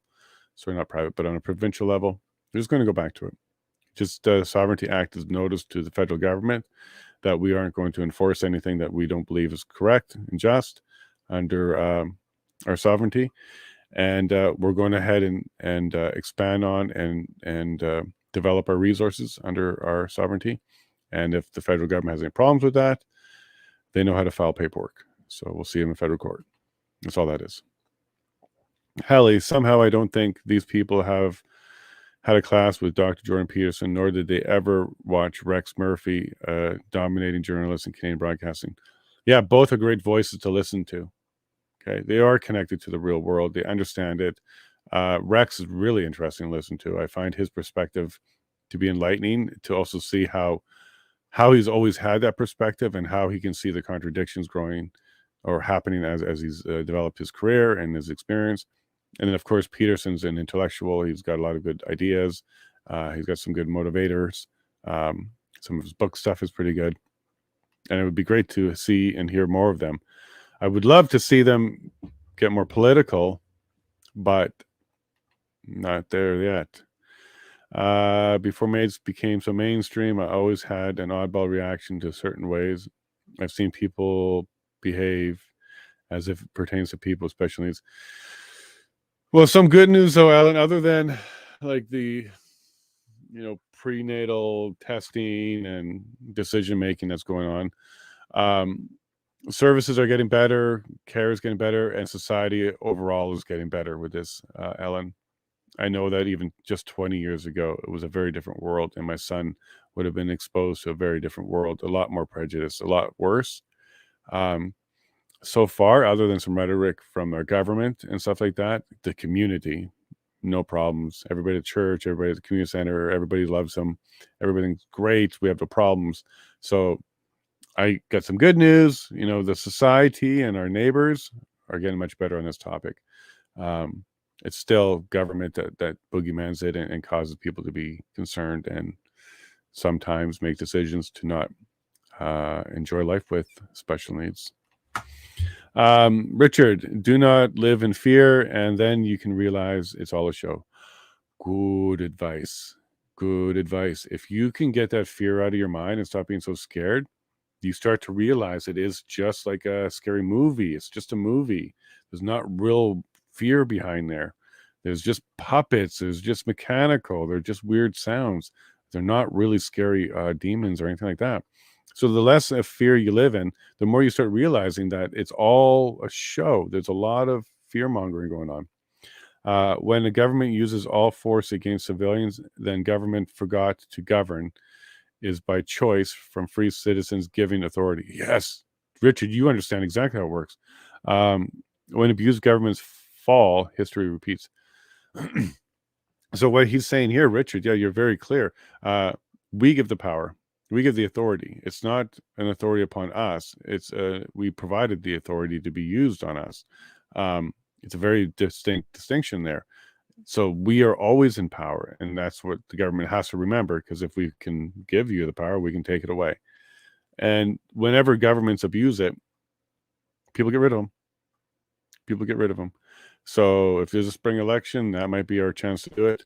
But yeah, through public pressure, through protest, through debate, through supporting political parties, through supporting candidates that are strong, many different ways that you can get behind changing your government in proper ways that doesn't require violence in any way, shape, or form. And the satire, Babylon Bee comes to mind, and they're banging. There's a few times, like quite a few times now, where the media ran with Babylon Bee and even The Onion as true reporting. The lone wolf flag bearer actually had co-conspirators. Yeah. So Adam, what I'm getting at that is not necessarily the single event. It's just that there was only a single event. So I wasn't really referring to him as necessarily the lone wolf, but that there was a single flag event. So because there's just one flag event, no matter how many conspirators and stuff around them, or what paychecks had what signatures on them from which office on Wellington that's labeled PMO, that there's definitely a way to kind of, show how that was a single incident that was kind of like the lone wolf. We didn't see it again, and they don't want to, talk about that being a single situation because they wanted multiple ones of those. Conspiracy lone wolf, Ellen. Oh, I forgot Darth. Sorry, Darth had a good comment, and I guess I didn't start. Ellen's comment would make a lot more sense if I kept Darth's comment. Sorry about that, Ellen and Darth. And Clay. Yep. I needed that first comment. It's not really disinformation. Once the bill passes and with the NDP propping up the government, it will. There will be nothing to stop this corrupt government from amending it at will to broaden censorship. This is exactly what I'm warning you about, Beverly. Our only hope will be the Senate doing the right thing and not passing it. All right, now I remember why I commented this one, Beverly. So 2/3 of this is pretty good stuff. NDP's in the way, they're propping up the government, and nothing to stop the corrupt government from amending and broadening with censorship for sure. So if it's a regulation, that's exactly what it gives them the power to do, Beverly. That's why they're also pushing for regulations. But your last sentence, our only hope will be the Senate doing the right thing and not passing it. So I had a really interesting conversation with Keith Wilson about that, because I kind of probed him on whether or not he would be a senator. There's some open seats in Alberta. He's been asked. He doesn't want to do it. Why not? Don't you believe that the Senate is a second sober thought? And don't you think that the Senate has a good value? And his answer to all of that was really surprising to me, because he doesn't have any faith in the Senate at all. He doesn't think they would do anything to stop anything that comes out of the House of Commons. His impression of it was just a very expensive paycheck for the Canadians, and it was nothing more than a rubber stamp. Now, I challenged him on that because I want it to be true. So I challenged him a bit about whether or not the Senate was going to stop the EA. And he said he thought the Senate was going to approve it. Okay, so maybe he's right, maybe he's wrong. I don't know. It's what he was saying. And then I asked him, well, then why did they revoke the Emergency Act? Like, why did Trudeau revoke it then? Because he revoked it just hours before the vote of the Senate. So I thought for sure it would be because they were not going to pass it. Like, why not wait for the Senate to finish and then revoke it if you needed to revoke it or something like that? But his response was the banks were pushing too hard. That's why they revoked it. He believes that the bank runs and the pressure to free lend from the banks was enough to cause them to revoke it and at least stop using it. He is definitely far more connected to this stuff than I am. He actually knows senators. They talk and stuff like that. So, you know, and I did ask him if I can share if there was anything that he spoke to me about that I'm not to share other than his family and details about his family. Everything was allowed to be shared. So that was one thing he did mention. So I am still hopeful that the Senate is sober second thought, but somebody who's closer to it thinks it's a figurehead. It's a rubber stamp. I'm using a platform to call myself a journalist and providing alt media. So, oh my, did you not hear that? Without saying my name, they described me. Somebody can get onto a platform and call themselves a journalist and go and provide alternate media. But there's no test. There's no blood test to become a journalist. You just click a box and away you go. Your credibility is something that's in your hands and all that kind of stuff. But what are they trying to say? Are you going to make an accredited journalist? You're not allowed to journal and talk about anything unless you get permission. Like, for example, a lot of people thought you couldn't go to the Emergency Commission unless you had a journalist pass. There's one person who reached out to me and said, hey, I want to go, but I'm not a journalist. Is there any way you can help me? And I reminded them that the P in the Public Order Emergency Commission, the P means public, so you can go. And they did. But there's a misconception that people think journalists and media is a special class that requires special permission. And today, that's just not the case. And thank goodness, because we wouldn't have had Viva on the street with the convoy. We wouldn't have had gov't or any of those other ones if there was some sort of rule or regulation to be certified before you can broadcast. So we got to be careful. They laid out exactly what I'm doing. And that's why they laid it out, is because we're not controlled. We're like herding cats, as they use that term a lot. And because they can't control us, they can't control what we say. If they can't control what we say, then they've lost a little bit of ground on being able to control the entire narrative. So because of that, I'm going to be working extra hard, keep going, because clearly they're afraid of grassroots journalism. This guy has a savior complex like many of his ilk. Too bad he doesn't seem to realize, maybe he really does though, that he is one of who has an issue with dehumanizing people. Ellen, you're so perspective, and I do believe he knows, because I do believe that some of that stuff when they're up there is gobbledygook, that they are just pushing what they believe will sound right, but they don't actually believe it themselves. Some of it, how can you? Some of it, how can you? Thank you, Ellen, for that. You're very perspective or perceptive. And maybe he's just jealous that people want truth and do not want what he and his friends peddle. So this was what he was still talking about, the journalists. So maybe the problem he has is people do get followers, hundreds of thousands, because they're telling the truth and people respond to the truth and they come back for the truth. They don't need production value. They don't need fancy glitter stuff. They don't need a suit and tie and a talking head.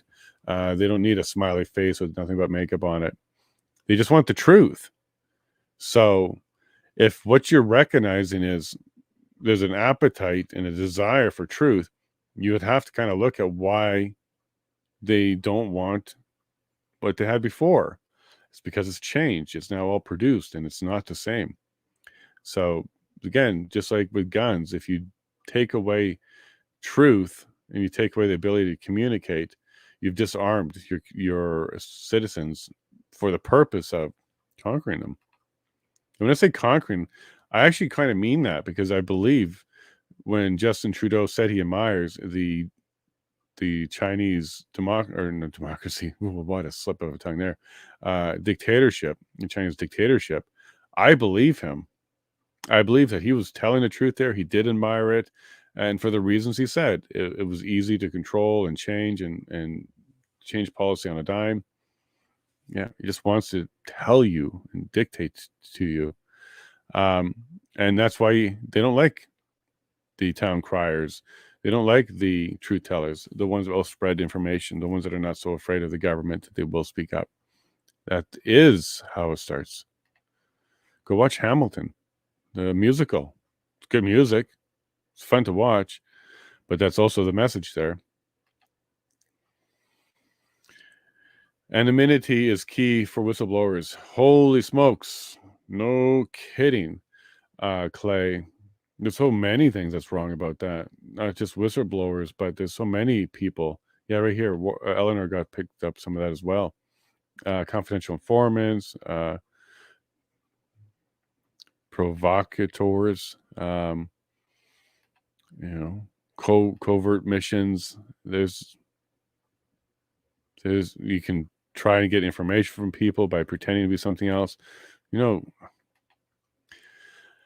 Not only do I not think they didn't think this stuff through, it's never going to pass. Like, I think we're just talking about stuff. We're getting worried about stuff right now, but again, there's always a barrier of these people. I've made this argument before, and it's been wrong before, though, because I always thought that these people wouldn't do it to themselves, but that's been proven to be wrong before. Jim from Coots is an example of that in my mind, where he knows better about the guns and stuff like that. He knows better that it's not right, but yet he still will believe the full narrative that he's pushing to save people, so he can pick and choose the narrative. So yeah, at that point, I don't think people can wake up completely. Jim's an example of that. What should be using Twitter because it's meant to be. Yeah. So at one point, they were talking about using Twitter as a source for open media, but they really shouldn't be. Like, they're looking at the problem for Twitter as we need to fix Twitter so that it's a better source for us. Is that how they're looking at that? They need to stop doing that. They need to look at Twitter as an open forum where people can say whatever they want. You don't need to fix Twitter. You need to stop using Twitter. Twitter shouldn't be your source. And if anything, you need to get better at understanding truth on Twitter, not to try and change Twitter to be the source of truth, because then how does that even work? For example, the Hunter Biden computer service where he left his thing behind, and they call that disinformation for the longest time, and now they themselves are reporting on it. So who gets to decide that? How the heck are we ever going to trust it? The truth is, this is why we need Twitters. This is why we need open forums that have no restrictions, because that is the only way you can get all voices out. Now, if you go speak publicly and the government wants to hear what you say publicly, I don't have a problem with that. So I don't mind that they are watching and listening. But the solution on their side, which is to try and force Twitter and other platforms to have less misinformation and disinformation, is the wrong approach. I think it's very much the wrong approach. You're just going to destroy the entire network as people decide they don't want that to happen to them. Thanks, Alan. It is a cesspool for sure. Twitter, yeah, Twitter should toughen you up and give you thick skin, especially if you post stuff that you believe in. I just went through the last couple of days. And then digital detox. What is that? A button to exclude you online. So I understand what the concept is. I understand what the term is. Okay, I get it. Even just leaving Twitter for a week, some people consider their detox. I get it. But the context it was used in was, you won't be deciding. That's what the context was. You won't be deciding. It was a tool. Once they identify digital detox or need the digital detox, it would be a tool. So does that mean we're all digital ID'd and they know which Twitters are ours and which Facebook are ours, even though if we use aliases, online banking, a whole bunch of stuff. They're going to have to come up with a way to be able to turn that off on their will.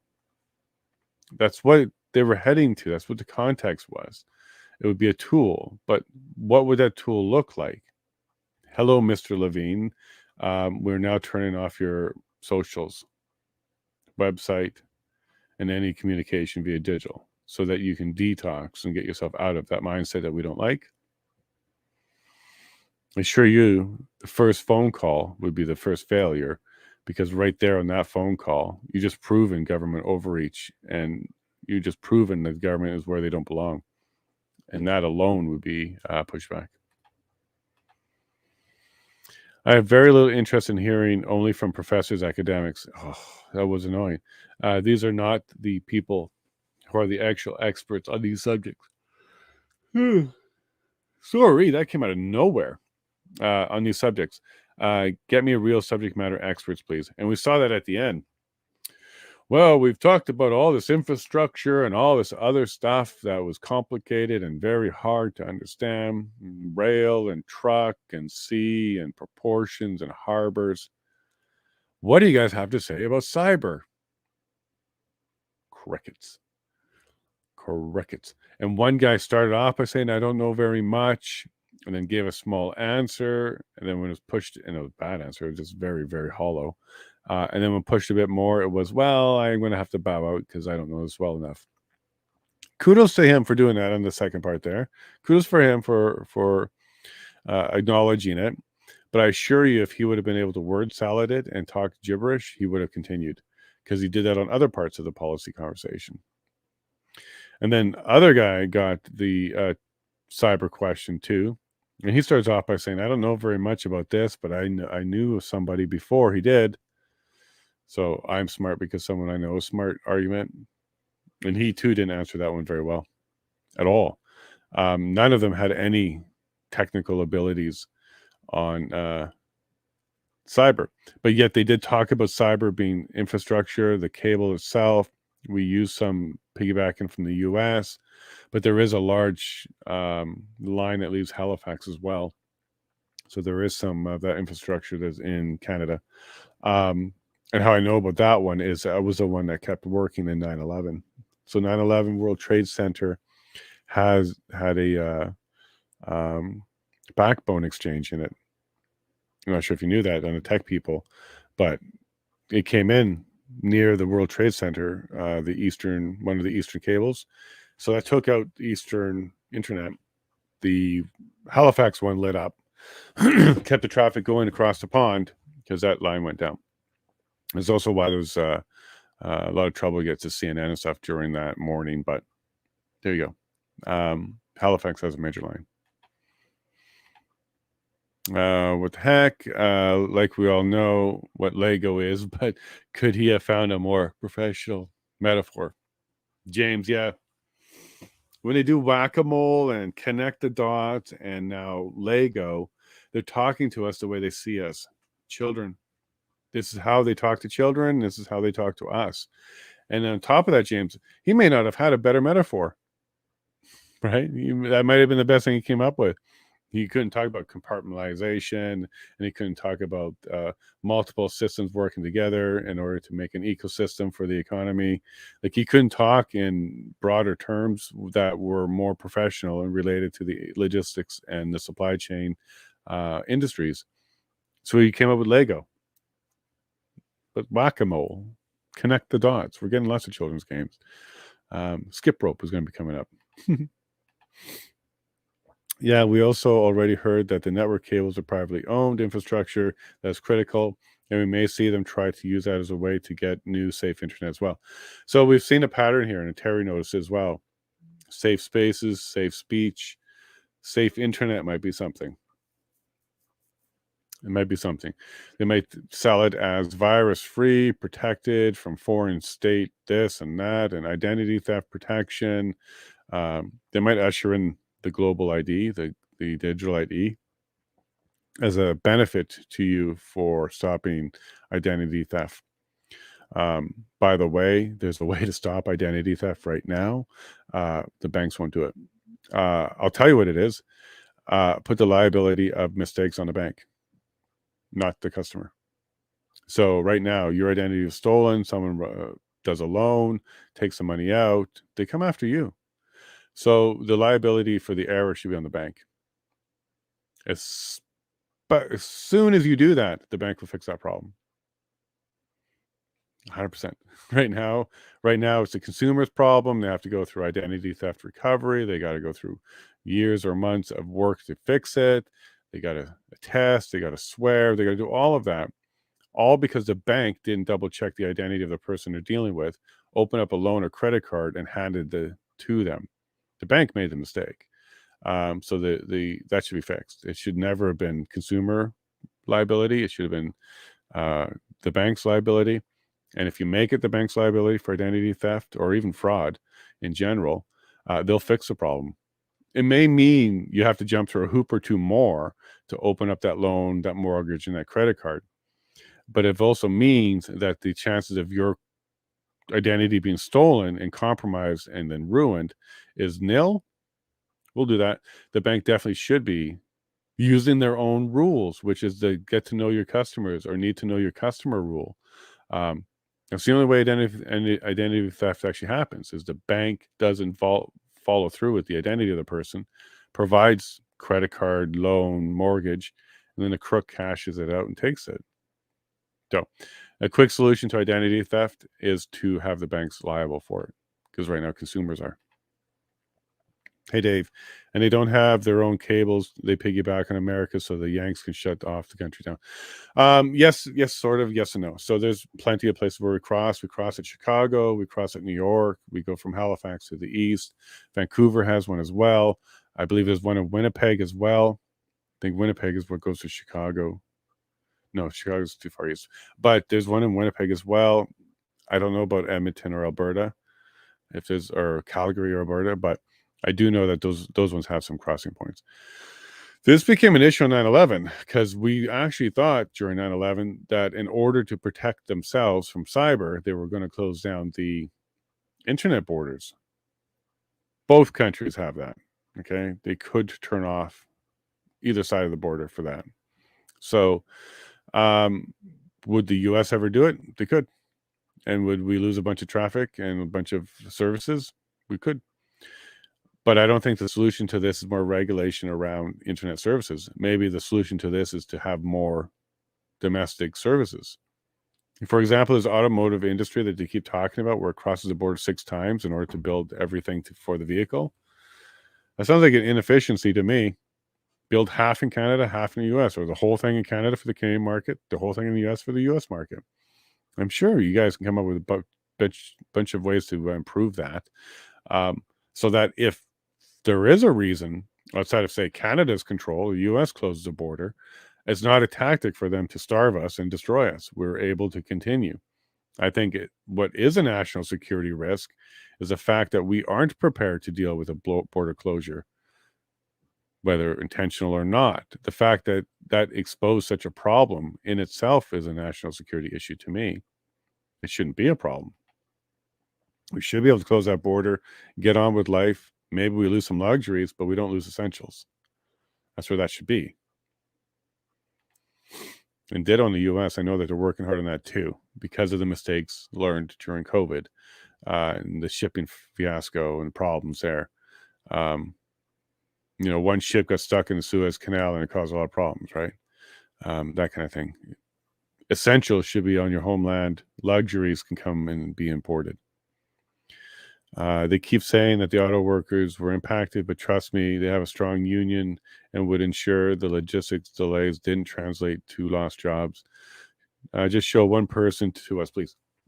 And so this fictitious auto worker who lost her job, and they even now talking about it could be permanent loss of job.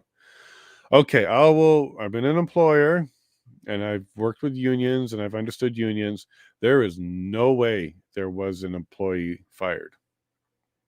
Who? For what? And what are you going to say? We didn't have parts, therefore we shut down a line? Sure. When they shut down a line, folks, what that means is the company loses a ton of money because everybody's still paid. Okay? It's not like they temporarily lay off people after a day or two notice. The union, I assure you, that is not something that's possible. No, the union will make sure that the company goes belly up before people are not paid out properly. There's no way that anybody lost their job in the automotive industry. That union is way too strong for that. If it was prolonged for multiple months, I can absolutely see how at some point they would shut down and close factories and lay off lines. Sure, I can see that, but not in the span that we're dealing with. Not even 1 month cycle. I assure you, nobody was fired. But the threat from the company to the government is what got the government so worried. If you don't fix this, we will pull, we will close, we will make people unemployed. Those threats came out in the first hour from Stellantis to the mayor of Windsor. That was in testimony. He was worried that they were going to close their factory and lose that $6 billion battery deal with LG. He testified to that, mayor of Windsor. So trust me, nobody was actually fired. Bring them forward. There would be a claim against the employer for them being fired. For what reason? What's the cause? It didn't happen. They're just boogeymanning that entire narrative. And then now we even took a step further today by saying, well, that auto worker goes and buys food and buys gas and has a ripple effect on the community. Clip that. Because the next time they close a factory down in Canada, clip that. Because the government should be protecting all the additional people that these auto workers support through their purchasing in the community. Because they don't seem to care when it's locked down. They don't seem to care when they actually make the business go down. Clip that. Because the next time that there's an argument or debate about lockdowns, bring that clip back. Because that's where it's applicable. Because if you're talking about putting people out of work, that is still true then. Clip that, because they didn't use those arguments for the lockdown. Okay, or closing down factories, or if the government doesn't give us enough tax breaks, we're going to move this to Mexico type of scenarios. Happens all the time. Government is being controlled by big business through those kind of threats. That's the kind of threat that a big business will do. We will unemploy a portion of your economy, and that's a big threat that government responds to. Hey, Richard. If there were no health mandates, then there would have been no protest. Government overreach since 2020. Yeah, so you're doing the whole COVID overreach, but Richard, government overreach has been going back, way back even before then. But this iteration around mandates, around COVID, yeah, about 2020 is when that one started. You're not wrong on that, Richard. Only 5 more, and then we're on to the chats. There was no evidence, just lies and redacted documents. This is ridiculous. Trudeau needs to be held accountable. Yet another conversation with Keith was about the redaction of what happens when we get other documents unredacted later that had material information. It's a cluster something, but just because the commission's over doesn't mean we stop. And if we find more information, and in the future through access to information we get some more things revealed, we can still do perjury and other charges based on that. So, Nancy, you're so not wrong. Like, I wish I saw 0 black boxes, or maybe just around personal phone numbers and email addresses, but that's it. As far as I'm concerned, if you're in government, working for government, it's all public. The very minor exception would be intelligence and security. But even that should have silent, but some sort of check and balance. So we know that when they say no go, we had it confirmed that it's a no go. And then I would sleep just fine with that. But because we're finding things that are material marked as irrelevant, and we're finding things marked as section 36 or 38 and 37, no, 38 and 39 being marked of those when members that are on the call are not cabinet, then yeah, you have to question every single one of them. You just simply shouldn't be happening. Award, a gain of function virus labs could our gain of function. Oh, Ward, I starred that one because it's such a good joke that we may not be allowed to have anymore. So I shared it, Ward. That's one of the jokes that may not be allowed if these people get anything near what they were talking about today. I prefer the provincial autonomy approach and don't really mind the market economy having such a place in our infrastructure. Sure. Often it leads to a better product. So you're talking about privately owned there. I'm back and forth on that.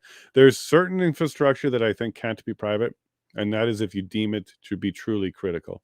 And the Ambassador Bridge is not truly critical. There's a tunnel, there's other options, as much as they point to it as being very important and stuff, it's not truly critical, because I don't believe anything that's truly critical should be owned by private.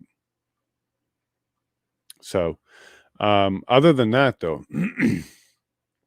you can't really compete on bridges and stuff like that. Like, a good bridge is a good bridge and moves everybody. But networking, oil, what other ones did you talk about? Yeah, shipping itself is part of the infrastructure. The ports is part of the infrastructure. Some of that could be. But also, James, another problem that you get into when you privatize stuff is you're also at the whim of them. Okay, what if that owner, like they talked about in the testimony today, they talked about the owner of the Ambassador Bridge using it as a negotiation tool in order to stop other bridges from being developed and stuff like that. So there's one of the things that you run into. And that's what they did talk about today. I thought it was weird that they're bragging about that, because it didn't help their argument to say that private can manipulate government. But yeah, we're talking about that. We could solve the international ownership by simply increasing domestic supply. This hasn't come up once. Yeah, just make some more here. We don't need the bridge as much. Okay, make more of the stuff here. You're really worried about jobs, make more of the stuff here. I know the U.S. is working on that too. And then we don't need Freeland to give them retaliatory economic measures if they're trying to do stuff internally instead of using their trading partners. It was something she testified on. They're very worried about the America First approach and the Build in America approach. So worried that where they can, they use retaliatory measures to ensure that their message is heard and not to continue to do that. And according to, if you attack economics of a country, that then somehow becomes a national security. Well, then when Freeland does it to the States, is that not a national security threat to the U.S.? But in either case, James, I think on certain things I'm okay with it, like the pipeline. But as long as it gets finished, like things have to be finished and opened up. But I don't know about bridges being private. I'm not a fan of that, only because it can be used nefariously in order to leverage the government. All right, so here we go. So Phyllis, you showed up. Nice to see you. Welcome back from Facebook. Yeah, Dave is a very annoying day for sure. So yeah, let me go over what Dave was saying. There we go. I think this is it. I know, but it wasn't all that came together today for, and they are so far away from the reasons. So what Dave was saying earlier here was, what does this have to do with the EEA? All of this today really didn't have much to do with the EEA.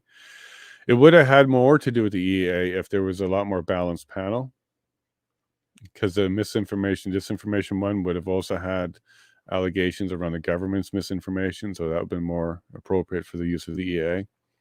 And then the second part of the panel, the protection of flows of essential goods and services, critical infrastructure, and trade corridors. If we had someone pushing on that, maybe from Stats Canada, who actually shows the real data, because again, they're still hyperbolicing. Oh, everybody knows, and it's assumed that it was going to be massive. But I don't agree. So I'm part of the everybody. But yeah, that's how they work. So if there was more unbiased panel, then today might have been better, Dave. And we were looking forward to this morning to see where they're going to go with that. James, we all missed bits and bytes. Yeah, imagine trying to do 100% of it all. We're all in the info war people. CBC for sure has not given us the whole story. They don't give us a part of the story. Sorry, that's like the second yawn that just hit me out of the blue here. Maybe that's jet lag catching up. I did get a lot of sleep last night, though.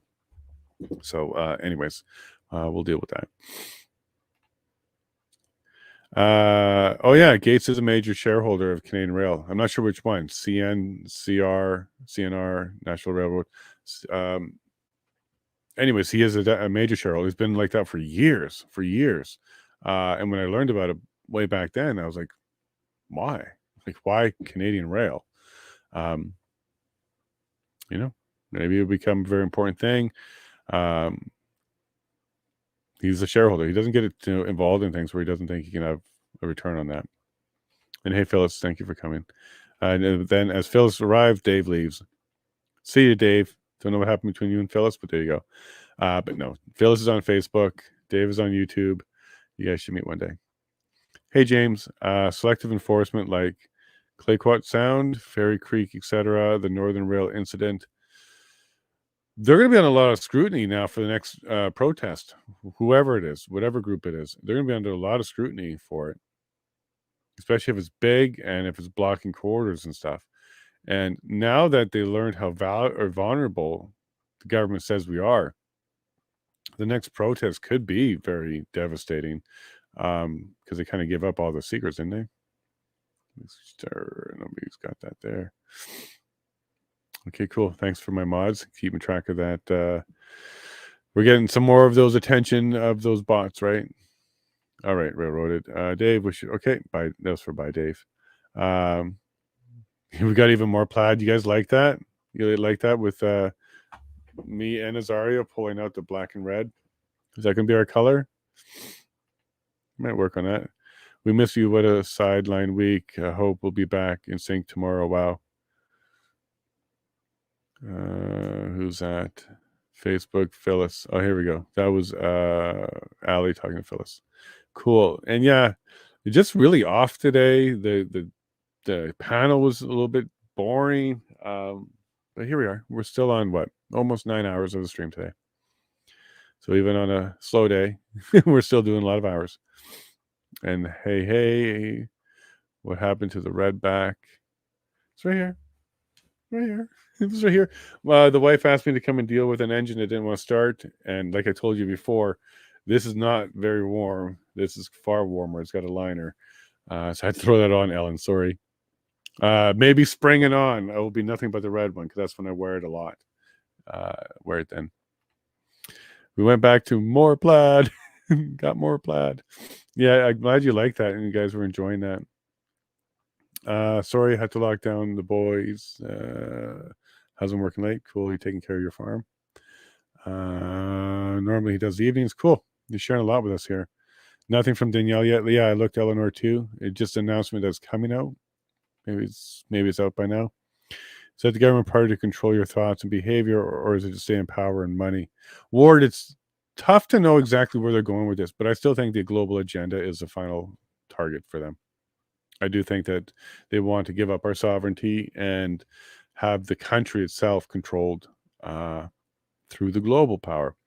And I wouldn't be surprised if you saw Trudeau, some sort of player, or Freeland, or both, some sort of player in all of that once they lose the election. Because I could see that happening. If we vote them out, both of those and maybe some others will go on to global things and keep pushing that message, and at least try to. They could kiss Canada goodbye, though. We're not going to follow through with that. Yes, a surprise. You're live now, and for 4 more days thing.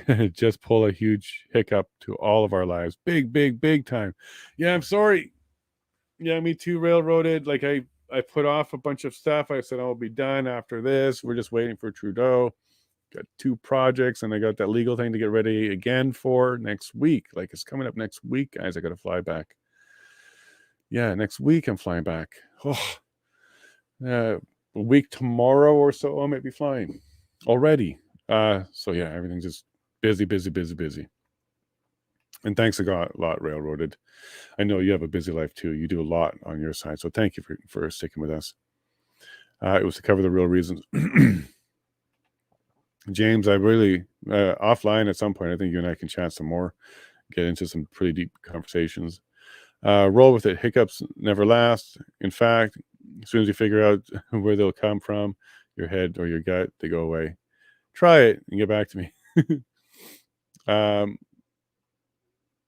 Yeah, I'm not sure what you're talking about there. I was yawning. I didn't have hiccups, but maybe you're talking about hiccups as just as day in general. Or roll with it. Domestic and international banks. Those were the ones that give the call. Definitely domestic ones because they were getting a call and a run-on. And domestic banks, I think the concern around there was the trust in our banking system was being jeopardized. So internationally, that was also becoming a problem. Alt media rocks, railroaded. Now your independent media value for everyone. IMVE. Independent media provides value for everyone. Is that what that means now? We'll go with that. You actually need an accreditation to cover certain things. Licensed journals only. What is that certain thing? Don't care. Didn't come after me. Not sure what it is. Not sure why you need to be licensed. I'm sure to have integrity and credibility and certain things. I can kind of get it, but what are those things? Can't be the government, because I'm going to critique them regardless. AK taxpayer journals. Yeah, of course. Yeah. The National News Media Council. Or the CRTC. Well, that's for broadcasting on current stuff. And maybe C11 is going to cause and bring some of that to come into play, James. Maybe that's exactly where they're headed with that. In which case, it might be a factor of where you're physically broadcasting from and not necessarily your connection. I don't know. We'll keep an eye on that one. I'm going to keep going as long as I can, that's for sure. The government is happy to disconnect social media, voice of the people, as merely noise. And we see that all the time. Governments all over the place shutting off social media right around unrest and stuff like that. So, and I think Azaria was mentioning that in China, there's a certain something that got shut off just because they were in the area, their access to stuff. So, yeah, it's going to happen. Only after you lose control over it, though, Ward. This all falls on the heels of all of the social media giants' testimonies over the last couple of years. Government is jealous of their power. I don't know about government being jealous, but government definitely wants to participate in, and government feels that they give them, the big tech companies, the power.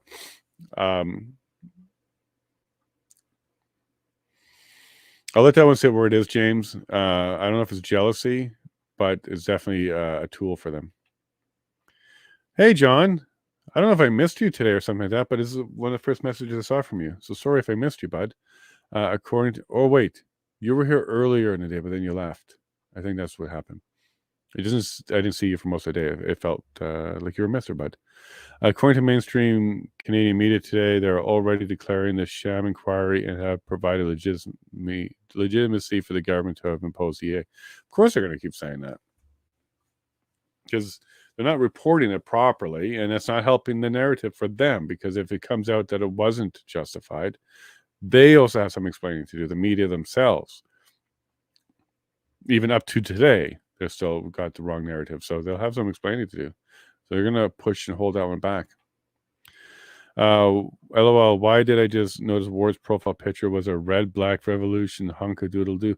Yeah, I know, when he was showing it earlier, and I actually had him on his message on the screen, Ellen. So it was my jacket, it was Azario, and Ward. I almost said you guys should switch your picture to be the same thing, to show that you're part of the red and black plaid army here or whatever. But no, I'm not calling you guys to do that. I thought Ward was already funny. Ellen saw it. The railroad now sees it. I love you, Ellen. Yeah, I love you back. Red, black. You guys are awesome. I hope one day we can all get together in person somehow.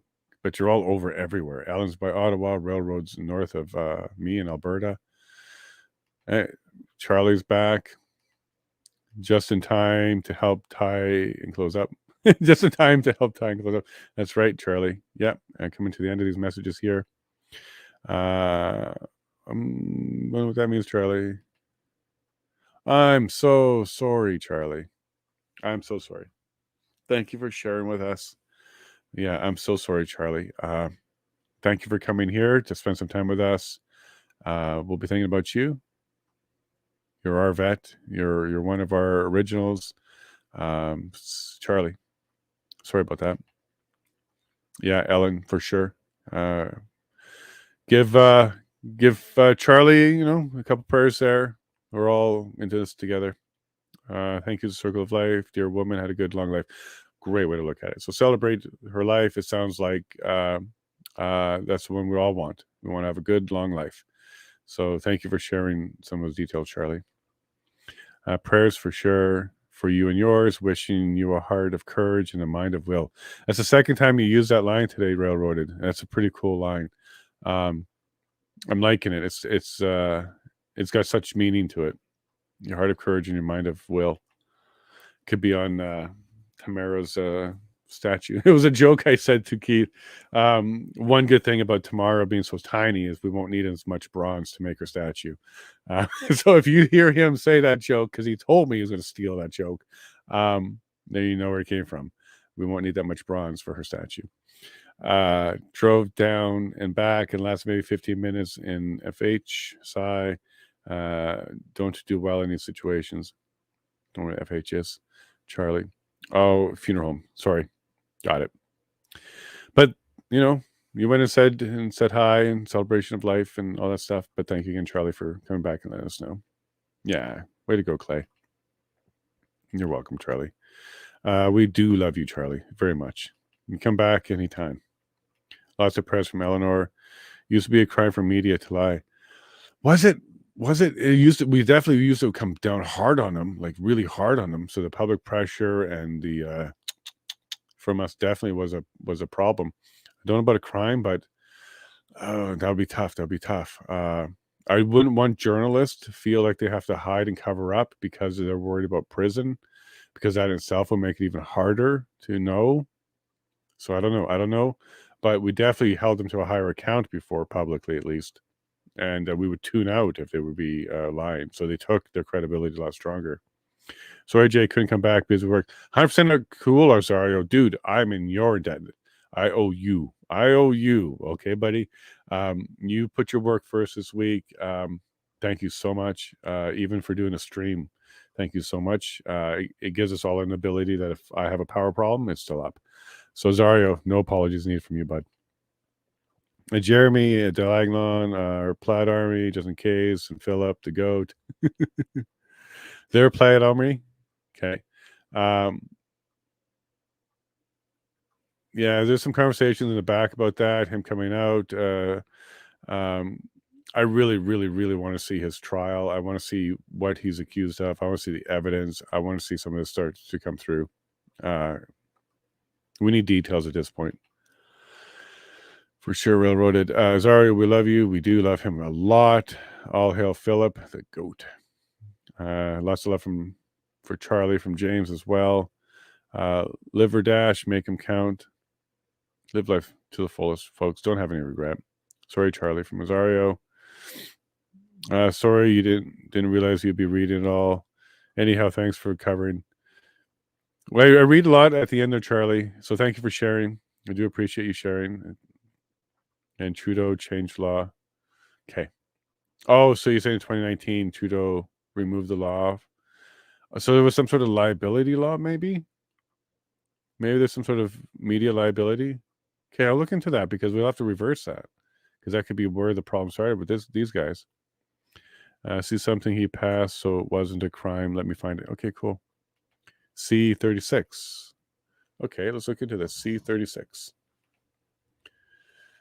C36. 36 bill. Canada's new reporting obligations. Hold on. This may take a moment to find properly, because there's every year you may get another one. So C36, the Protection for Communities and Exploited Persons Act. Online hate includes. Got to look into it a little bit more. Thank you, Charlie. I will. Oh, so you're gonna find it. Hang tight. Okay, you can go ahead and find it. I'll give you a few minutes. Just a few more. Okay, so tomorrow, Wednesday, National Security and Public Order Emergencies is the first topic. Whoa. How we broaden the CSIS Section 2. Are we going to have anybody that is pushing hard for maintaining the current definition? We're going to find out. Of course, I don't recognize any of the names. Probably all intellectuals again, or claim to be intellectuals. I would love to see common folk there. I would love to see business people there. I'd love to see people that are actually impacted by these as well there. And then Wednesday afternoon, we have policing and public protests. So I suspect tomorrow's going to be quite depressing and boring to watch how they are going to try and limit national security and public order emergencies, and then policing of public protests. I'm not seeing anything here about negotiating and de-escalating a protest or other ways to have peaceful resolutions. I'm not seeing any of that on the agenda. So we'll find out tomorrow what they mean by policing of public protests. Okay. And then you have Thursday to look forward to, which is police and government relations, to how they're supposed to function together. It looks like a larger panel for that one, 6 people there. And then after that one, interjurisdictional responses to protests and emergencies. The next 2 days is all about policing and protesting. Again, nothing about the cause of the protest or de-escalating it, or even the effects and results of it are on here. Again, I'm not seeing anything about properly handling POUs, public order emergencies or units. Okay, well, we'll be critiques ourselves then. If we're not going to get it on the panel, we'll do it as well. But we're going to document all of this, keep all this going, and we'll be looking at it again. And Railroad says tomorrow's going to be fire. National security and public order emergencies. I really, really hope we have a balanced panel tomorrow, because then it definitely will be fire. Are you kidding me? We get insight to what's to come. Yeah, I like how you keep that optimism going there. FAFO. You know what? I got to relook that up. I looked that up the other day, shook my head at it, and then my brain forgot about it. FAFO. Oh yeah, there we go. F around and find out. You guys are awesome. Police and protesting. What is to be? And that's the whole afternoon. Railroad it. So bring your energy drink for that one. All right, Eleanor, what do you got here? Mackenzie is expected this week to either be headed back to Nova Scotia to await trial or return to custody of Quebec. So what I found out, Eleanor, is Quebec. So on the 25th, Saskatchewan had his bail hearing, and today was the remote bail hearing for Quebec in Saskatchewan. He has agreed to the conditions from both provinces and is headed back to Nova Scotia now. To wait trial, yeah, well, these are both bails, so there's trial. But he's not going to Quebec first from what I read about that one. Okay, Eleanor? He's searching it. Azario found... What's this? Jason is hungry. Bread. I am hungry. How did you know? I am getting hungry. Farmer sausage. But yeah, Railroad. Azario shared a tweet. There's a tweet here. Let me grab it for you all. There's a tweet here that had some information. There's 2 tweets, so I'll give them both to you. There's one. There's courtesy of Azario. And here's the second one. So, reporting from one side of the party, but it looks like he is headed to Nova Scotia, not Quebec. We can see it. Hunger. Did you take a box of Snickers home from?